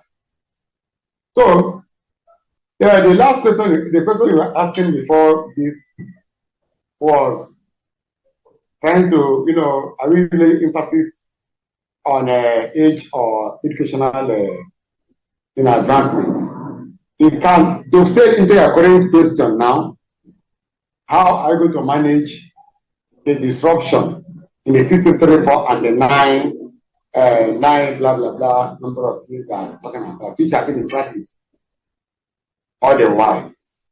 Transition period. For us to get it right, we should not rush into it. Although some of our colleagues, some of us, are trying to put up a paper, we are trying to make a representative of the Federal Ministry of Education to take a second look at this instantaneous policy drive. It's going to have any salutary effect, beautiful effect on Nigerian educational system. In the long run, it's going to be very hurtful because we're going to have a generation of students who will be so frustrated, so downcast, because these children have planned their life. You need to talk, like I said, we interact with children, scholars on a daily basis. They are our friends, we are their friends. A friend of mine who is a a guidance counselor. I think 2 or 3 days ago, we were talking about it. He said in his school, children are already crying. So how are we going to cope? We thought by so time we're going to be. I've applied to university. I'm planning to write this exam to go to university. The exam I finish, and the children are, like I said, in the age. I asked him, the age of about 16, 17. 1 year means a lot in the life of a person. 1 year means a lot. So policy formulation, policy implementation must not be done in isolation. We are not dealing with grasses, we are not dealing with animals, we are dealing with human beings that have feelings and intellectual capacity. Who can reason? Who can say, this is bad or this is good for me? Who have feelings and who have emotions? So it's going to be a very long battle for the federal government and the people, between the government and the people. Well, the minister argues that this move will go a long way in curtailing other vices of cultism, drug addiction, prostitution, and others, which many undergraduates are lured into due to unrestrained and vibrant tertiary school environment. That is still in debate. Well, thank you for speaking to us, Mr. Isaac Ogidi, who is an educationist and human relations practitioner. Really appreciate your time. Well, that's all we have on this episode of the program. We'll see you again next time. Bye for now.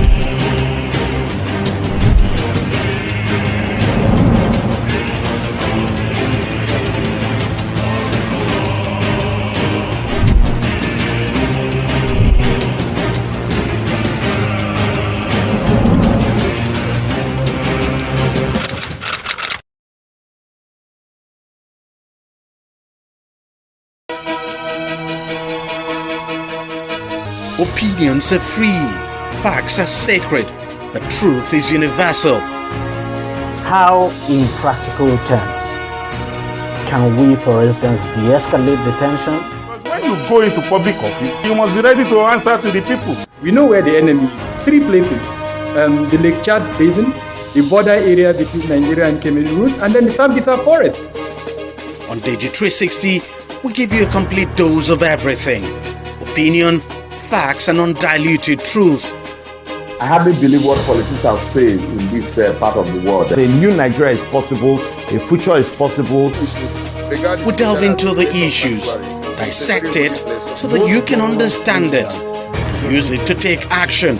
I don't think there's any need for any governor to look for grant for ranching. TV360, dissecting the issues.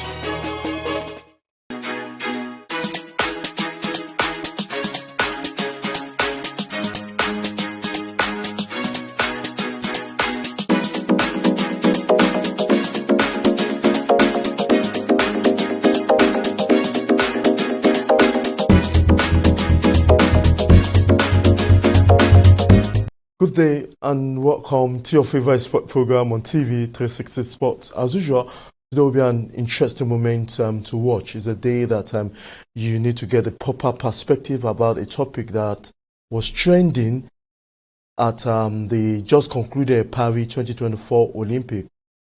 This is going to be something like an exclusive because we've not seen anywhere else where on TV where the parties involved. When I mean the parties involved, the board member of the Nigerian Boxing Federation, Ajo Alaleyi, He's my guest. He's also the coach of Team Nigeria boxing event. He has done so well for himself. You know that he's a very, very popular man when it comes to boxing in Nigeria.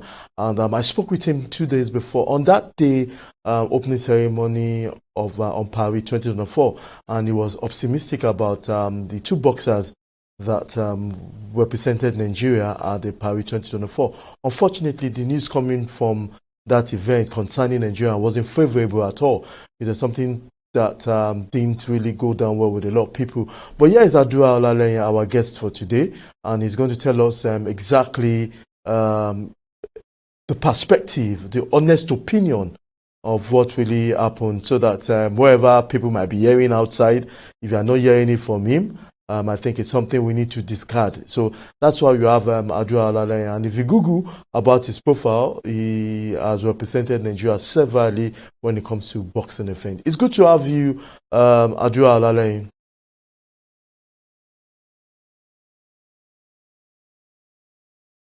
It's good to have you on the show, Adura. I guess you hearing me? Yes, I can hear you. Yeah, good evening. Okay, good evening. Yeah, my name is Adura Olaleyin. Boxing coach, team coach, Nigerian boxing. Yeah, you just concluded board member. Yeah, for Nigerian boxing federation. What happened? Tell us, Ebi, what really happened in Paris concerning Cynthia.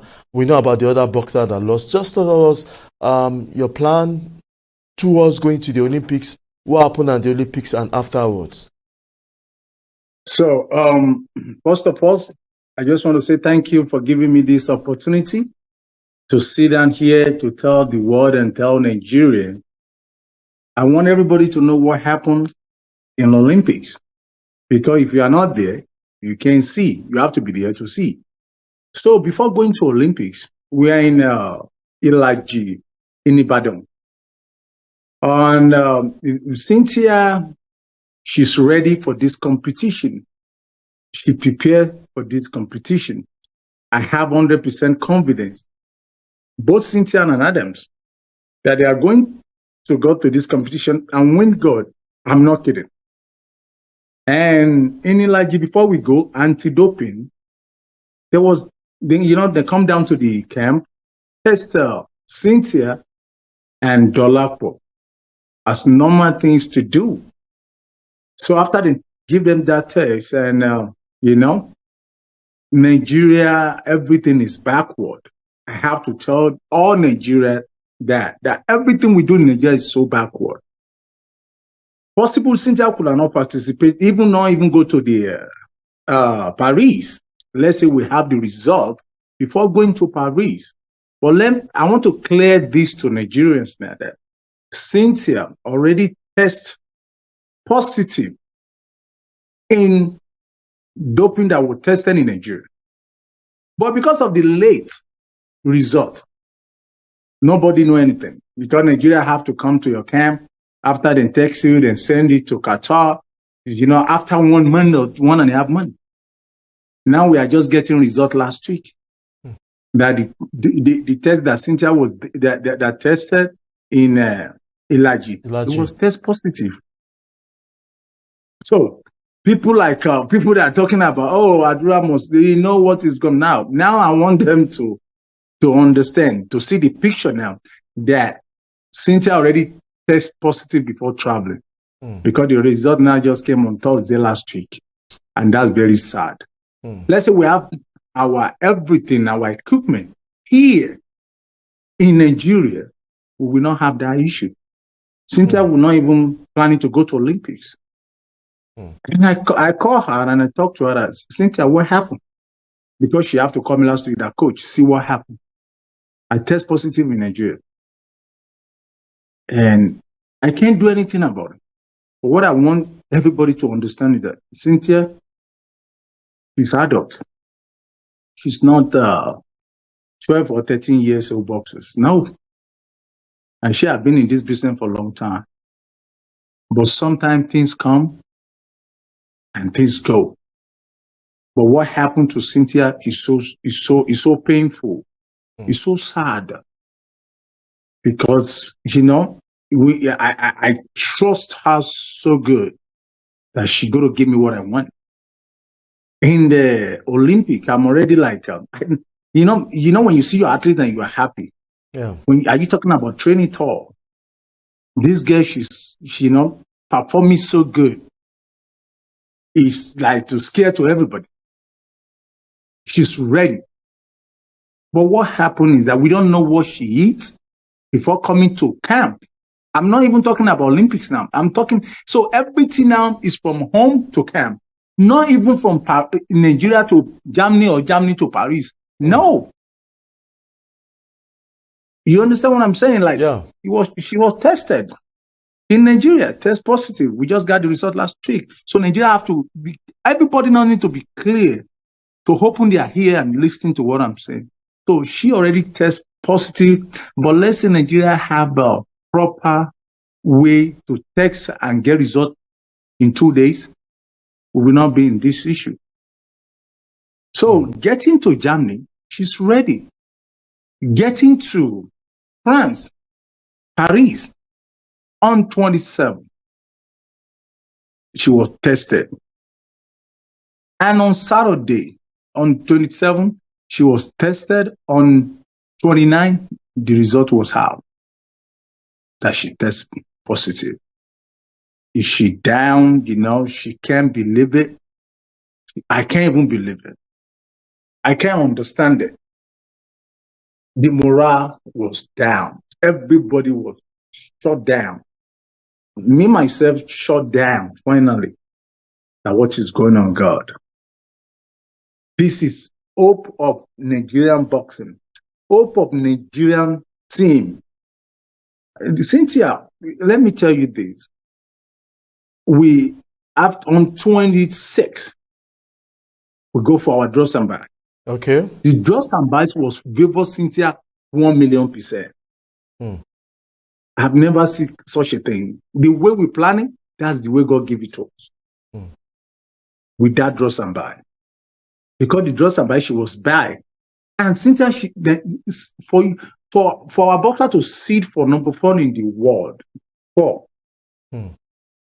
The champion, Olympic champion, Ireland, from other side, I know how Cynthia will get to final. Because she's in shape. She's ready. She wants to. Only thing she tell me every day, Coach, I must win that gold. Coach, I will win that gold. Don't worry. And that give me confidence. Cynthia give me more confidence more than Adams. Okay. You see the difference between two of them is that Adam didn't train with us. Cynthia trained with us. So I can't compare the two because I see Cynthia very well. Training. I know that she's ready. But Adam joined the team in Saarbrücken, Germany. Okay. And the condition that I see Adam, when I tell them to do things, I didn't really like it.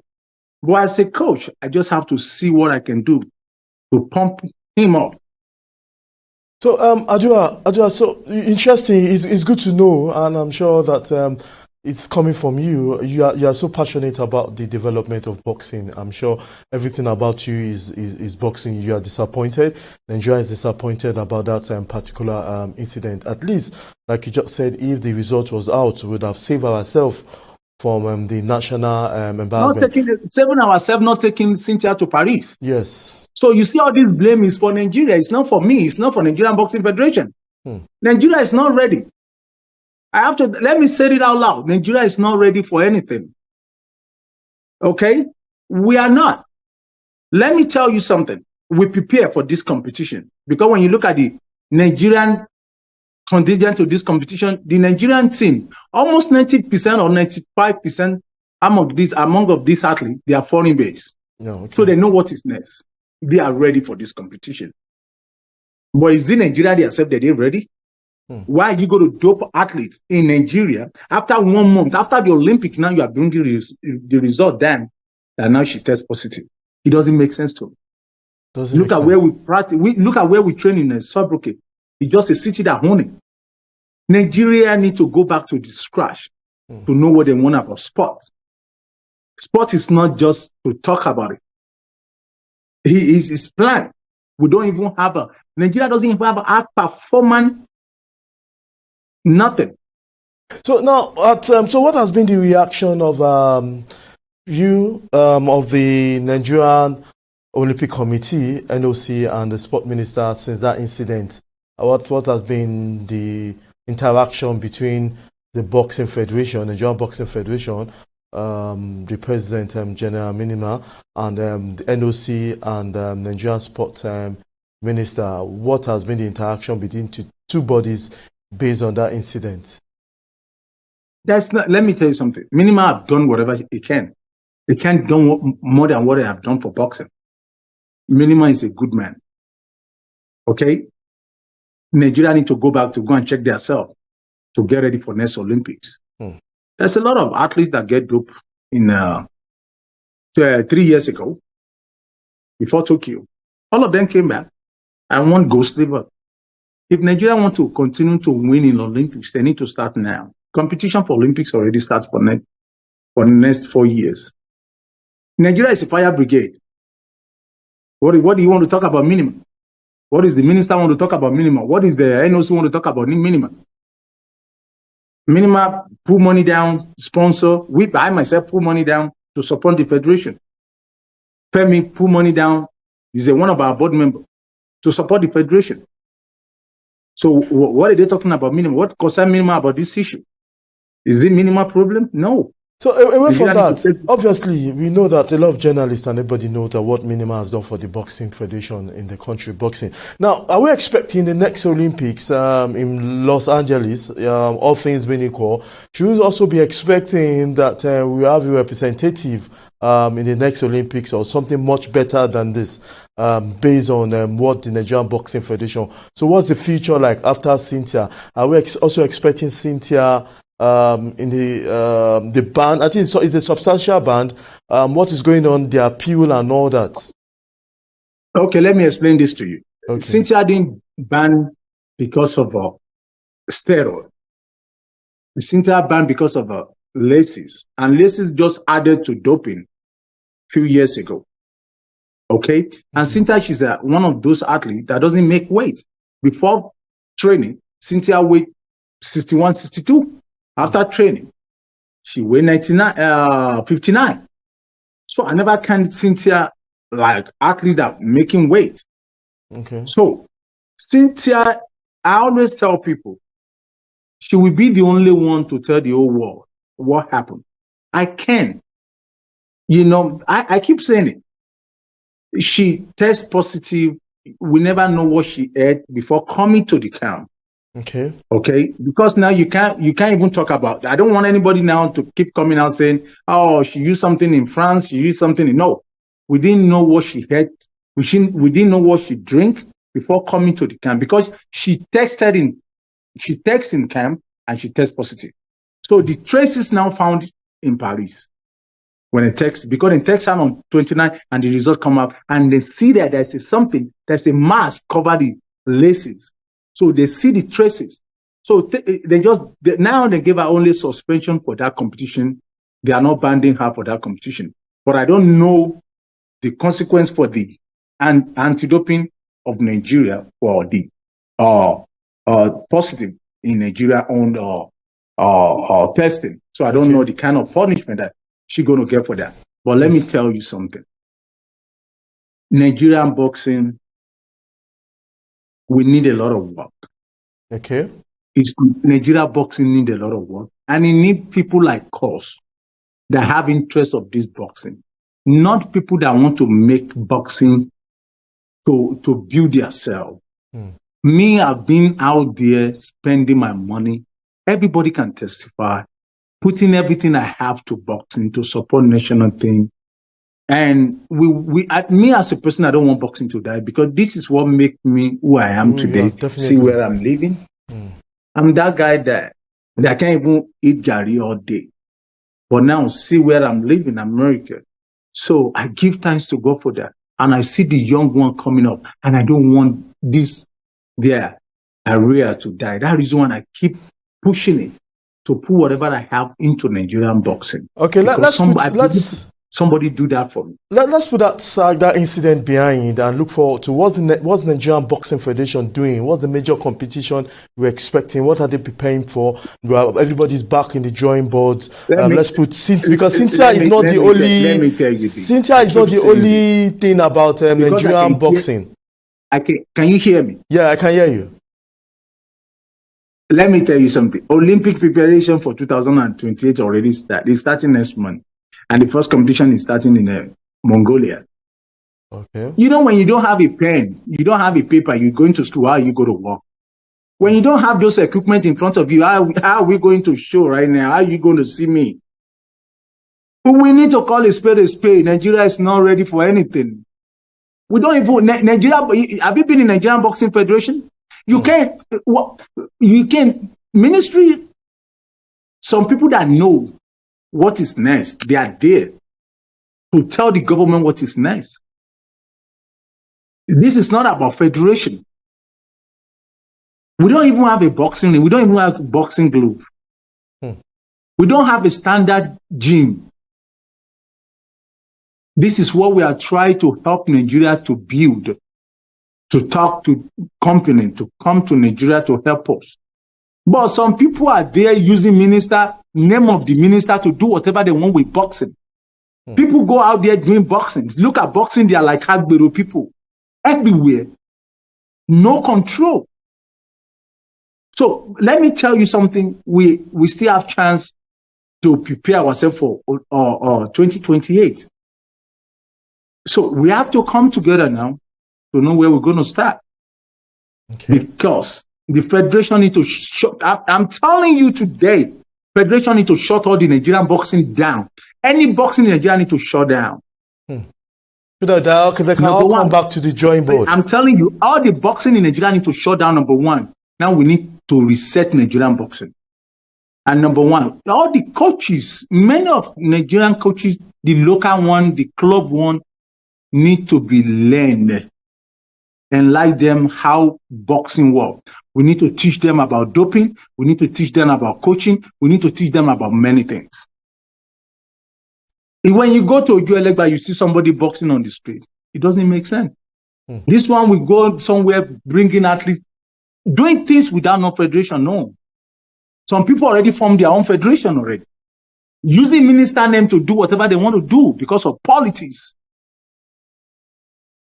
So politics is killing the country, is killing boxing, and is killing sport in Nigeria. I'm going to say this out loud. You need to leave the technocrat, the people that do this job, to take care of their job, not you coming from nowhere using minister saying this. People are using boxing for different things, and they are doing boxing anyhow. And that's what that's the reason why people are calling my name, try to blackmail me. They said I'm the one using drugs. They say I'm the one giving athlete drugs. Since all my life, I've never tested positive. In Nigeria, I've never doped me. Test positive for one. I've never used drugs. I've never lose weight. People said I don't have a certificate for coaching.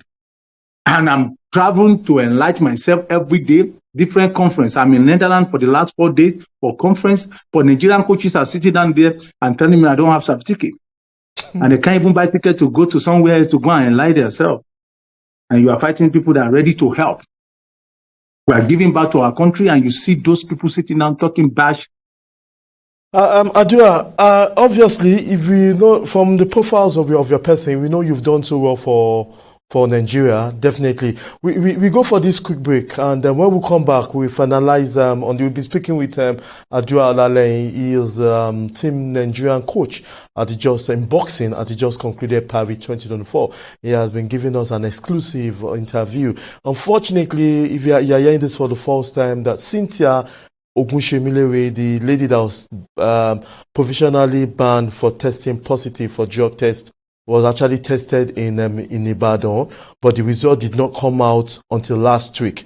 So they took the results from Nigeria. She was tested in Nigeria by the Nigerian Doping Agency, but they took it out of the country, and the results did not come out until after the Olympics. And she was assuming that result from all findings came before that moment before they traveled. Probably the embarrassment could have saved Nigeria a lot of embarrassment and that all that. But he's here saying that the future is still bright. So he's still with us, but we'll go on this quick break.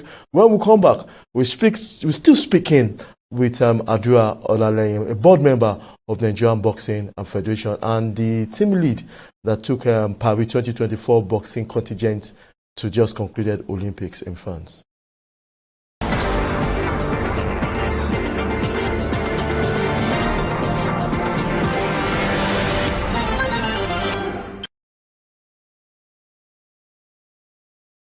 Welcome back. Still, we have Adua still with us, and we will finalize our question on today's program.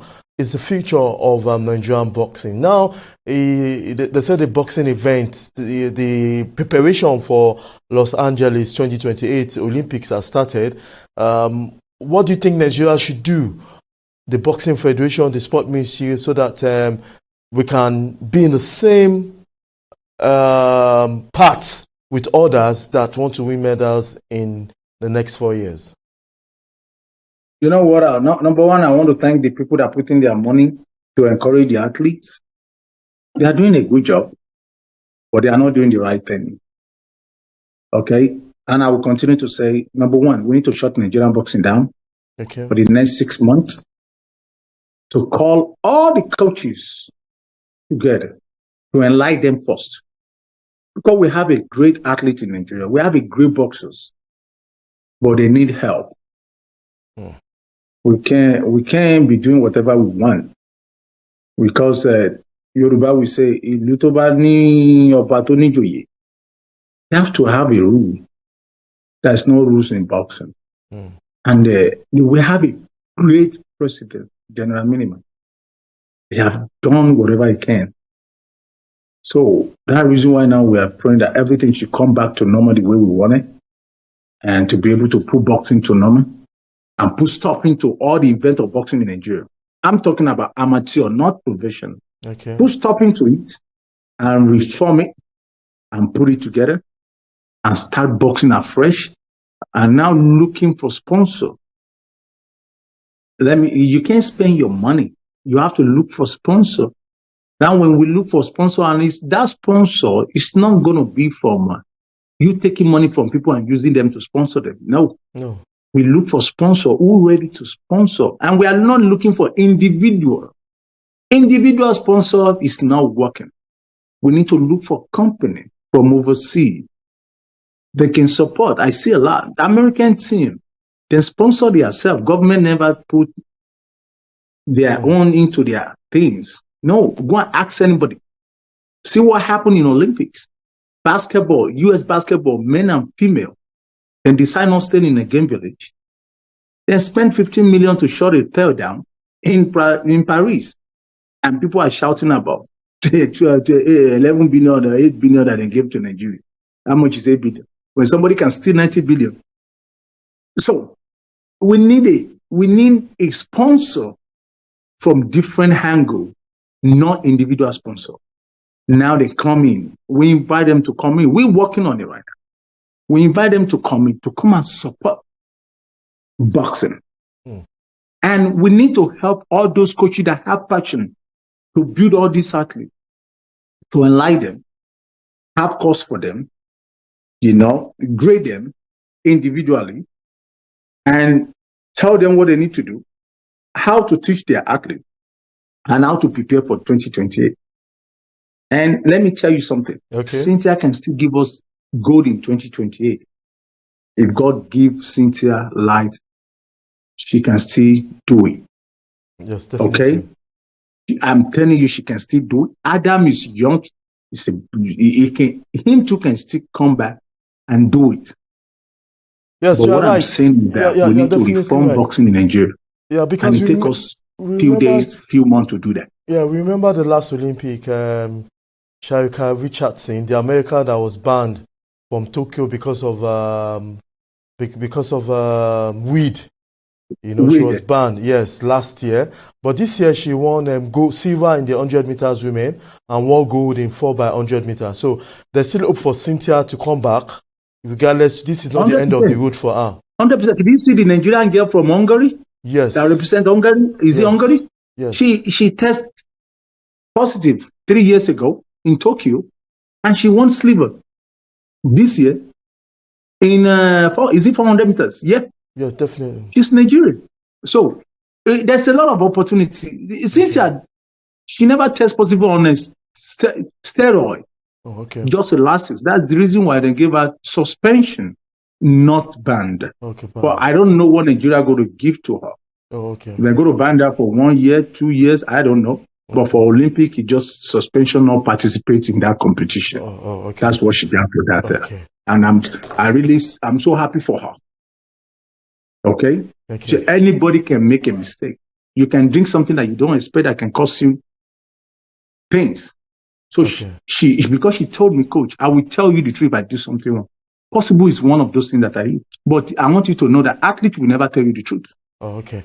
Yes, Adua. And you're dealing with old people. Adua, thank you for this information. And it's something that the whole world is definitely going to listen to and watch. Thank you for your time, and thank you for promoting Nigerian boxing. Every time you keep putting on green, white, green, showcasing Nigeria. Anytime you have interview, you're a very good ambassador of Nigerian boxing. Thank you very much for your time. Well, let me tell you something. Nigeria is a great country, man. Definitely. Let people tell you how people rate us. Do you know in Olympics, the last concluded Olympics in Paris, do you know our food was eaten in dining? Our carrots. All the carrot that people eat in that game village is from Abuja. Interesting. We don't have time by our side. When you come to Nigeria, I'm sure you're over there in Texas. When you come to Nigeria, we'll be very happy to have you in our studio to talk more for everything and the future of boxing. Thank you very much. Extend your greetings to every boxing member that is watching. Thank you very much. That's Adua Olaleyin is a board member of Nigerian Boxing Federation. Has done so well for boxing and a proud Nigeria. Anywhere you go to, you always have Adua Olaleyin supporting Nigerian boxing, and he's a member of coaches in Nigeria. He has many licenses. Everything boxing is about the president of Nigerian Boxing Federation, Kenneth Minima, which Adua Olaleyin is a board member of that wonderful federation. Thank you very much for being part of today's program. I remain Mudashiru Shitu. Same time next week, we'll be giving you all what you need to know in the world of sport. And don't forget to join us on all our social media platforms, to drop your comments, to drop your retweet for X, and also like all our videos on Instagram, and not forgetting Facebook, where you get to know the best in the world of sport. I'm Mudashiru Shitu. Bye for now.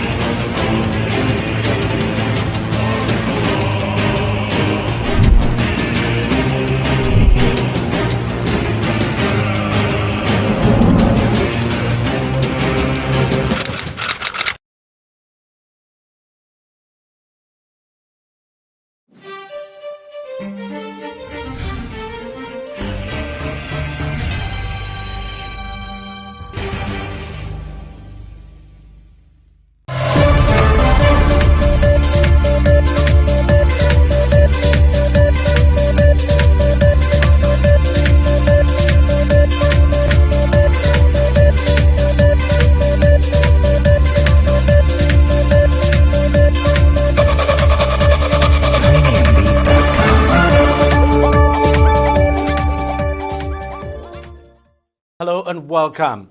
A severe fuel crisis has hit Nigeria, with petrol prices skyrocketing to over 1,000 naira per litre in many parts of the country, causing widespread panic and disruption to daily life. Now, the upward adjustment comes after the Nigerian National Petroleum Company Limited finally admitted facing financial strain due to the high cost of fuel importation and the indebtedness to oil suppliers amounting to over $6 billion.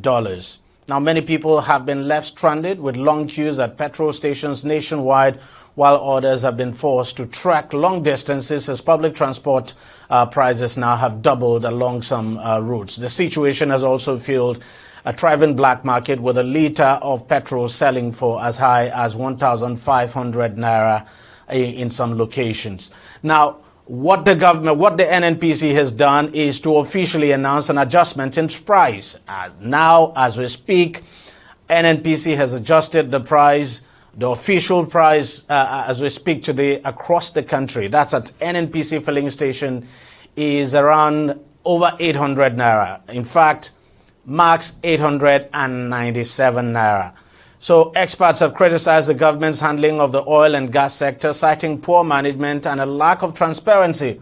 Also reacting to the price hike, the Nigeria Labour Congress says it feels betrayed, explaining that the reason it accepted the new minimum monthly wage of 70,000 naira in July was because of an agreement with the government that petrol price now would not be increased. Nigerians are now pinning their hopes on the new privately owned Dangote Petroleum Refinery, which commenced petrol production now and possibly supply on September the 3rd, 2024, with NNPCL as the sole off-taker of the product in the country. Now, this fuel shortage is part of a broader economic challenge facing Nigeria. And many have said the recent adjustment in the price will definitely have a huge impact on inflation. But joining me now to provide some perspective to all of this is economist Dr. Ken Ife, who joins us from Abuja. Doc, thank you very much for your time. Let me start. So let me start by asking you first is, these adjustments that have been made, upward adjustments now in the price of petrol, what impact is this going to have on inflation in the country? Oh, definitely. It definitely is going to push up inflation. We are just happening to turn the curve on the inflation, driven by the food prices that are slowing, although that's slowing down by food sub-index, inflation sub-index, is going to be tempered by two things. One, the flood, and then also the 1 month break in rain, August break. So that affected a lot of crops. But there's also going to be counterbalanced by the 6 months license to import food. So give and take, we would have continued in that slight drop, but now the petrol is going to hike it again. So definitely that's the point, because it goes to transport costs. Transport costs goes direct to transferring goods, whether the goods are coming from the seaport or coming from the frontier states, northern states, down is going to affect that. So that we have to see where the balance is going to be found. How bad do you think this is for the economy? Well, it depends on what else, compensating mechanisms, because you also have other compensating mechanisms. For example, I say that whilst it's going to push prices up, there's also the potential that the low cost of import, because duties are being removed for the next 6 months, will bring a lot of food in, and that will still push down inflation. So, but definitely on balance, that is going to cause some havoc, because many people that take their cars to work can't even afford it anymore. But it's not the end of the story. That's not the end of the story. There are other things that we have to consider. This is just the opening salvo. But there are many other things that have to be considered. And that's why I'm going to have to ask for caution. We are in a state of flux right now. We know a few things. There have been bigger questions about why would NNPC continue in the monopoly of PMS. Now, number two question is, how about the recent approval by the president of purchase the crude in Naira and then sell the crude, PMS in Naira. Has it crystallized? That is very important because that is a major thing that has to happen. Then the third question is about operational efficiency of NNPC. When is it going to capital market?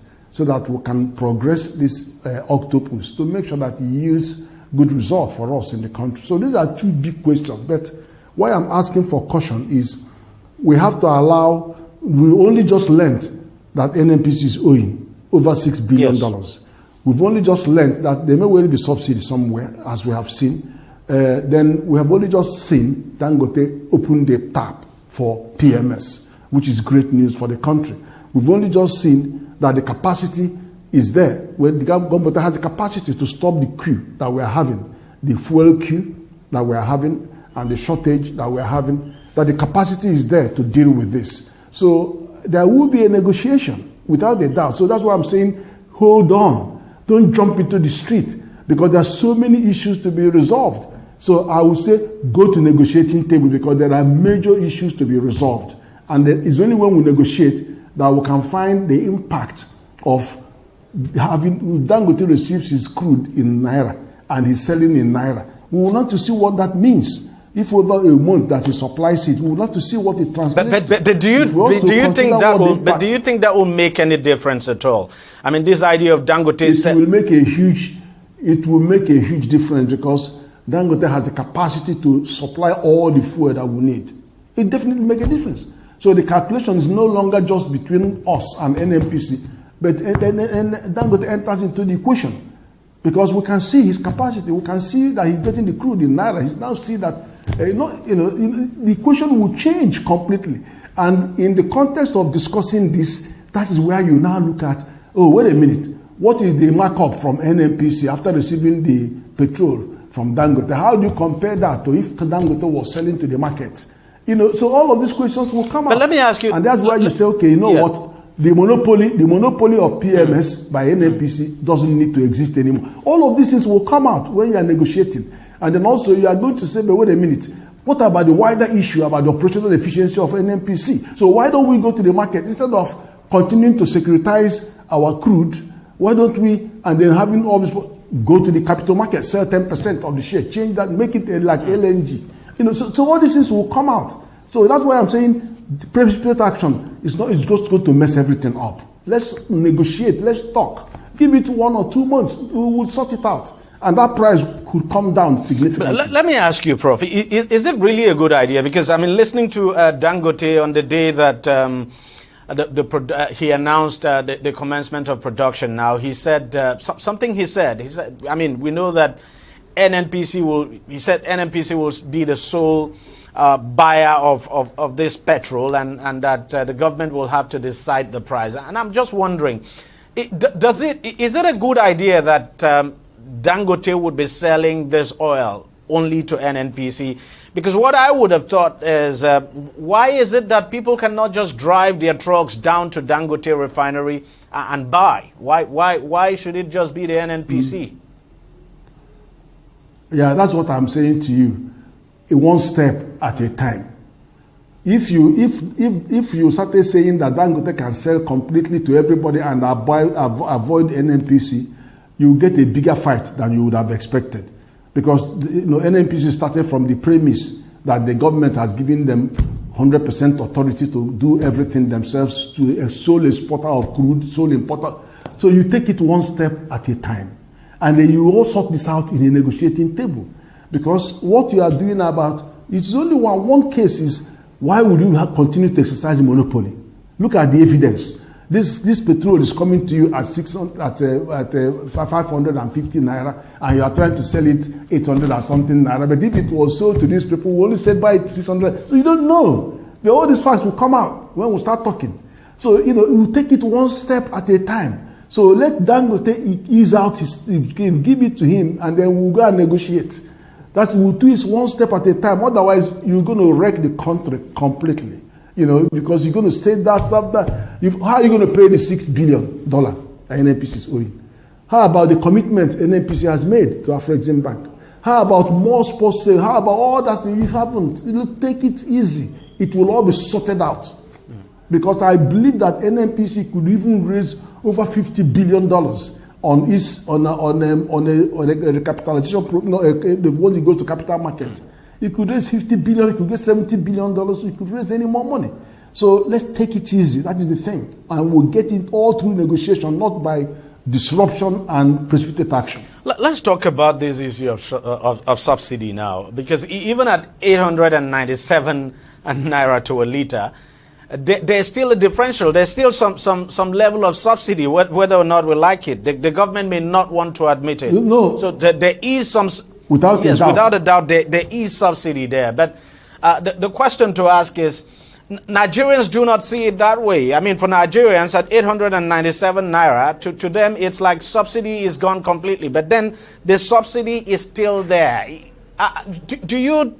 Is this a case of the government trying to, say, lessen the burden of subsidy now, and that's the reason it decided to increase the price of petrol, especially when you consider the fact, just as you've said, that NNPC is owing oil suppliers over $6 billion?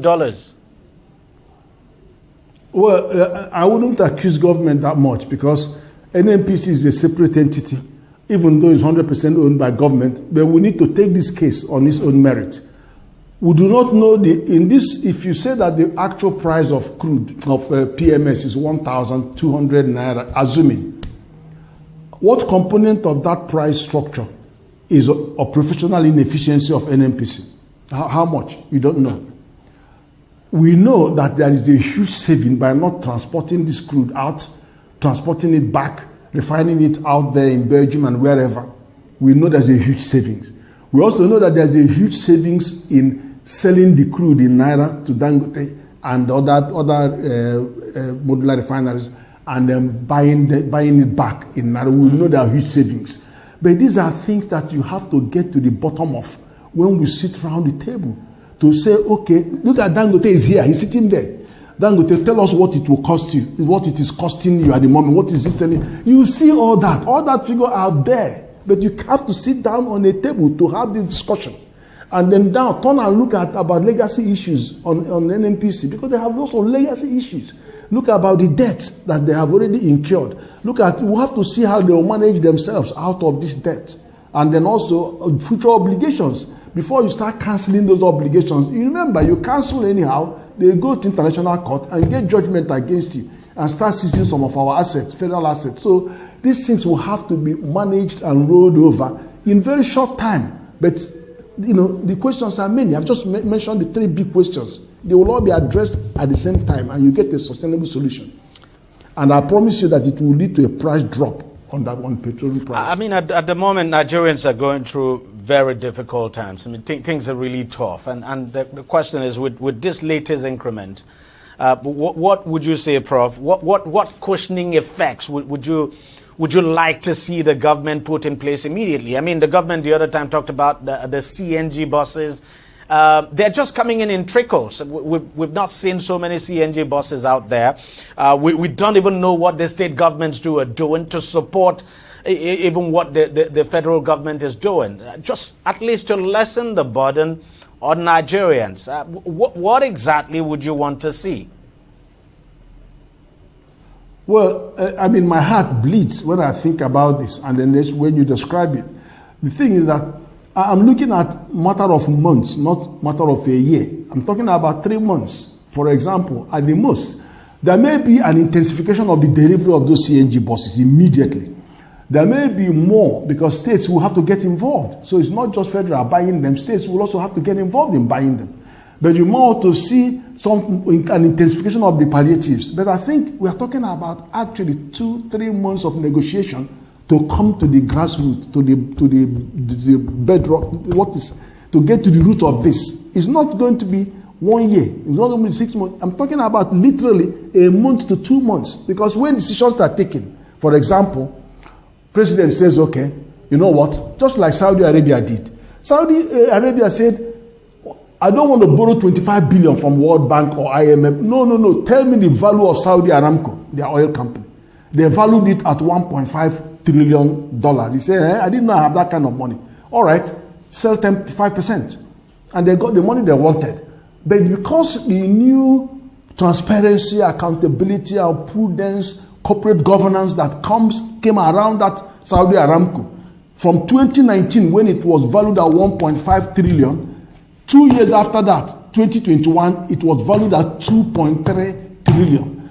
Everybody was pouring money into Saudi Aramco. That's what I'm saying to you.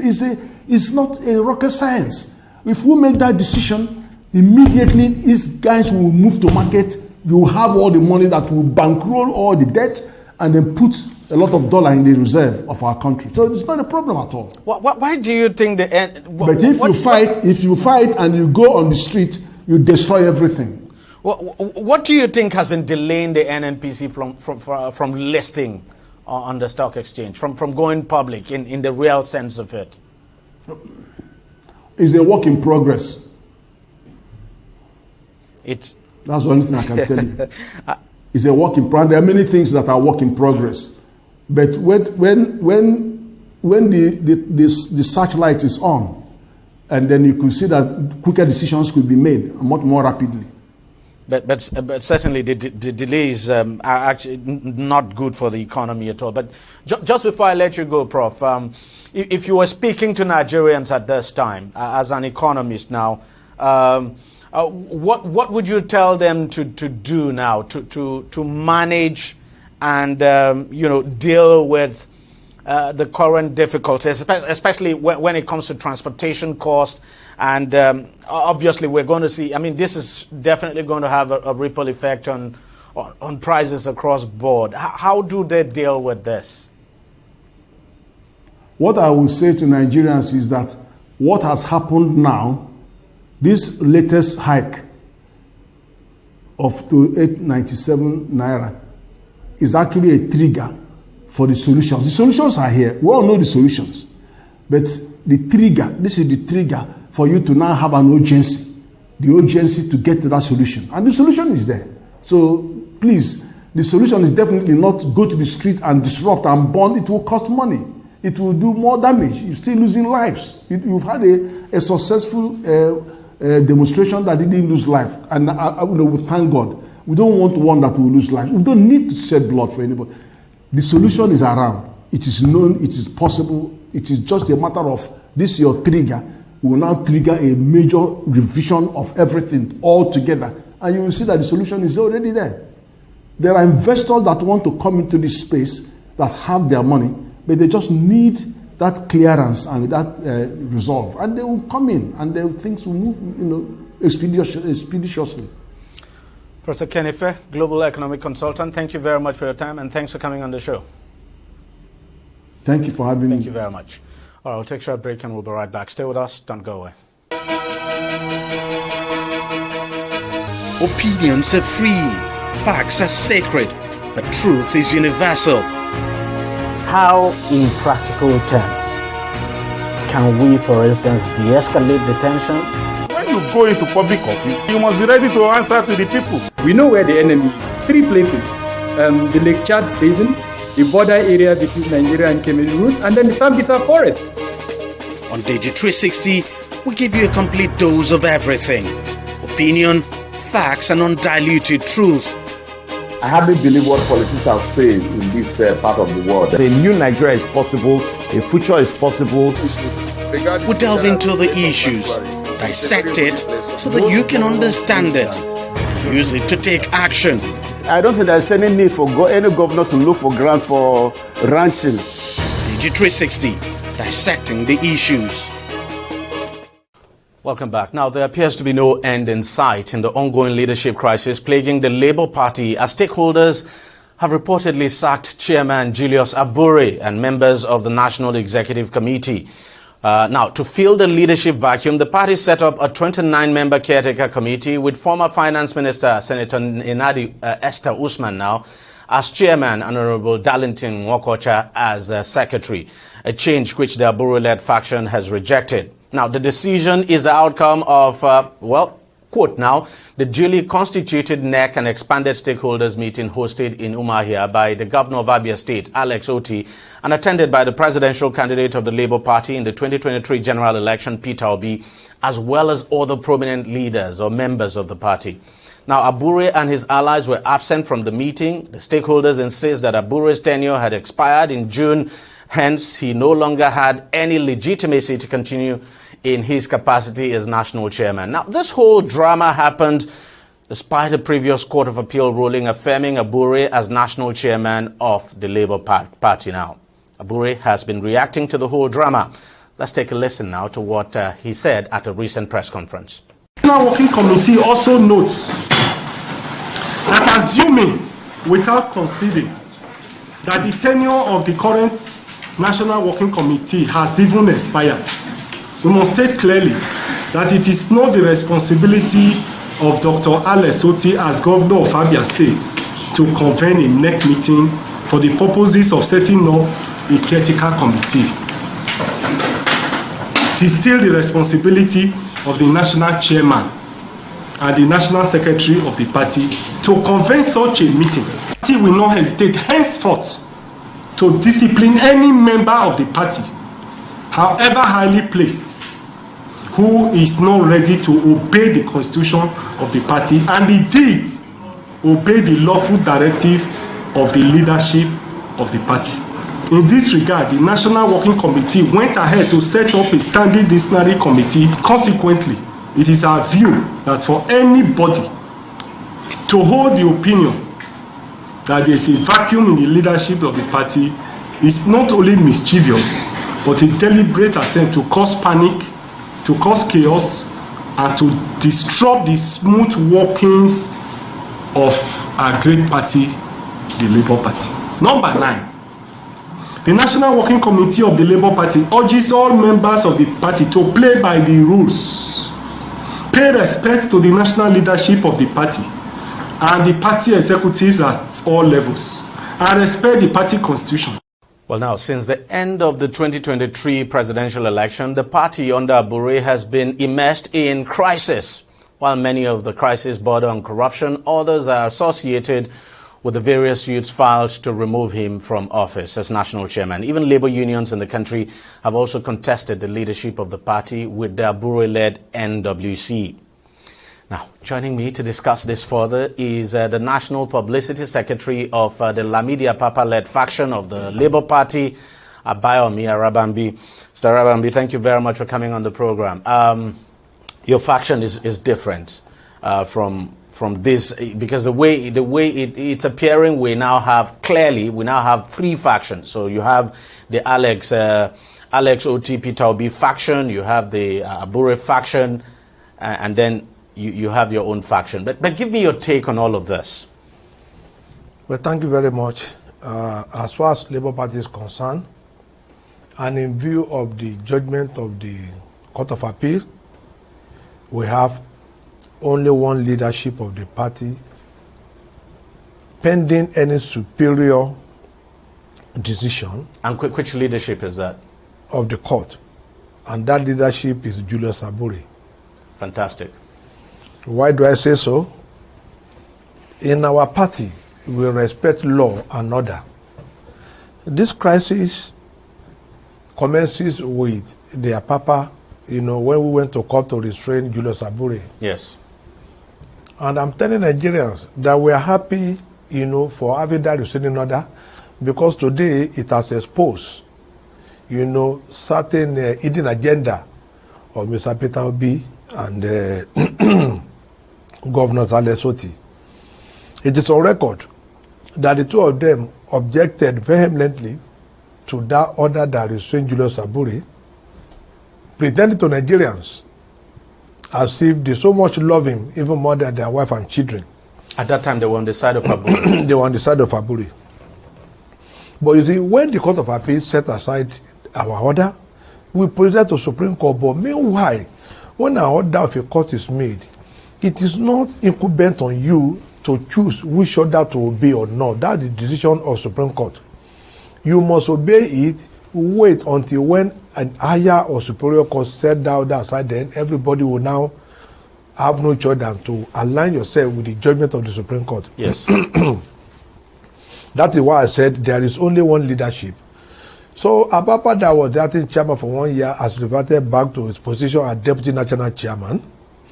Why Abure remain the national chairman, as decided by the Court of Appeal, and Farouk Umar Ibrahim remain the national secretary of our party. Now, in party hierarchy, Article 11 of our party constitution says there shall be 4 levels of party organization in Labour Party. There shall connote compulsory. Compulsion, yes. You do not have any option. There shall, that is, no any other one can be added until when you now go to convention to rearrange, to modify your constitution. The constitution said ward, local government, state and national. Article 12 now proceeded to now name principal organ of the party. One is national convention, which is the highest, followed by the NEC, the purported Awada Kere they did in Abia State. Then the National Working Committee, Board of Trustees, State Congress, down to World Executive Council. Now, the function, who are the people that can compose, that composition of our NEC, national chairman. Then we have 3 deputy, president, vice, governor, and the deputy, speaker, and deputy speaker, then the national officers. Here, we do not have senator, we do not have House of Rep, we do not have House of Assembly. And these were deliberately done by the NLC. Because I remember Governor Mimiko then queried the exclusion from Abdulwahid Umar. Why are they not part of it? His answer then was that they were just the party. Because they felt, even if we are going to be governorship, maybe one or two, but they are afraid that senators and rep assembly, they can hijack the party, so they deliberately excluded them. Those of them, that were doing their wadakerikeri in Abia now, they were also part of the people that deliberately excluded the members of the National Assembly. Now, when you look at the composition, our NEC, only Alesoti and his deputy, that is only qualified. And being a member of NEC, let's go now to... Can a member of NEC, can any member of the NEC call a NEC meeting where decisions as the one they took in Abia State? That is where I am proceeding now to Article 14, power and function of officers. 1, the national chairman shall give leadership to the party, preside over all meetings of 1, national convention, 2, national executive council, 3, national working committee of the party. So this has already disqualified Alesoti. He is just a member of our party NEC, but it is not incumbent upon him to now call a meeting of NEC because you are elected governor. It is not stated, it may be stated in their own PDP where they are coming from, but in our own Labour Party constitution, it is not stated here. But hold on now. But their argument is that, look, the tenure of the National Working Committee, the tenure of the Abure-led executive has expired, and that there had been vacuum since June. So what they did was just to take action now to fill up that vacuum. So the argument is that even Julius Abure has lost his position as national chairman to even call such a NEC meeting. Thank you very much. You see, when you are even in ownership issue, I think there are ruling houses and there are people they call Afobaje. Afobaje don't just wake up one day and say, no, I want to be king of of a town. They will tell him, no, you can only select the king, you cannot be the king. Now, Article 15 states tenure for office. All national officers shall hold office for a period of 4 years and shall be eligible for re-election. Now, 15.5 now says no member shall serve in the same office for more than 8 years, except a person who came in to the office by vacancy. Okay. For more than 8 years. Yeah, you cannot serve more than 8 years, but when you come in by vacancy, you can serve more. You can serve more than 8 years. But they say you cannot serve in the same office for more than 8 years. Now, you see, most of these people, they are still reading their PDP constitution. They came almost 2 years when most of them are rejected, by PDP, and they came and we gave them a lifeline, because I am very, very sure, without any contradiction, that Governor Lesoti has tried in APGA, he failed. He tried in AC then.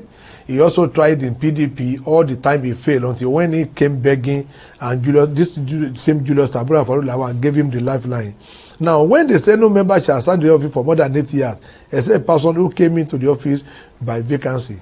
Now, this is an international TV. We need to explain what this means to Nigerians. Abure was not the national chairman as of 2018 when they were parading their consent judgment. Yep. It was A.A. Salam Abdulkadri, yes, Baradin Paiko.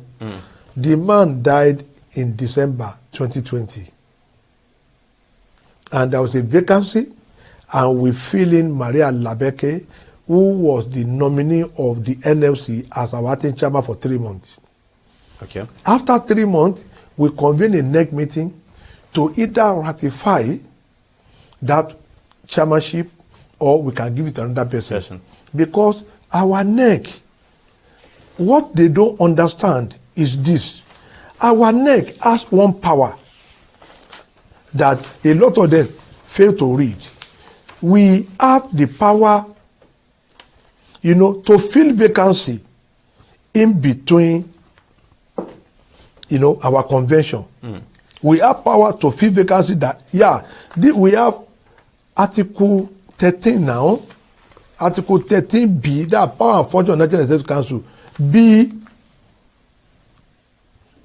B16, said to fill vacancy in the NWC, and they may occur from time to time in between national convention. Now we have a national convention in 2019, and the man passes away.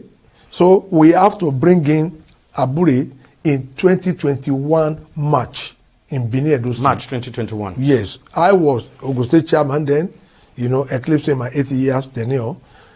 I moved that motion for Abure to now proceed to office of national chairman.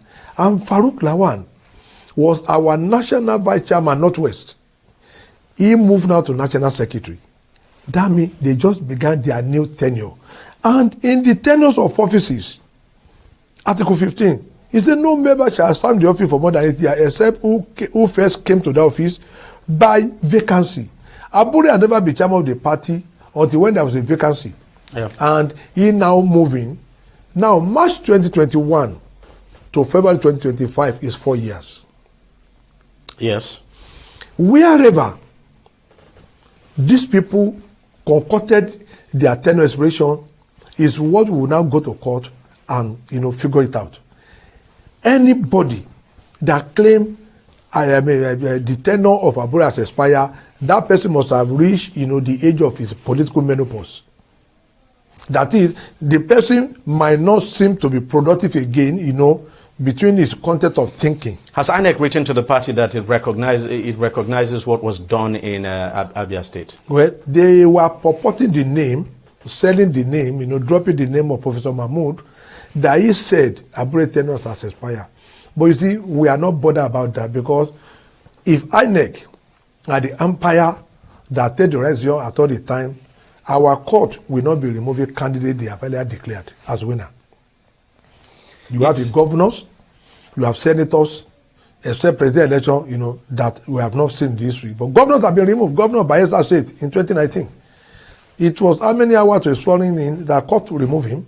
But INEC knew, but they will close their eyes. INEC would normally close their eyes to infractions for reasons known to them. But they knew that the court would definitely do the right thing. But for us, we do not want to agree with them. We don't want to believe them. Because they said Governor Lesoti met with Professor Mahmoud. That is just their thinking. We are not going to agree with that postulation. It's a paradox that you would be speaking for the Abure side now. I mean, quite a paradox. And then the people who had been speaking in defense of Abure are now against him. Yeah, thank you very much. You see, the interest of the party, it is now that we know those that want the Labour Party and those that want the Labour Party as a special purpose vehicle. Like Dr. Okupe said, that he agreed with Peter Obi that they should come and use Labour Party as a special purpose vehicle to achieve their aim and desire, and then they will dump it. But thank God, God made that engine to knock on the road. Rather than okay, let us contribute money and buy new engine. They thought we are Mugun.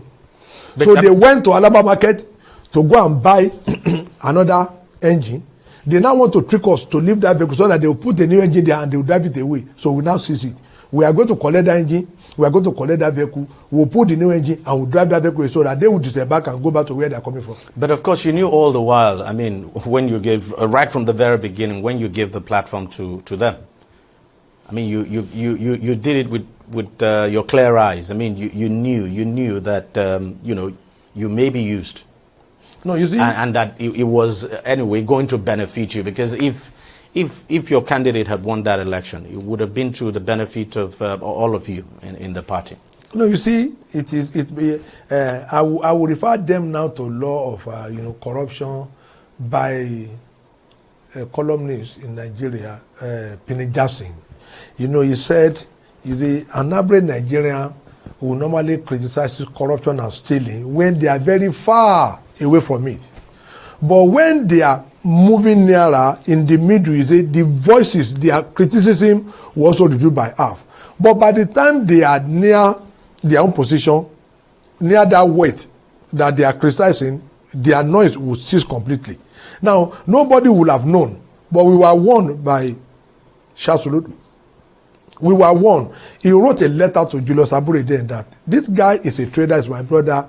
He will use and dump your party. But sometimes you might be thinking, oh, maybe they were just soothsayers, people that don't want your party to grow or something like that. But today, it is evident that they came to our party, like Dr. Doyokupe said, and which Obi has not controverted.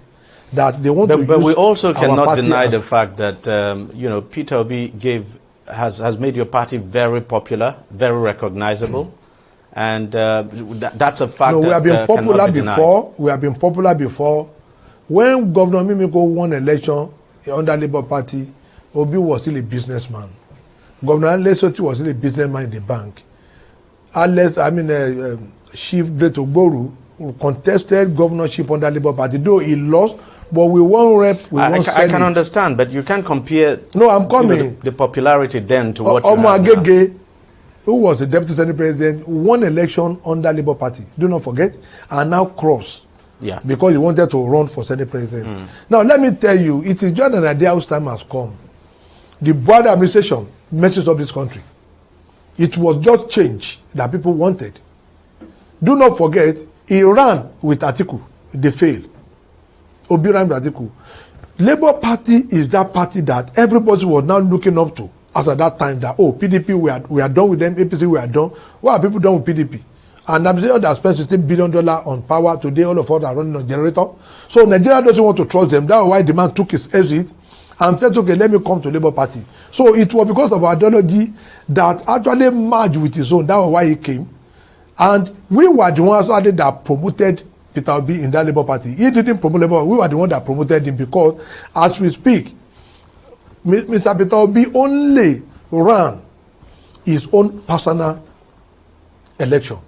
No senator benefited a kobo, House of Rep, House of Assembly. Even the party, our party secretariat, we contributed money for that party secretariat. Peter Obi did not give us a kobo.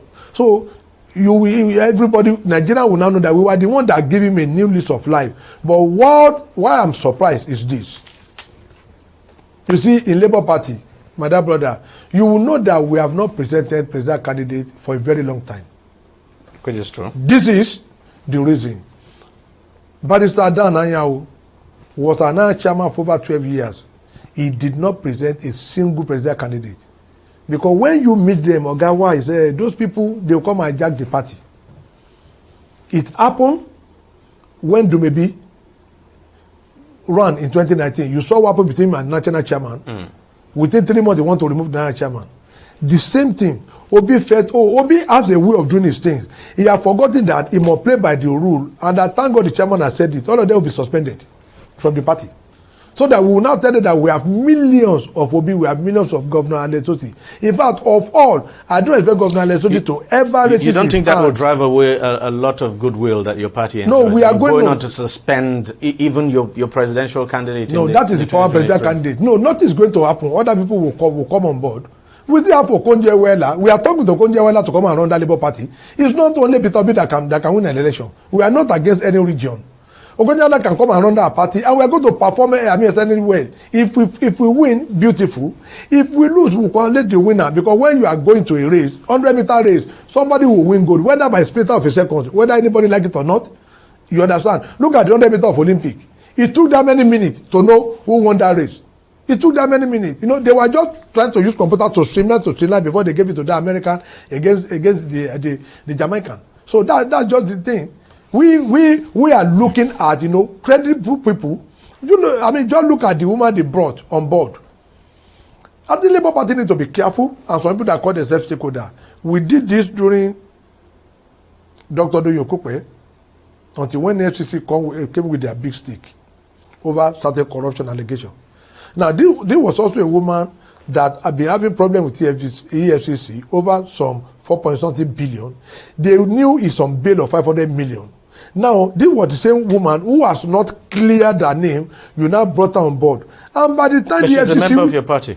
You said? She's a member of your party anyway. No, she's not a member as we speak. She is from PDP. She was the director of finance for Jonathan Kabi organization. I know that, but she's now the Labour Party. No, she's not. No, she has not registered. Let me tell you how they shot themselves in the leg. You claim somebody is a member of the Labour Party. They by themselves, it's on video that, oh, the tenure has expired. So who gave Nenadi Usman card? When you want to register, it is clear, as Supreme Court said, when you want to register, you must go to your ward. Yes. Your ward, the electoral ward to register. Who gave her card? Our chairman in Kaduna, the ward chairman of the government, nobody knows as a member of the Labour Party, but most of them were on loan. In 2023, that was how Baba Obasanjo brought Akeoshitokun on loan from Zenith Labour Party, even as an injured player, to come and play. Somebody that is not in the first 11, even on the 11 on the reserve bench. Now, Nenedi Usman also, they have gone to brought somebody, you know, who have baggage of issues with Federal Republic of Nigeria, again to come and lead. And by the time EFCC will come knocking, you see all disobedience. Oh, judiciary on the trial. The Chief Justice of Nigeria is corrupt and the judges are corrupt. They knew now that she has issues that have not been cleared, but they just want to... A final word on this, but you look at it, the mother of your party, that's the labor unions are actually on their side now. Doesn't that lend credence to their legitimacy? As far as we are concerned, if you are talking about TUC, I am going to give it to them, you know. They have been very good and very objective. But as far as NSC, you know, is a political wing, I mean, that Joe Ajero is using. Normally, we don't have any respect for NSC because they don't have respect for us. The same Joe Ajero came to the court. He went to our party secretariat to say we are rodents. The same Joe Ajero wanted to remove Abure now for this bad note to them. But my parting shot is this: for peace to reign in Labour Party, two things must be done. One, Joe Ajero, Peter Obi, and Governor Lesoti, they will come to Nigerians and tell us why they rejected the restraining order. Then they will not tell Nigerians why they are also rejecting the Court of Appeal that restricted Abure. Once they tell Nigerians those two, when then you say the restraining order, the initial restraining order from the High Court. Yes, they rejected it. Then the Court of Appeal that restricted Abure, they rejected it. The three of them, until when they come to the public view to tell Nigerians that, oh, for this reason, we rejected the restraining order, and even when Court of Appeal now restore Abure, we rejected it because they know fully well that Abure tenure has not expired. But when they tell Nigerians like that, all of us will now go, whether via a public interview or live interview, they need to tell Nigerians until then, this crisis will end up in Supreme Court. And even if Labour Party doesn't have candidate 2027, so be it. But we are not going to allow lawlessness to take over our party. We are not going to allow as a chieftain of the party, do you feel used and dumped? That is exactly what they come to do, because as we speak now, you will see even Darlington Wokocha was a member of PDP. Alex Obi was a member of PDP. Nenedi Usman was a member of PDP. Alex Obi was a member of PDP. So they knew what they were doing. You know, they were making arrangements before to parley with Atiku and, you know, perform some magic. But the public secretary of PDP said, no, in our party, the candidate doesn't have the power to decide on merger. So they retracted back. They are now, the new plan is that, okay, let us now begin to converge. Those of us from PDP Labour Party, let us converge. So that when we decimate Labour Party, we will have something to negotiate with the PDP for a possible merger. We wish them well if they want to go and merge with PDP. But there is no vacancy in our National Working Committee for National Chairman. There is no vacancy in our National Committee for National Secretary. There is no vacancy for them. It is left for them to move to another party, or they respect the constitution of Labour Party, which I am holding. Mr. Bami Arabambi, I should call you a chieftain of the Labour Party and not even...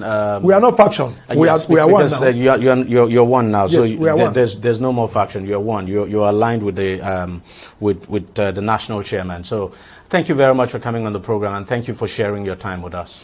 Yeah, thank you for having me. Appreciate it.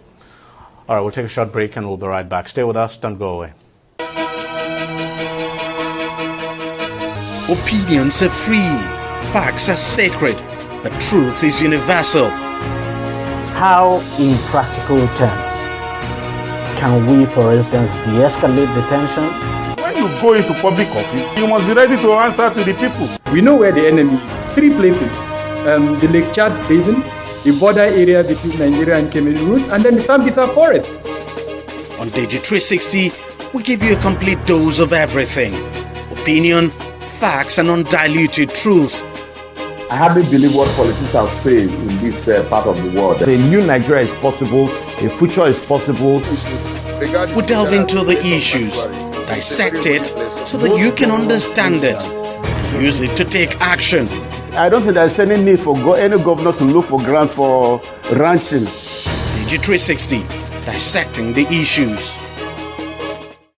Welcome back. Let's discuss aviation now. Nigeria has been delisted from the United States Federal Aviation Administration Category 1 status of the International Aviation Safety Assessment Program. Now, this means that no Nigerian registered carrier can operate to any U.S. destinations until Nigeria returns to the status.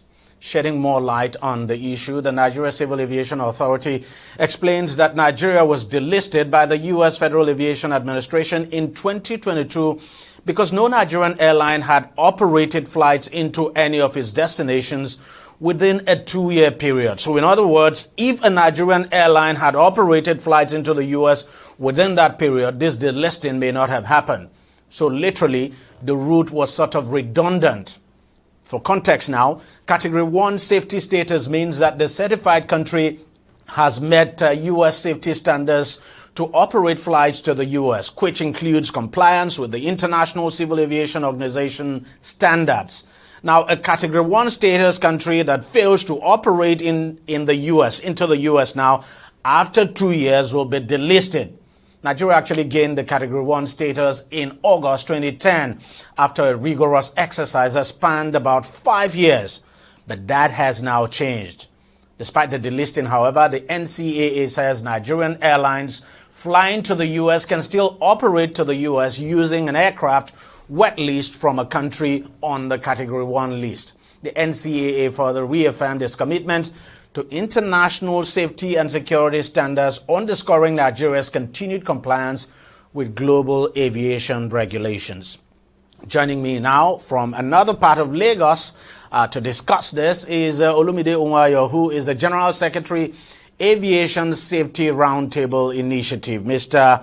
Onwayo, thank you very much for joining us on the program. However you look at this is certainly not a good one for the Nigerian aviation industry, and not good at all for Nigeria. I mean, losing that status. Good afternoon, and welcome to the G360. Let me start with that. Well, yes, there's no certification that is forever, and Nigeria knows that. Even the certificates we issue in the regulatory industry is.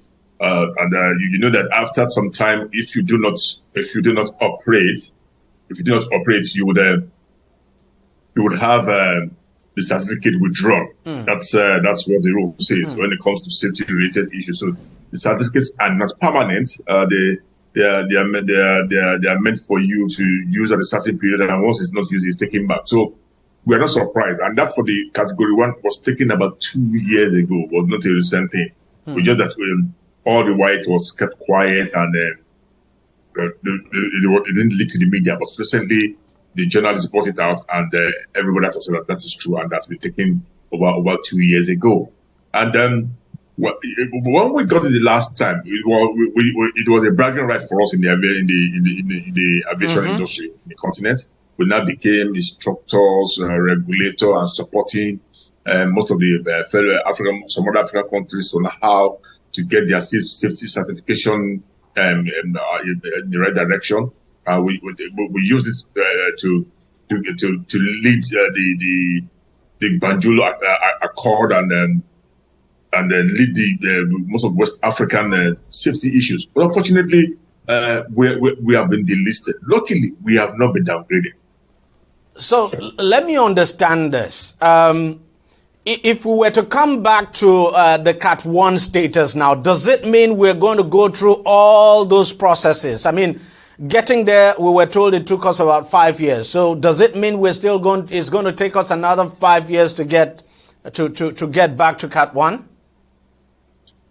It was a long, difficult, expensive route to get that Cat 1. And that was because that was the first time we actually pushed for the Cat 1, and we had an airline that was ready and was able to run through, had the financial wherewithal to go through the process and get the Part 129 certification from the FAA to operate into America.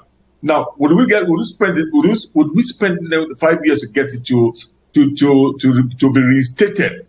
I don't think so, and I just hope it will not get to that.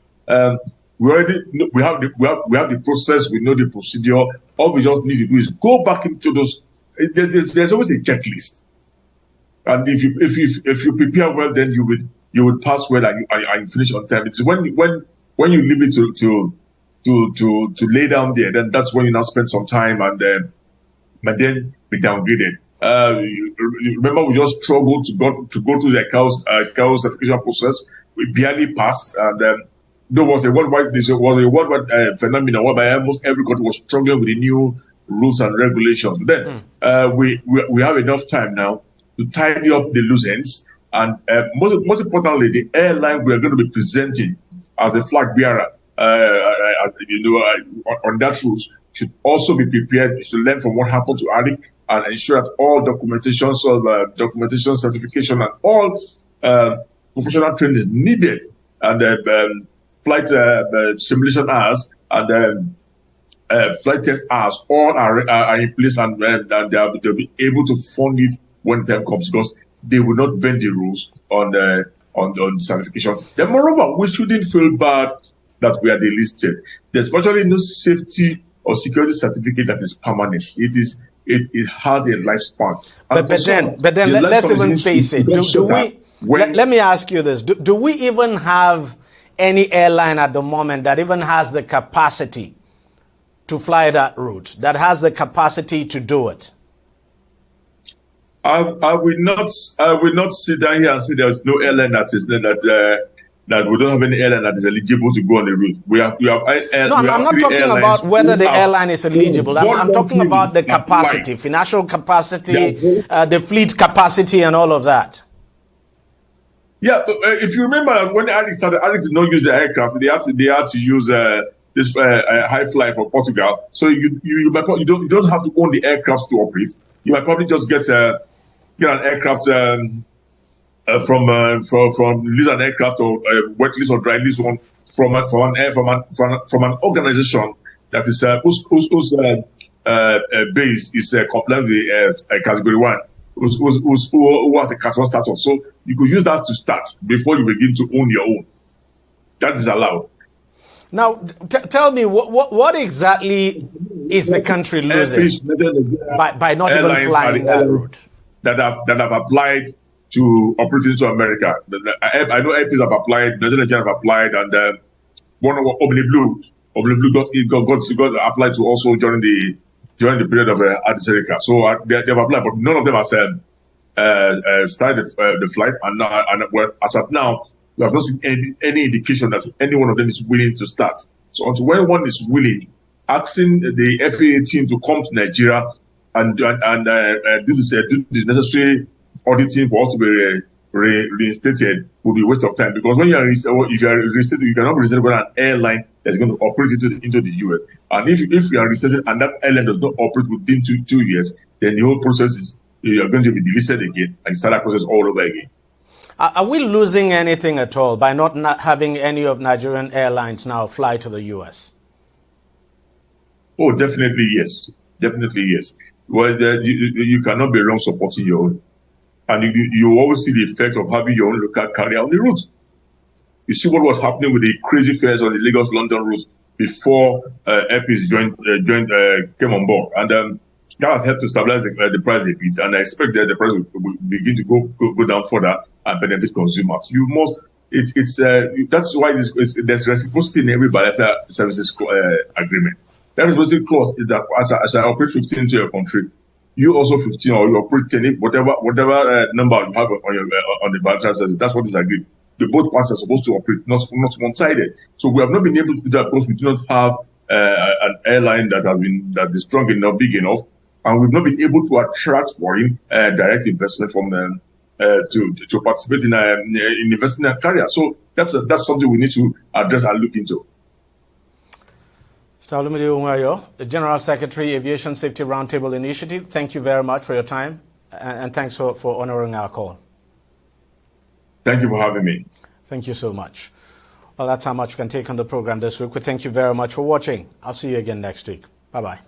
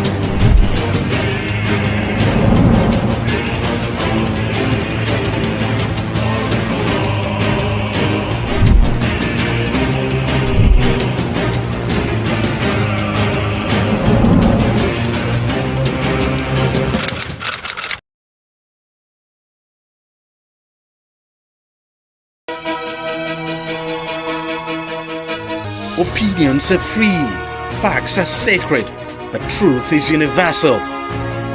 How, in practical terms, can we, for instance, de-escalate the tension? Because when you go into public office, you must be ready to answer to the people. We know where the enemy is. 3 places.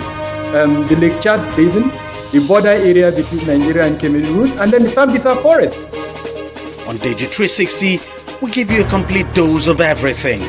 Opinion, facts, and undiluted truth. I hardly believe what politicians say in this part of the world. A new Nigeria is possible, a future is possible. We delve into the issues, dissect it, so that you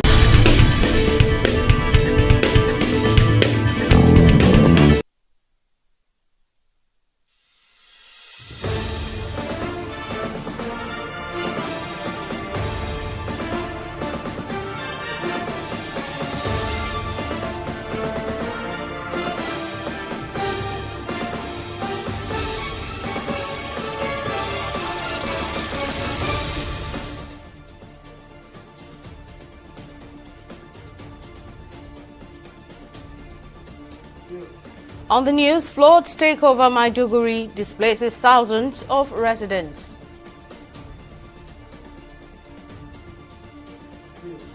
NLC confirms release of President Joe Ajaero after several hours in DSS custody. And DSS denies invading Serap's office, says operatives on routine investigation.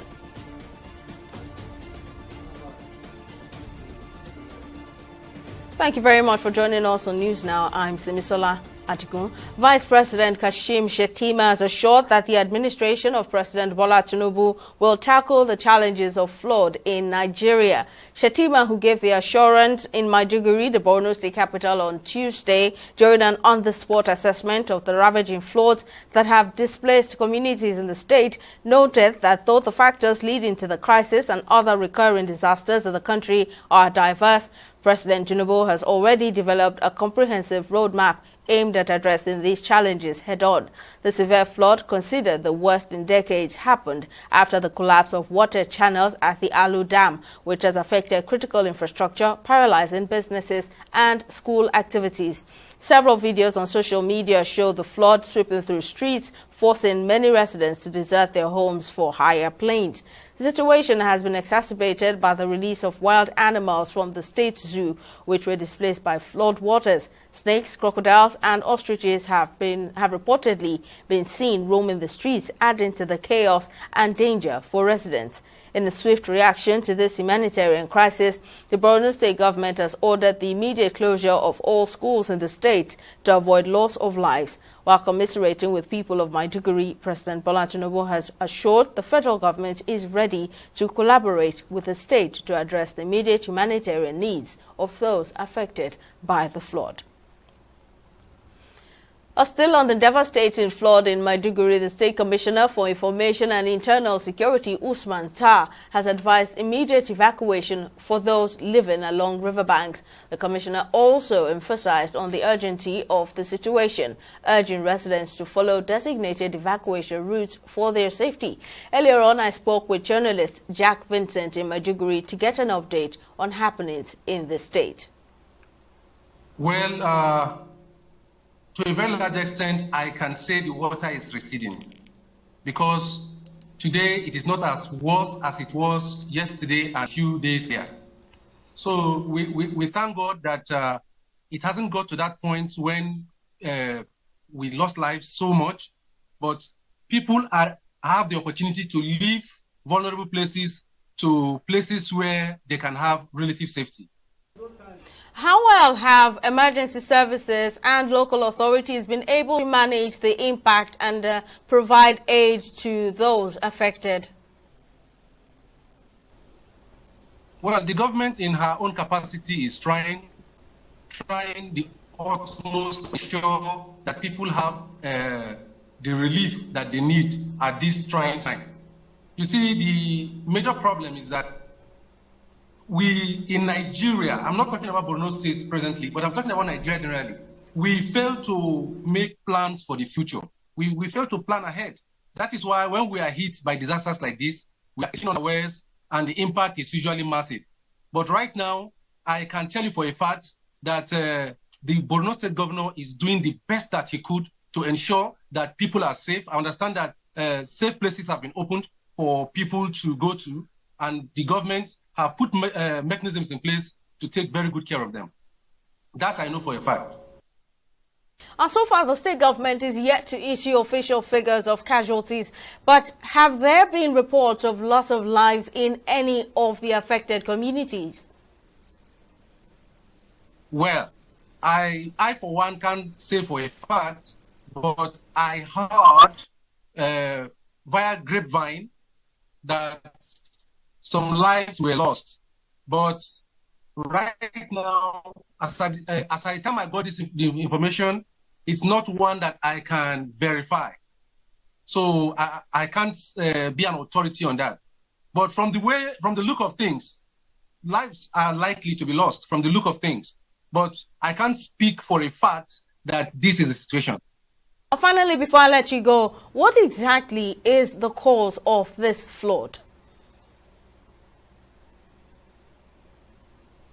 All right. This is not the first time Maiduguri is having a flood of this nature. The last time we had it was 30 years ago in September or thereabout of 1994. Now, what really happened is that there is a river called Yazaram. Yazaram is from the Goza Mountains, a natural, very big river. And now it is a tributary of the Lagdo, sort of. Now, these waters, they come together, okay, and then become one. Now, they flow to Alo Dam, overpowered Alo Dam, and now there is this Gadabul River that passes through Maiduguri. Everything came together as one force. That was why Maiduguri was overwhelmed by the flood.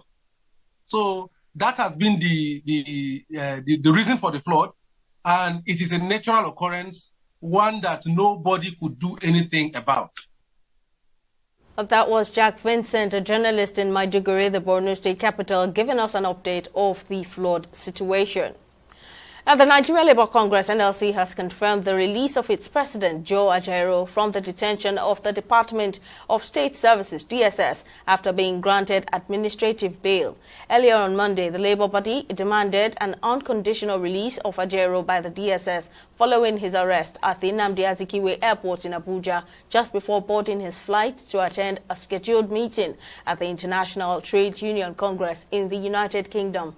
Ajaero's detention had sparked widespread concern and intense speculation regarding the circumstances surrounding his arrest. Reacting earlier in a press statement issued by NLC Head of Information and Public Affairs, Benson Opar, the Labour Union strongly condemned the arrest and detention of its president without a warrant. After the arrest, the leadership of the NLC put its over 50 affiliate unions and state branches on standby for protest if Ajaero was not released by or before midnight on Monday. Meanwhile, the Department of State Services, DSS, has described as inaccurate and misleading the allegations by the Socio-Economic Rights and Accountability Project, SERAP, that its officers had taken control of its Abuja and Lagos offices. A statement by the department on Tuesday disclosed it became necessary to clear the air as it had been inundated with multiple inquiries on the matter. In a statement on its website on Tuesday, the Secret Police explained that contrary to reports that its operatives raided SERAP's office, the agents were detailed for routine investigation. The DSS insisted that the officers' actions had been misinterpreted as harassment and intimidation and urged the public to disregard the false narratives as it restates its commitment to utmost professionalism in the discharge of its core mandate. SERAP had condemned the invasion and called for the intervention of President Bola Tinubu to end what it described as harassment and threat of arrest against its directors. The Inspector General of Police, Kayode Egbetokun, has declared that promotion in the Nigeria Police Force will henceforth be based on seniority and merit, reflecting the organization's commitment to fairness, equity, and transparency. Egbetokun gave the assurance on Tuesday while decorating 23 senior officers with their new ranks at the Goodluck Jonathan International Peacekeeping Center. The ceremony included the promotion of 8 Assistant Inspector Generals of Police and 15 Commissioners of Police. While congratulating the newly decorated officers on their well-deserved promotions, Egbetokun urged the officers to set good examples and contribute to the force pursuit of excellence in discharging its constitutional responsibilities. While responding on behalf of the newly promoted officers, the Assistant Inspector Generals of Police, Igwe Bennett and Ayoade Adegoke, pledged to discharge their duties professionally and uphold the trust placed in them. Promotion exercises are based strictly on seniority and merit, reflecting our unwavering commitment to fairness, equity, and transparency in all administrative and operational processes. We firmly believe that promotion should be a reward for hard work and an incentive for greater performance. By promoting these deserving officers, we not only acknowledge their dedication but also inspire others to strive for excellence.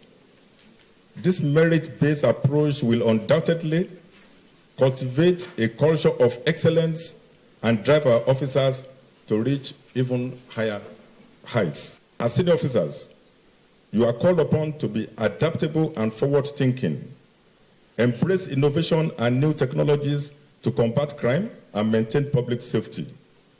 Stay ahead of emerging threats by promoting a culture of continuous learning and professional development within your teams.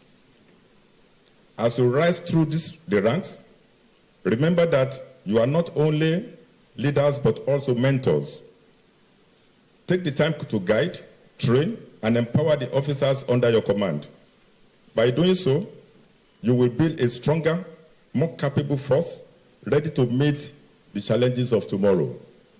Use that platform to ensure that crime and criminal activities are fought to a standstill, and work hard to make Nigeria safe and secure, because that is what we need in this country. I'm sorry, it's an extension of my word to criminal world, and there's nothing I can do. I have been briefed on my new responsibility, and I am happy about it. It's only going to cost me sleepless nights, but I want to assure you that safety of FCT will now be extended. The realization of the blue economy objectives in Nigeria hinges on sustained maritime security in the country. This statement was made by the Chief of Naval Staff, Vice Admiral Emmanuel Ogala, on Monday in Lagos at the maiden workshop on maritime security and blue economy organized by the International Maritime Institute of Nigeria in collaboration with Sequential Development Solutions. The naval chief, who was represented by the Flag Officer Commanding Naval Doctrine and Assessment Command, Rear Admiral Habila Zakaria, said the propensity and the existence of some challenges of maritime crimes in Nigeria's waters threaten the stability and development of the nation's maritime sector. Ogala said Nigeria's maritime environment was no doubt rich with resources ranging from oil and gas to fisheries and several opportunities for economic prosperity. He added the workshop would offer an avenue for maritime experts, government and other stakeholders to brainstorm on innovative solutions to the maritime challenges for enhanced blue economy for Nigeria. Talking about blue economy is essentially about economic development through the sea. That's essentially what it stands for. We are now talking about maritime security. And I want to say that without security in the maritime industry, what we want to do out there cannot work. It's only a peaceful maritime environment that will guarantee development of maritime resources through the eye of the blue economy that the government is promoting. So we hope that at the end of this workshop, the expected outcomes will be that the participants have further enhanced on the ability to support the development of maritime resources towards greater prosperity of the nation. In this workshop, we are going to ensure that participants will have the requisite knowledge and understanding to interact better with the maritime stakeholders within the nation and outside. Of course, you know the institute is an international institute. So when we are able to get our international partners on our side, we can have better results. We'll take a break now. When News Now returns, Australia to ban children from using social media. Stay with us for details. We'll be back shortly.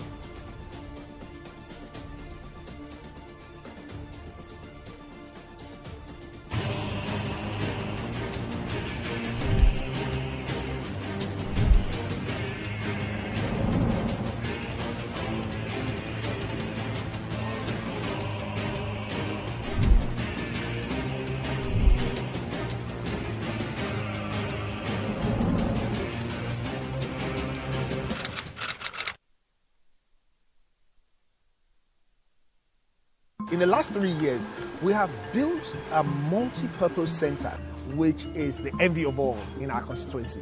And I can tell you that the people who are living there are already enjoying it.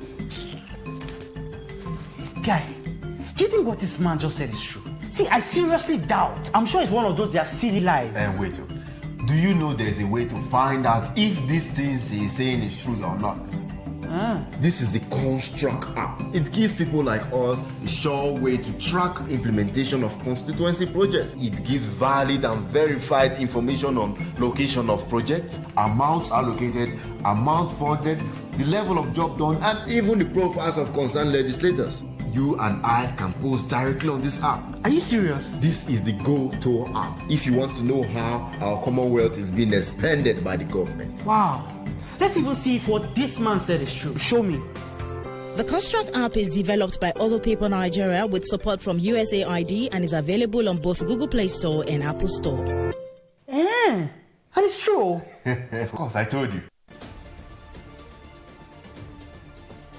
Welcome back. Here's a recap of our top stories. Vice President Kashim Shettima has assured that the administration of President Bola Tinubu will tackle the challenges of flood in Nigeria.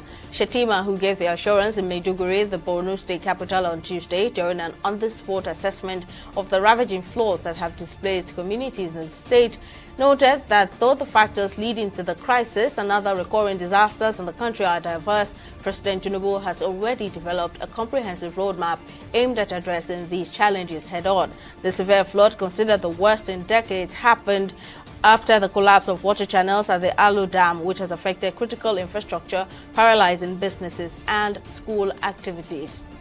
We also told you that the Nigeria Labour Congress NLC has confirmed the release of its President Joe Ajaero from the detention of the Department of State Services (DSS) after being granted administrative bail. Earlier on Monday, the Labour body demanded an unconditional release of Ajaero by the DSS following his arrest at the Nnamdi Azikiwe Airport in Abuja just before boarding his flight to attend a scheduled meeting of the International Trade Union Congress in the United Kingdom. Ajaero's detention had sparked widespread concern and intense speculation regarding the circumstances surrounding his arrest. In case you missed any of our news bulletins or for more updates, you can catch us on Limex World TV and AVO TV or log on to our website on www.tv360nigeria.com. You can also follow us on our social media platforms on Twitter, Instagram and YouTube at TV360 Nigeria, or download our mobile app on Google Play Store, Huawei App Gallery and Apple Store. On Facebook, we're at TV360 Online.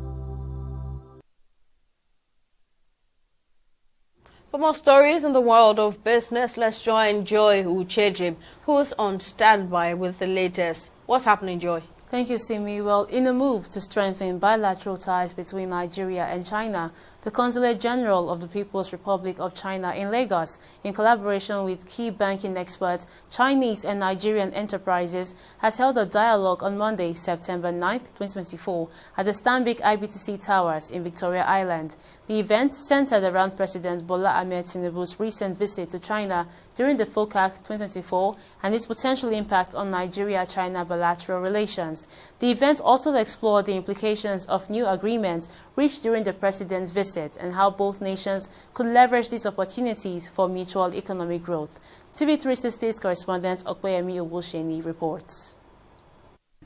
The dialogue brought together key stakeholders from Chinese and Nigerian enterprises, as well as financial experts, to deliberate on the outcomes of President Bola Tinubu's visit to China and its potential to enhance trade and investment between both countries.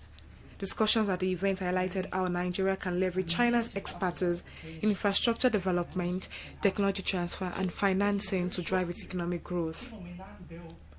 In his opening remarks, the Chief Executive Officer of Stanbic IBTC Holdings says the collaboration between Nigeria and China, particularly in the area of financing, can open new avenues for infrastructure projects that will benefit Nigeria's economy in the long run. China-Africa Cooperation FOCAC has ushered in a new era, marking a significant upgrade in our partnership to a comprehensive strategic collaboration. This evolution promises to unlock unprecedented opportunities for growth, development, and mutual prosperity. As Stanbic IBTC, we have proudly led the way in facilitating seamless business interactions between our two great nations. Speaking at the event, the Consul General of the Republic of China says the visit marks a new chapter in the relationship between China and Nigeria. Plan from 2025 to 2027. This summit marks a significant event as China and Africa embark on a new journey toward modernization and elevate the building of a China-Africa community with a shared future to new heights.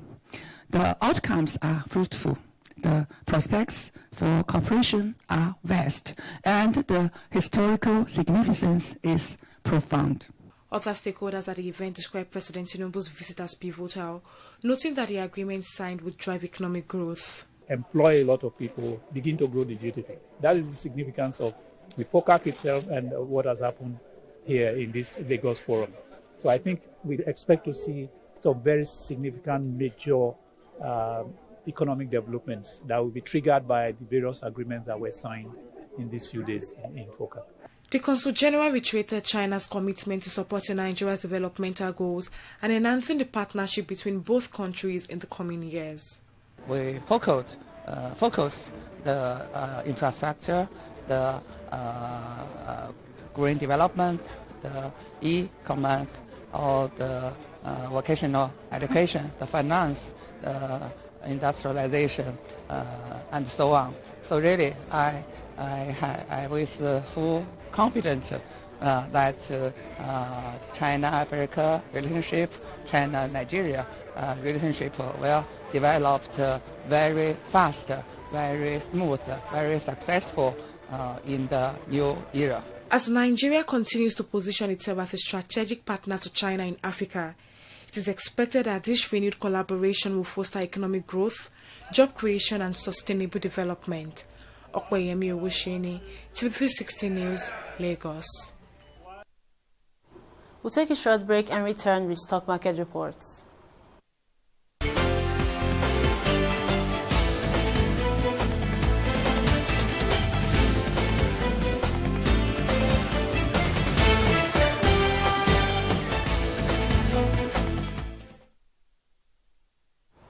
Welcome back. Nigeria's equities market is enjoying a green Tuesday, with stocks making a spirited climb of 0.62% on the week's second trading day. Now leading the charge, Sky Shelter Fund dazzled with a strong performance, ending the day at 163 naira per share, while RT Briscoe also made its spot on the gainer spotlight. Now the Nigerian Stock Exchange saw over 400 million shares, totaling about 11 billion naira. Now in contrast, the global market fell into the red as concerns about slowing economic growth dampened investor sentiment and pressured oil prices. Now in the foreign exchange market, the naira saw its first dip of the week, trading at 1,660 naira against the US dollar on the black market. The British pound is valued at 2,200 naira, while the euro stands at 1,820 naira on the black market. That's the business and stock market update. Simi, over to you for the rest of the news. Thank you very much, Joy, for that update. And on the foreign scene, UK Prime Minister Keir Starmer has pledged to reset industrial relations strained by widespread strike actions as he becomes the first leader to address the annual meeting of Britain's trade unions in 15 years. In a speech to the Trade Union Congress in Brighton, the Prime Minister said his policies would be both pro-business and pro-worker. Starmer has also warned unions of tough decisions on the horizon over pay, saying the government will not risk its mandate for economic stability. The Labour Party came to power pledging to end the waves of strikes that blighted the country in various sectors following a landslide election defeat in July.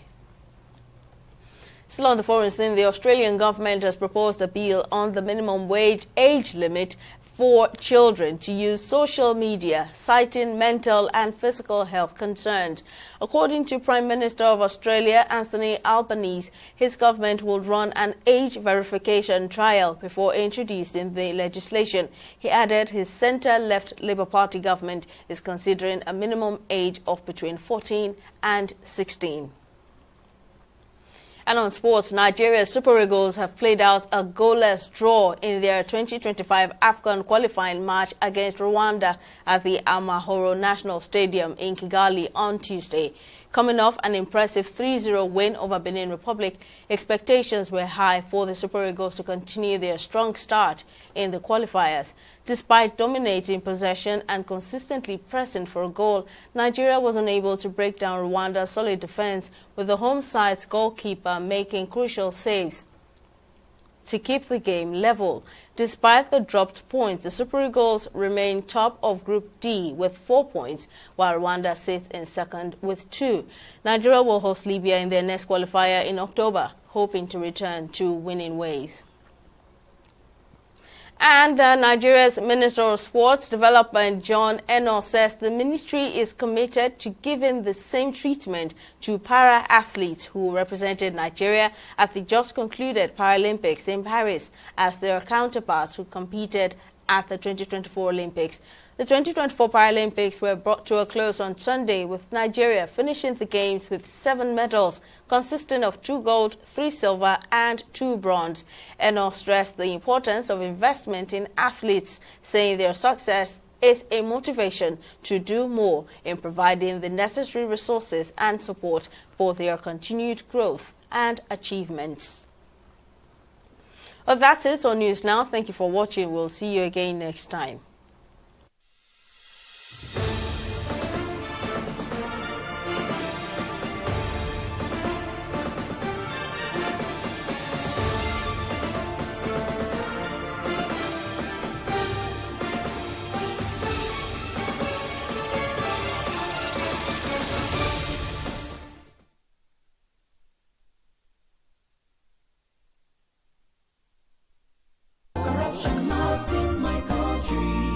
Hello?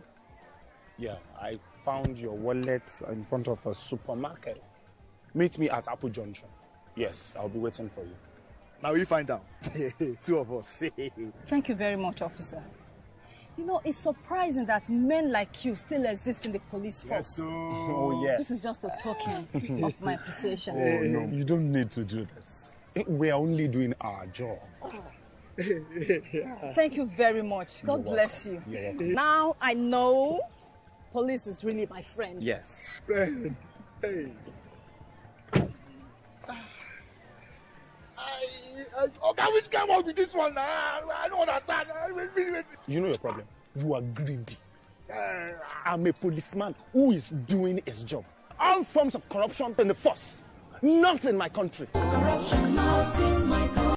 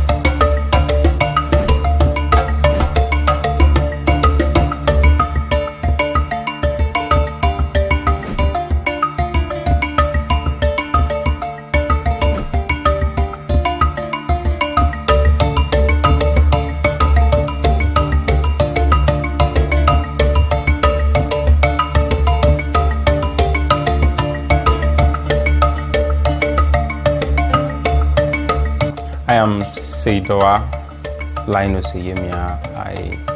I'm a professional artist. I'm a curator as well. So, but I'm more of the artist now.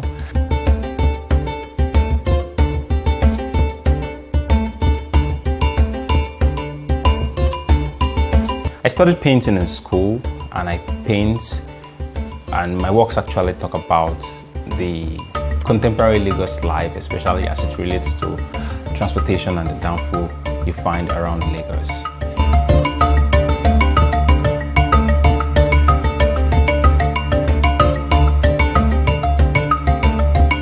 I'm trying to tell the downfall story in a new way, in a better way from what I think people have been saying, and I'm trying to create a new sense of understanding or appreciation for this popular culture we all live with in Lagos.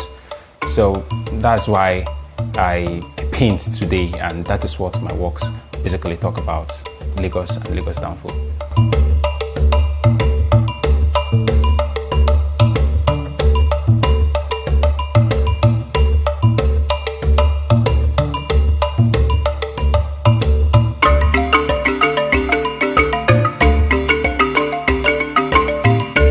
Like so many artists before me would say, like when I was a child, I loved drawing.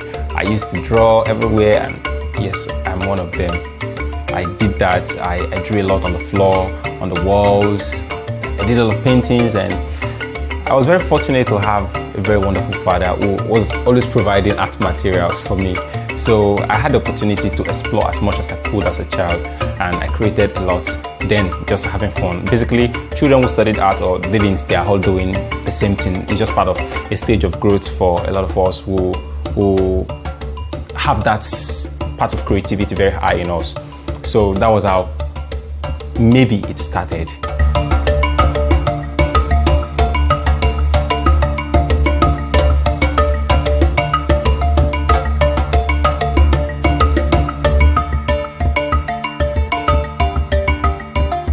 I grew for so many years. I lost my dad quite early, so I didn't have all the full encouragement, but I still loved this thing. When I got to SS2 or SS3, yeah, it wasn't clear what I wanted to do. Like, I wasn't sure at all. Was it going to be art? Was it going to be this? I also love history. Like, I love history a lot. And I was thinking I was going to be an historian. I was saying it that day, I would be an historian. But later, I loved art again.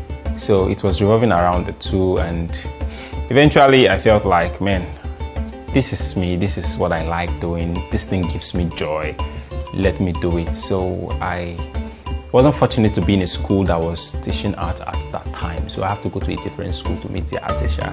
So I was going to his place every evening to learn from him. Like, I took classes, and I wrote it in my WAEC, I wrote it in JAM, and I gained admission into art school.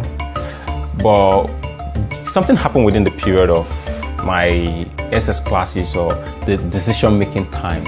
One of the things that happened was I encountered a book that has a collection of a lot of portraits, and I loved the portraits, like beautiful paintings of so many people. And I was like, oh, I would like to do this too. So it reinforced my love for this thing, and I felt like, oh yeah, this is what I would do. And I decided pretty fast about it, and I got myself into art school, and yet today I am painting and I'm enjoying doing it because it gives me joy. That's the key thing.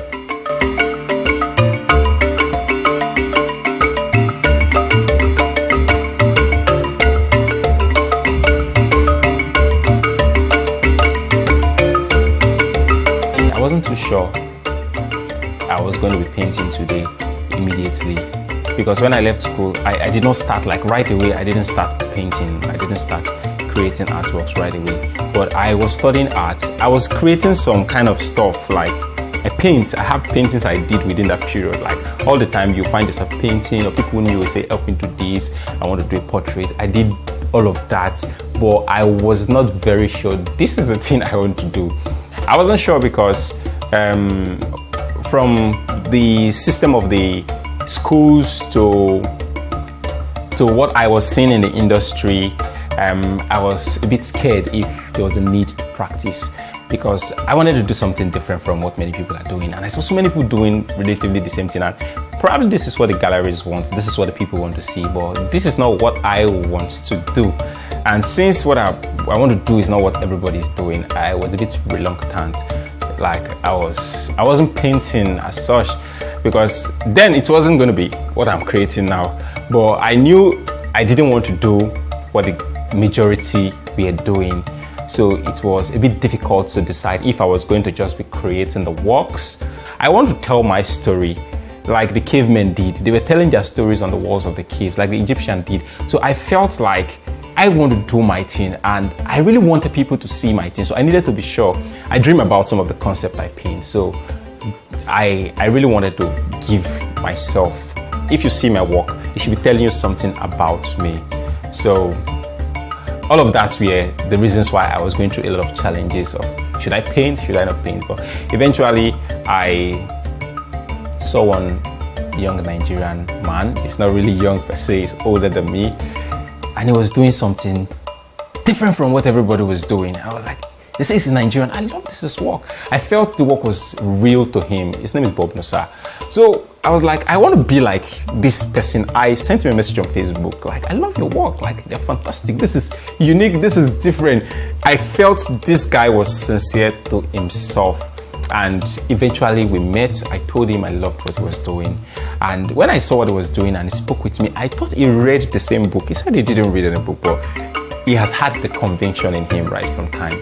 So after speaking to him, we became friends. We started talking. I had this encouragement, like the motivation to, yes, you go do your own thing. Don't care about the crowd. Close your ear from them, do your thing, and they will come. And well, we thank God today, we're painting and people are enjoying the works today.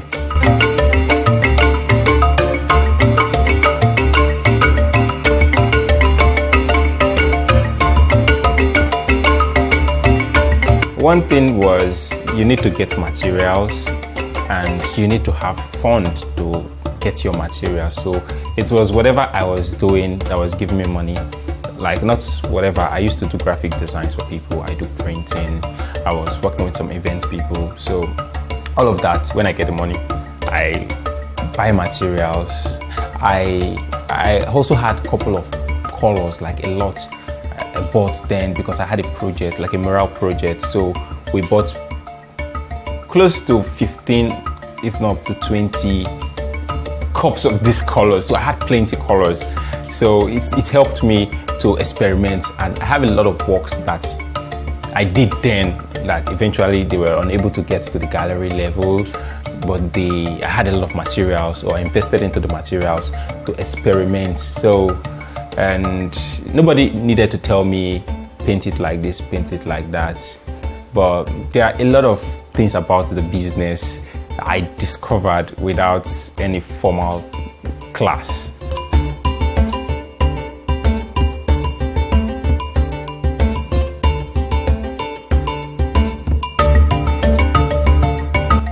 I listen to people a lot, very much. I listen to people, and mostly older colleagues. I read, I'm a lover of YouTube.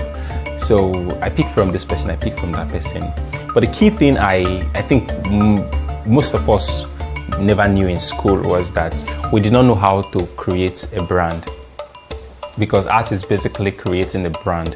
You can't tell me this today, you tell me that tomorrow. Even if you're telling me this today and telling me that tomorrow, is there a connection between yesterday and today? Are you talking about your time, or you're talking about a time that doesn't concern you?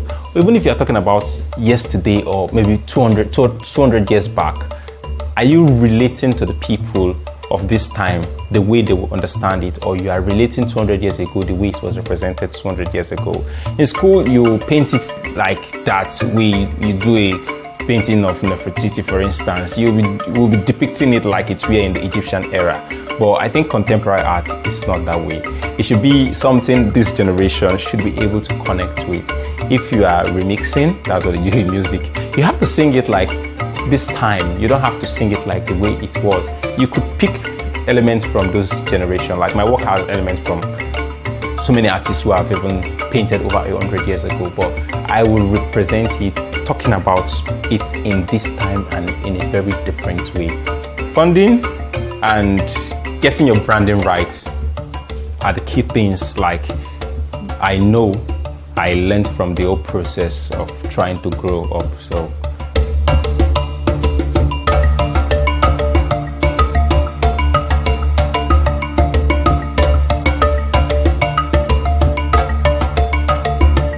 I'm a bit different in my practice, very different, and that's maybe the challenge I have.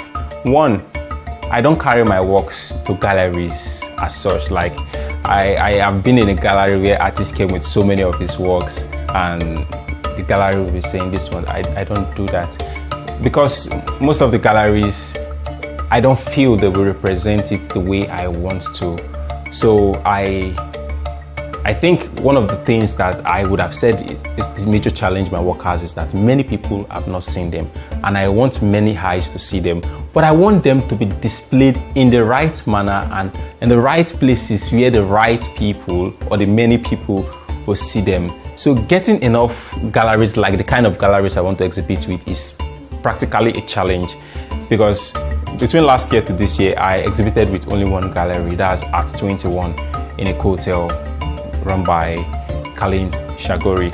So yeah, it was a superb exhibition. It was a perfect place. I was like, man, because I exhibited in 2019 with some group of people. I wasn't really satisfied with the way my work was. My uncle wanted to see a video of it. I did a video though, but I couldn't send it to him because I felt this is not how I want people to see my work. So I now withdrew, and I like, if I don't get the right representation, I'm not putting out my work anywhere.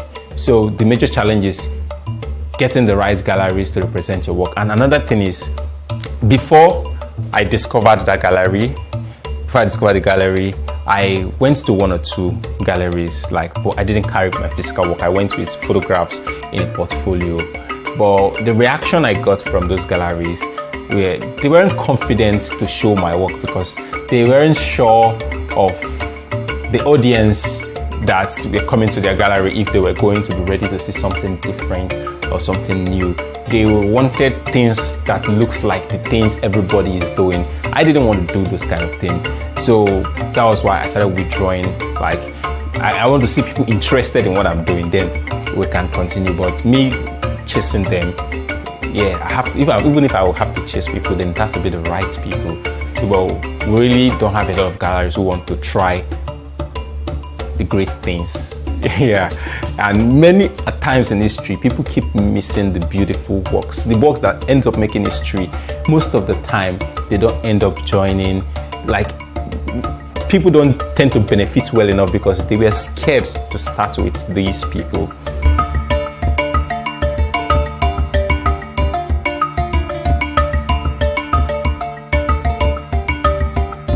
After I exhibited with at 21, I have had 3 other galleries that have approached me. One out of Lagos, one out of Nigeria, then another one in Lagos. So yeah, some of them were waiting to see, like, yeah, people like his work is now showing in that place. But not everybody wants to start you when you want to build the brand. So it's just those who really believe in, yeah, this guy has something unique and this is what we need.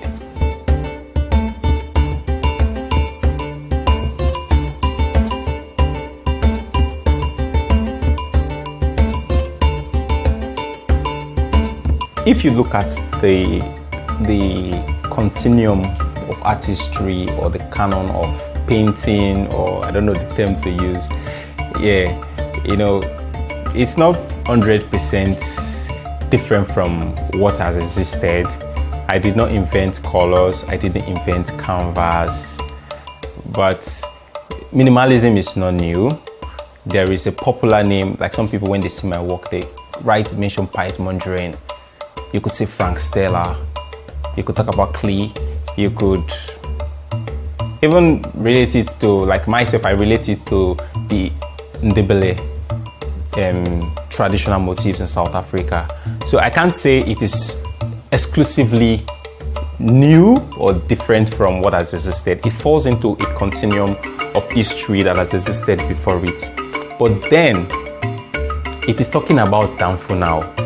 And talking about Danfo, you could Google Danfo if you don't mind. You could check the hashtag on Instagram after now, and you hardly find something like this painting you have here. You hardly find something like that painting. I do that. I check Danfo a lot because it's one of the hashtags that I follow, and people don't represent the Danfo story the way I am representing them currently. It's very different. This is me speaking, but I've heard it from people within Nigeria and even outside Nigeria, like, this is a very different way, or this is a new perspective to what we have been seeing. I pretty know it is. But I'm not saying minimalism, like they call it in the academic setting, is a new thing. People have been painting with flat colors, minimal colors, less details, go straight to the point, clean lines. All of that has existed for many years before me, and it will continue even after me. But in each of us who do this kind of painting, we have always tried to create something unique about us. That's the more reason why you said you saw so many yellows on my works. Yeah, because it's more like the me, the real me as a Lagosian.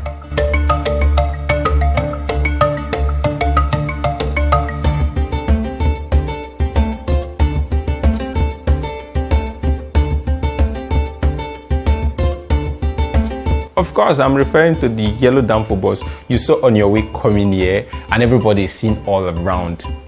It is that Danfo. The first thing about most people who depict Danfo, they pick out the two black lines on the yellow bus. That one is very common and it will continue. Then the second thing is, tell people to paint Danfo, they will paint a bus for you. If you look at my gallery on my phone, you see those two lines on the bodies of those Danfo buses. I have a variation of many other designs I have discovered from those buses. It's not just about two lines sometimes. There are varieties of them I have discovered, and I pick concepts from those guys and I interpret it in a very different way. You know, when they tell us to write a composition in secondary school, then they will give everybody a topic. But by the time we all write our compositions, they come out in different ways because our thought processes are different. So I get this information. When it goes into me, my brain processes it differently. So in the course of processing those information, I tend to create these kind of works you are seeing today. So that's why it's like different, but it's still the same Lagos story I'm telling.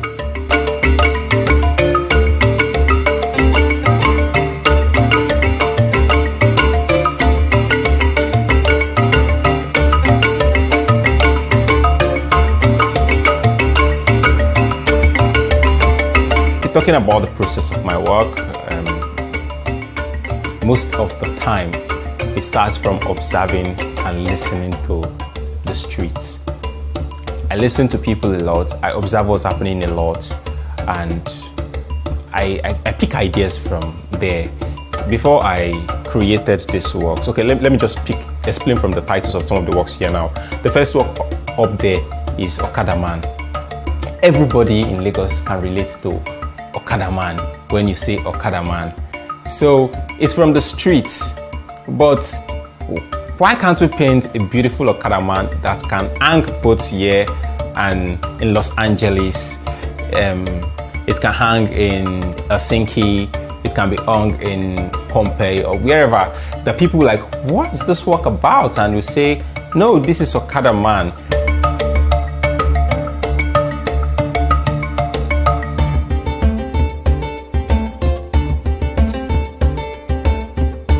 In this generation where we have Okada today, I am talking about this time, I'm documenting this time, but I'm representing it in a way that even people outside here would want to know more details about this. If you are new in Lagos and you first encounter my work and I tell you this is Johnny Just Come, and you're like, what is Johnny Just Come? You can Google it, then you understand, oh, something like this can happen. Then you will know how to relate to the people, because you could be a victim to people who take advantage of newcomers. So, like this other one now, I titled it Owoda. Yeah, sorry, I'm sorry though, but not really sorry as such. The reason why the black line shouldn't even be on the yellow is because it shouldn't just be straight to the point sometimes. It should be like, why did you put the 2 black lines on the white place?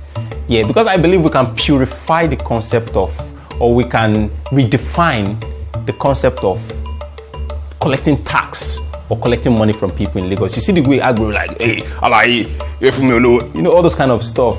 And I feel there can be a better way, even if I have some idea how it can happen. But I want to make people discuss this topic, or it should be part of discussions. So I'm trying to say it can be pretty organized the way my work looks. And I really want people to inquire or to feel interested in the story. So it's more of the story for me.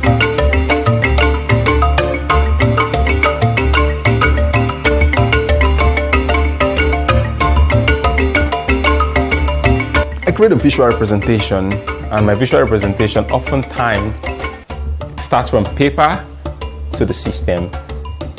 Sometimes it doesn't get to the system, but sometimes it gets to the system. So I create a graphic representation, I look at it. After looking at it, sometimes I edit. Sometimes the editing takes place while I'm working on it, on the canvas. So, but it takes quite a number of while. Most times it takes weeks, sometimes even more than a month before I execute the work, because I'll really contemplate real good. Sometimes it might be complex, I'll be reducing it to the most simplest way it can come out. So all of that happens before I get my canvas. I get to get colors on the canvas. Then I work with some of the materials you find here. Like I measure a lot so the lines can be straight, so it can be very perfect. Yeah, I measure like all the time. Sometimes I use pencil, ruler, I mark it just to be sure I get it right. You see I have masking tape right here. Sorry I scattered the stuff. Yeah, so I use it to mark the lines so the colors will look neat. So I do that, then I work with acrylic color because it dries very fast. It looks very neat, it looks very brilliant. And I think that's it for now. I apply my colors with brushes. Like you can see, I have my brushes here. So I work with brushes. Don't mind the yellow brushes. I love them because they pretty look like the yellow I paint. So yeah, so that's me and how I work.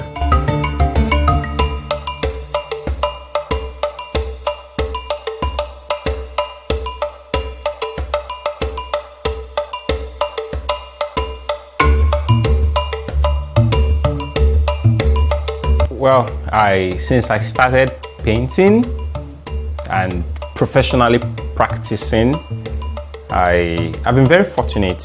Yeah, let me put it this way.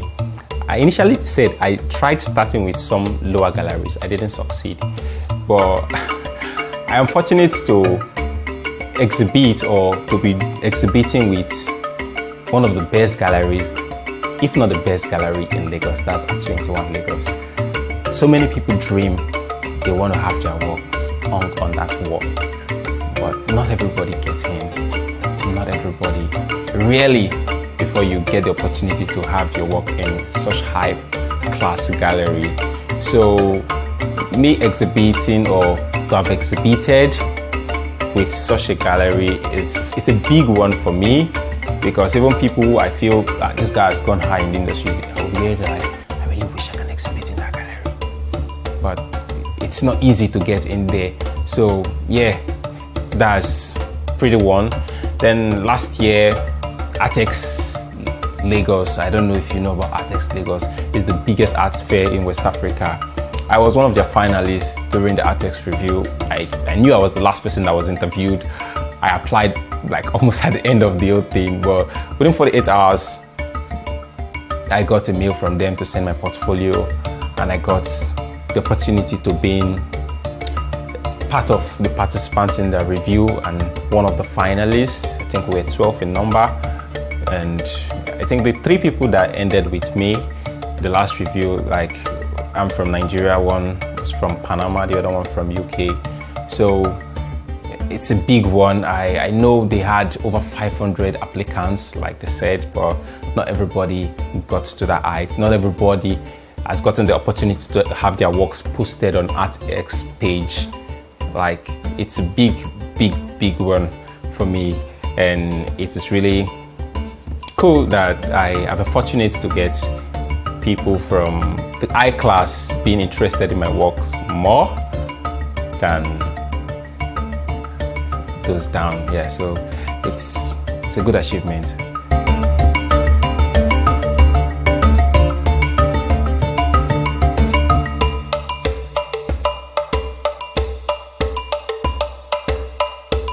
The value of a work part is not quantified by monetary value we place on them. A lot of times it's not by that. And the value, oftentimes, mostly in the secondary market, is not even determined by the artist himself. Yes, I kind of have some prices I tag my work with when I want to sell them. Like I say this one is 250,000 naira. Yeah, it's not because of the work is this size or is that size. I value it by what I perceive the creativity I've put into it worth. So that's how I do it for myself. Then a lot of time in the market, in the primary market, like the galleries, the size of the work contributes to what the work should cost or what it's going to cost. The name of the artist, like how well or how good is that brand being bought.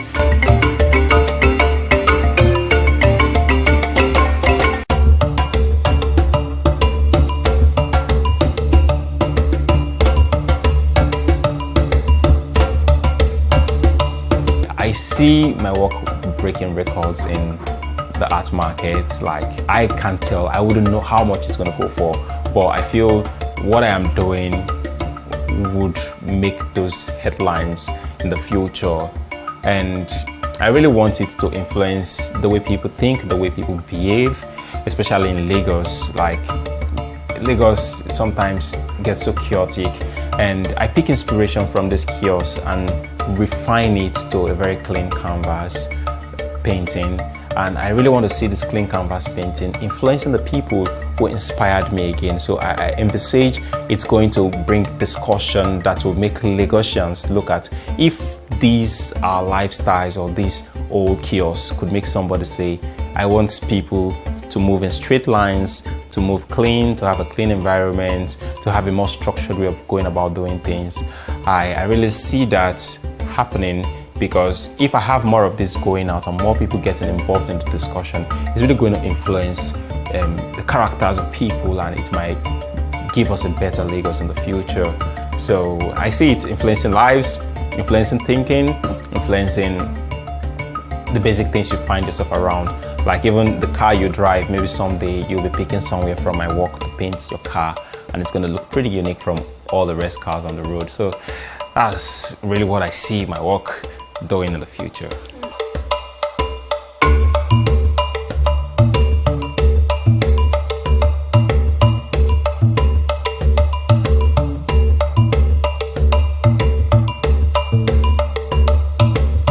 I believe I will be involved in very important exhibitions, hopefully in the next 5 years' time to come, around the world.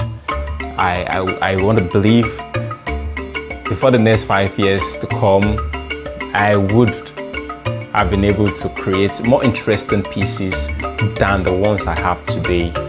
Any other thing that comes out of creating those beautiful pieces that is going to make the world a better place is left to the people who are receiving the work. So whatever they do, if they receive it well and if they appreciate it well, it may go beyond what I am expecting. But for now, I can say, yeah, being part of important exhibitions, creating more interesting pieces and all of that is what I can do, which are the things I can control within my own power.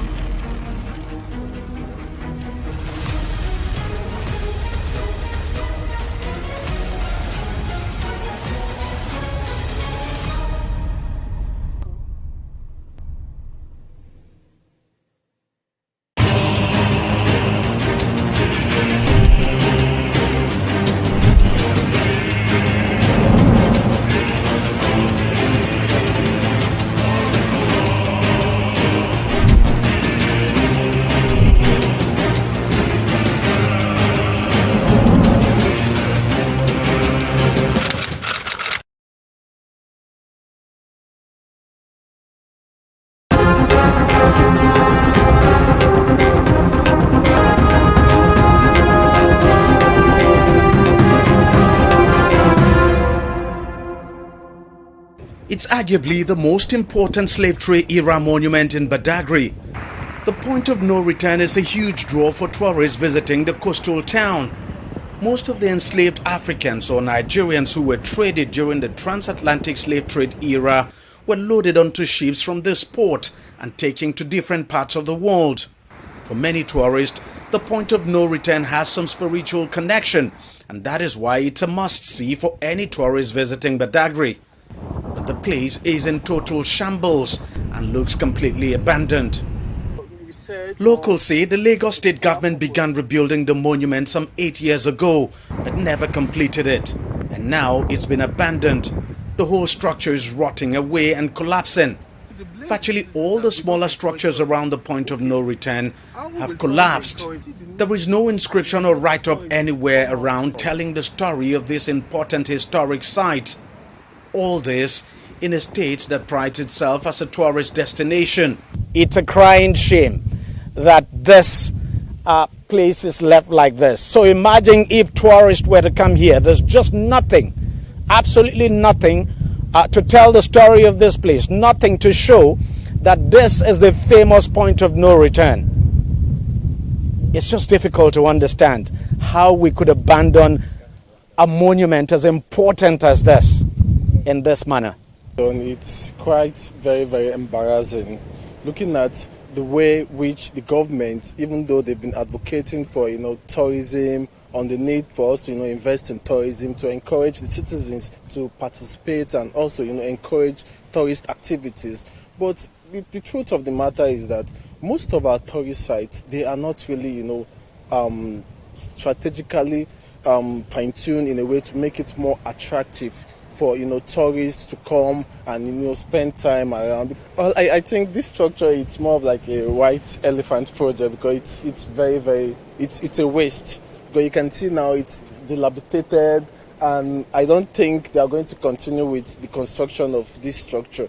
And this structure, I believe before the commencement of this structure, they should have come up with their plans to see how it's going to benefit and enhance and boost tourism within this community. But maybe they did not do their groundwork very well, so they had to stop it in the long run. It really breaks my heart because this is millions of naira wasted that possibly could have been ventured into another aspect of the tourism.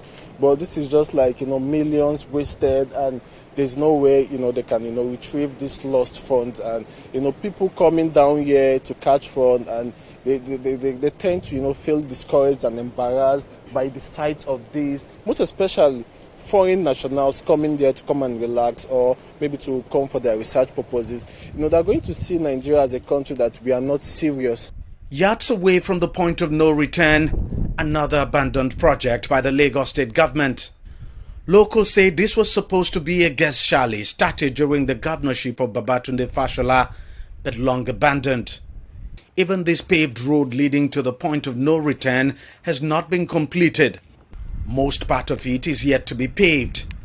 Even in its terrible state, tourists still flock to the point of no return, but they often leave disappointed. When I was in secondary school then, we came for an excursion here, but the place we went to was 4-story building, and then we were not opportune to come here because they were like, okay, we can't come here since we were young then. But coming now, at least, that was 2014, and this is 2024, let me say that's 10 years ago. So coming here now, and I was like, okay, land of no return, let me come and let me see how it looks like. But on getting to this place, it's very disappointing because there is no evidence, that there is nothing to show that, okay, this is an evidence to show that this is a land of no return. And even this building, I'm just guessing that maybe that is where the colonial master stays then, where they select the slaves and all those things. But I don't know, because there is no one to tell us the history, and it's very disappointing that they just let it go. Like, let me say, it's a waste. Anybody can come here and claim it as anything. If this monument continues to rot away like it is at the moment, then it's only a matter of time before the point of no return completely disappears from this very spot.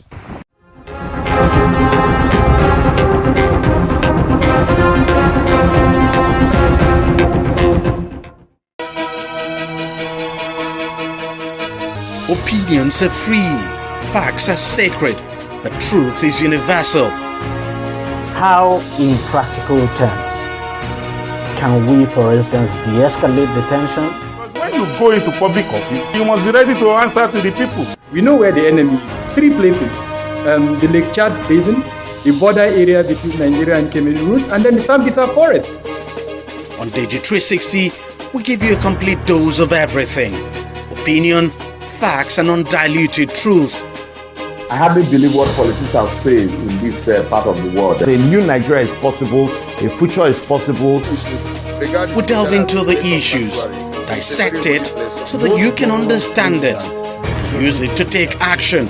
I don't think there's any need for any governor to look for grant for ranching. TV360, dissecting the issues.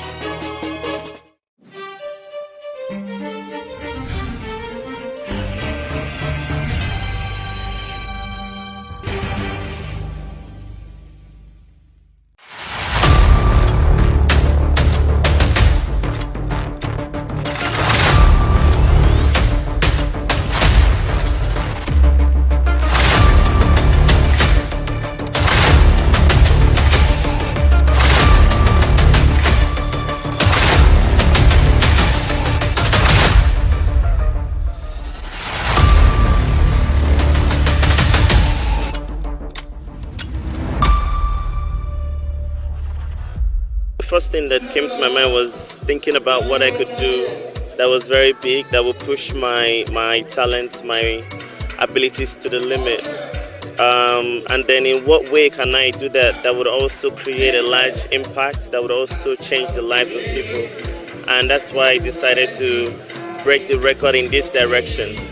That way we're not just breaking a record, but we're also making impact. We're also trying to enlighten people. We're also trying to foster understanding between Nigerians. It's all about unity and diversity, which is the name of the artwork.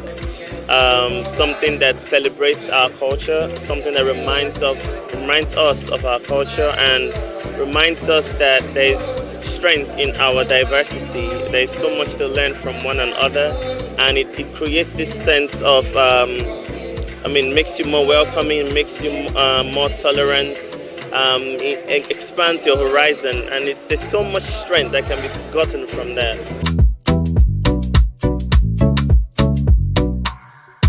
It's been 9 years in the making.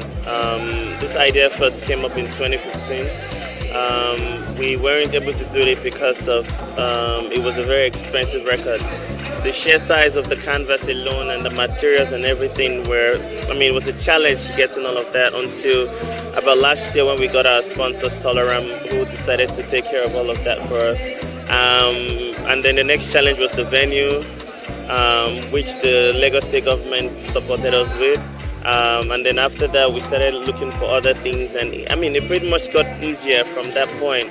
The next challenge was, it's been for the past 4 days we've been here. It's not been easy. It's been very difficult. It's much more than I expected, much more than I anticipated. So I can't wait for it to be done.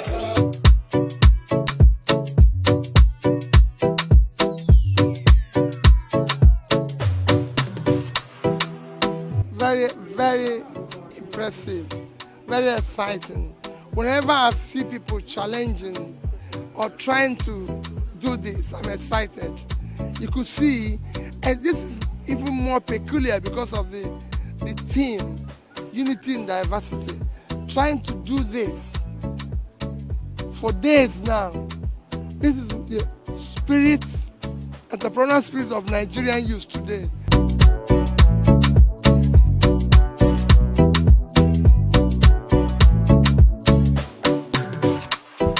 That's a perfect theme. Nigeria should stay together. All the tribes, unity in diversity, and all this. Everyone should stay together. The ethnic groups should stay together and work together as one country.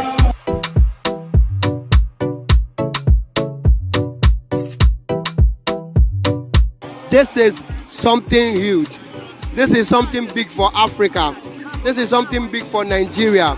This is something big for Lagos. And I'm really proud and happy that it's coming from a brother and friend. The whole world is on shutdown right now, rooting for Fola David. We are proud of him. We are proud of what he has done. It has shown that outside music, outside comedy, outside movies, outside sport, there are people, there are other sectors that needs recognition, like artists like this. And we're proud of what he's doing. I'm proud of him, man.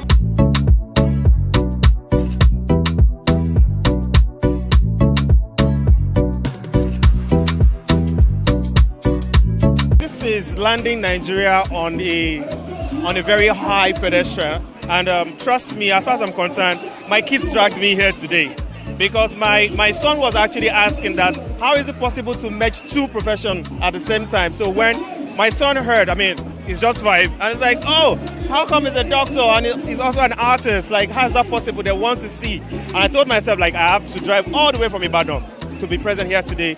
Trust me, I am super happy this is happening to us. One win for one is one win for all at the end of the day, yeah.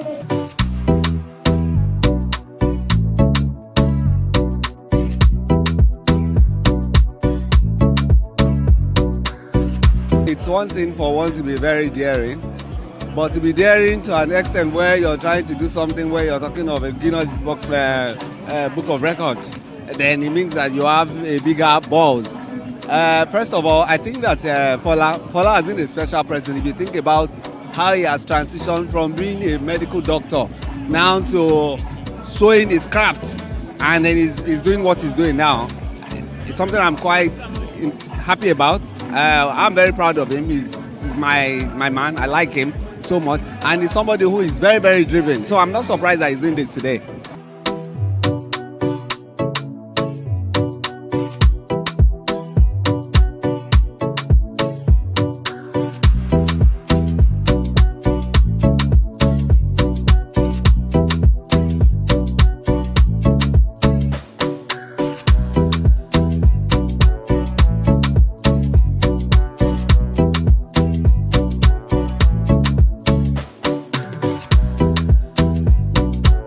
Start of a vast overhaul, a reshaping of the Nigerian narrative through art paintings, and I'm highly impressed.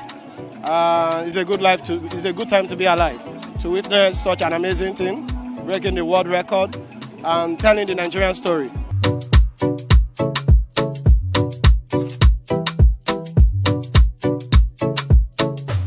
This is actually a very, very beautiful one.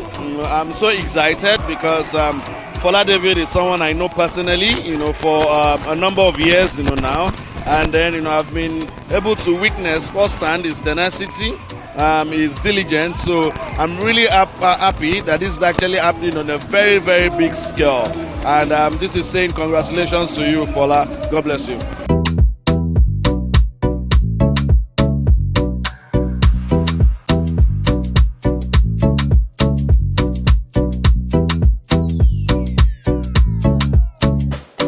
First of all, I want to compliment Fola Davis.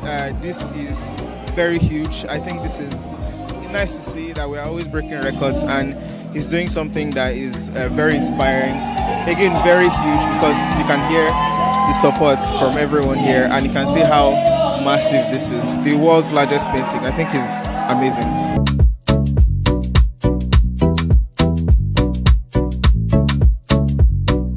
It's important that we know from every part of the country that we're one Nigeria, right? So what he's doing today is depicting what it means to be one Nigeria, right? From the west, from the south, from the east, or from the north, right? We are one, and that's what he's doing, right? No one is going to say that this is an Igbo or an Hausa or Yoruba accomplishment. It's a Nigerian accomplishment. It's a Nigerian breaking the record.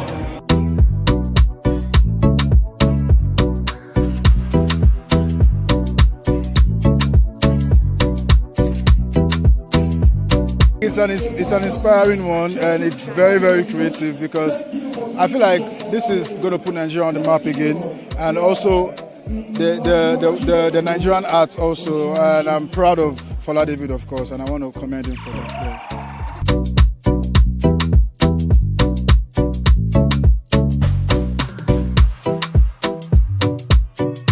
I'm happy this is happening, and I'm happy is happening in Lagos. I mean, this is Lagos. If such a feat is going to happen, it must happen in Lagos, which is why I'm here, Commissioner for Youth and Social Development, to give support to my brother, Dr. Fola.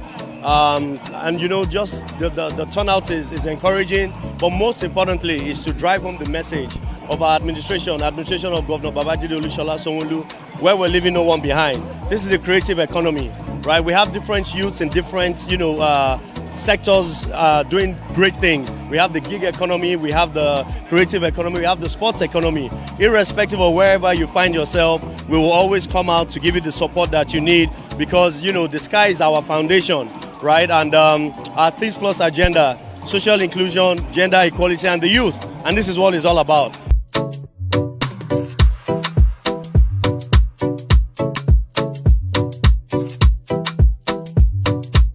An amazing team, unity in diversity, because the way Nigeria is right now, we have a lot of people that are that feel like we're not united, but this kind of like reestablished that fact that we have people that are from different tribes, and we love working together. We have Igbo people here, we have Yoruba. In fact, on the media team, we have several guys from different tribes working together, and everybody is working with the same mindset, with one uniform goal of making sure that we see to it that Fola David gets to beat the world record for largest drawing in the world.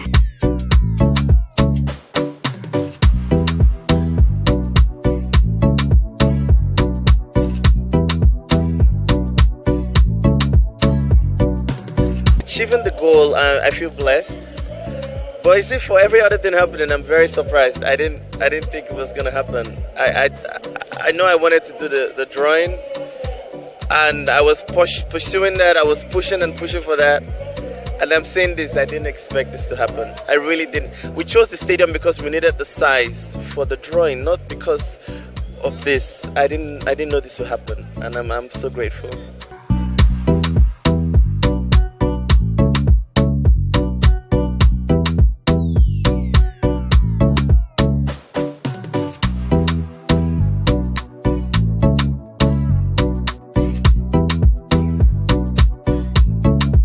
Every time the children come and they're saying good things about what's happening, I've always wanted to do something that would really affect young ones, because when I was growing up, I didn't have as much opportunities to explore my art as I wanted to. And seeing the young ones come and feel inspired and also feel like this is something they love, it really touches me, so it's really rewarding for me.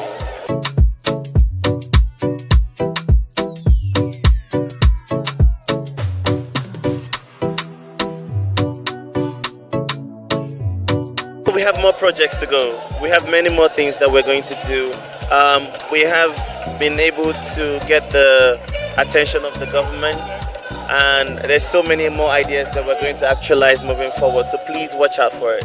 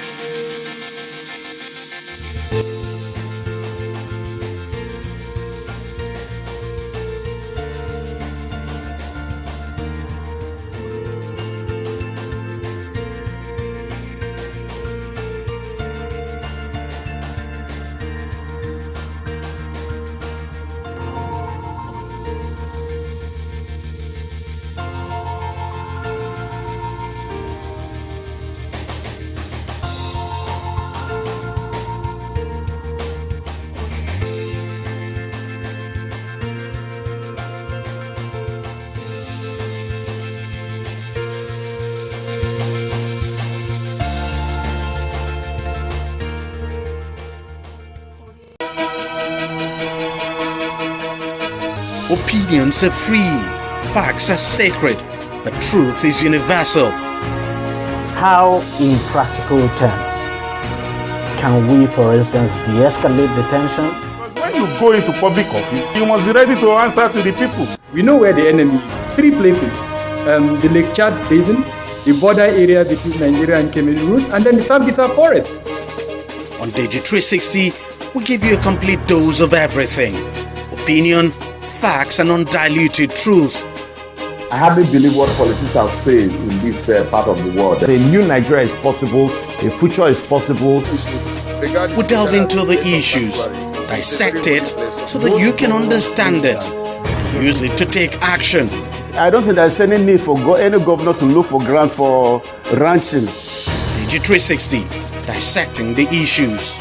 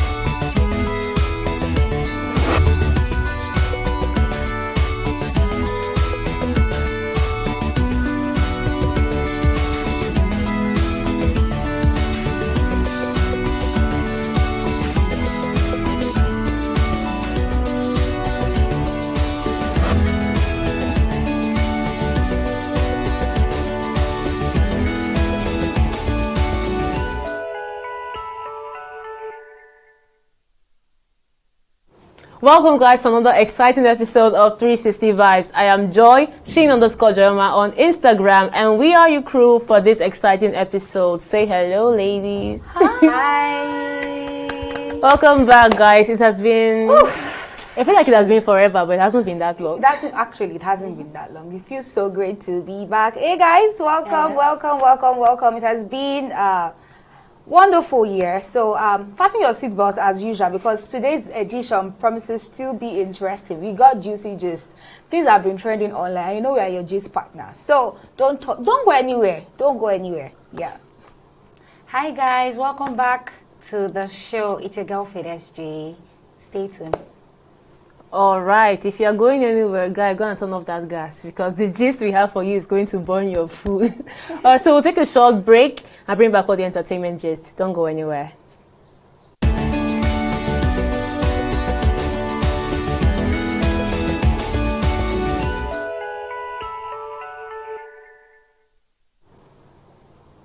Welcome back, guys. So first of all, if you go online and search out Nigeria versus South Africa boats, you will see a lot of things. But let me just give you the whole rundown of everything before we delve into this gist. So basically, we all know about the story of Chidinma Adesina, the Nigerian model who tried to compete in a South African pageant.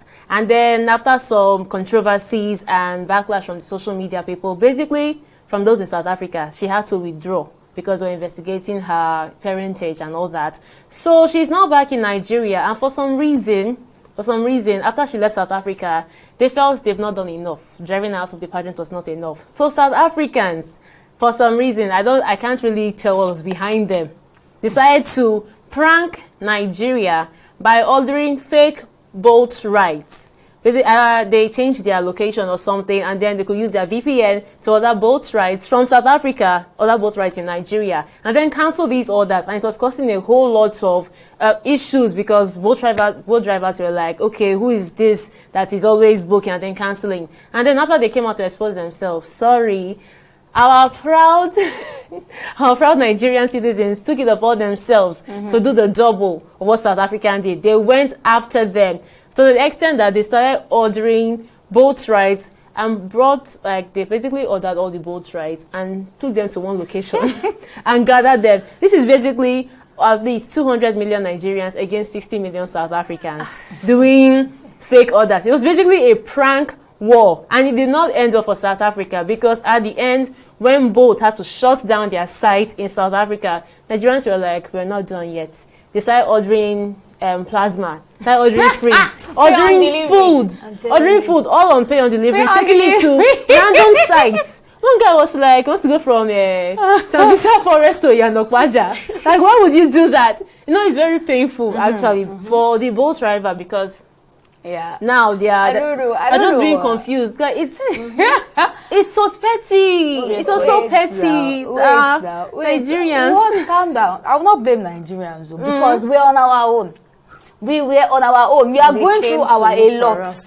Nigerians are going through a lot at the moment. So any form of prank is not welcome. And for the fact that this person went on Twitter to brag about it, you messed with the wrong country. You messed with the wrong country. Like that person that ordered that particular one ride, I now went online in that Twitter that, okay, and the fact that there's fuel scarcity in Nigeria already, and you made a driver drive all the way to your location, and you can't to an unknown location, so to say, and you cancel the ride, and there's no petrol.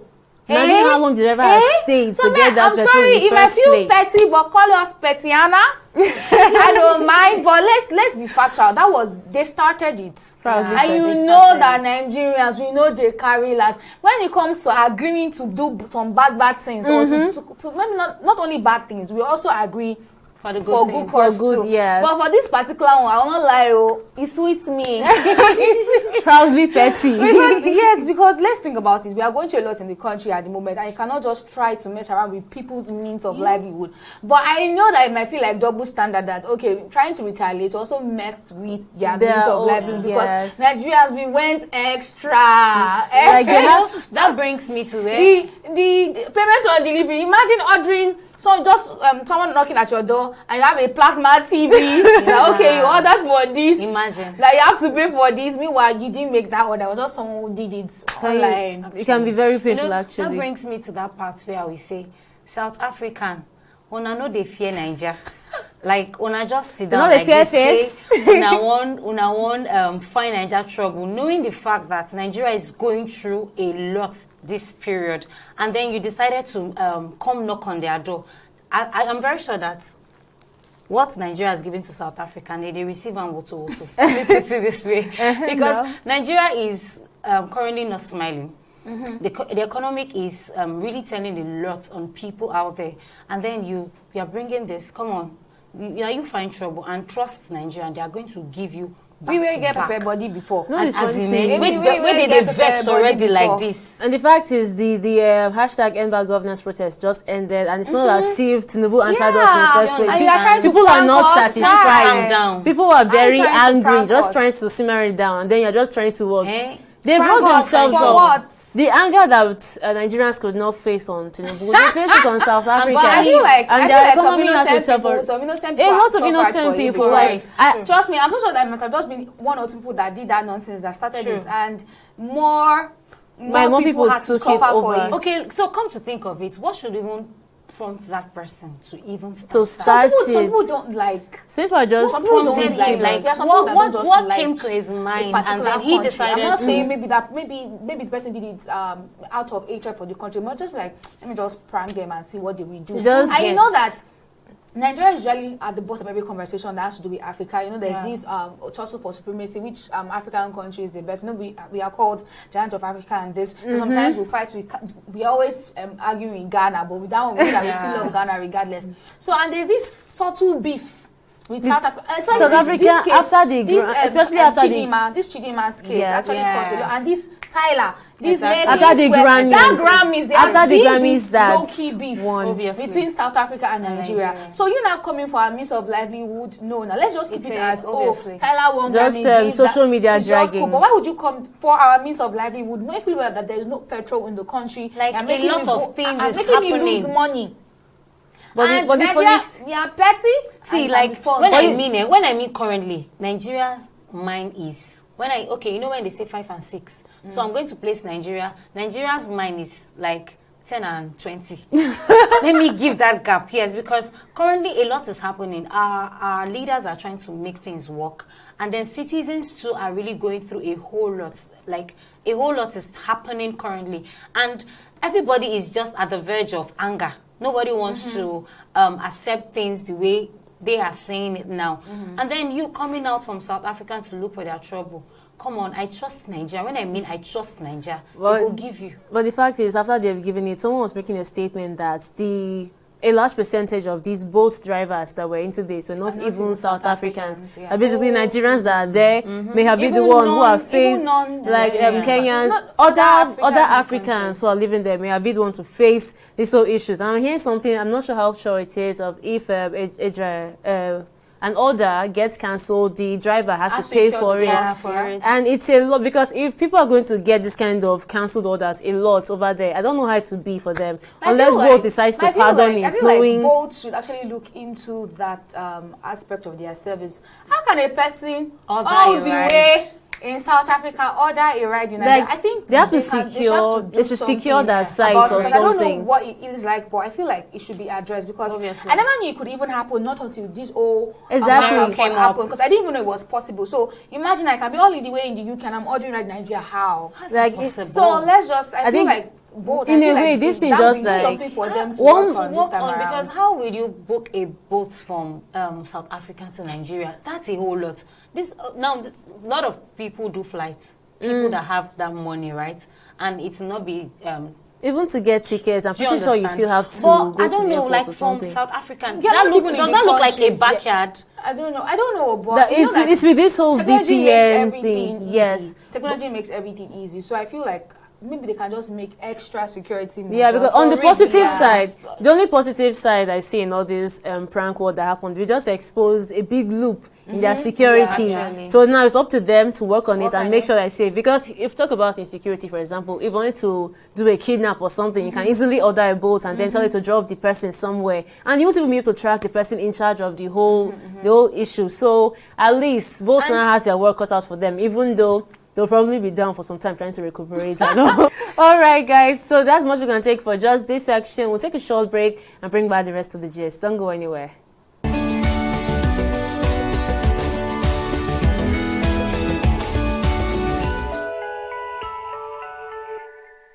Welcome back, guys. So based on another gist going on, there's this trend going on X about this waist bead saga. So it all started with this lady who made a tweet.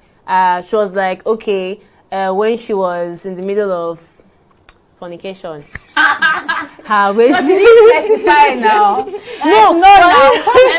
her for you to know that. That was what she meant, basically. What if she was her husband? You can't just say she was fornicating. Then well, she's single and so it's fornication. Now you don't be as if I'm saying at a point. She used another word, another code I don't even recall. But basically, in the midst of that, her waist bead caught. Before that, she's actually a lady based in the UK who actually comes to Abeokuta, the Itoku market specifically, to get her waist bead. So the first question is, why would you leave UK to come and buy waist beads in Abeokuta? That's aside. So basically, her waist bead caught, and then when she told her mom about it, her mom was super pissed, asking her so many questions, and that is now bringing a lot of reactions from people on X. And she was being dragged to the extent that she had to delete the tweet. But trust the social media, like they'll say. Social media never forgets. Never forgets, baby. So everyone has a screenshot of her tweet, and now we are asking, why exactly are you coming back to come and buy waist beads?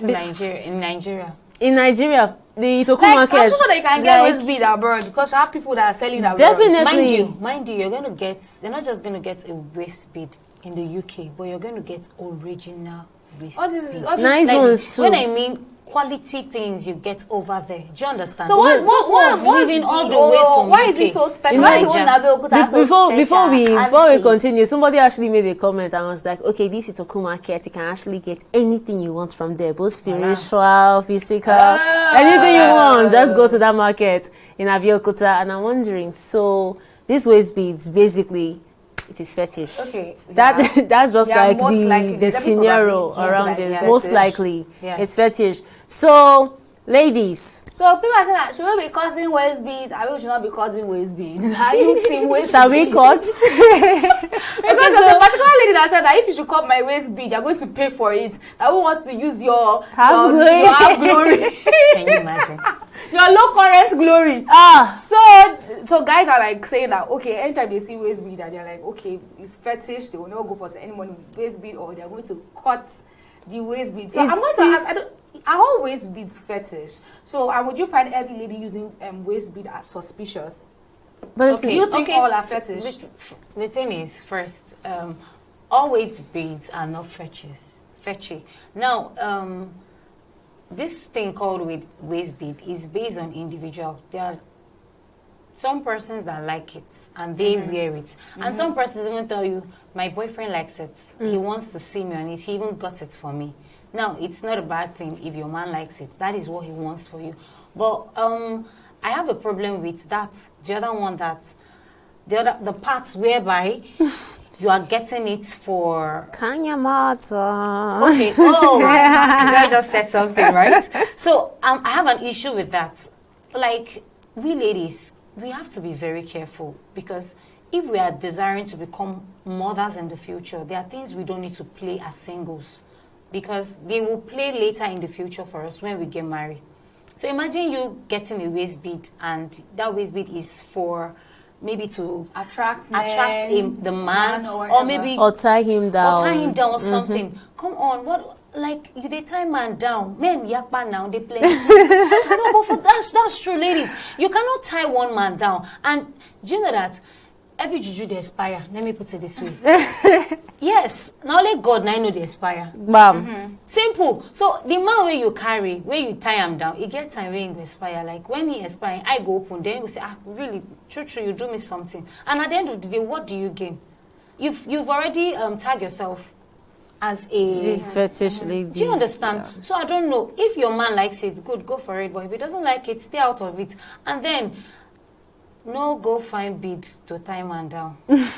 Basically, say no to tying men down. I'm not going to say waist bead or no waist, because I know people that wear waist beads and they are not fetish, just for fashion. Some people just like it for the sake of fashion.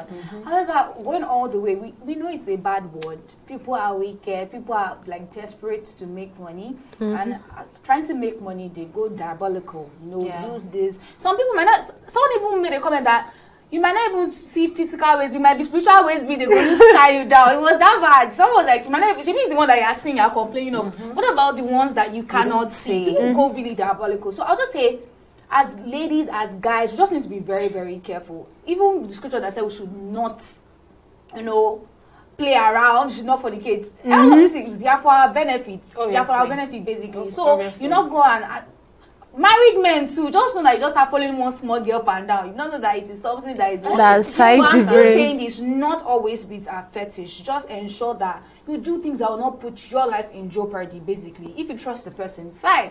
If you don't trust the person, run for your life. You don't so just play safe, basically. Play safe.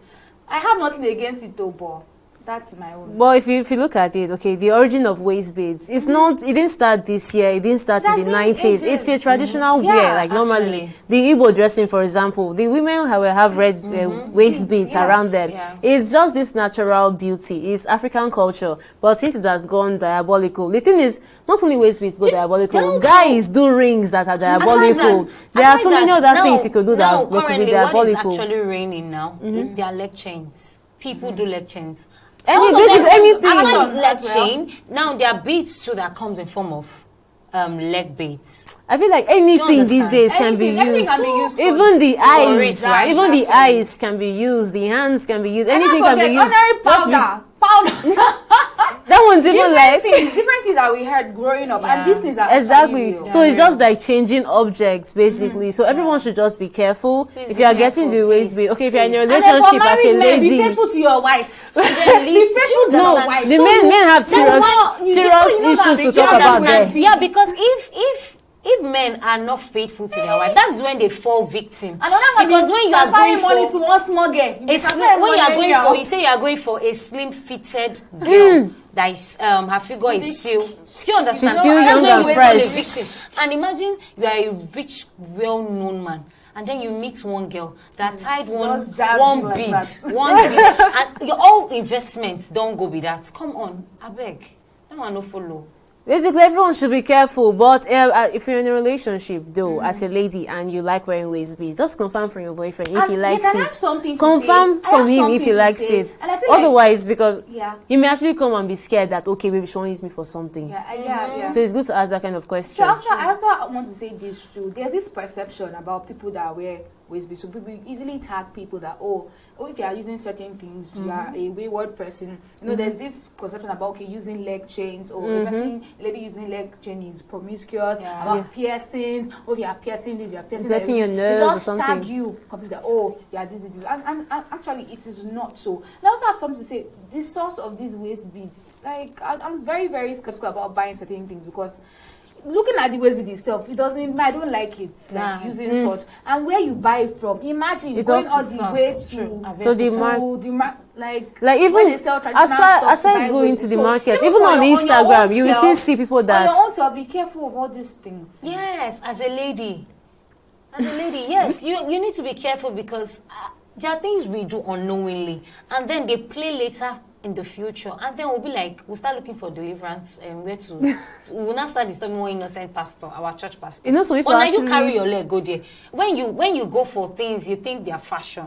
But meanwhile, they could be fashion too. They are actually fashion products. So bad that they can just make go diabolical with these things. But these things naturally and from they're fashion. There are some beads that look very fancy and they are fashionable beads. But why there are some beads that when you see those beads, you know that these beads are scary. Imagine you wearing a bead and then a cowries is tied to it.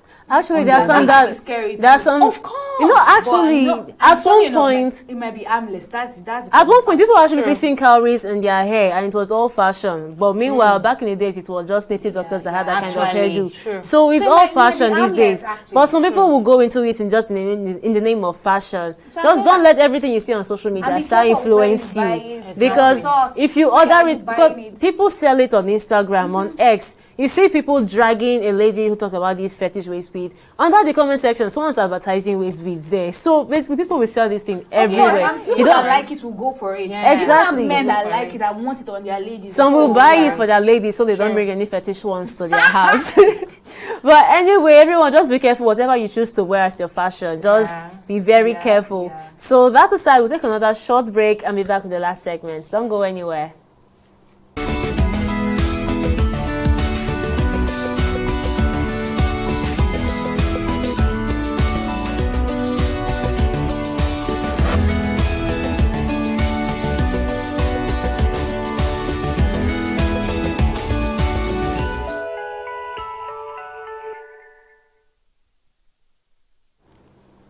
All right, guys, welcome back. So for the last G's, our Victoria Extra has all the latest. Okay, so this one is relationship. You know, you cannot do and not talk about. You must always have a relationship Relationship is life, conversation. actually. Apparently it is.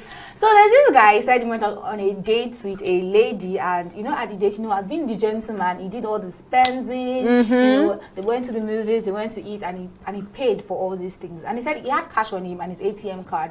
But when they got out and they wanted to like move out of the parking lot, discovered that his money was missing, but he had his ATM card with him. And I was like, okay, and he had to pay for the parking space, and that was 2,100. And he asked the lady that, please, can you kindly pay this 2,100 that I do not have cash with me? And she said no, that she cannot pay, that she does not have money. And he said, when they were still on the date, that he remember that when she was bringing out her phone, he saw money in her bag and all. So he had to like step out of the car, go back to the ATM machine, queue just to get money to pay at the parking lot before they could go. And he said when he got back into the car, she didn't talk to him again till he dropped her off. And then he's now asking that should he reach out to her? That what is your take? What is your take? Are they in a long-term relationship? That was a first date. So like, should he call her back? Should he go on, to court her, date and all of that? First of all, I'll say that's not a red flag. It's a red wrapper. It's a lot because, okay, first of all, you're going on a date. Even as a lady, I know we have this ideology that, okay, since the guy asked me out, he's taking me out, he should be the one to do most of the spending. But then we all know as ladies, we know ourselves, we shall carry backup money in case things mess up. Where you gonna wash plates? Exactly. So in case things mess up, you have your backup money. So you've seen that the guy has tried. He has bought ice cream for you, bought this, gone for a movie or something. He has spent, and then he needs someone just to bail him out of an urgent situation. Be a gentle lady. It's not only men that will be. Money that is in her bag. What is the thing is, there's no way you tell me that girl does not have 2-1. 2-1 at that moment. Victoria, if it should be for her job. Okay, no. Well, what is her job? I'm not Yoruba, first of all. What is her job? Contribution. Like, contribution. You carry your contribution money, go date. Okay, Victoria, it's true. It could be her contribution money, or that money could be very important. It could be for something she wants to do that is very, very, very, very important. But regardless, now, your first impression matters a lot when you are, especially when you're going out on a date. First date, for that matter. Date. Now, it really don't really necessarily mean that that relationship might end in marriage. It might just be a casual friend, a casual what's it called? Friendship or date. At the end of the day, because you go out on a date to know each other ourselves and all, right? So the first what's it called? Your first attitude matters a lot on your first date, because it's going to tell the young man if he's going to make him make room for you in his heart or in his space. Yes, what you give to him on that day, the impression you give to him that first day is going to tell him what next to do, if he's going to ask you out or have you as a casual friend or continue the relationship. So even if it's 100K he was requesting for, and if he's going to request for a huge amount of money, I'm pretty sure that he will. No, if he's going to request for a huge amount of money, I'm pretty sure that he will refund you back. Now, 2K is something that you and I know as a lady that is not much. That's small money. Small money now. That's small money. And the big truth is, lady, babe, you for just give him the money. Even if that money you need him for something very important, just give him the money, and then you know that later you can cover it up. Or knowing the fact that it's a date, there are some guys you go out with, at the end of the day, they give you money. They make transfer to you. Like, it could be like your tife. Basically. But that tife might be like 10, 20K. It depends on who you are going out with, right? And the capability and all the capacity of that person. So, I don't know, for that lady, you didn't do well. So, I just want to say that, okay, you guys went on a date with each other. You guys went out on a date with each other. And this guy spent money. Yeah, everything you guys did at the mall, everything you guys did, he paid for it. The least you could have done was to pay that 2,000 naira, because you didn't do any other thing. You didn't pay for any other thing. Basically, just went. The only reason why I was just like that if she truly didn't have money, assuming you didn't add this part that you saw money in her bag, why would you go out on a date without having money with you? Do you want to go and watch? No lady does that actually, not in this age. Backups, yeah. You must always go. You should say that. Anything can happen. Although there's some ladies that do it. Do go out without money. That's just ignorance. Please don't go out with. We don't go out with money. Anything can happen. If you don't have your cash, backup. just go out with your ATM. Do you understand? Have your backup because you don't know what will happen. You might even get there, you might not even see the young man. Or anything can happen. Circumstances might just come and then they might just call. The guy might have an important meeting and then he goes for it. And then you are seated there at the eatery, stranded. So I'll just say this, that the least you could have done was to pay that. We shout feminism, you know, equality. Lady boys. So to just pay 2,100 after you've eaten the shawarma and everything. That's why guys treat ladies in a kind of way. That's why men treat ladies as commodities sometimes, because these little things. They really matter. Although in a way, I don't know if I can totally blame her, because who knows whether her last relationship, the guy borrowed money and did not pay her back. She feels maybe on the first day this guy don't borrow money. That means on second days now 10K go borrow. Ladies with very, very shallow mentality. True. It's possible, but everyone should just fix that mentality. Even if it's your first date and all, and you really don't like a guy that borrows money from you, just try. Just be a nice lady. Be wife material. In a way, it's good for your life. Okay guys, so that's much you can take on this episode. Thank you so much for joining us. I know you enjoyed it. I enjoyed it too. So until next time, stay cheeky. Bye. Bye.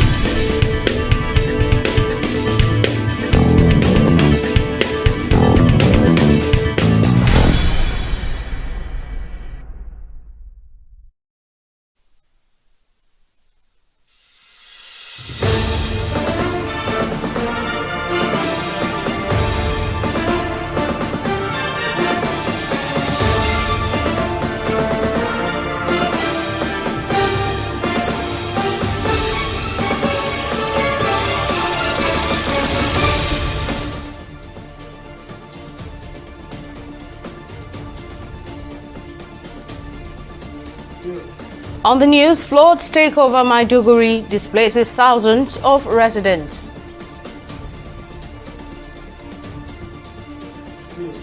NLC confirms release of President Joe Ajaero after several hours in DSS custody. And DSS denies invading Serap's office, says operatives on routine investigation.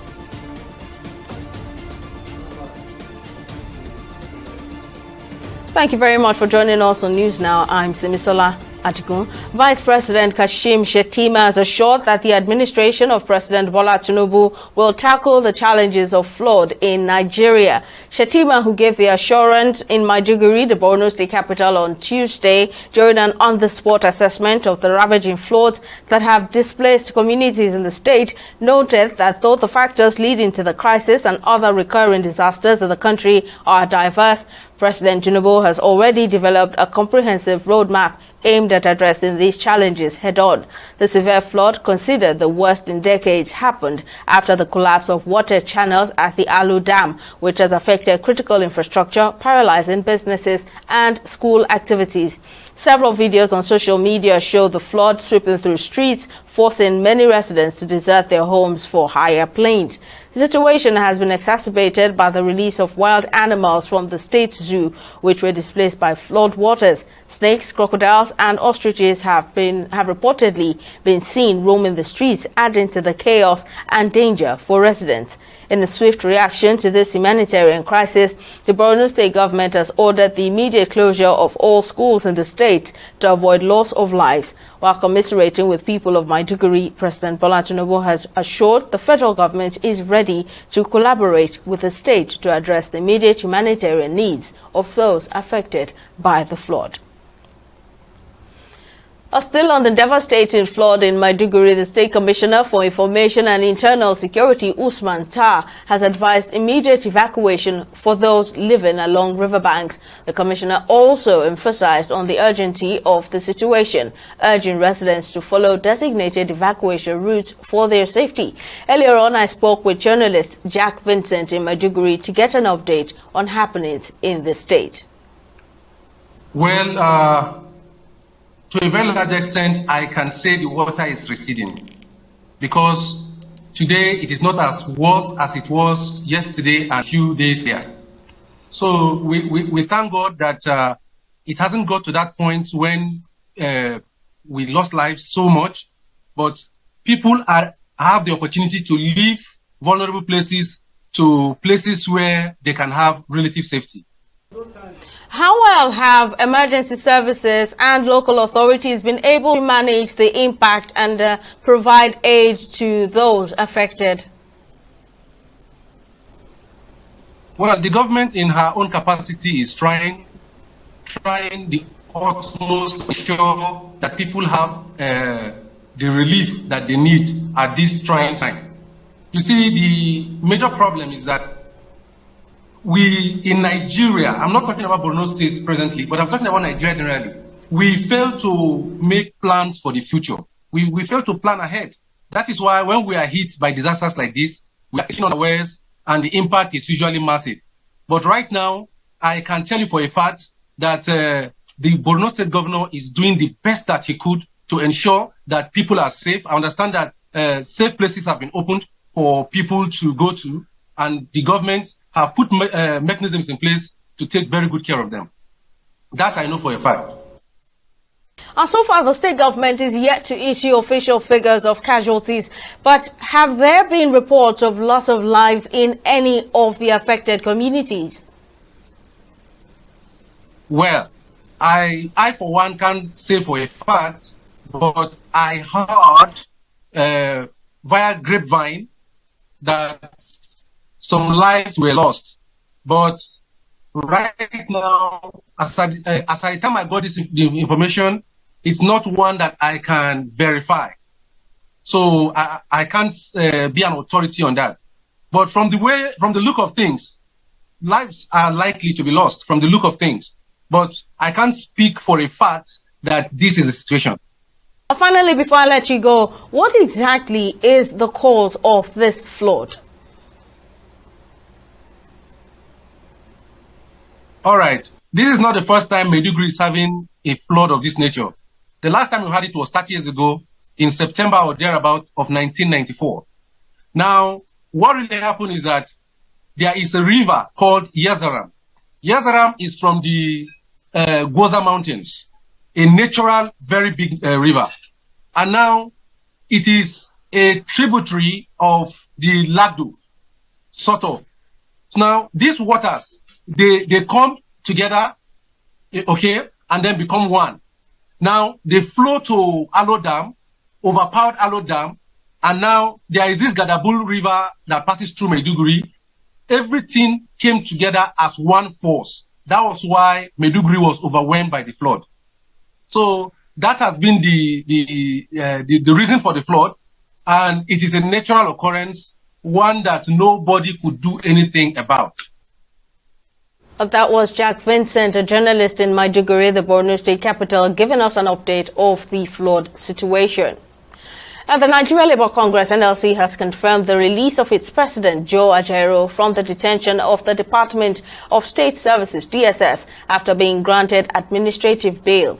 Earlier on Monday, the Labour body demanded an unconditional release of Ajaero by the DSS following his arrest at the Nnamdi Azikiwe Airport in Abuja just before boarding his flight to attend a scheduled meeting at the International Trade Union Congress in the United Kingdom.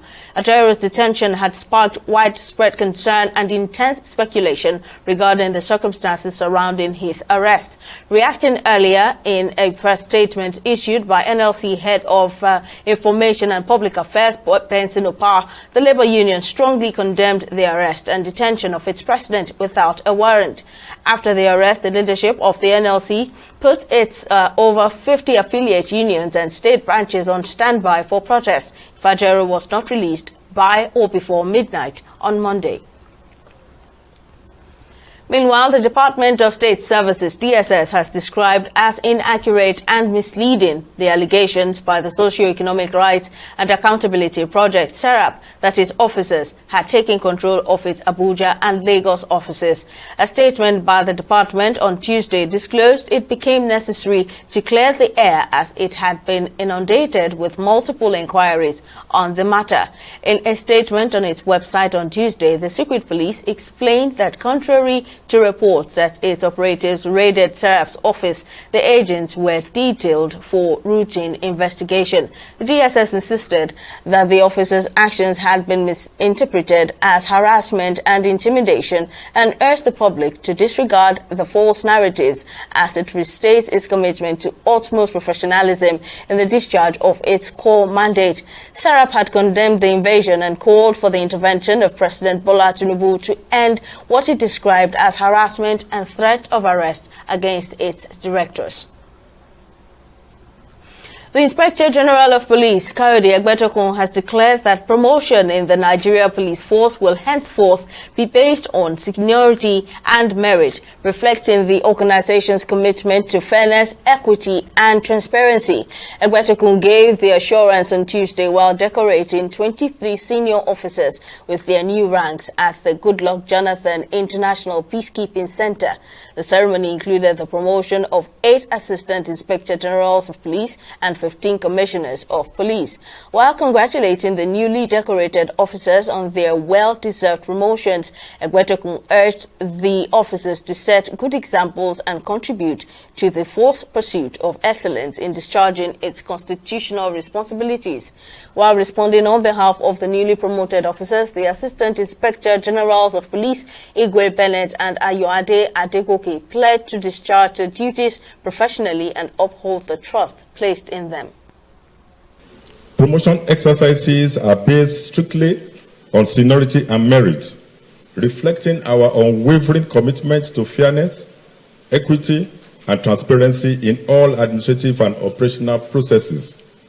We firmly believe that promotion should be a reward for hard work and an incentive for greater performance. By promoting these deserving officers, we not only acknowledge their dedication but also inspire others to strive for excellence.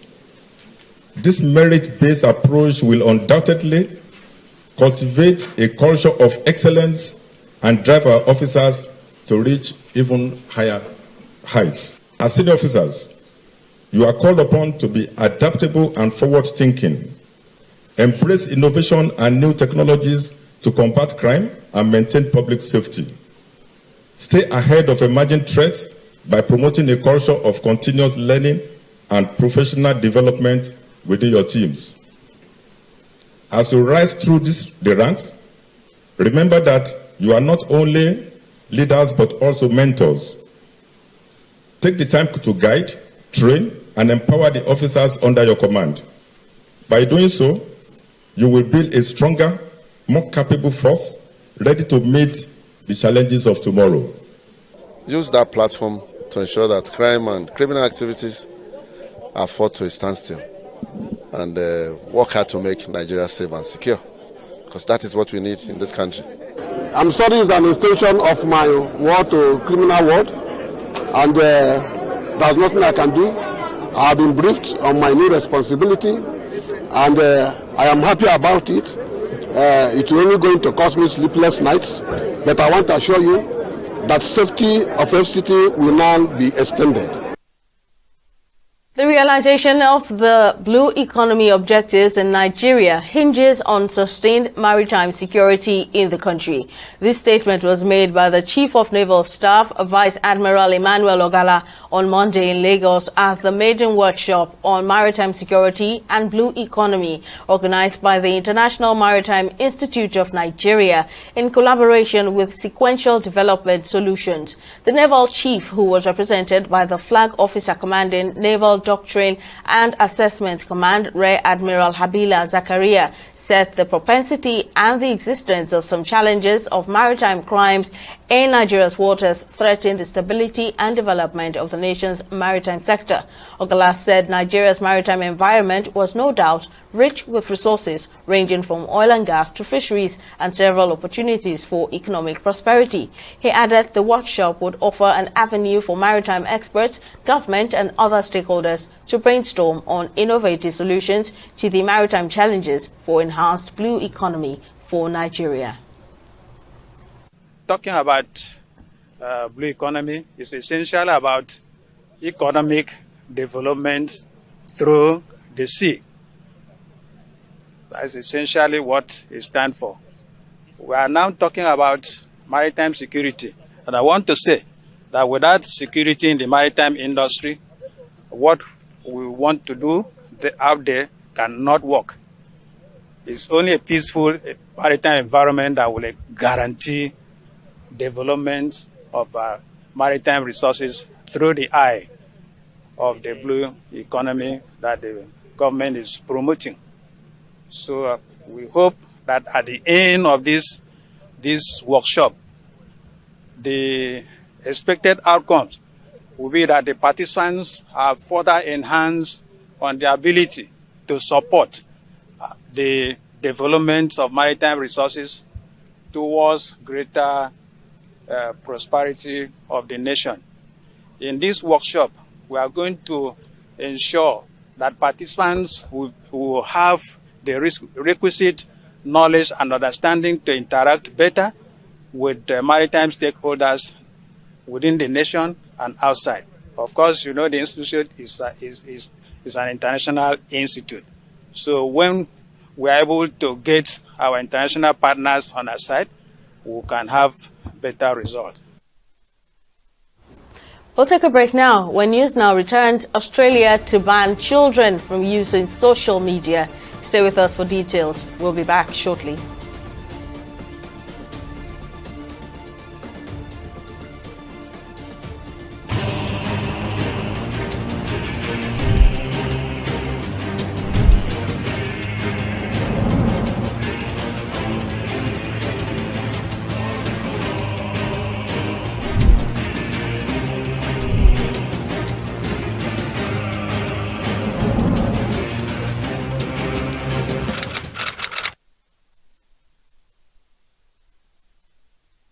In the last 3 years, we have built a multi-purpose center, which is the envy of all in our constituency. And I can tell you that the people who are living there are already enjoying it. Guy, do you think what this man just said is true? See, I seriously doubt. I'm sure it's one of those their silly lies. Wait. Do you know there's a way to find out if these things he's saying is true or not? This is the Construct app. It gives people like us a sure way to track implementation of constituency projects. It gives valid and verified information on location of projects, amounts allocated, amount funded, the level of job done, and even the profiles of concerned legislators. You and I can post directly on this app. Are you serious? This is the go-to app if you want to know how our Commonwealth is being expanded by the government. Wow. Let's even see if what this man said is true. Show me. The Construct app is developed by Other People Nigeria with support from USAID and is available on both Google Play Store and Apple Store. And it's true. Of course, I told you. Welcome back. Here's a recap of our top stories. Vice President Kashim Shettima has assured that the administration of President Bola Tinubu will tackle the challenges of flood in Nigeria.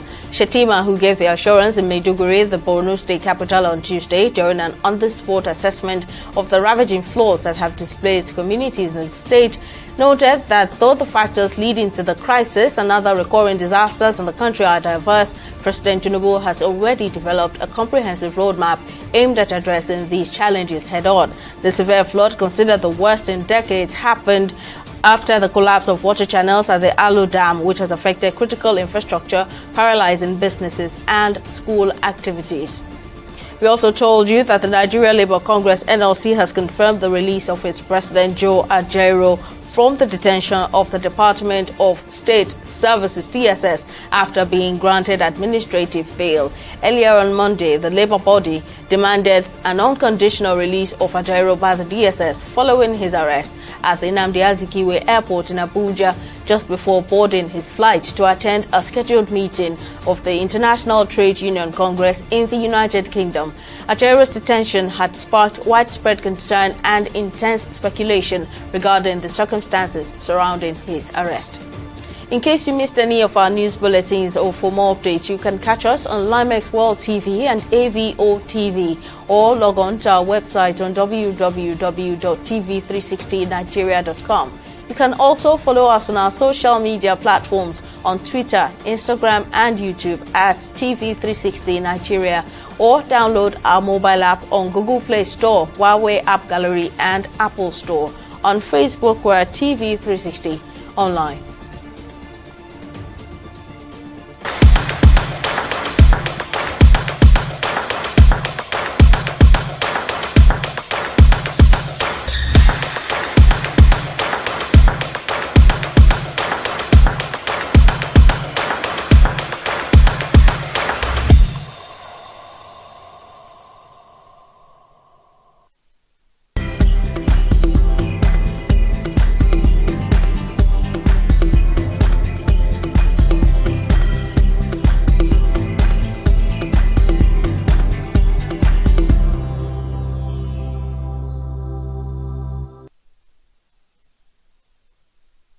For more stories in the world of business, let's join Joy Uchejim, who's on standby with the latest. What's happening, Joy? Thank you, Simi. Well, in a move to strengthen bilateral ties between Nigeria and China, the Consulate General of the People's Republic of China in Lagos, in collaboration with key banking experts, Chinese and Nigerian enterprises, has held a dialogue on Monday, September 9th, 2024, at the Stanbic IBTC Towers in Victoria Island. The event centered around President Bola Ahmed Tinubu's recent visit to China during the FOCAC 2024 and its potential impact on Nigeria-China bilateral relations. The event also explored the implications of new agreements reached during the president's visit and how both nations could leverage these opportunities for mutual economic growth. TV360's correspondent Okpeyemi Owosheni reports. The dialogue brought together key stakeholders from Chinese and Nigerian enterprises, as well as financial experts, to deliberate on the outcomes of President Bola Tinubu's visit to China and its potential to enhance trade and investment between both countries. Discussions at the event highlighted how Nigeria can leverage China's expertise in infrastructure development, technology transfer, and financing to drive its economic growth. In his opening remarks, the Chief Executive Officer of Stanbic IBTC Holdings says the collaboration between Nigeria and China, particularly in the area of financing, can open new avenues for infrastructure projects that will benefit Nigeria's economy in the long run. China-Africa Cooperation FOCAC has ushered in a new era, marking a significant upgrade in our partnership to a comprehensive strategic collaboration. This evolution promises to unlock unprecedented opportunities for growth, development, and mutual prosperity. As Stanbic IBTC, we have proudly led the way in facilitating seamless business interactions between our two great nations. Speaking at the event, the Consul General of the Republic of China says the visit marks a new chapter in the relationship between China and Nigeria. Plan from 2025 to 2027. This summit marks a significant event as China and Africa embark on a new journey toward modernization and elevate the building of a China-Africa community with a shared future to new heights. The outcomes are fruitful. The prospects for cooperation are vast, and the historical significance is profound. Other stakeholders at the event described President Tinubu's visit as pivotal, noting that the agreement signed would drive economic growth. Employ a lot of people, begin to grow the GDP. That is the significance of the FOCAC itself and what has happened here in this Lagos Forum. So I think we expect to see some very significant major economic developments that will be triggered by the various agreements that were signed in these few days in FOCAC. The Consul General reiterated China's commitment to supporting Nigeria's developmental goals and enhancing the partnership between both countries in the coming years. We focus the infrastructure, the green development, the e-commerce, or the vocational education, the finance, the industrialization, and so on. So really, I with full confidence that China-Africa relationship, China-Nigeria relationship will develop very fast, very smooth, very successful in the new era. As Nigeria continues to position itself as a strategic partner to China in Africa, it is expected that this renewed collaboration will foster economic growth, job creation, and sustainable development. Okoyemi Owusheni, TV360 News, Lagos. We'll take a short break and return with stock market reports.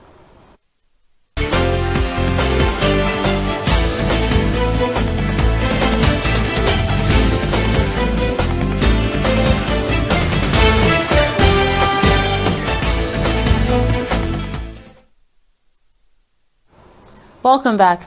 Nigeria's equities market is enjoying a green Tuesday with stocks making a spirited climb of 0.62% on the week's second trading day. Now leading the charge, Sky Shelter Fund dazzled with a strong performance, ending the day at 163 naira per share, while RT Briscoe also made its spot on the gainer spotlight. Now the Nigerian Stock Exchange saw over 400 million shares, totaling about 11 billion naira. Now in contrast, the global market fell into the red as concerns about slowing economic growth dampened investor sentiment and pressured oil prices. Now in the foreign exchange market, the naira saw its first dip of the week, trading at 1,616 naira against the US dollar on the black market. The British pound is valued at 2,200 naira, while the euro stands at 1,820 naira on the black market. That's the business and stock market update. Simi, over to you for the rest of the news. Thank you very much, Joy, for that update. And on the foreign scene, UK Prime Minister Keir Starmer has pledged pledged to reset industrial relations strained by widespread strike actions as he becomes the first leader to address the annual meeting of Britain's trade unions in 15 years. In a speech to the Trade Union Congress in Brighton, the Prime Minister said his policies would be both pro-business and pro-worker. Starmer has also warned unions of tough decisions on the horizon over pay, saying the government will not risk its mandate for economic stability. The Labour Party came to power pledging to end the waves of strikes that blighted the country in various sectors following a landslide election defeat in July. Still on the foreign scene, the Australian government has proposed a bill on the minimum wage age limit for children to use social media, citing mental and physical health concerns. According to Prime Minister of Australia, Anthony Albanese, his government will run an age verification trial before introducing the legislation. He added his centre-left Labour Party government is considering a minimum age of between 14 and 16. And on sports, Nigeria's Super Eagles have played out a goalless draw in their 2025 AFCON qualifying match against Rwanda at the Amahoro National Stadium in Kigali on Tuesday. Coming off an impressive 3-0 win over Benin Republic, expectations were high for the Super Eagles to continue their strong start in the qualifiers.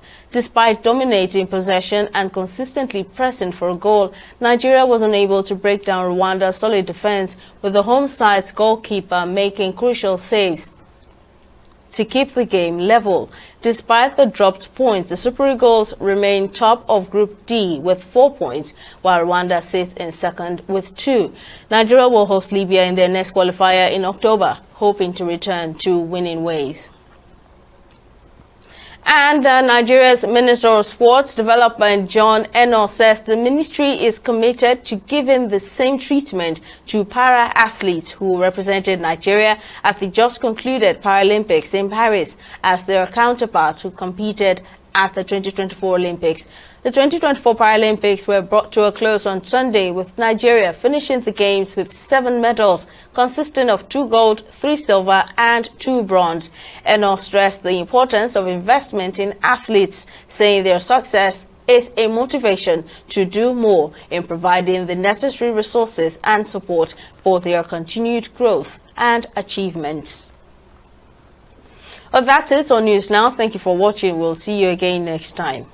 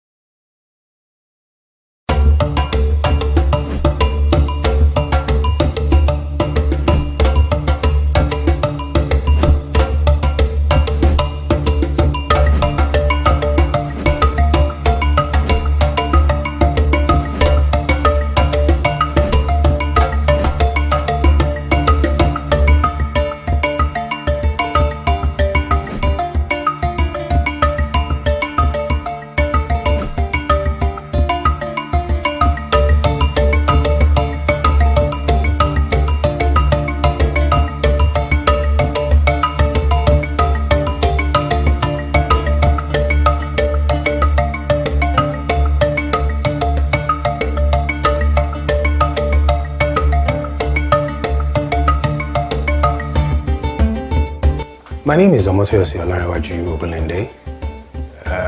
I'm an artist. I studied art from the Yaba College of Technology, where I did my OND and my HND. And I graduated from the Department of Art. I majored in sculpture.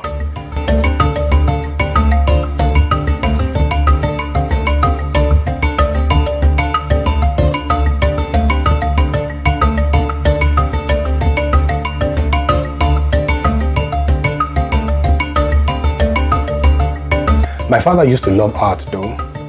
He's late now. May his soul rest in peace. And my mom didn't give me any issues about me practicing art or not.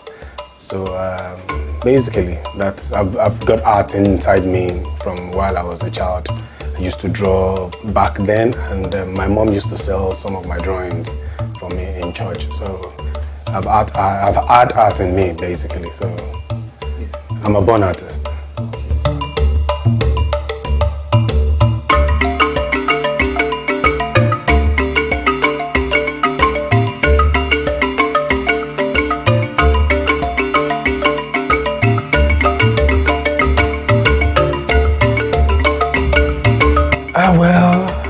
Like I said, I started while I was a child. I started drawing from comics, you know. I pick up comics and I draw, and that's how I knew I think I've got some art, you know, art skills in me basically. So art has been inside of me basically.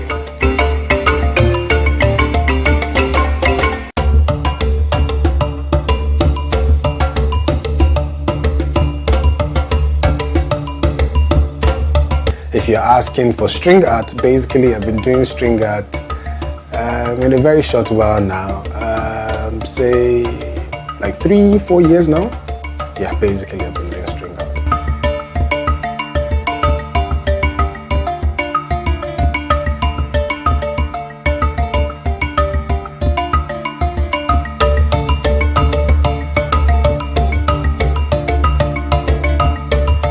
I ran into string art. In I think 2016, yes, at an art conference where I went with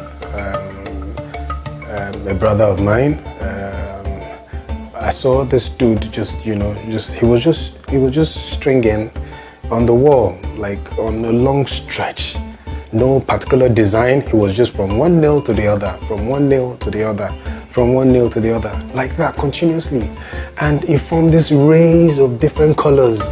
And I was so, you know, it caught my attention. And I didn't even ask the guy what's his name. I didn't have any conversation with the guy. I just saw it. I took pictures that I lost some of them. I can't even find them any longer. So I just saw it and I was wondering, I came back to Nigeria and I was wondering, okay, that art that I saw, what's it called? What is it called? And I just went on Google and I was like, is it thread art? Is it nail art? Is it string art? And voila. And I saw different forms of string art, you know, from normal, you know, simple artworks created and into portraiture, and I'm like, wow, this is amazing. And that's how I found myself into it.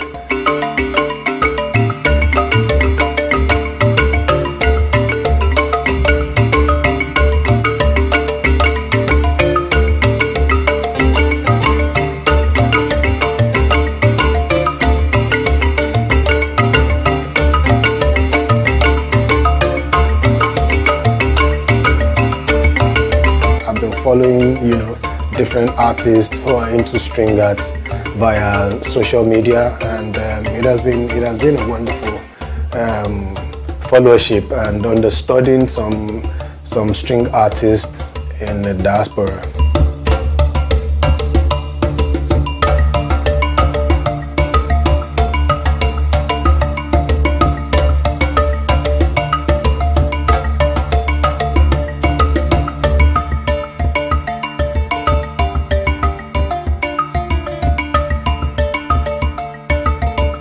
What made me focus on string art? Basically, I saw it as a different form of art.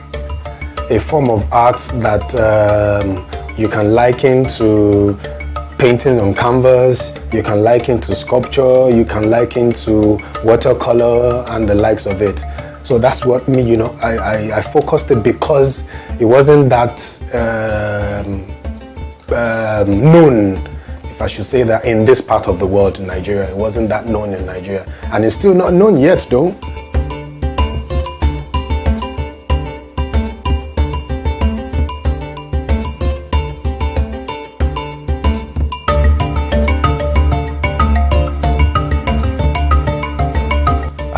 Well, achievement basically, Bella Africana had an award sometimes, I think 2017, if I'm not mistaken. Yeah, I was nominated, and I know there are more achievements to come basically, but personally, it has paid off for me.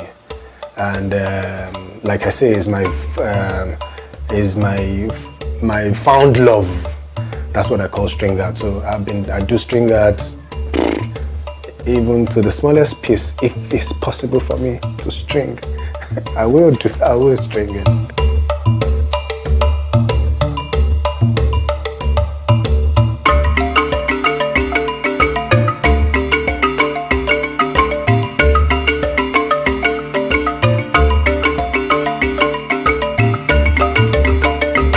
Challenges basically is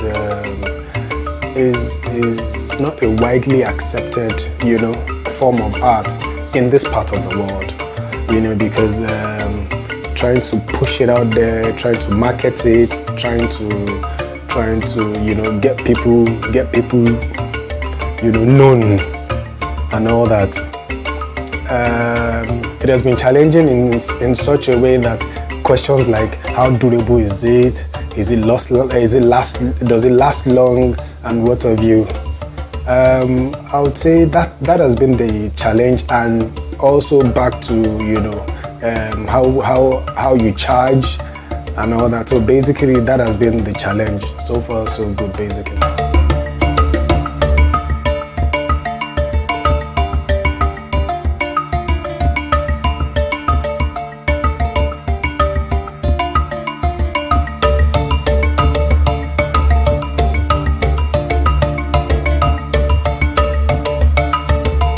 For me, the materials are readily available because you have here the armor, threads, and nails. They are all readily available, and the woods that I use, the boards that I use, they're readily available. So they are not too much of materials that are challenging for me to find around. So materials are readily available. It's just what you interpret with the medium, which is the nails and thread. Yes, what you interpret with it perhaps might be, a bit challenging. But so far, so good. God has been wonderful.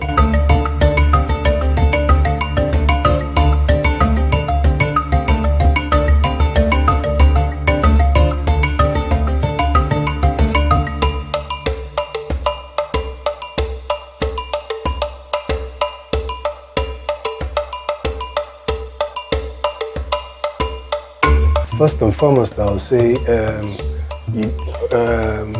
displaying them at galleries, displaying them at art shows, art fairs, which I had a group exhibition last year, Different Strokes, with four artists, 2 females and 2 male. So I was able to display my works there, and I also leverage on social media, which is my Instagram handle, I also push it on social media, Facebook, which that's for many artists right now, that's our own gallery, So that's basically, how I push it out there. People get to know it. I've got so many commissions via Instagram, and I give them the glory.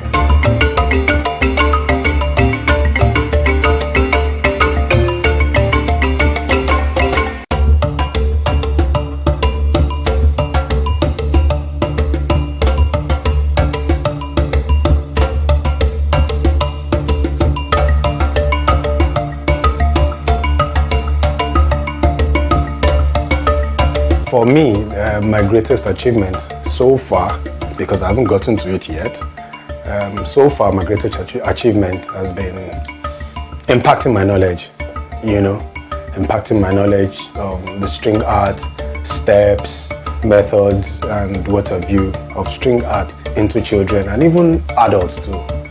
So basically that's been my achievement so far.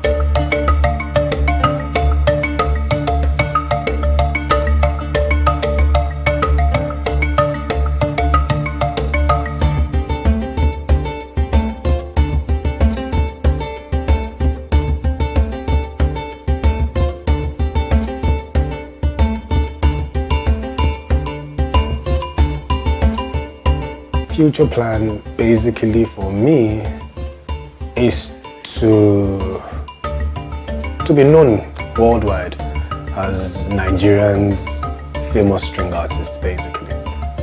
For me, that's my future plan, and I'm hoping to have a series of exhibitions locally and internationally.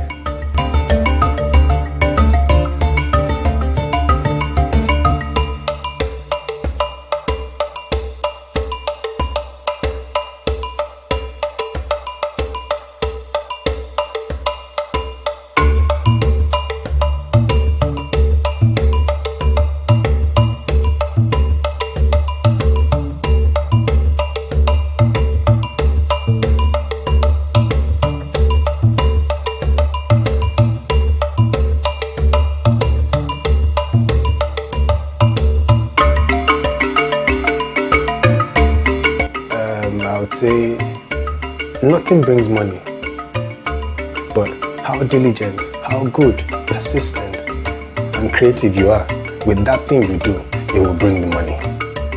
Basically, that's it for me. Because likewise, you too, if you're not good at what you do, you won't be here. If you're not creative at what you do, you won't be here. So for me too, yeah, people say there is no money in art. Now, would we say there is money in banking? Because I sit at the counter and I receive money, it's not my money. Do you understand? So for me, what you do with your hands, diligently, wisely, persistently, will definitely bring that money you want your way and the fame.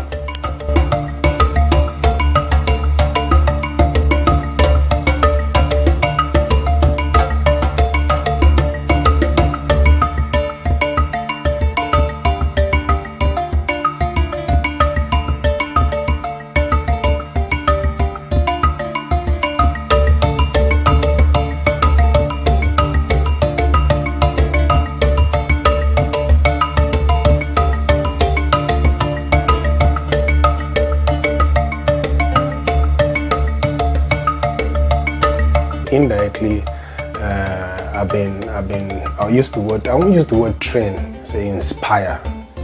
Do you understand? Yes. I've been able, I can't say how many people, because not everybody will come out and say, you inspired me, A lady sometimes back on Instagram, she's a cake maker. She just posted it and said my string art inspired her to produce this kind of cake, and I was, wow, oh, amazing. There's a lady too in Brazil that has been chatting me up, she's also a string artist and trying to ask me questions, how she can go about this, how she can go about that. So for me, it goes a long way. So you never can tell how many people you've been able to inspire or touch their lives. So that's why I coined it down to indirectly. I know I've inspired different kinds of people, either in the art sector or in whatever sector you can call it, but somehow, because other people too in other field have also inspired me, to also keep up my craft. So basically for me, I know I've inspired different people in different areas.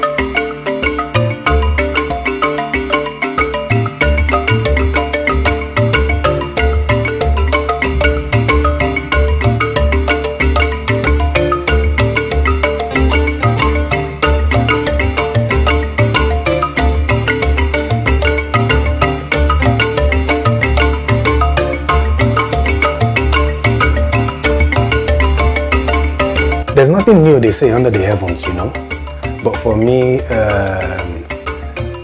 the material I use, which is the nail and thread, for me makes it unique because it's not a widely found medium of art in this part of the world. So basically for me, the materials I use and how, well, that's what I've been told, how neat, you know, and firm, you know, my threads are usually on the nails, basically, for me, makes it stand out.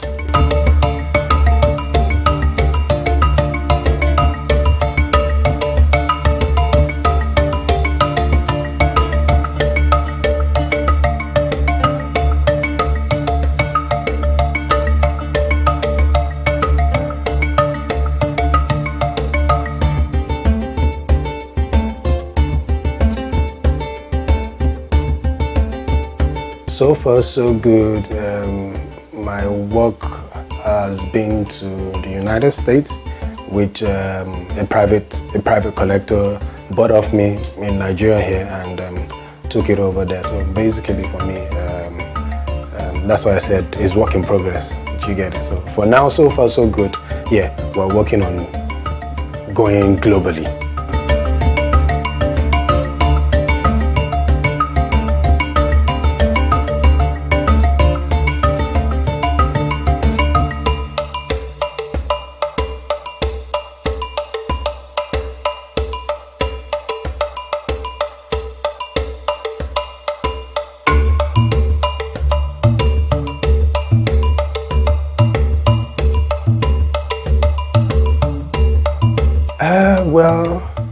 For me, I would say it's an achievement being one of the recognized, you know, or the foremost, or the one who pushed string arts out there in Nigeria, which we're still working on, we're still keeping at it. For me, I would say it's not adding to my bank account though, but it's a plus though, yeah, whether I like it or not. You know, it's a plus.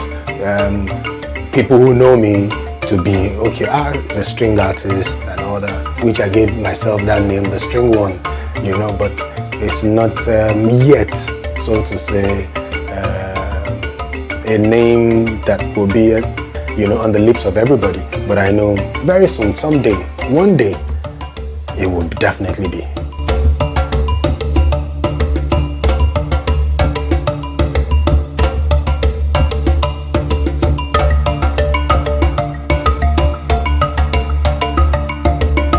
I can't say I've arrived, really, because work never ends. Even the topmost recognized artists, the Yusuf Grillo and the likes of them, you know, Baba Oshinowa and Co, you know, they are still working. So for me, I haven't arrived yet. Really, sky is just the starting point for me. So I haven't gotten to that point where I will sit back and say I've arrived. Nah, I'm not God, though I'm a mini God, but then I haven't gotten to that point or peak yet.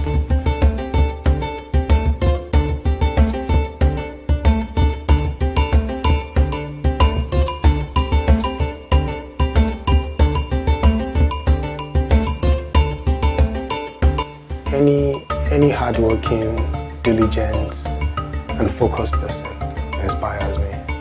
And if I should pick from the world of string artists, there's this lady in UK, Debbie Smith. She inspires me with her works. She's a great string artist, a great artist basically. So she inspires me. And back home here, there are a lot of artists. I can't start mentioning names right now, but there are lots of artists back home here that inspires me. As long as, yeah, hardworking, diligent, focused, you know, and at the top of his or her game. Yeah, that's what inspires me basically.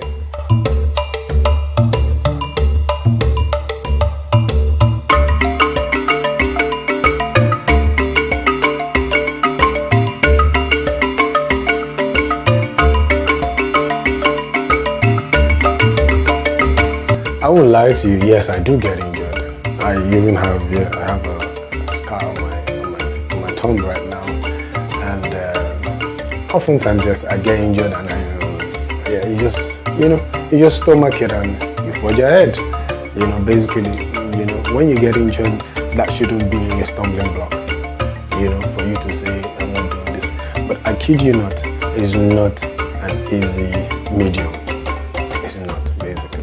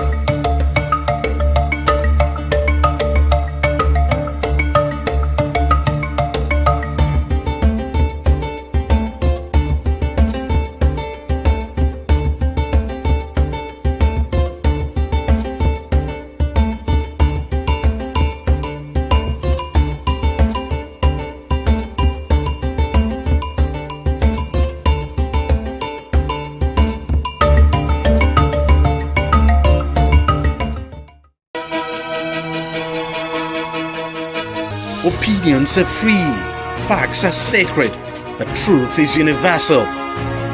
How, in practical terms, can we, for instance, de-escalate the tension? Because when you go into public office, you must be ready to answer to the people. We know where the enemy is. 3 places. The Lake Chad Basin, the border area between Nigeria and Cameroon, and then the Sambisa Forest. On TV360, we give you a complete dose of everything. Opinion, facts, and undiluted truth.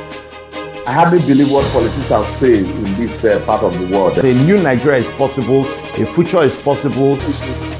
We delve into the issues, dissect it so that you can understand it, use it to take action. I don't think there's any need for any governor to look for grant for ranching. TV360, dissecting the issues.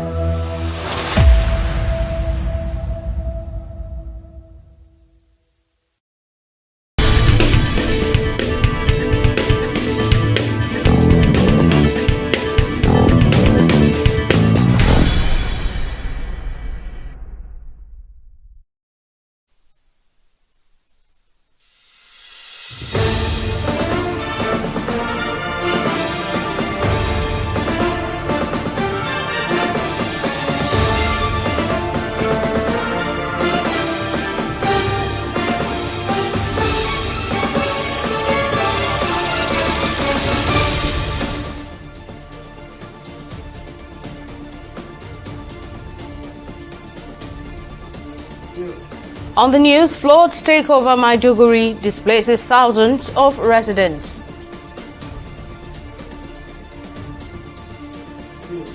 NLC confirms release of President Joe Ajaero after several hours in DSS custody.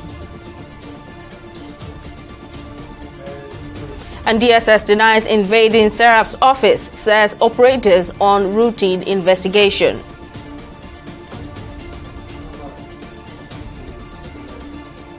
Thank you very much for joining us on News Now. I'm Simisola Atigun. Vice President Kashim Shettima has assured that the administration of President Bola Tinubu will tackle the challenges of flood in Nigeria. Shettima, who gave the assurance in Maiduguri, the Borno State capital, on Tuesday during an on-the-spot assessment of the ravaging floods that have displaced communities in the state, noted that though the factors leading to the crisis and other recurring disasters in the country are diverse, President Tinubu has already developed a comprehensive roadmap aimed at addressing these challenges head-on.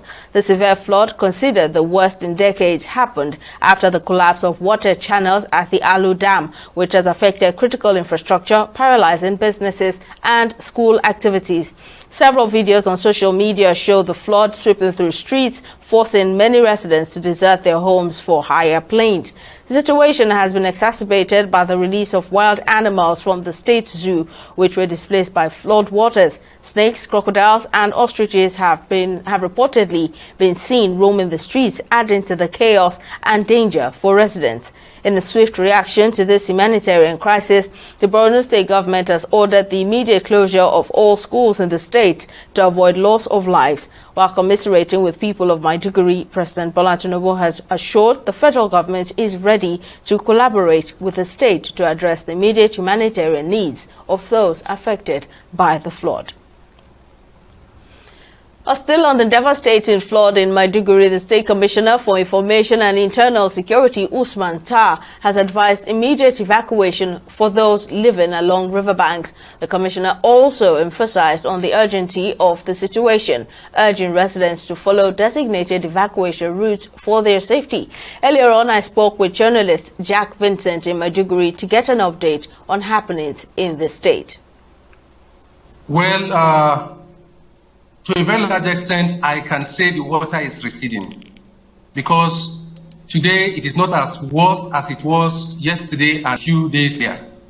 So we thank God that it hasn't got to that point when we lost lives so much, but people have the opportunity to leave vulnerable places to places where they can have relative safety. How well have emergency services and local authorities been able to manage the impact and provide aid to those affected? Well, the government in her own capacity is trying the utmost to ensure that people have the relief that they need at this trying time. You see, the major problem is that we in Nigeria, I'm not talking about Borno State presently, but I'm talking about Nigeria generally, we fail to make plans for the future. We fail to plan ahead. That is why when we are hit by disasters like this, we are taking unawares and the impact is usually massive. But right now, I can tell you for a fact that the Borno State governor is doing the best that he could to ensure that people are safe. I understand that safe places have been opened for people to go to, and the government have put mechanisms in place to take very good care of them. That I know for a fact. And so far, the state government is yet to issue official figures of casualties. But have there been reports of loss of lives in any of the affected communities? Well, I for one can't say for a fact, but I heard via grapevine that some lives were lost. But right now, as at the time I got the information, it's not one that I can verify. So I can't be an authority on that. But from the look of things, lives are likely to be lost from the look of things. But I can't speak for a fact that this is the situation. Finally, before I let you go, what exactly is the cause of this flood? All right. This is not the first time Maiduguri is having a flood of this nature. The last time we had it was 30 years ago in September or thereabout of 1994. Now, what really happened is that there is a river called Yazaram. Yazaram is from the Goza Mountains, a natural, very big river. And now it is a tributary of the Lagdo, sort of. Now, these waters, they come together, okay, and then become one. Now, they flow to Alo Dam, overpowered Alo Dam, and now there is this Gadabul River that passes through Maiduguri. Everything came together as one force. That was why Maiduguri was overwhelmed by the flood. So that has been the reason for the flood, and it is a natural occurrence, one that nobody could do anything about. That was Jack Vincent, a journalist in Maiduguri, the Borno state capital, giving us an update of the flood situation. And the Nigeria Labour Congress, NLC, has confirmed the release of its president, Joe Ajaero, from the detention of the Department of State Services, DSS, after being granted administrative bail. Earlier on Monday, the Labour body demanded an unconditional release of Ajaero by the DSS following his arrest at the Nnamdi Azikiwe Airport in Abuja just before boarding his flight to attend a scheduled meeting at the International Trade Union Congress in the United Kingdom.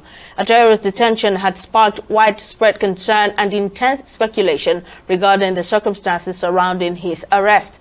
Reacting earlier in a press statement issued by NLC Head of Information and Public Affairs, Benson Opar, the Labour Union strongly condemned the arrest and detention of its president without a warrant.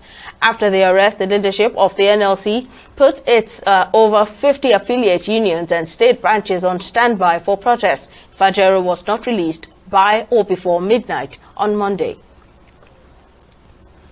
Meanwhile, the Department of State Services, DSS, has described as inaccurate and misleading the allegations by the Socio-Economic Rights and Accountability Project, SERAP, that its officers had taken control of its Abuja and Lagos offices. A statement by the department on Tuesday disclosed it became necessary to clear the air as it had been inundated with multiple inquiries on the matter. In a statement on its website on Tuesday, the Secret Police explained that contrary to reports that its operatives raided SERAP's office, the agents were detailed for routine investigation. The DSS insisted that the officers' actions had been misinterpreted as harassment and intimidation and urged the public to disregard the false narratives as it restates its commitment to utmost professionalism in the discharge of its core mandate. SERAP had condemned the invasion and called for the intervention of President Bola Tinubu to end what it described as harassment and threat of arrest against its directors. The Inspector General of Police, Kayode Egbetokun, has declared that promotion in the Nigeria Police Force will henceforth be based on seniority and merit, reflecting the organization's commitment to fairness, equity, and transparency. Egbetokun gave the assurance on Tuesday while decorating 23 senior officers with their new ranks at the Goodluck Jonathan International Peacekeeping Center. The ceremony included the promotion of 8 Assistant Inspector Generals of Police and 15 Commissioners of Police. While congratulating the newly decorated officers on their well-deserved promotions, Egbetokun urged the officers to set good examples and contribute to the force pursuit of excellence in discharging its constitutional responsibilities.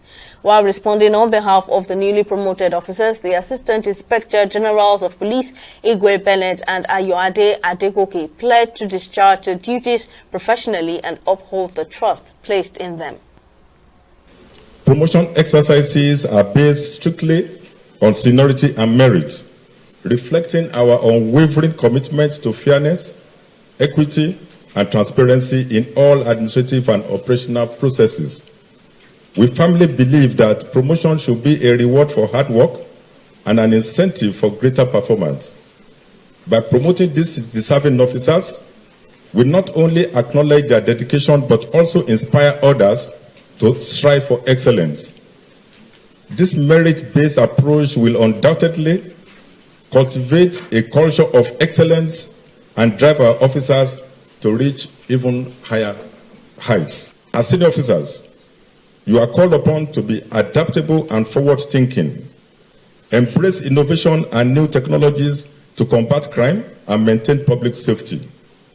Stay ahead of emerging threats by promoting a culture of continuous learning and professional development within your teams. As you rise through the ranks, remember that you are not only leaders but also mentors. Take the time to guide, train, and empower the officers under your command. By doing so, you will build a stronger, more capable force ready to meet the challenges of tomorrow.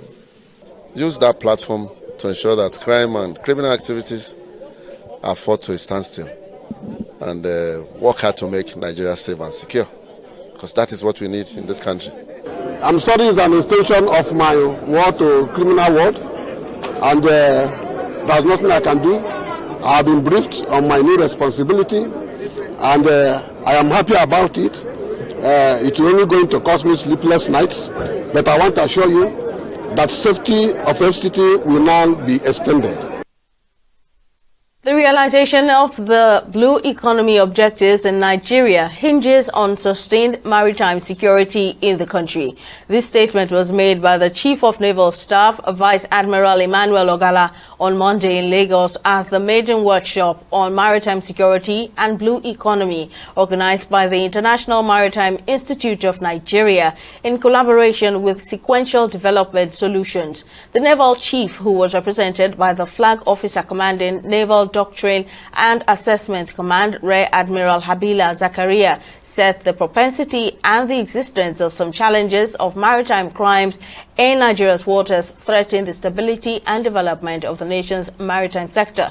Ogala said Nigeria's maritime environment was no doubt rich with resources ranging from oil and gas to fisheries and several opportunities for economic prosperity. He added the workshop would offer an avenue for maritime experts, government and other stakeholders to brainstorm on innovative solutions to the maritime challenges for enhanced blue economy for Nigeria.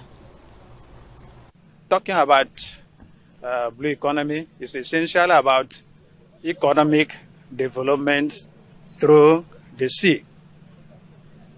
That's essentially what it stands for. We are now talking about maritime security.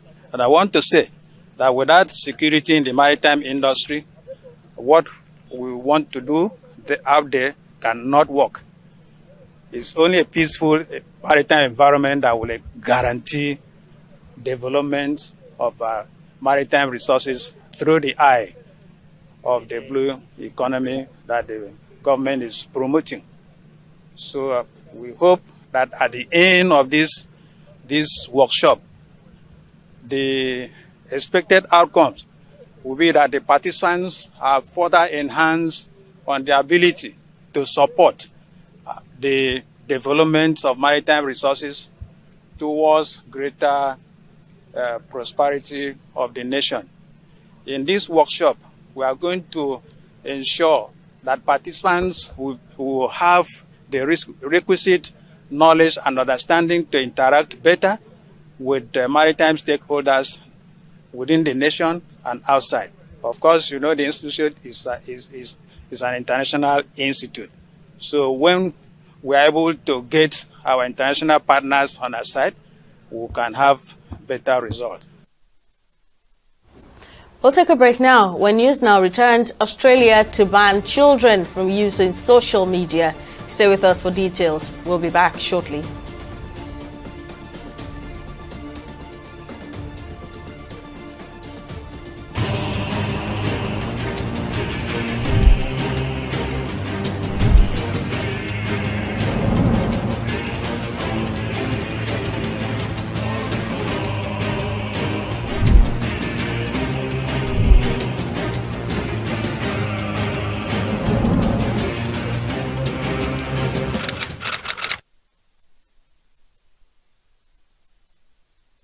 In the last 3 years, we have built a multi-purpose center, which is the envy of all in our constituency. And I can tell you that the people who are living there are already enjoying it. Guy, do you think what this man just said is true? See, I seriously doubt. I'm sure it's one of those their silly lies. And wait, do you know there's a way to find out if these things he's saying is true or not? This is the Construct app. It gives people like us a sure way to track implementation of constituency projects. It gives valid and verified information on location of projects, amounts allocated, amount funded, the level of job done, and even the profiles of concerned legislators. You and I can post directly on this app. Are you serious? This is the go-to app if you want to know how our Commonwealth is being expanded by the government. Wow. Let's even see if what this man said is true. Show me. The Construct app is developed by Other People Nigeria with support from USAID and is available on both Google Play Store and Apple Store. And it's true. Of course, I told you. Welcome back. Here's a recap of our top stories. Vice President Kashim Shettima has assured that the administration of President Bola Tinubu will tackle the challenges of flood in Nigeria. Shettima, who gave the assurance in Maiduguri, the Borno state capital, on Tuesday during an on-the-spot assessment of the ravaging floods that have displaced communities in the state, noted that though the factors leading to the crisis and other recurring disasters in the country are diverse, President Tinubu has already developed a comprehensive roadmap aimed at addressing these challenges head-on. The severe flood, considered the worst in decades, happened after the collapse of water channels at the Alo Dam, which has affected critical infrastructure, paralyzing businesses and school activities. We also told you that the Nigeria Labour Congress (NLC) has confirmed the release of its president Joe Ajaero from the detention of the Department of State Services (DSS) after being granted administrative bail. Earlier on Monday, the Labour body demanded an unconditional release of Ajaero by the DSS following his arrest at the Nnamdi Azikiwe Airport in Abuja just before boarding his flight to attend a scheduled meeting of the International Trade Union Congress in the United Kingdom. Ajaero's detention had sparked widespread concern and intense speculation regarding the circumstances surrounding his arrest. In case you missed any of our news bulletins or for more updates, you can catch us on Limex World TV and AVO TV or log on to our website on www.tv360nigeria.com. You can also follow us on our social media platforms on Twitter, Instagram and YouTube at TV360 Nigeria, or download our mobile app on Google Play Store, Huawei App Gallery and Apple Store. On Facebook, we're at TV360 Online.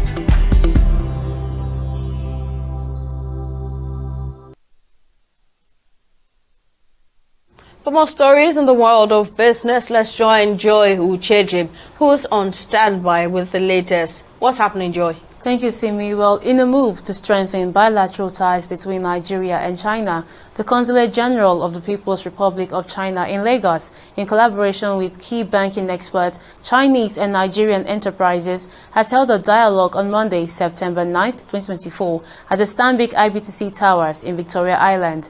The event centered around President Bola Ahmed Tinubu's recent visit to China during the FOCAC 2024 and its potential impact on Nigeria-China bilateral relations.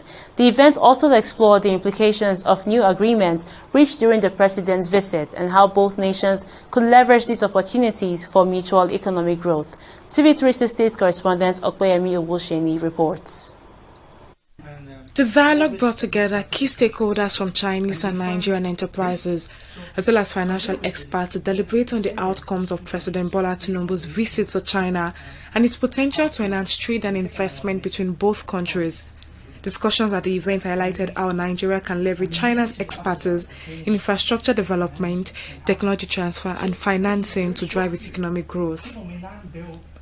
In his opening remarks, the Chief Executive Officer of Stanbic IBTC Holdings says the collaboration between Nigeria and China, particularly in the area of financing, can open new avenues for infrastructure projects that will benefit Nigeria's economy in the long run.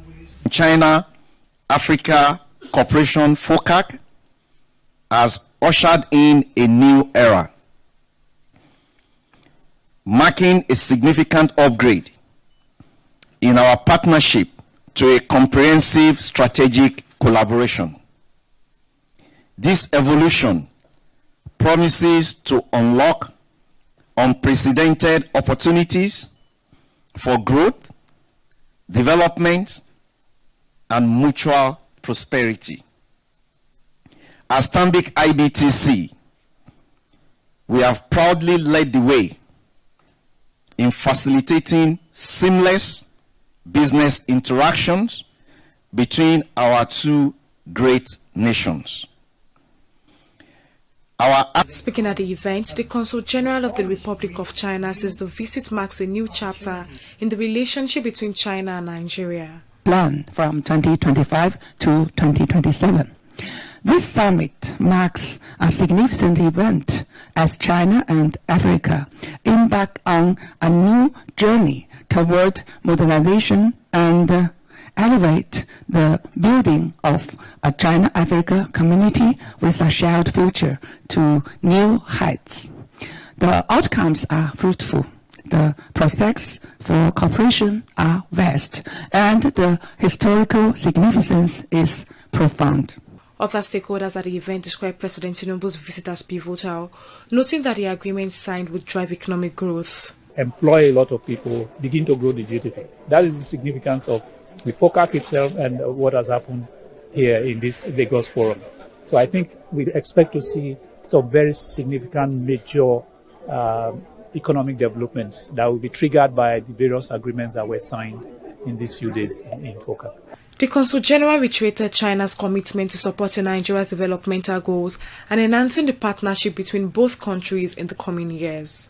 We focus the infrastructure, the green development, the e-commerce, or the vocational education, the finance, the industrialization, and so on. So really, I with full confidence that China-Africa relationship, China-Nigeria relationship will develop very fast, very smooth, very successful in the new era. As Nigeria continues to position itself as a strategic partner to China in Africa, it is expected that this renewed collaboration will foster economic growth, job creation, and sustainable development. Okweyemi Owusheni, TV360 News, Lagos. We'll take a short break and return with stock market reports.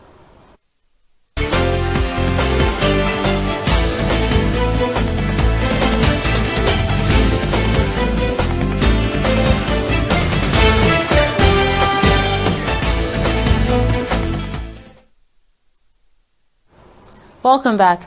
Nigeria's equities market is enjoying a green Tuesday with stocks making a spirited climb of 0.62% on the week's second trading day. Now leading the charge, Sky Shelter Fund dazzled with a strong performance, ending the day at 163 naira per share, while RT Briscoe also made its spot on the gainer spotlight. Now the Nigerian Stock Exchange saw over 400 million shares, totaling about 11 billion naira. Now in contrast, the global market fell into the red as concerns about slowing economic growth dampened investor sentiment and pressured oil prices. Now in the foreign exchange market, the naira saw its first dip of the week, trading at 1,616 naira against the US dollar on the black market. The British pound is valued at 2,200 naira, while the euro stands at 1,820 naira on the black market. That's the business and stock market update. Simi, over to you for the rest of the news. Thank you very much, Joy, for that update. And on the foreign scene, UK Prime Minister Keir Starmer has pledged to reset industrial relations strained by widespread strike actions as he becomes the first leader to address the annual meeting of Britain's trade unions in 15 years.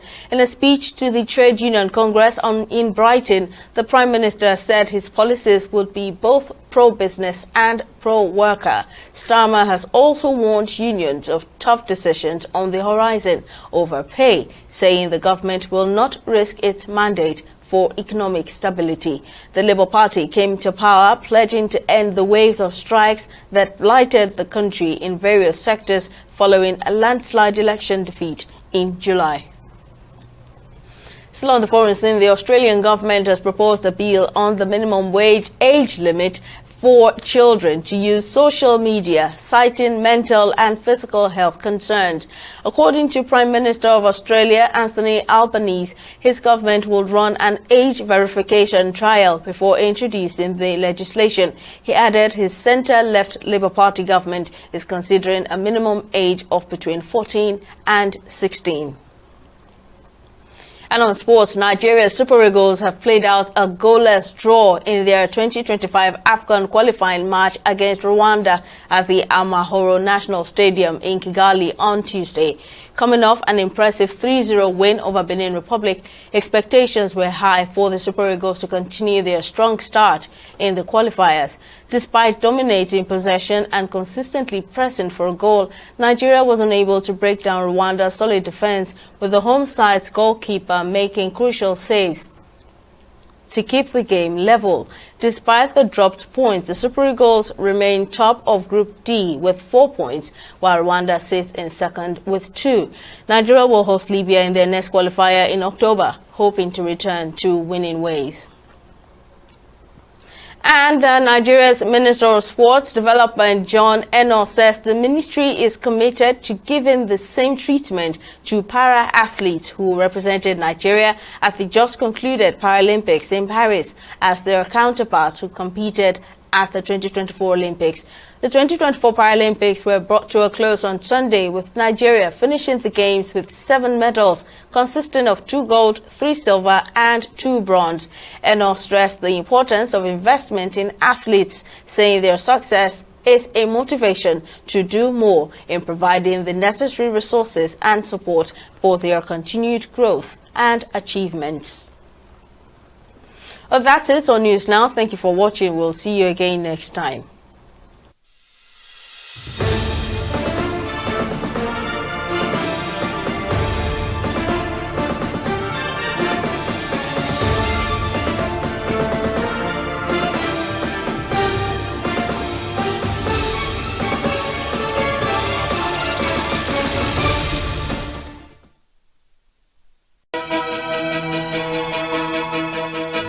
Opinions are free, facts are sacred, but truth is universal. How, in practical terms, can we, for instance, de-escalate the tension? Because when you go into public office, you must be ready to answer to the people. We know where the enemy is. 3 places. The Lake Chad Basin, the border area between Nigeria and Cameroon, and then the Sambisa Forest. On TV360, we give you a complete dose of everything. Opinion, facts and undiluted truth. I hardly believe what politicians are saying in this part of the world. A new Nigeria is possible, a future is possible. We delve into the issues, dissect it so that you can understand it, use it to take action. I don't think there's any need for any governor to look for grant for ranching. TV360, dissecting the issues.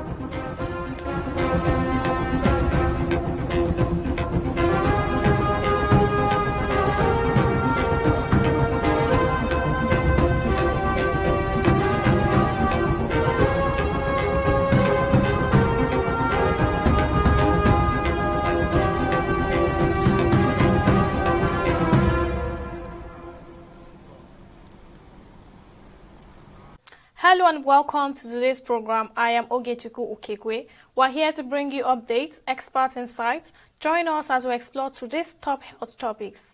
Vice President Kashim Shettima has announced that the federal government health sector reform have already attracted over $4.8 billion in a potential investment. Shettima noted that the investments are part of the commitment of the administration of President Bola Tinubu to renew Nigeria's healthcare system. According to a statement by the Senior Special Assistant to the President on Media and Communication, Stanley Nwokocha, the Vice President disclosed this at the commissioning and grand opening of Sahad Hospital in Abuja. He said that Shettima outlined a comprehensive strategy to address long-standing challenges and propel Nigeria's healthcare system into the future. Nigeria is set to establish the Maternal Mortality Action Mama Funds as part of an ongoing negotiation for a $500 million loan from the World Bank. This is according to a stakeholder engagement plan for the Nigeria Primary Healthcare Provision Strengthening Program.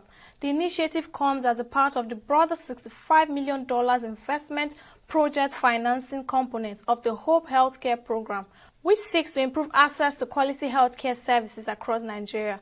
The establishment of the Mama Funds is a crucial step in Nigeria's effort to reduce mortality and infant mortality rates and achieve its human capital development goal. We'll take a break now and the program will return shortly.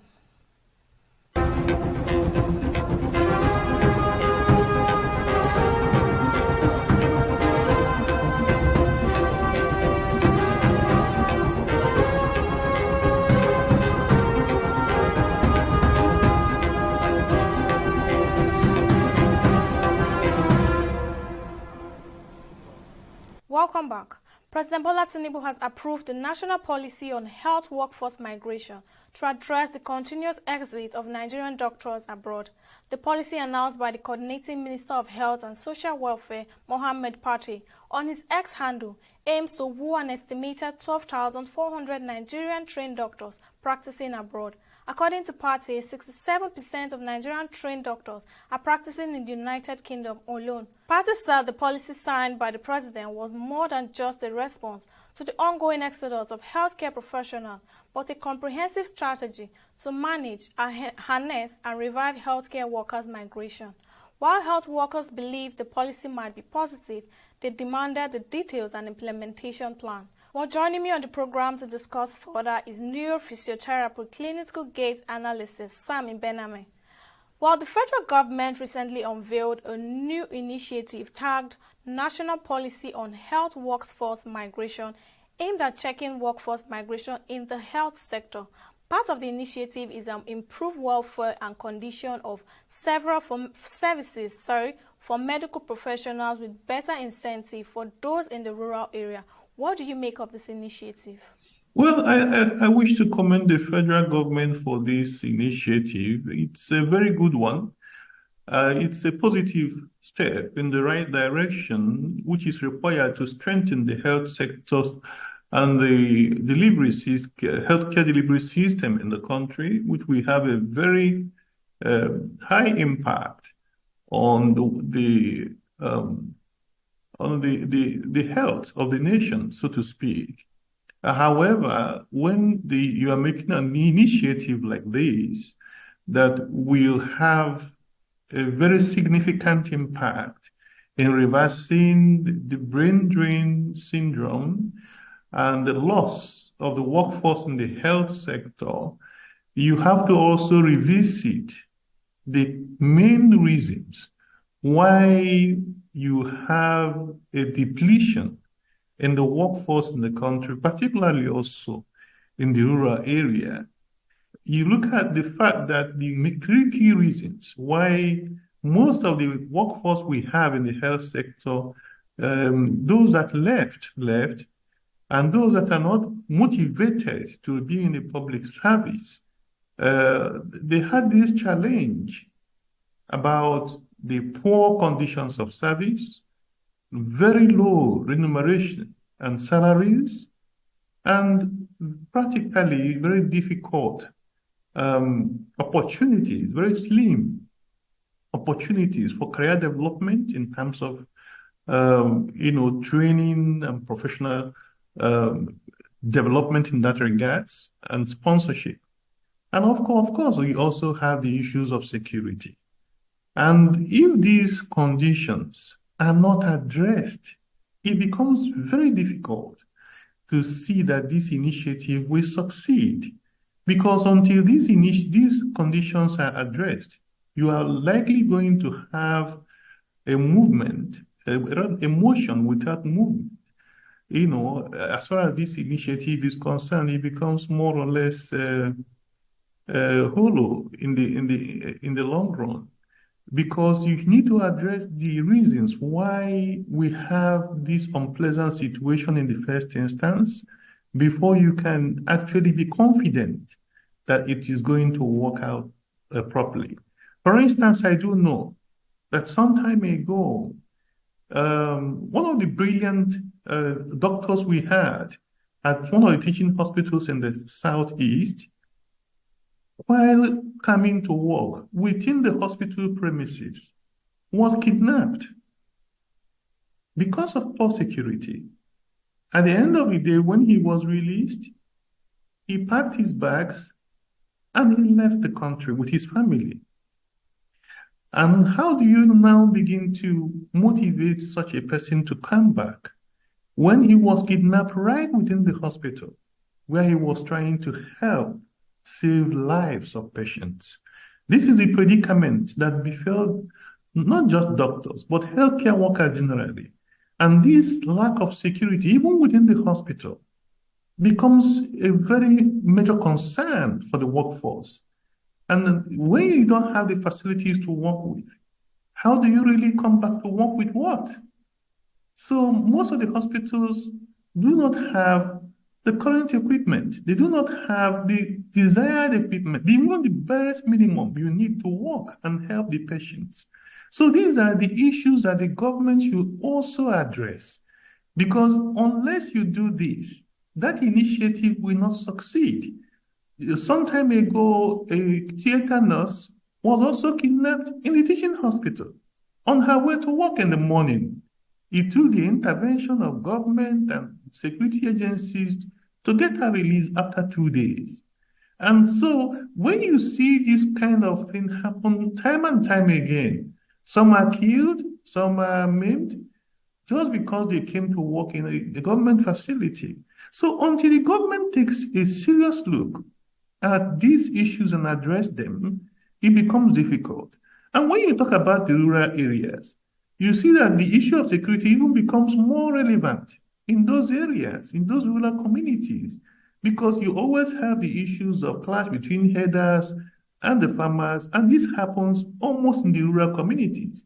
And so when you are posting medical personnel to go there, so long as you, even as much as you may want to incentivize it, they may not really want to go, because if the farmers who reside in those communities are not even secure enough, are so worried that they don't go to farmlands to go and farm, how much more a medical doctor, a medical practitioner, a physiotherapist, a nurse, coming to in those rural communities to work? Because in the long run, nobody can tell, nobody can say what may happen. So I think that it is a very welcome development that government have realized that there is a need to reverse the trend of brain drain and loss of very significant and very impactful workforce we have to other clients. And so they are taking the initiative to reverse it. This is a very positive, welcome development. However, there is a need to understand and engage with the people in diaspora who have left. Why did they leave? Until we do this, then it's not going to be a very successful initiative. And there's also a need for the government to engage with international organizations, with diaspora organizations, and such kind of group of people who are very influential in liaising with the health workers who may have left, to see how their concerns can be addressed and be factored in so that whatever initiative that they are bringing up, we consider, we put into place something that we address those concerns they have. Because oftentimes we imagine, we think out of the box in our own ingenuity, what we think is the best for the health sector or for the health workers without really involving them. And so I think there is a need that if government really wants to reverse the trend, there is a need to engage with those who have really left, find out where they live, what their concerns are, and then tell us this initiative to address those concerns. Part of the initiative also requires that every Nigerian doctor a foreign country employs, that foreign contributes to the training of a doctor back home in Nigeria, which is called the 1-1 match. What do you make of this? Well, I don't know. Sometimes we think we have great ideas, but when it comes to implementation, it may fall short. In the first instance, you may need to understand that this is in the health sector, we have a crisis situation. And in crisis situation, you may not begin to look at policies like this 1-1 match and things like that. You may not really come up with this kind of policy that will require a lot of back and forth between the country and the country where these Nigerian doctors and health professionals migrate to. The time we waste trying to bicker and fashion out what we want and so on and so forth, it becomes a little bit unnecessary and lives will be lost. I think it's important that we address the issues at home than rather trying to look at this 1-1 match. It's a good idea, but how will it work? Because, the doctors who live on their own. Some of them actually train themselves. Some invest heavily to develop themselves before eventually leaving the country. And then, you are getting somebody who employs them, so for instance, in the Middle East, to come and, to pay some money that will help train some other people behind. Otherwise, are you going to hold the person ransom in Nigeria and say, because until that happens, you will not migrate? There are some policies that you need to really look at again and be sure that these things could work. So do you think this initiative by the government would help reduce the issue of brain drain in the country? Well, I do not think, like I've said before, I do not see how that is going to reduce the brain drain in the country. These are fantastic policies on paper, but everything comes to the details. The devil is always in the details. The policy is a good one. It's a recognition that there is a problem, and the government is trying to respond to that problem. As far as that is concerned, that's a very good one. But like I have said before, these policies should be built on facts. They should be built on the reality. They should be built on the needs and the concerns of the healthcare community in Nigeria. What are the problems that led to their emigration in the first instance? Have those problems been addressed? Because these are all adults. These are people who are capable of making decisions about their career. And if the government have not addressed those problems, then what the government is doing in this initiative will not work. Their concerns have to border on the poor working conditions. Have there been an improvement? Low salaries and so on and so forth. Has there been a change? Research facilities are not available and productivity is dwindling. There is lack of equipment that is required in the hospitals. Is there an improvement in those areas? Security-wise, have the conditions of the hospital improved in terms of security? These are some of the policies that government need to address. For instance, before now, the hospital management was allowed to employ security personnel in each hospital. We used to have the security department under the chief medical director or the director of administration, as the case may be. Some time ago, the government came up with a policy of outsourcing the security department in most of the teaching hospitals and federal establishments. That is the truth. And since that time, the security department no longer reports to the chief medical director. He has no control. They report to their own managing director, who can interface with the administration of the hospital. And so nobody is held accountable when things go wrong in the security system. The policy also emphasizes on digital health infrastructure, including electronic medical records, telehealth, and a comprehensive health workforce registry. Representative, a major milestone towards a more efficient and data-driven healthcare system. What's your take on this? It's a very important and a very remarkable initiative of the federal government. This policy is a very welcome policy. The world is fully digitalized, and the healthcare delivery system, as we have experienced during the COVID-19 era, transcends beyond the paper and pen approach. There is a need for real-time online communication and electronic transmission of data. The patient data needs to be accessed by the doctors, by the healthcare providers on real time. And that will save life, and that will also enhance productivity. Right now, it's not the case in Nigeria. Everything is virtually manual. The records are manually provided and manually documented and so on and so forth. And that is not very efficient. But then again, the elephant in the room is, do we have the infrastructure that will support this? Because that is also what the government will have to think about and address. For instance, if you do not have power supply, 24 hours power supply in the hospitals, how do they transmit data electronically? So it becomes a challenge.